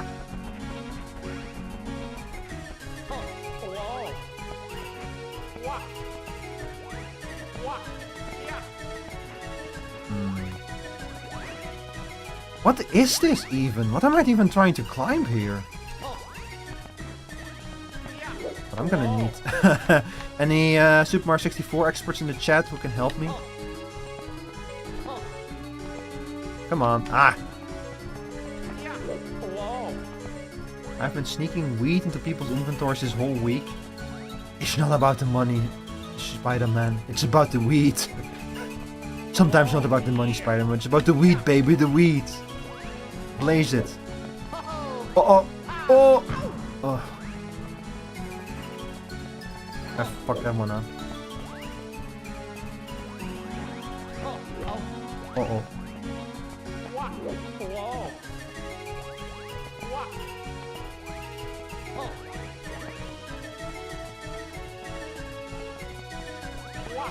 Oh. Just do that all this time, I guess. Nip 10 stack gives you 400k in-game money. Oh, that's a lot of money. But what am I doing? There's like a star up there, but I'm collecting the red coins, so I'm wasting my time here.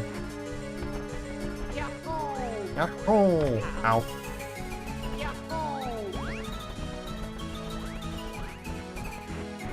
So if this place is called like Piranha Road, then what's the big deal about it, you know?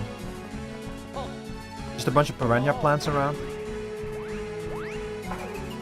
Chat, if you could make like a Super Mario 64 game, what would you theme the areas around? Uh-oh. Wait, there's a dungeon here. Oh, it's just a hole. It's just a hole. Uh-oh. Ow. You're bro.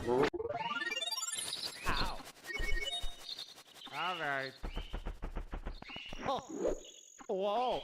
Yeah, some things in No Man's Sky are so freaking expensive. Like probably to balance out like people who know how to farm stuff, but like so you can just grow weeds then basically. That's what I get from you having a greenhouse Corvettes.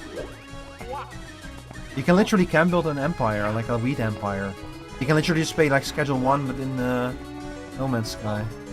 That's crazy. Get up there. No. Oh my god. Oh my god.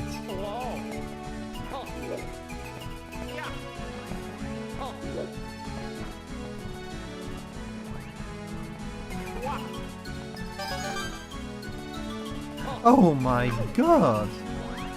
Find Sarsen with dissonance, then locate a harmonic camp. You can make 15 million in 15 minutes? Holy shit.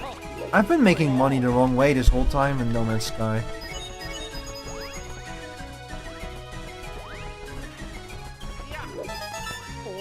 Access to infinite money, yeah, I can imagine that. Yeah, and at that point it just becomes a matter of like how much time are you willing to invest. You know?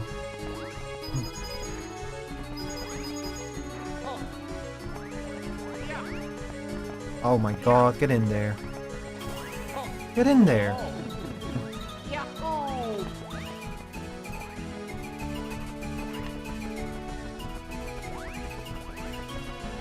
There's a red coin up there. We're gonna grab that one. At some point planet blocks out and suddenly you don't have to repair the sentinel ships you located. What? What? Can you just keep claiming them? Oh! I know that like if you like bookmark a place where you find like a good ship, you can keep claiming the ship. And it keeps coming back basically. I know that.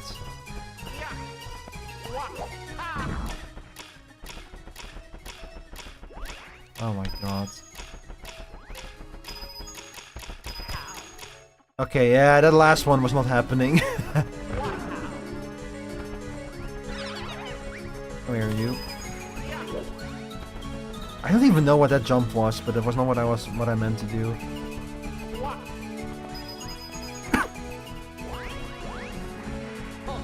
C-class sentinel ship gives 16 million once salvaged. Wow, so what does an S-class give you?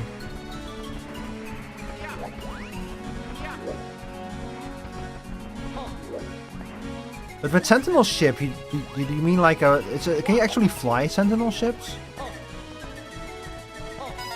Okay, there we go. Big money, yeah. I already like use I usually... Oh, check that out. Uh-oh. Yeah, I need to manipulate the RNG to make sure that these coins go into like the right direction. Like that.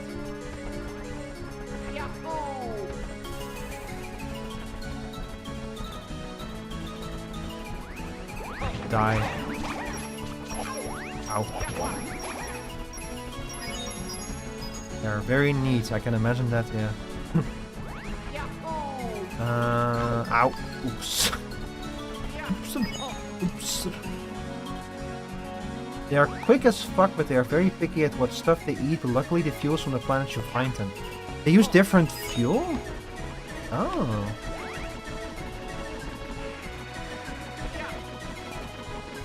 He's stuck on the floor. I'll save him. I'll show mercy. I'll be merciful to him. That's kind of crazy, though.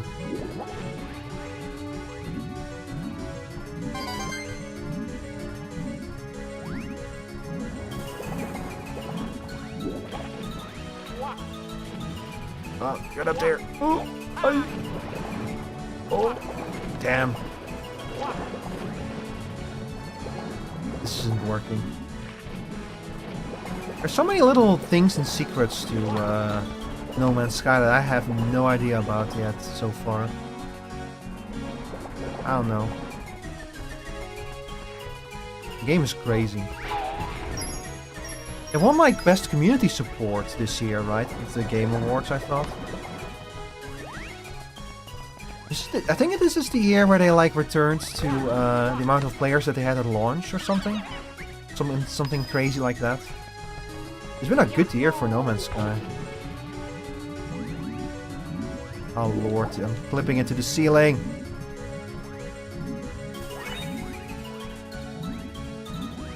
Oh my god. I don't know how to get up there. I'm trying to keep myself occupied in part-time chill, part-time crisis management mode. I'm sorry to hear that. Hope everything is okay for you.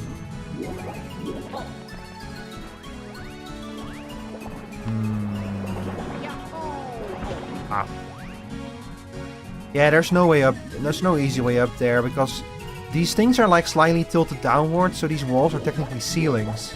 So once we try to like go into them, we get teleported, like we get moved down basically because of how the collision, how the collision detection in this game works. It's funny, because of Pen and Coax video, I'm now an expert on how the collision detection in Super Mario 64 works. So I actually understand why this happens. It's so funny. That man's videos are so good at explaining like the innards of this game.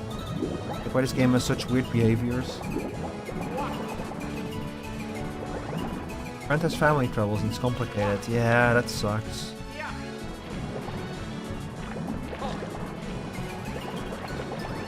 Please? Please? Please?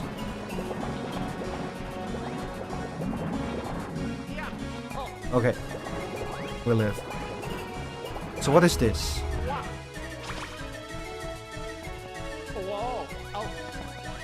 What am I supposed to do with this? Uh-oh. Oh, fuck. Oh!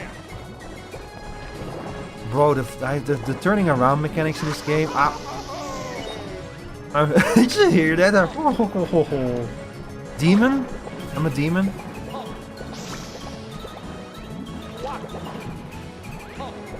Oh god, get up there. Get up there.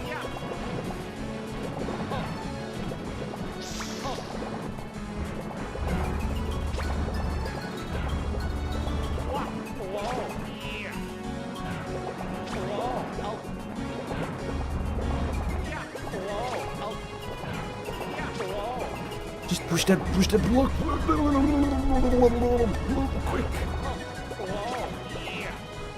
Mention visiting to the visit local civilian common hall and to get help for the situation. I mean, at some point you cannot help people who don't want to help themselves, you know.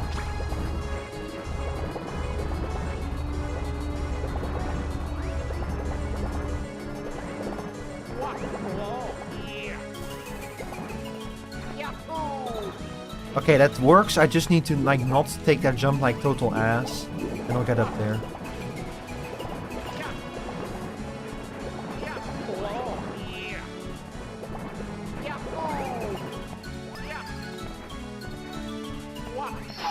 Oh no, it's a star. But I'm halfway collecting all of the red coins. Whatever, I'll grab it. But we'll start over.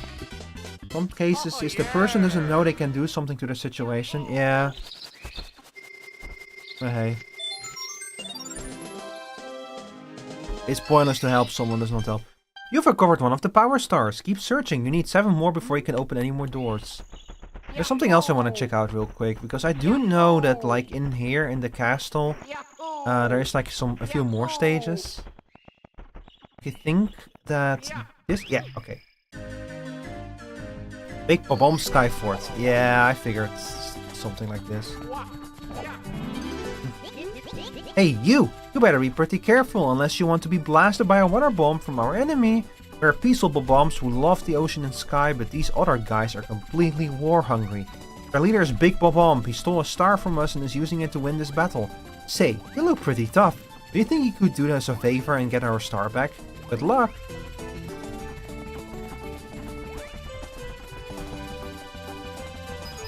Good question. You think we can do it, chat?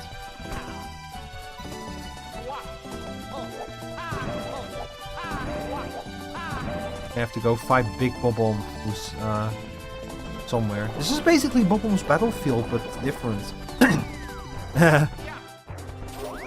Oh my god. Stay away from me.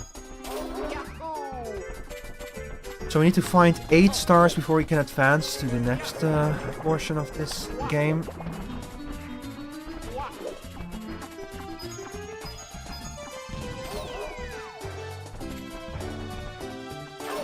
Ow! Ow! Cut it out!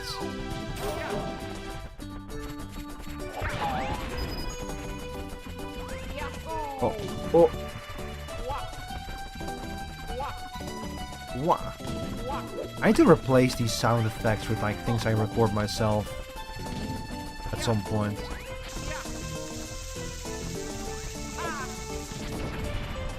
Wait, is this no, this is edge. This is not out of bounds.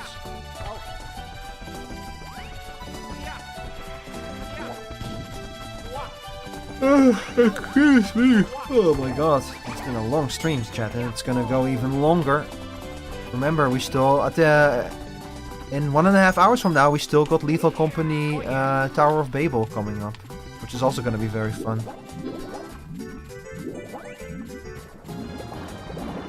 That's a long row of fish. Look at the fish.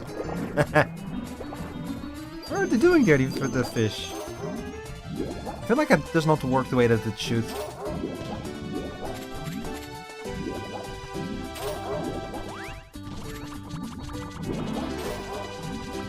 Wow, you can go deep here. This gives me like the kind of vibes that I used to get from Super Mario Galaxy, you know?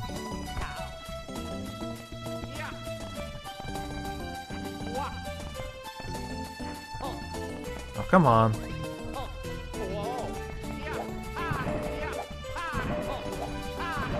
None of these things do anything.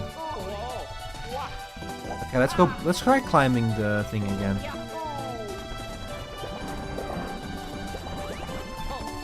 I don't know how to describe the vibe I'm getting from this level. It's kind of like the way that you like imagine, like you like when you like think back to your childhood memories of a level, what it is like, you know, when it's like not actually the real thing. Like when you're like thinking of like what you would do if you were able to create your own levels for this game, I guess. The kind of vibe. Does that rock look a little suspicious to you? Oh, it doesn't? Well, try standing on top of it and jumping anyway. Maybe you'll find a hidden one-up block? Really? Hey, yo. They have invisible blocks now? Oh, they're slick for that. Ow. Die.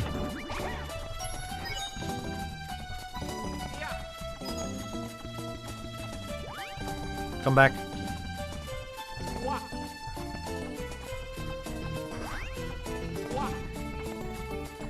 Oh. Come here. No! Damn.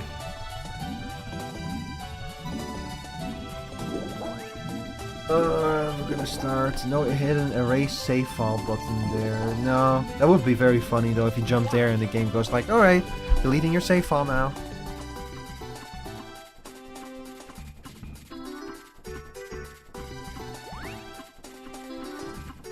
Save file privileges revoked. You know? Oh, shit.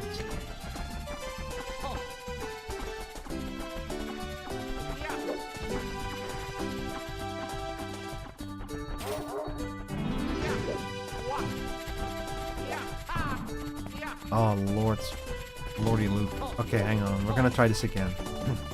Wait, did you respawn? I killed you. I thought that Goombas, once you kill them, are gone forever.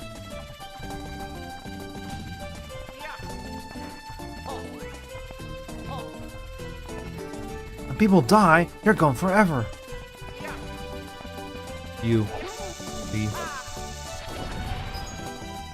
I know that bombs respawn. What is this? Oh. Hey, yo.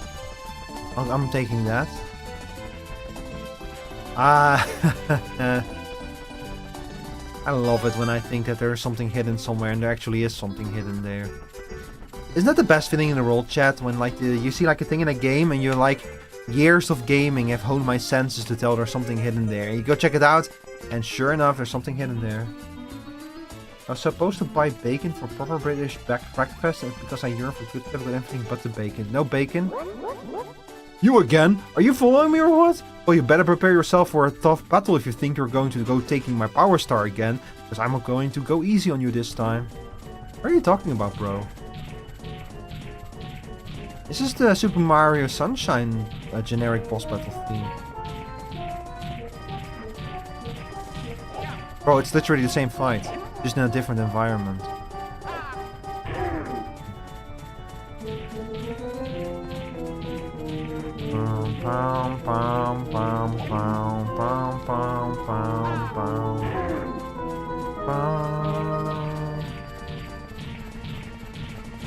Okay, move a little bit.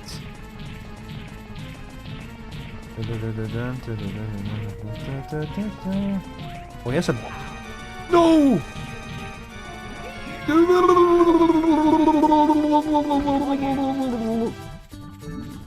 How did that happen?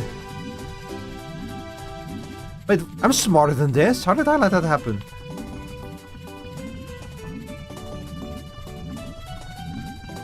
Should you build a giant dome over your friend's base is the wrong question. The right question is how quickly can you build a giant dome over your friend's base? How quickly can you turn his base into like the movie Biodome or like the Simpsons?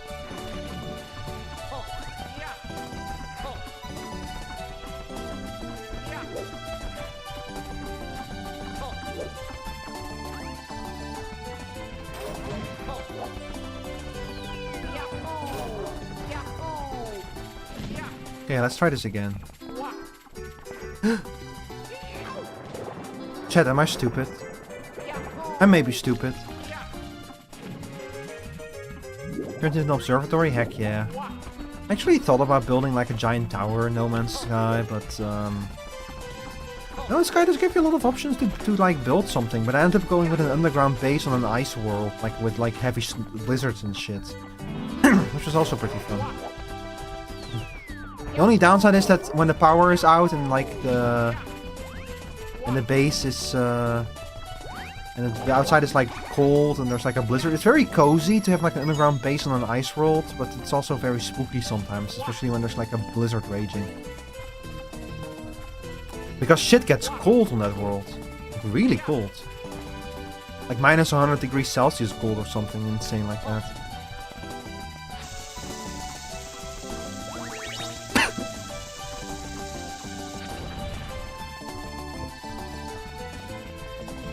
Now build if you find a source, an electromagnetic generator tower. I have one of those on one of my planets. Because I got lucky and my base was near a source of it, but...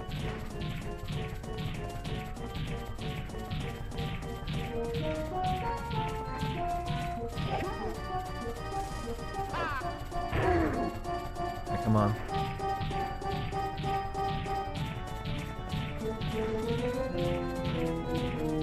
Oh my god.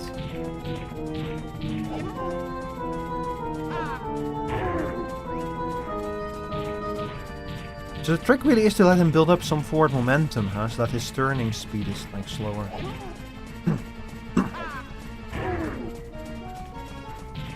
Wait, huh? You're cheating now. You're cheating. You're supposed to die after 3. Ak! Defeated again! Next time it will be me walking away with your power stars, though. I only have one of them.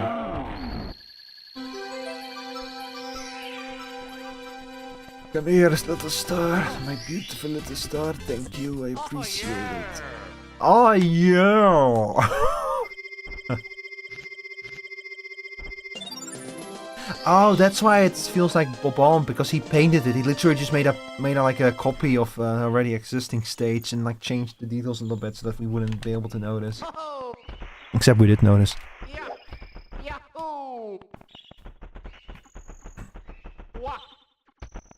Alright, I think that this is also supposed to be something. Donner vet in No Man's Sky is you building your own madness. If you make it make sense, it actually is very cozy and convenient.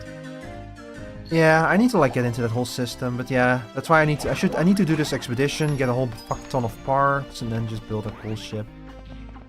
I really enjoy building ships in Starfield at least. Like I had a really cool design here. I'll have to check. Do I? I think I played Starfield as a part of Game Pass, but I can't. I cancelled my Game Pass after Microsoft canned Tango Gameworks, so I don't have access to that right now. So I would have to buy Starfield in order to check out my cool spaceship. I don't know. I might go back to Starfield one day. Oh, sheesh.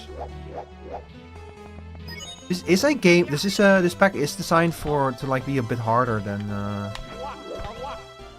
like vanilla Super Mario 64. So need to be a bit careful. Ah, Lord.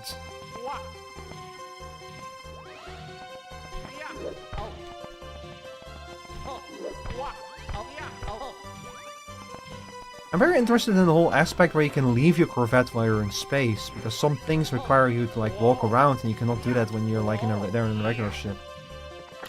One of my longest spaceships ever. Sorry, hang on, I'll read it in a sec. Hey yo. Probably exerts probably 50 G forces to pilot just by turning 5 degrees. What the hell did you build? It exerts that many. We should take a break occasionally.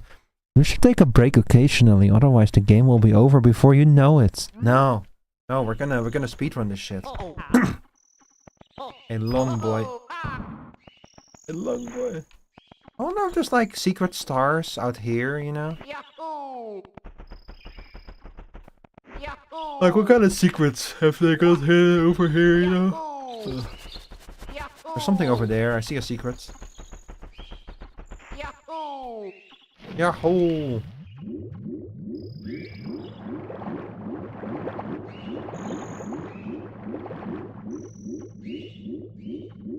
Takes me 7 seconds a full sprint to run from end to end. That's a big ship. How big can you make a Corvette?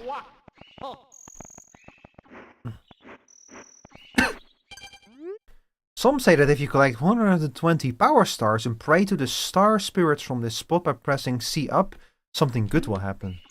What the hell?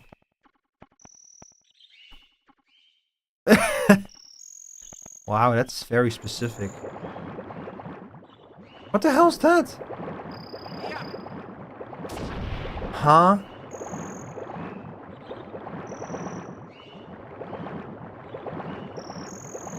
What? Was that because I tried to do this when the thing was like still not at 120? That's weird.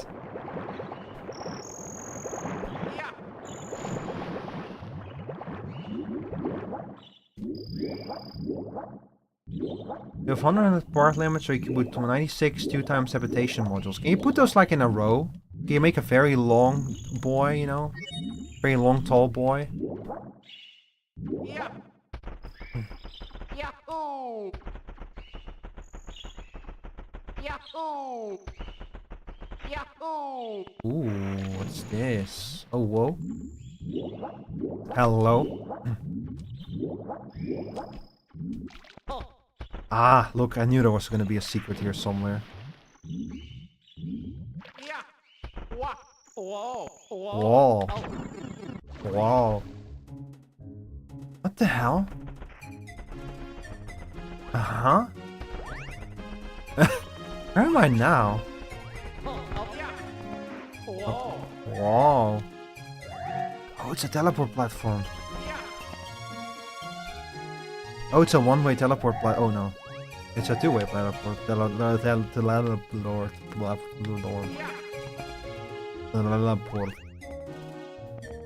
A teleporta. Oh. Teleporta. Yutza la forza.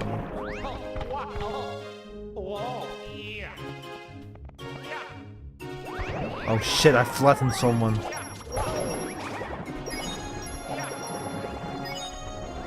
Okay, let's try that again.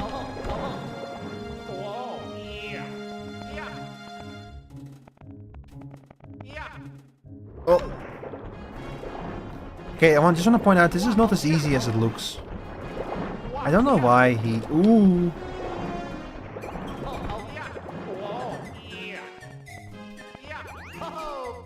Oh. Ow. Oh no. This might be a little bit more painful than I was anticipating, chat. Ooh.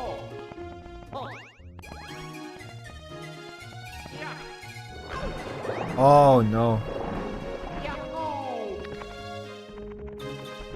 Okay, I need some healing.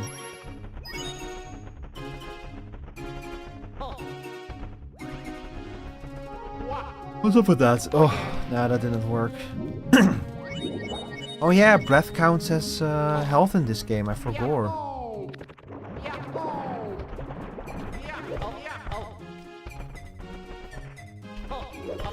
I completely forgot about that.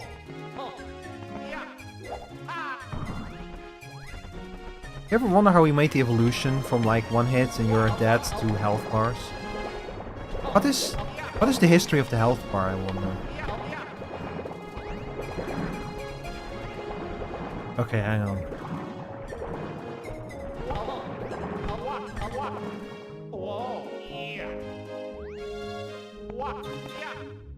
Yes, okay. I don't even know why I did all of that, and it's not like I'm gonna be trying for all of the red stars yet. I don't know. Why did I do that? We just don't know. Hi, Koopa the Quake.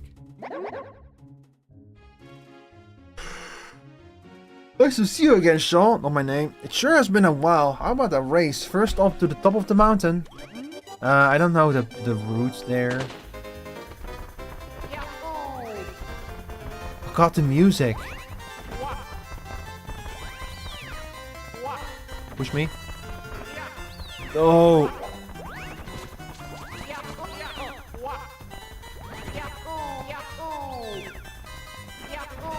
Oh lord. Oh, he's taking the slow route. I got invis-walled. Unbelievable. I cannot believe this, chat. I cannot believe this. I got invis-walled. Get up there, please. Okay, this isn't working.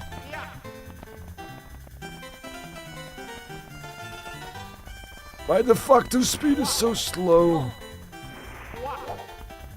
I cannot do this.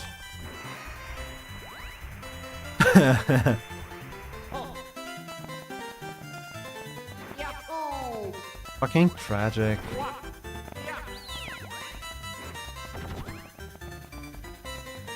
Okay, hang on, so I got invis-walled. Yeah, I totally got invis-walled. Y'all saw it.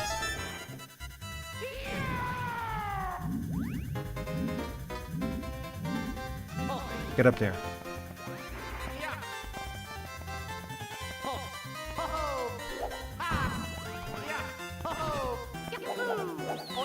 Jumping like that, it's like kind of this weird jump that I do where I press the L button like when I jump. It's like a special kind of long jump kind of thing, you know. I'm gonna have to go all the way up there and accept my defeat before I can challenge him again. That's so unfortunate. Man. No! Oh yeah. Maybe I'll just shit myself.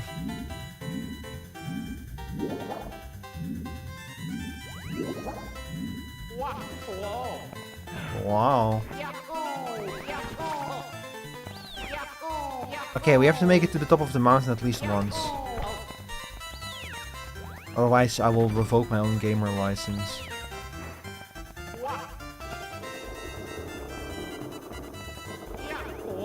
Oh, you can do it that way, huh?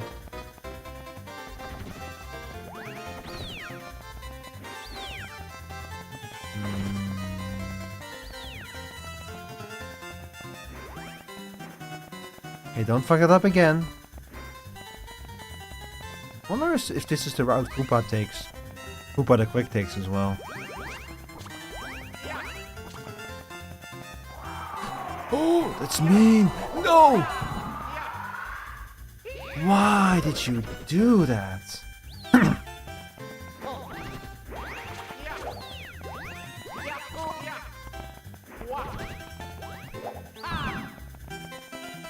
Bruh. Why did you do that?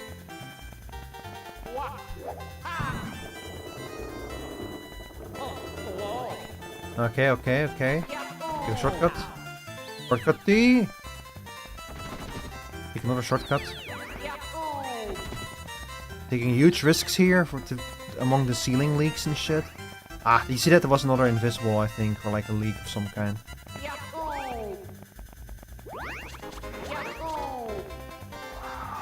No, not again, not this time, Satan. Hi. I win, you lose. Not looking so speedy now, are you? I'm gonna fucking, Wait, what? Wait, huh? But I lost. Huh? Chat, explain. Oh yeah. Oh yeah. Mushroom Mountain Town. Do you just like get the star by making it up there? Okay, hang on. I want to win that race and see what happens. Hey, I probably got like the pity star or something.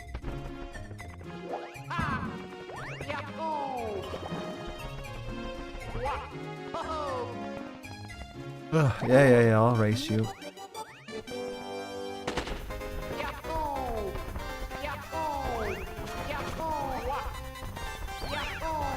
Okay, now I remember. This theme is from Double Dash. That's what I know it from.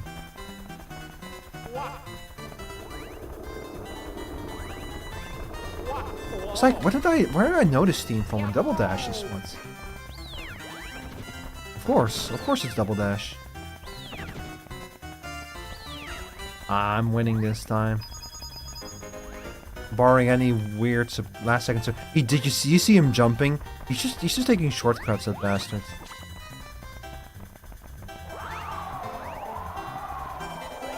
He's coming. He's coming. Alright, hand over the star, you bastard. Help, there's a Chucky eye here. No! Wow, you completely stomped my record. I promise I'll train extra hard for our next race.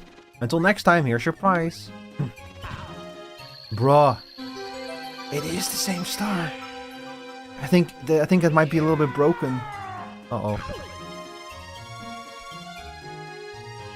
Oh yeah. That's weird. I guess I just give it to you no matter what, maybe? Signing on, chat. I need to close the window real quick. Don't go anywhere.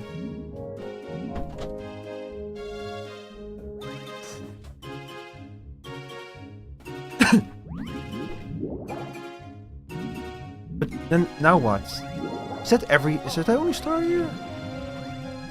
No, there's red coins here as well. And we can go try to grab that star.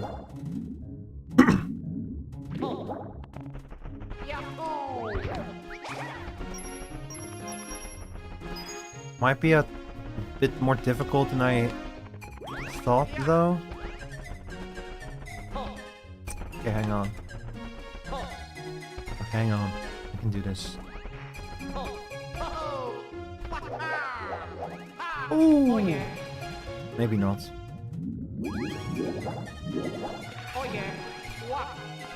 And every fucking pool here and edge is difficult to... What? No, not again. Bro, what's going on with my controller? It keeps disconnecting today. There we go. That was weird. The same thing kept happening during Elden Ring. I don't understand why. Wait, can I? No, that's not gonna work.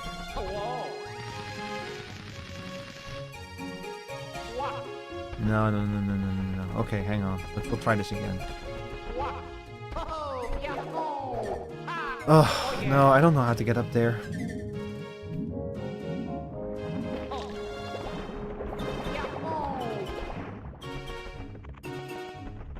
Maybe the teleport panel. I don't remember where that takes you.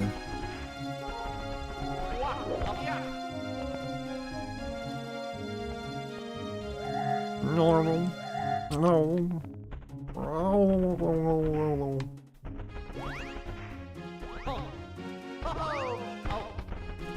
Bruh.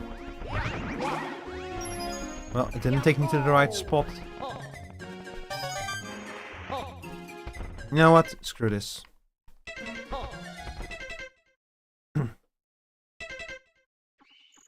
We're leaving. Alright.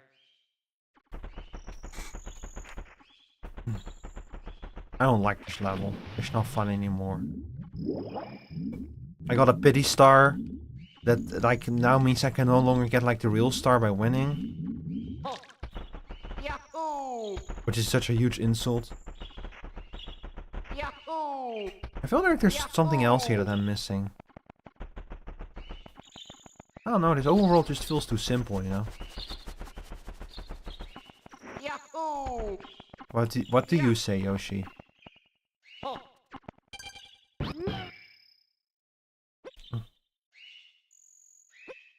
Yeah, thank you, Yoshi. Not quite what I was looking for. Wait, oh! Bnui. Wait, Bnui? Are you in there, Bnui? Bnui? No, he cannot hear us! He's trapped. Ah, this is like a bunny cage. It's kind of cute actually. Just a little bunny in a cage.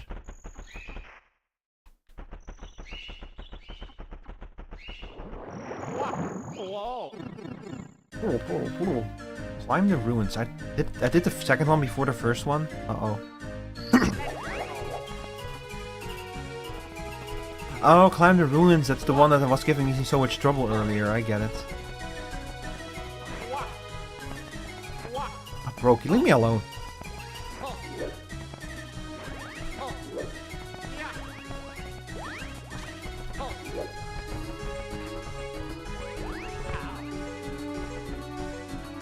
I wonder how many stars per level there actually are in this game, because it's starting to feel like it might not actually be 8 stars per level.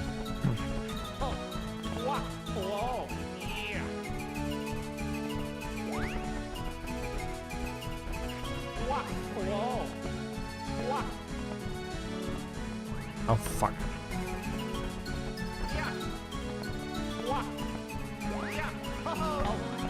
Ow.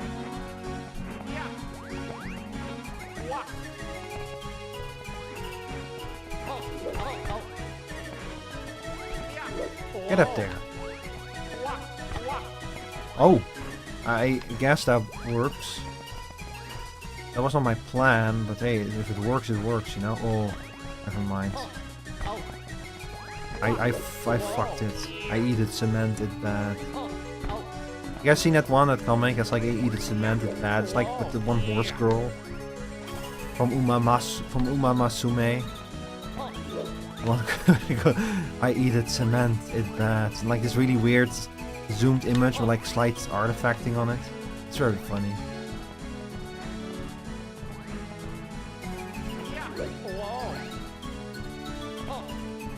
Realistically, if you ate cement, what would happen? Don't actually do that, chat. Don't actually do that. But if you ate it, if you did eat cement, what would happen to you?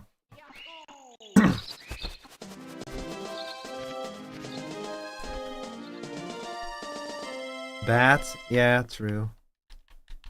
Did the controller break again? I might need to buy like a new cable or something, or a new controller at this rate. It would be a damn shame though. Whoa. 8 red coins of the world! Forget to do the 8 red coins star. I'm sorry for the yawn, chat. Man.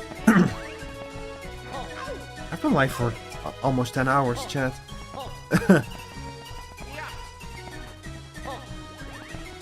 If it's the right chunks, it would scratch your inside as it passes through. It's true, yeah. The intention is for me to go to live again tomorrow with Final Fantasy XIV. But based on how I feel tomorrow, I might have to like change those plans. We'll see. We'll see tomorrow. It's not tomorrow yet.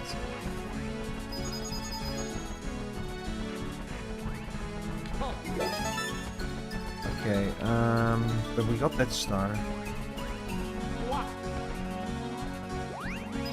Oh, see, normally cement is like this, and before it dries and hardens, it's like this soft substance, like basically like clay. It's basically clay before it like hardens. It becomes something more than clay. You know?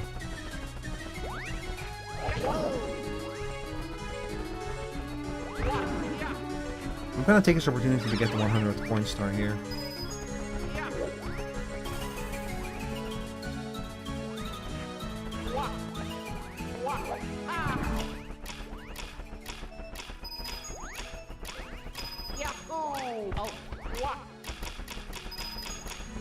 Oh lord.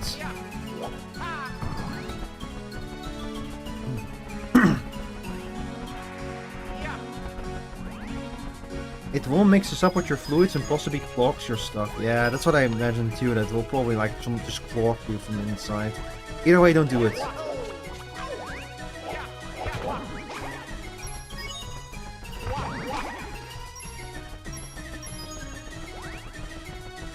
Absolutely do not do it. If you do it, I'm not responsible for it. Okay, chat? Just don't do it.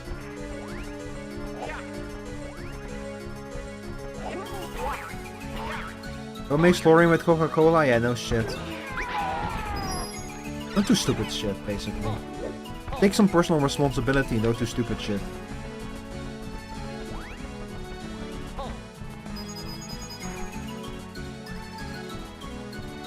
There's stuff over there.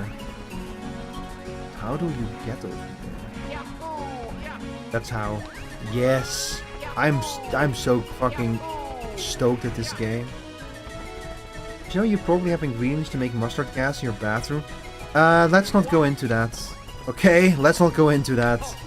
That's definitely going to break a TOS somewhere.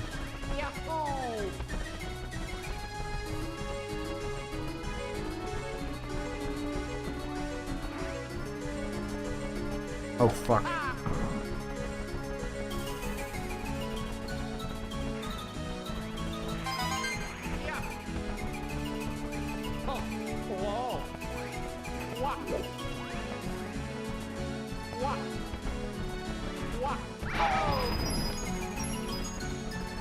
Very nice, very nice.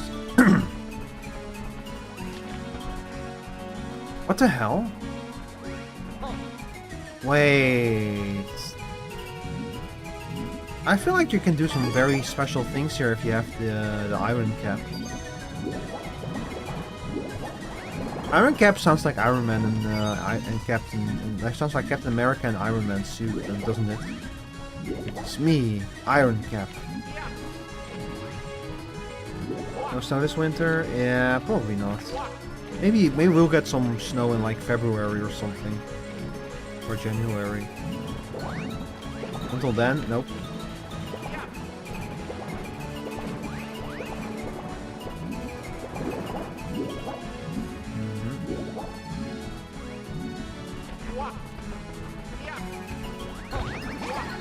Give me a coin. I'm still missing a bunch of red coins. Like 3 of them.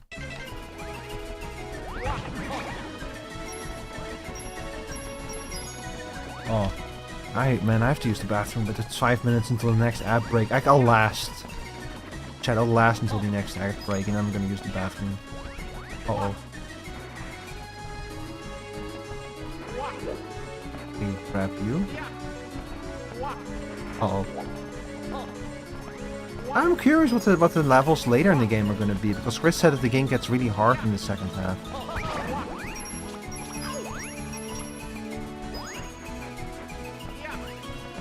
Come here. I've seen some of the crazy shit and challenges that challenge maps for this game do, but I cannot imagine that this game is gonna be that hard. It's like it's perhaps this game that focus only on sliding. I watched Simple Flips play some of those a while ago.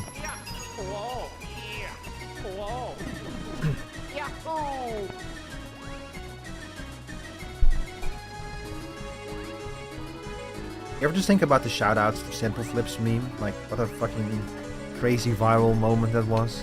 Shout out to Simple Flips. Everyone who watches CDQ knows shout out to Simple Flips.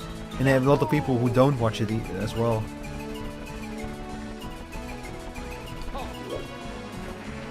Uh-oh. Oh, man! No! I'm gonna die.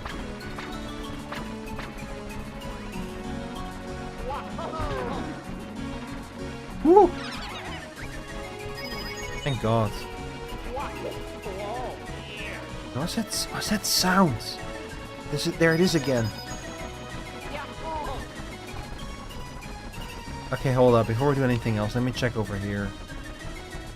It feels like it's not intended for you to walk on. It's just kind of here, you know. Like it's not forbidden to walk on it. You're just not gonna find anything here. That's what this area feels like.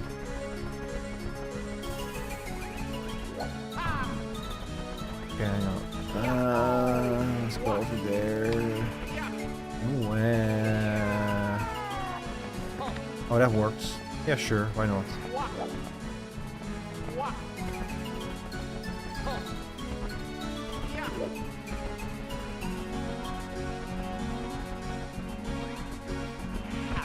Ow.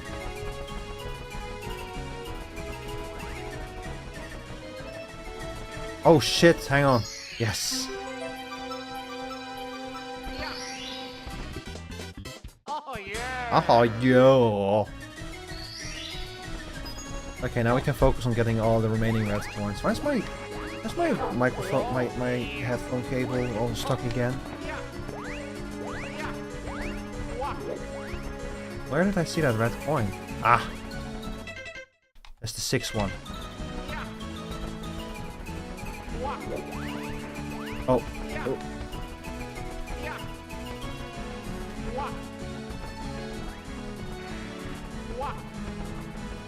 Oh, wow. Yeah. Oh, wow. Alright, come on. Bro. Bro, did you just post it? Ah, okay, chat, this is not as easy as it looks, okay? You know this whole game is not as easy as it looks, and I'm also not as good as I sometimes make myself out to be, you know? There's a star up there.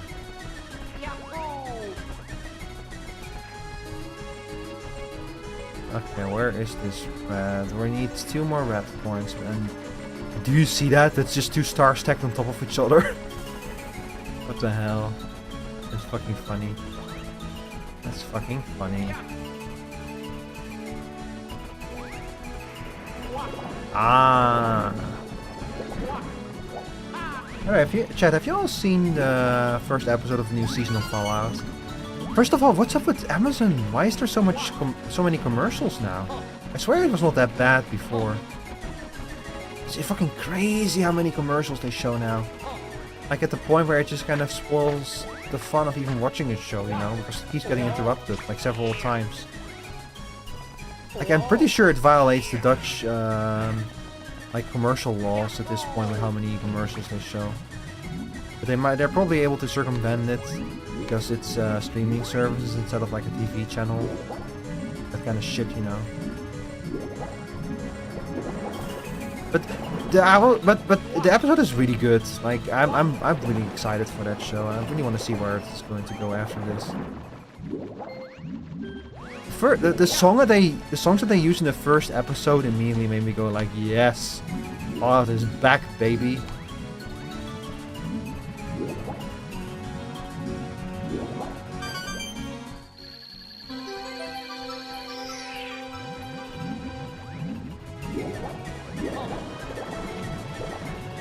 Man, I wish we had a white winter again sometime. I don't even remember though. I know we've had a white winter a few years ago, but I don't even remember what year it was. It might be like more than 10 years ago. I miss it. I miss white winters. I miss when there was snow in the winter when everyone was way off. Yeah, like an excuse not to go to leave the house because there was. Can you get up there, please? Oh, I'm fucking losing it.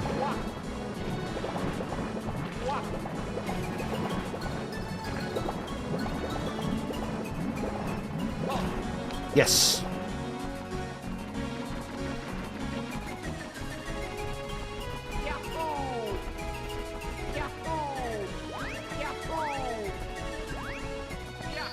I love the piranha behind me. Oh yeah, it's photobombing.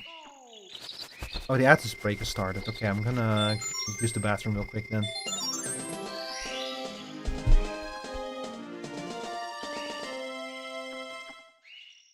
You're back, chat.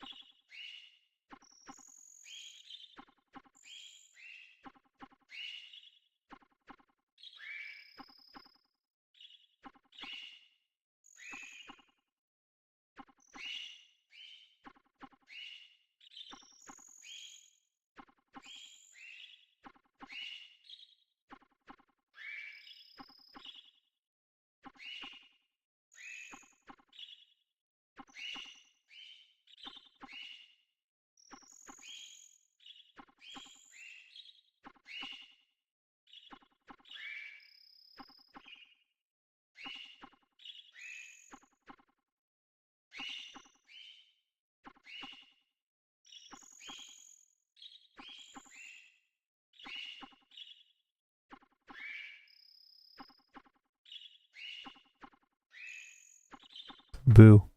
Night chat. Y'all still hanging in there?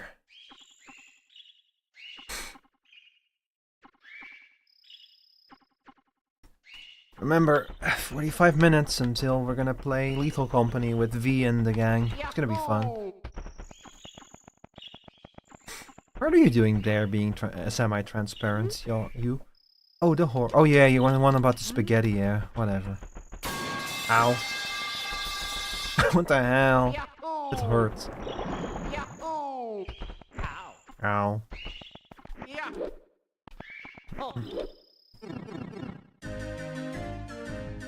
Shoot to the tower top. Only 2 pipes, yeah.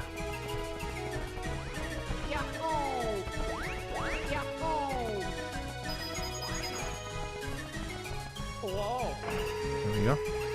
Hey chat, as a reminder, this is multiplayer. If you want to join, all you need to do is download Super Mario 64 Co-op, install it, and join the lobby. And you'll download the mods that I have. Like it's open lobby, it's free for everyone.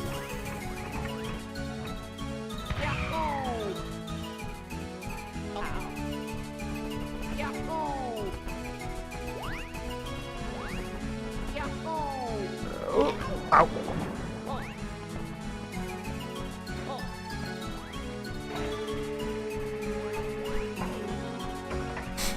Let's try that again. A bit higher this time, I think.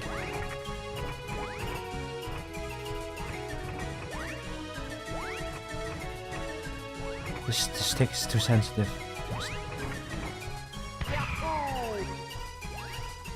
Oh, we need to go much higher. Hi, Sarah. Okay, Sarah. Oh. Okay, Sarah. Calm it. Ring it back a little bit. How are you doing today? I heard that that there was like a problem with the baggage handling system at Schiphol. It was on the news, the national news. That like hundreds of passengers left their flights without their luggage on board. It's like hundreds of passengers are currently stranded in other countries without their luggage. Where's the metal pipe? You already threw it, and Flack also threw it. We're running out of metal pipes, y'all. The Brassburgian metal pipe industry is like suffering because of y'all. There it is, yeah.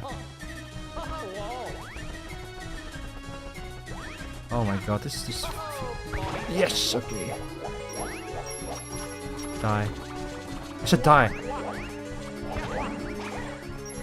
I need to discover a little bit more health. Yeah, it's more like it. Okay, let's go back down. I was out of office today, work completely turned off. Oh, nice, nice. Yeah, you're using it to heat up your happy powder? Oh no. Don't do it. Don't do it, Flack, it's not worth it. Happy powder's not worth it. Hopefully this will work. Bro, what does it take? What does it take to get up there? Ow. My head is concave now. It didn't make you happy? Yeah, that's what you get for trying to like exploit happy powder to feel happy instead of... Real happiness comes from inside, you know? You visit 2 hobby stores? Nice. Yeah, I'm looking for like a cool... I want to do something with like a hand cam, like a cool project or something. And like actual model building is a bit... I have like no experience with it, so I was thinking maybe like building something out of Lego. But I'm having trouble finding like a good Lego kit or model. That's like something that's just interesting to let me build and stream, you know, with a hand cam. Having trouble in like finding something very good for that. I think it would be cool. He gave you free kits for your birthday. Wow. Really? Are they like both hobby stores where you normally spend like a lot of money?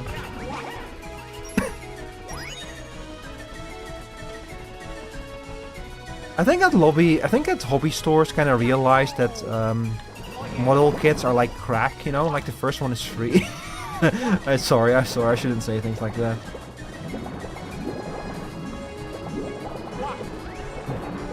It's kind of true though.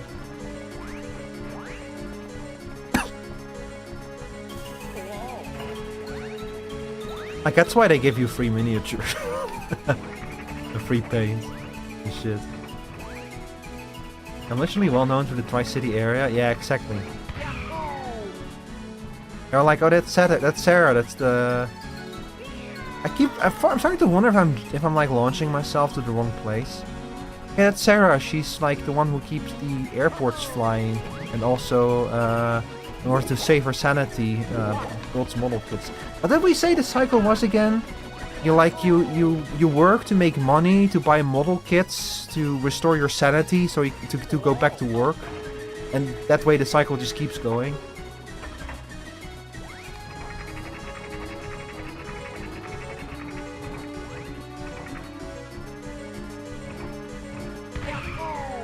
Okay, this is a 45-degree angle and it's still not enough.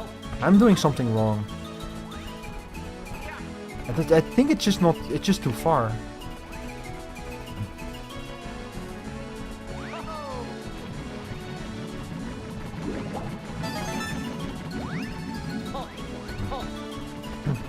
My voice is quite literally going, chat. What am I gonna do? I have to play Lethal Company in half an hour. My voice is disappearing. What's hoping me? Oh. Oh shit, those model kits look cool.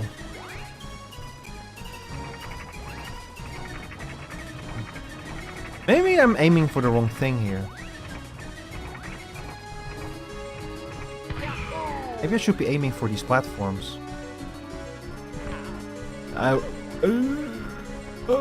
owie. Oh, it hurts.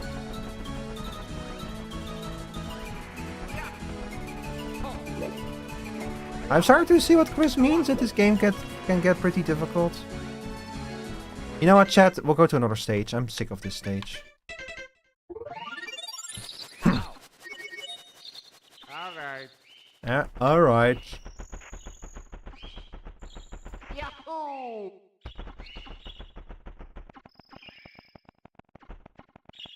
Yahoo! Yahoo! Let's go back to the totally not Bob-Bombs battlefield. Yeah, sure. Oh. Top of the sunken ship? Oh no.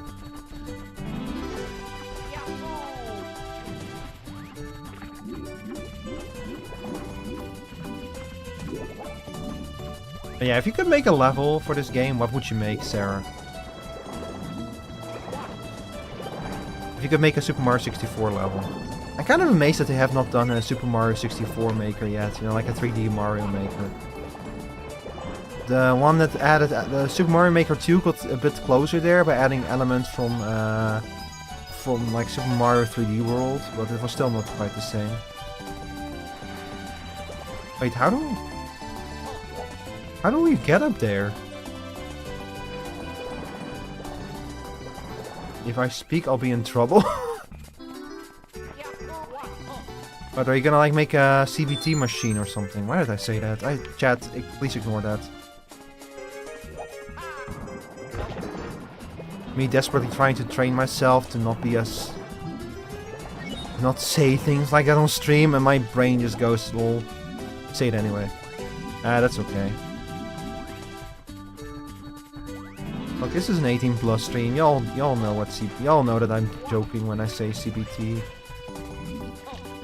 You know, like closed beta tests. Closed beta tests are not to be joked about, you know, they're important. This isn't working. Bro, how am I supposed to get up there?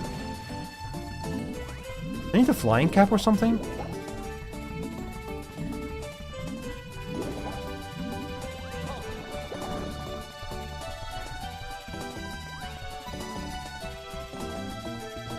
Bruh? Ah, the cannon. I see. Hello. Can you open the cannon, please? Please.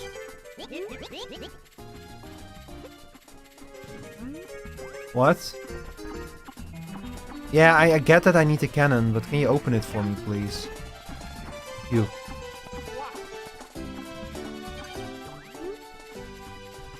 Thanks for defeating blah blah blah blah blah. Okay, open the cannon. No, open the cannon. Open the cannon. Open the cannon. Open the cannon. I deeply apologize for the video I sent you, but here you go. I gotta handle something. What? What the fuck is this? Oh no. I don't know if I can show this on stream. I probably shouldn't. I shouldn't test it. It's very funny though.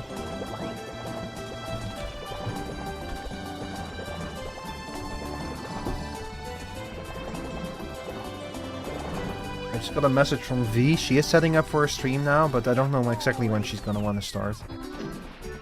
Uh-oh.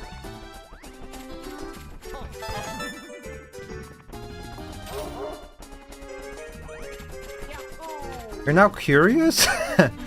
I might post it in like... Look, it's not exactly super bad, okay? It's just kind of weird. Clap, clap, clap. It sounds a lot worse than it is.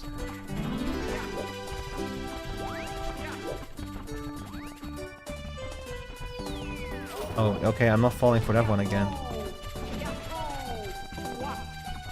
Look, there has to be...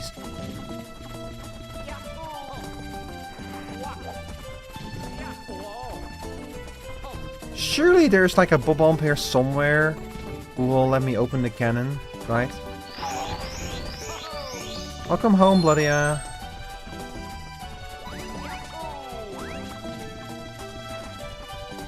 Maybe from the floating island?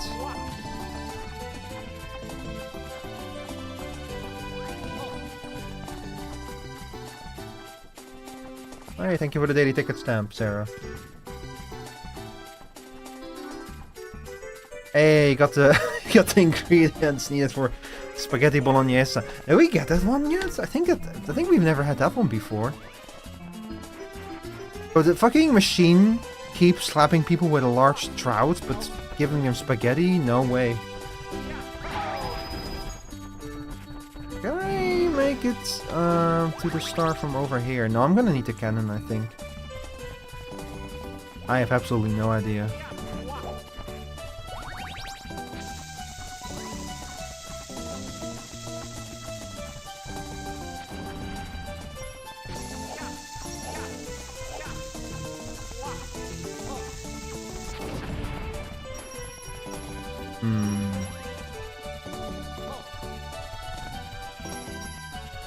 How the...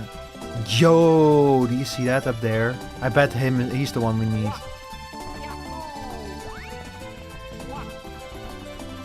Did you know Rico Test is an anagram for bad at video games? Well, I have news for you, Sarah. I'm no longer Shall Rico Test. Henceforth, I'm known as Rico Rivetmore. So, joke's on you. I'm no longer bad. I'm no longer an anagram for bad at video games.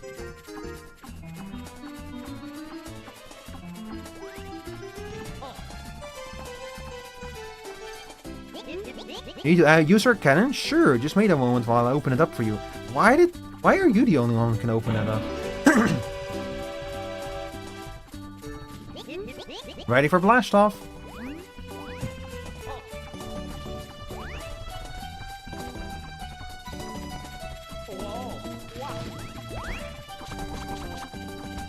I do like how a lot of these levels so far have like, they look easy initially and they have like a few easy stars, but then there's suddenly shit that makes you go, oh fuck. Very bad at video games and socialization. What do you mean about that? What do you mean with that? I'm fine with socialization. My name is Rivetmore, not talks less.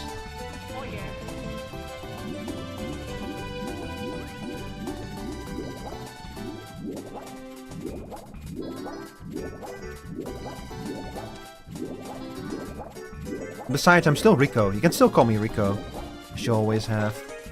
Although, like, I was just thinking, well, Sarah usually calls me anything but Rico. Most of the citizens of Brasburg can still call me Rico. You, Sarah, you're probably still gonna call me Maidenless.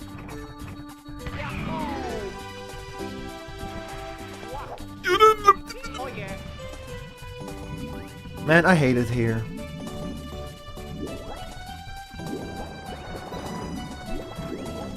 There's so many fucking fish in this fucking like in this ocean. Why is there so many fish just moving in a row? What the heck?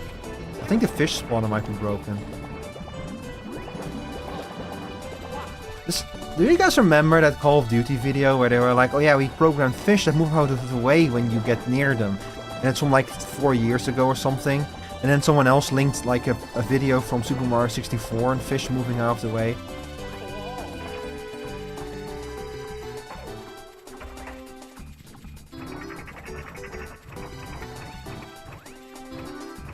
Butterfly. Free, like a butterfly in the sky.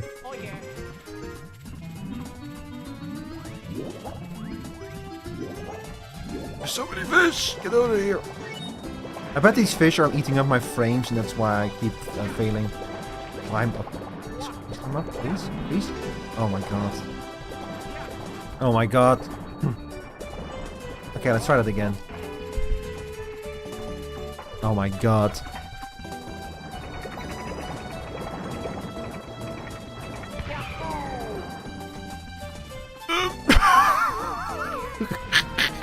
I hate it here.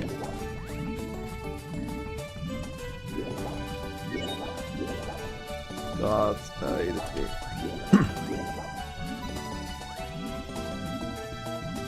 V, when are we starting, V?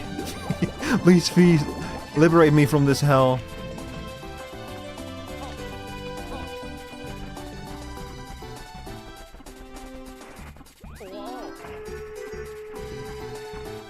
Maybe I should have just played more Elden Ring during this segment.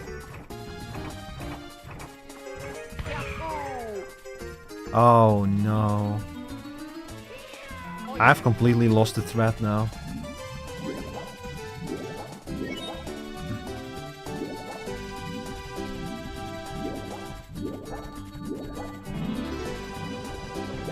Okay, well whatever, let's try that again, this time a little bit lower probably. Do you think that this is what Bill... What's his name again? Yeah, like the funny actor from Castaway. What was his name again? Bill Murray. Is this what Bill Murray felt like in that movie? You know, Castaway?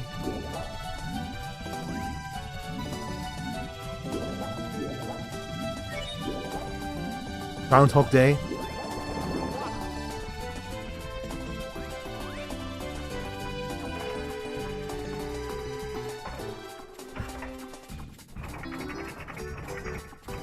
Let's try that again.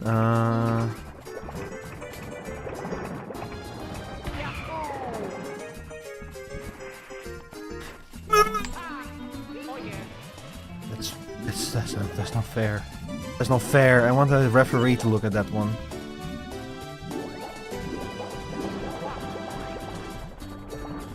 Man. Okay, hang on. At least we're back here quickly this time.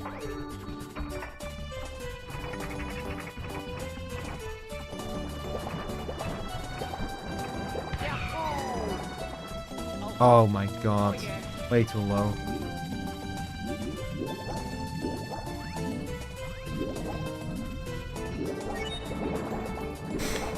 Ay ay ay. Ay ay ay. Ay ay ay ay ay. Oh sorry, I do need to ask these something.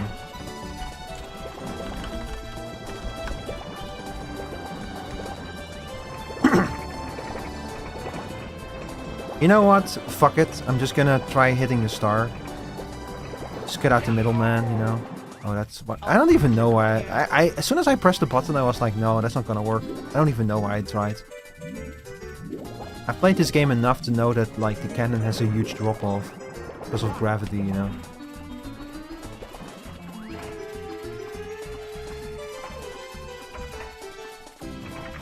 Okay, hang on.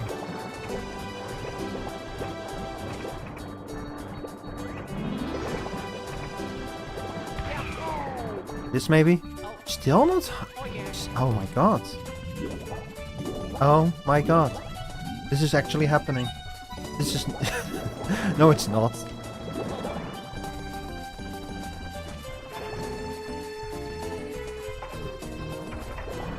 Man, I miss Bonanza. I need to. I want to play that some more. We have like we've not touched the end, post game at all, so we still have plenty of stuff left to do in it. That was just so much fun to play.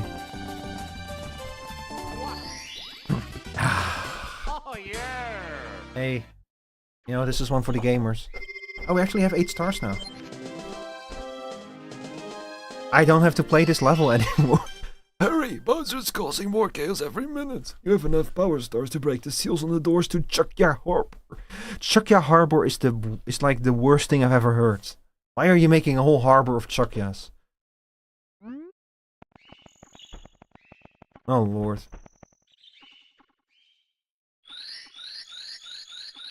Oh shit, my tea is cold.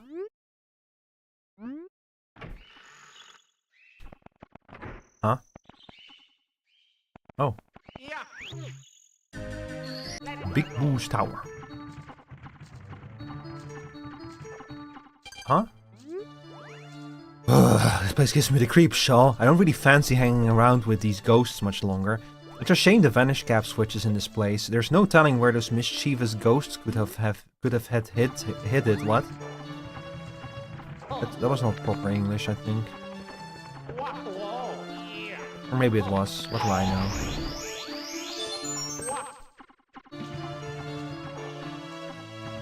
Look at that Goomba down there. He fell. Yeah.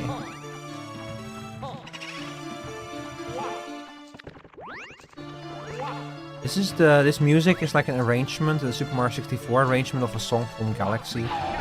Man. God, Galaxy. Such a great game.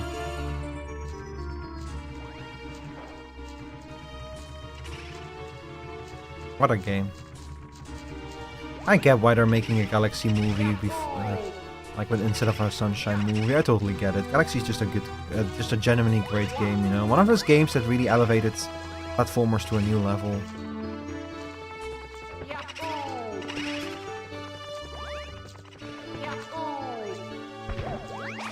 Also, funnily enough, like a platformer that was not really matched for like a very long time. Like, huh? Oh, I'll check that out. Hey yo.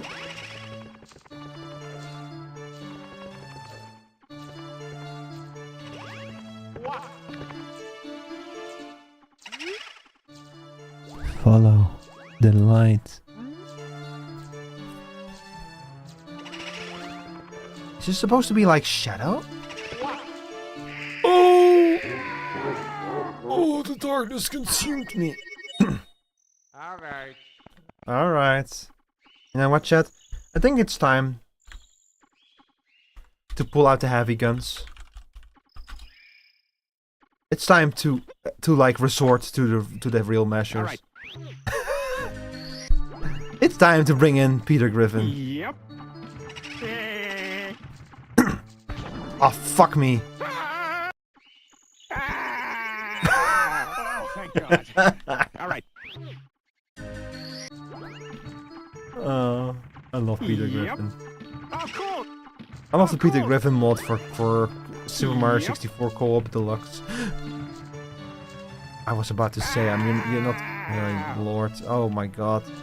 It took me like... Every time I picked this, it took me like 5 seconds to remember, like, oh yeah. he's really annoying, actually. Yep. You're fast. Yep. Yep. This is how Super Mario 64 was meant to be played, by the way. It's a book? Oh no. Alright. Did you know, chat, that every time you aggro these spiders, you reset their home point? Which means that you can migrate them and move them to a different location. Did you know that, chat? Yep.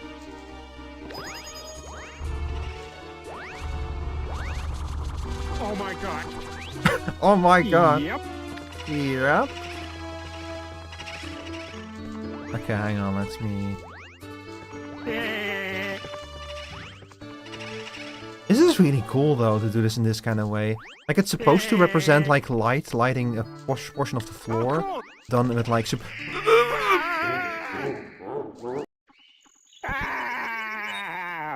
thank God. All right. Oh, thank God. Oh, Lord. Okay, let's see if this will allow us to do this. I think I'm gonna try the other level first. Oh, thank God. Yep. Yep.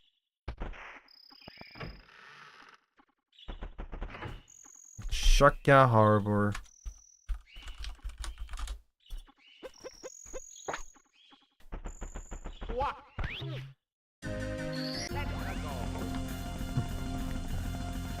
Ooh.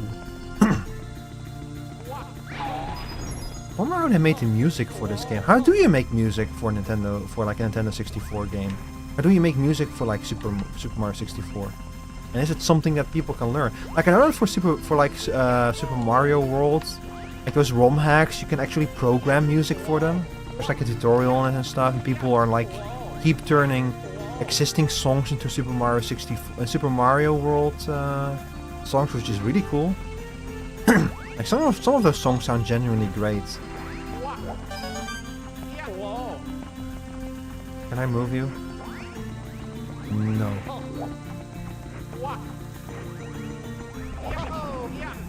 This is weird. What does it say? What does it say, Manson? What do the numbers mean? Mason. It fucked me up at that scene, the numbers Mason. It fucked me up at that is like from a Blobs game. I thought it was from like Resident Evil or Silent Hill or something. You know, like Harry Mason, but no.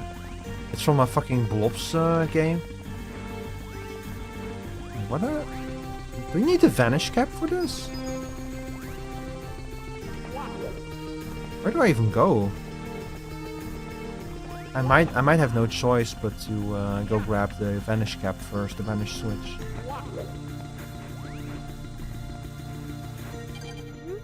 This Rhino looks fairly damaged. A solid kick might be enough to finish the job.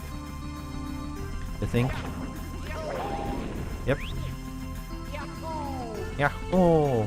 Oh no. Oh no. Uh-oh. Oh no, where am I supposed to go next? Oh no. Uh-oh. Uh-oh, I'm gonna be flattened.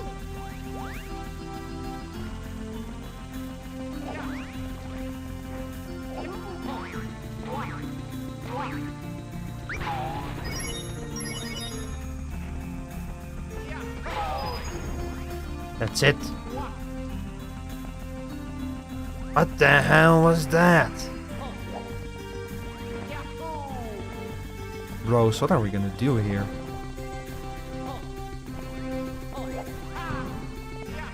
I like the little mushroom on these things. That's very cute. Some of this water... Yo, that's fucking crazy deep though for this game. And that's an anchor? And a fish? Hey yo, the music though. Oh, why did that happen? Huh? Why did that happen? What happened? Why did she break? Okay, hang on, chat. I do need to Thunderstore. I'm just gonna I just need to enter something real quick into Thunderstore for the upcoming segment. I'll quickly get that running. Thunderstore!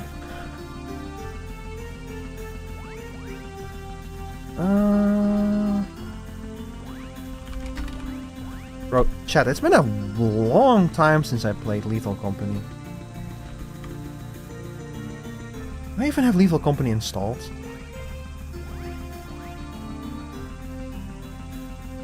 Also, I need to actually double check my disk space.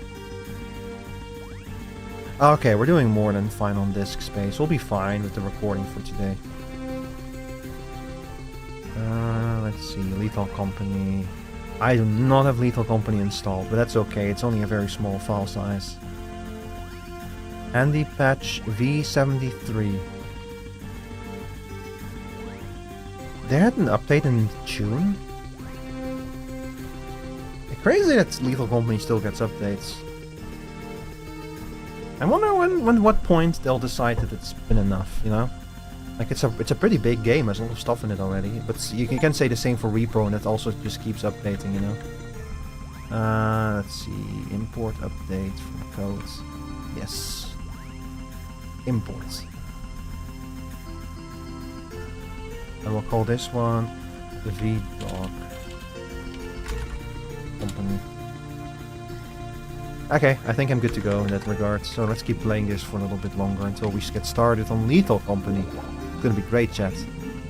I mentioned this before, but we're in 15 minutes roughly, give or take.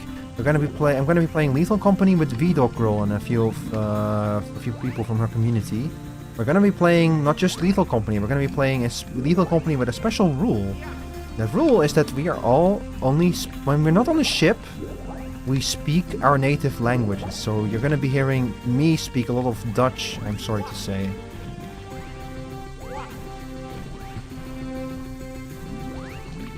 Like, I don't really know what I can do about that. Like, I cannot provide a live translation or anything like that. But I'm sure it's gonna be funny.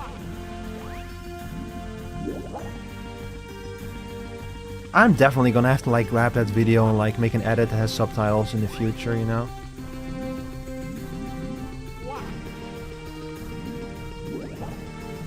Or something like that.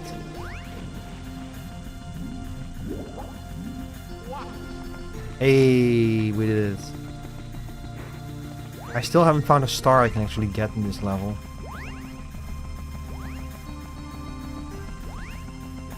Did all of that work to end up over here?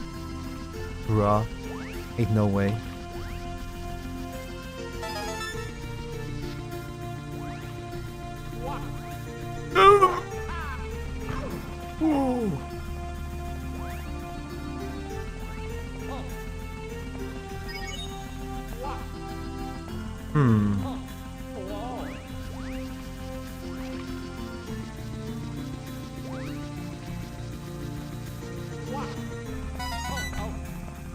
Okay, well that works.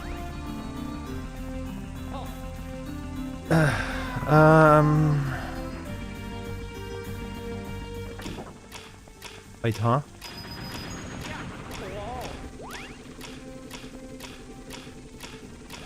Wait, what did I just do? What did I do? I don't know what it actually did. I still cannot see a star.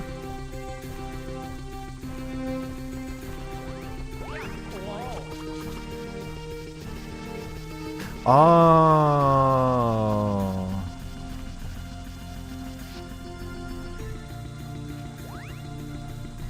Check this out. Check this out, chat. Don't check this out. Look away.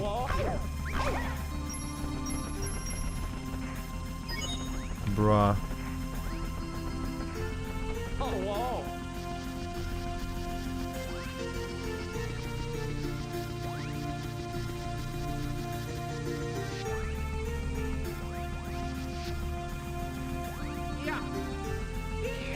Ow. Am I gonna die doing this? I just want the star, bro. Just give me the star. I just want one. Yes. Oh yeah.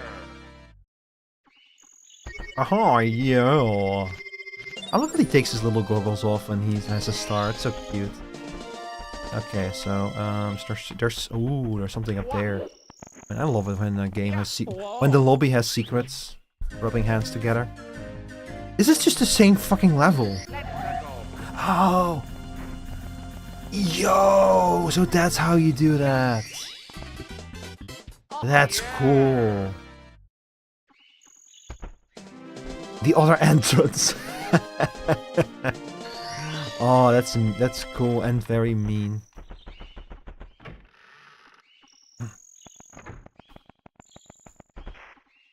That's very cool and very mean. So we need to get 20 stars, I think, and then we can go on there, and then we can There's probably a boss battle in there if I had to imagine. This feels wrong, this place. It feels like there's something else here.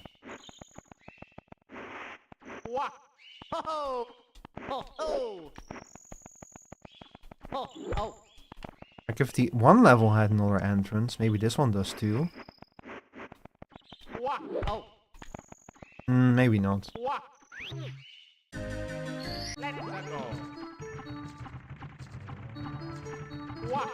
Oh, cool. Oh no. Ow. I always knew that reading books would kill me one day.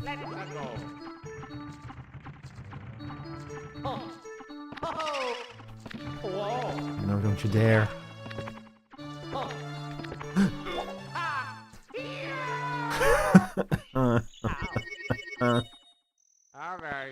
Ow. Let's try that again. Again. Again. Again. And again.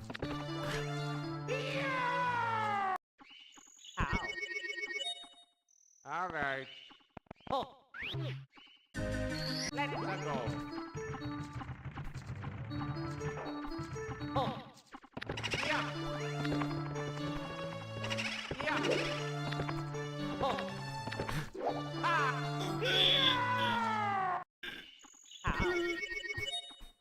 Alright. I'm burning through all my lives here, y'all. What the hell?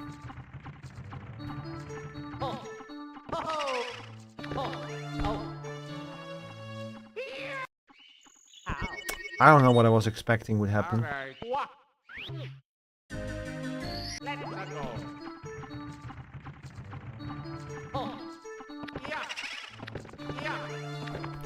There's no way, man. Huh? What the fuck is this? Is this... Am I in the afterlife? Huh? Am I dead?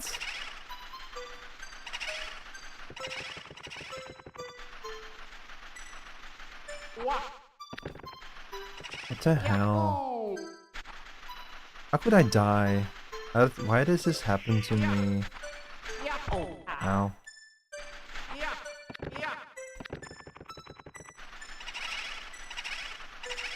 This feels like the bad ending for shotgun buckshot roulette, you know? Like what happens if you die in the final round when you don't get like resurrected.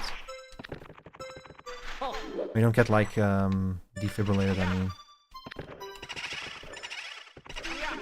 What this reminds me of. There's nothing. Wow. It's just a place to jump up to. There's not actually anything here, I guess. It's the end of it's the end of the game. We're dead. All we can do now is jump into the hole. Oh.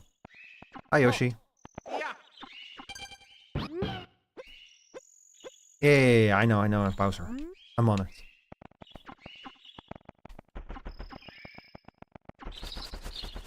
I'm on it, Yoshi. Don't worry.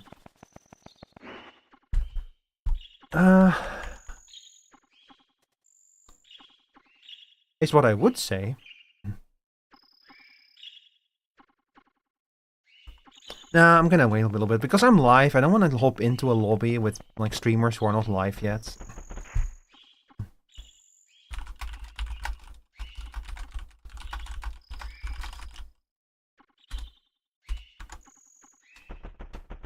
You know, for obvious reasons.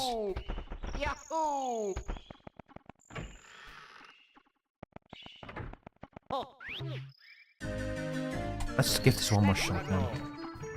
Surely I can make this jump. I can't. Ow. Alright. Bruh. Man. Now this is why humans only get one life, because if we had more than one, we would like waste it on dumb shit like this. And making the same mistake over and over again.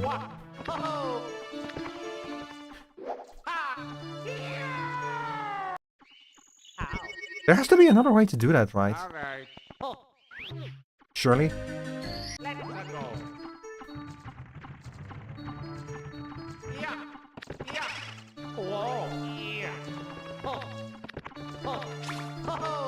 Okay, we're not doing that again. I wanna try this one again. The book.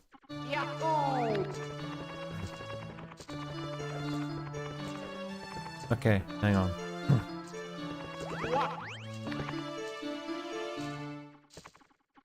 Okay. Got it? Yes. I have to...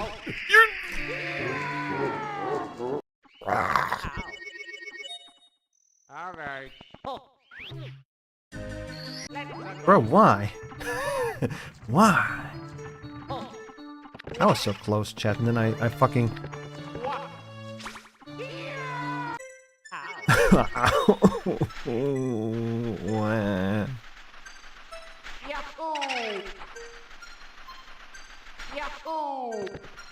Man, maybe I should have become like a professional ball thrower or something, like a professional pitcher, because I sure threw it.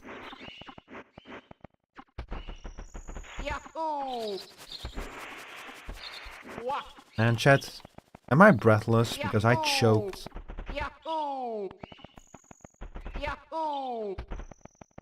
Chat, you must be breathtaking because I sure choked on that just now.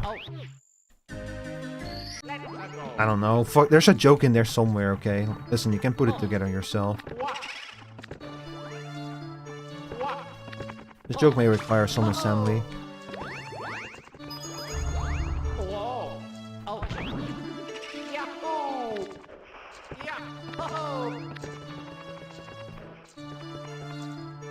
I want to see a speedrun of this.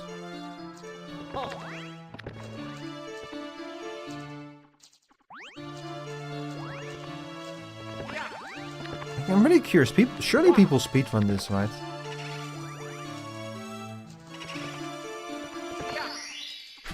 Hey, we're standing in the darkness, but something doesn't matter, huh? Secret tunnel. Slurp. Where the hell is this blue switch in this level? I guess I do have to climb the damn tower then.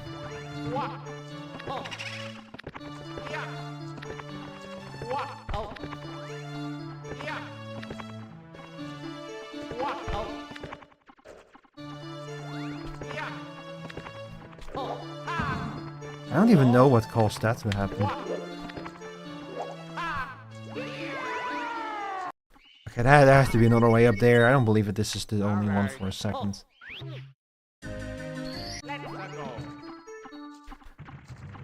We'll go over here and then we'll check the other sides and see. There has to be another thing that we can do, right?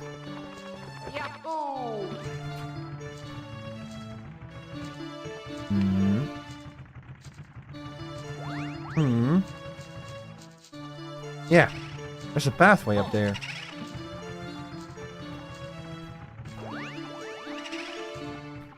Oh lord, okay, hang on.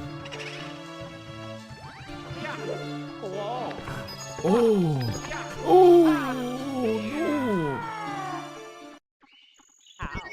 This level is hard. This is genuinely a step up in difficulty from the other ones. Okay, let's try that. Somewhere else, maybe. I'll find the path of least resistance through this level, yeah, don't you worry. That's not it.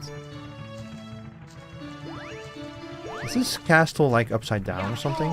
This reminds me a little bit of Banshee Boardwalk from Mario Kart 64.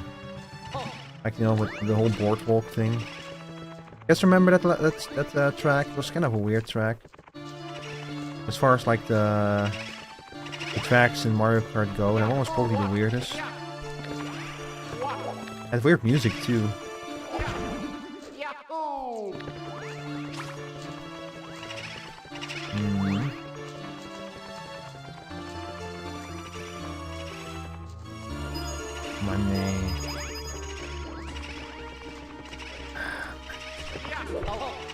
Did you guys see that edit that people made from the trailer? Like, they released Wario World on the Virtual Console in the Switch 2. And they made like a really dramatic trailer, so people made like, oh fuck. People made like an edit of that trailer where they like, where it's like open with Wario screaming. Alright. Let's go. Yeah. Hey, where am I going? Ah, back to the afterlife, I see. Well, that sucks. Yeah, sucks all the fun out of it, doesn't it? Rope. Okay, let's see.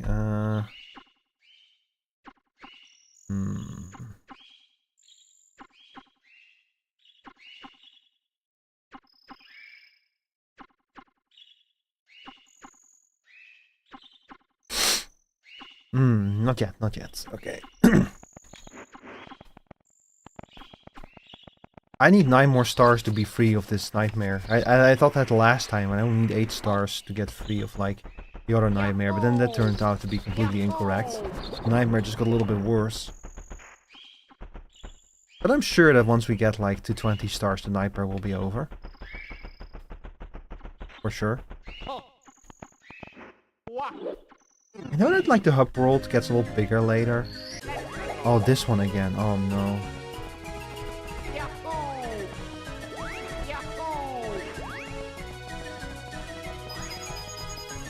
We need the metal cap for this one, I think. Well, not this one, but like something else in this level.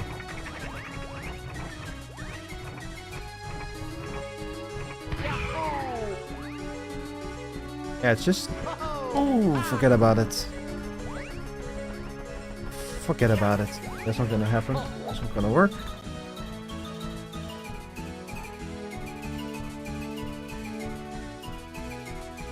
Vtuber Tower of Babel. Okay, I think that V is live, so I think that I'll be able to join her soon.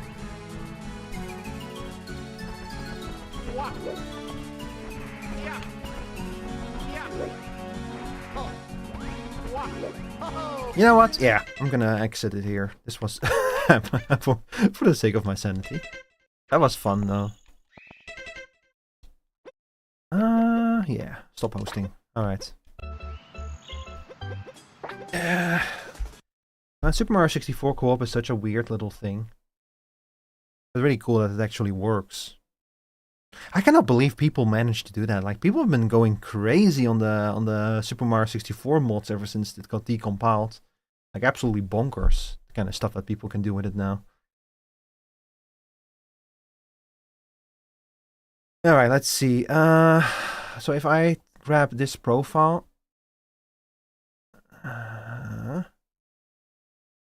and then I can launch the game with this button. Game folder could not be found. What? What do you mean game folder could not be found?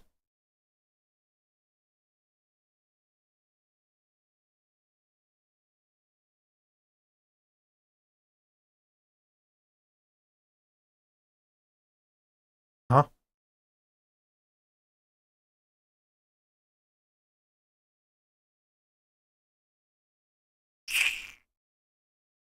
Oh, okay.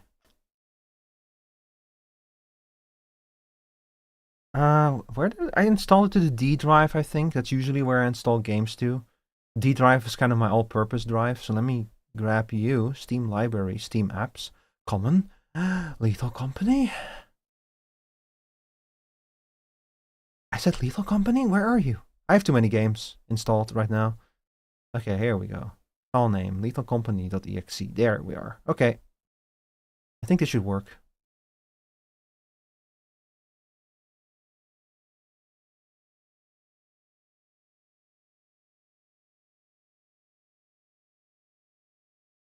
Insights records your best moves so you can easily review them or share them with your friends. No, I do not want that. Absolutely not. I don't want some weird application recording my moves, especially not in Overwolf.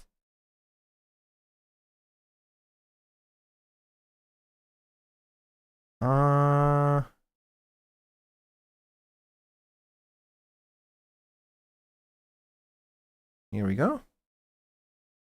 Yeah. Didn't they like update the game that has like a new opening now? Let's see. This looks okay. Yeah. Push to talk. Voice activation. Push to talk. Okay, we'll use voice activation. Launch mode online. Yeah.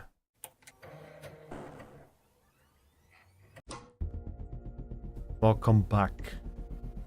More company. Oh hell yeah! Look at me. No, I should wear the party hat. It's my streamiversary. Nah, streamiversary is already over, so I'll wear the Christmas hat. Why not?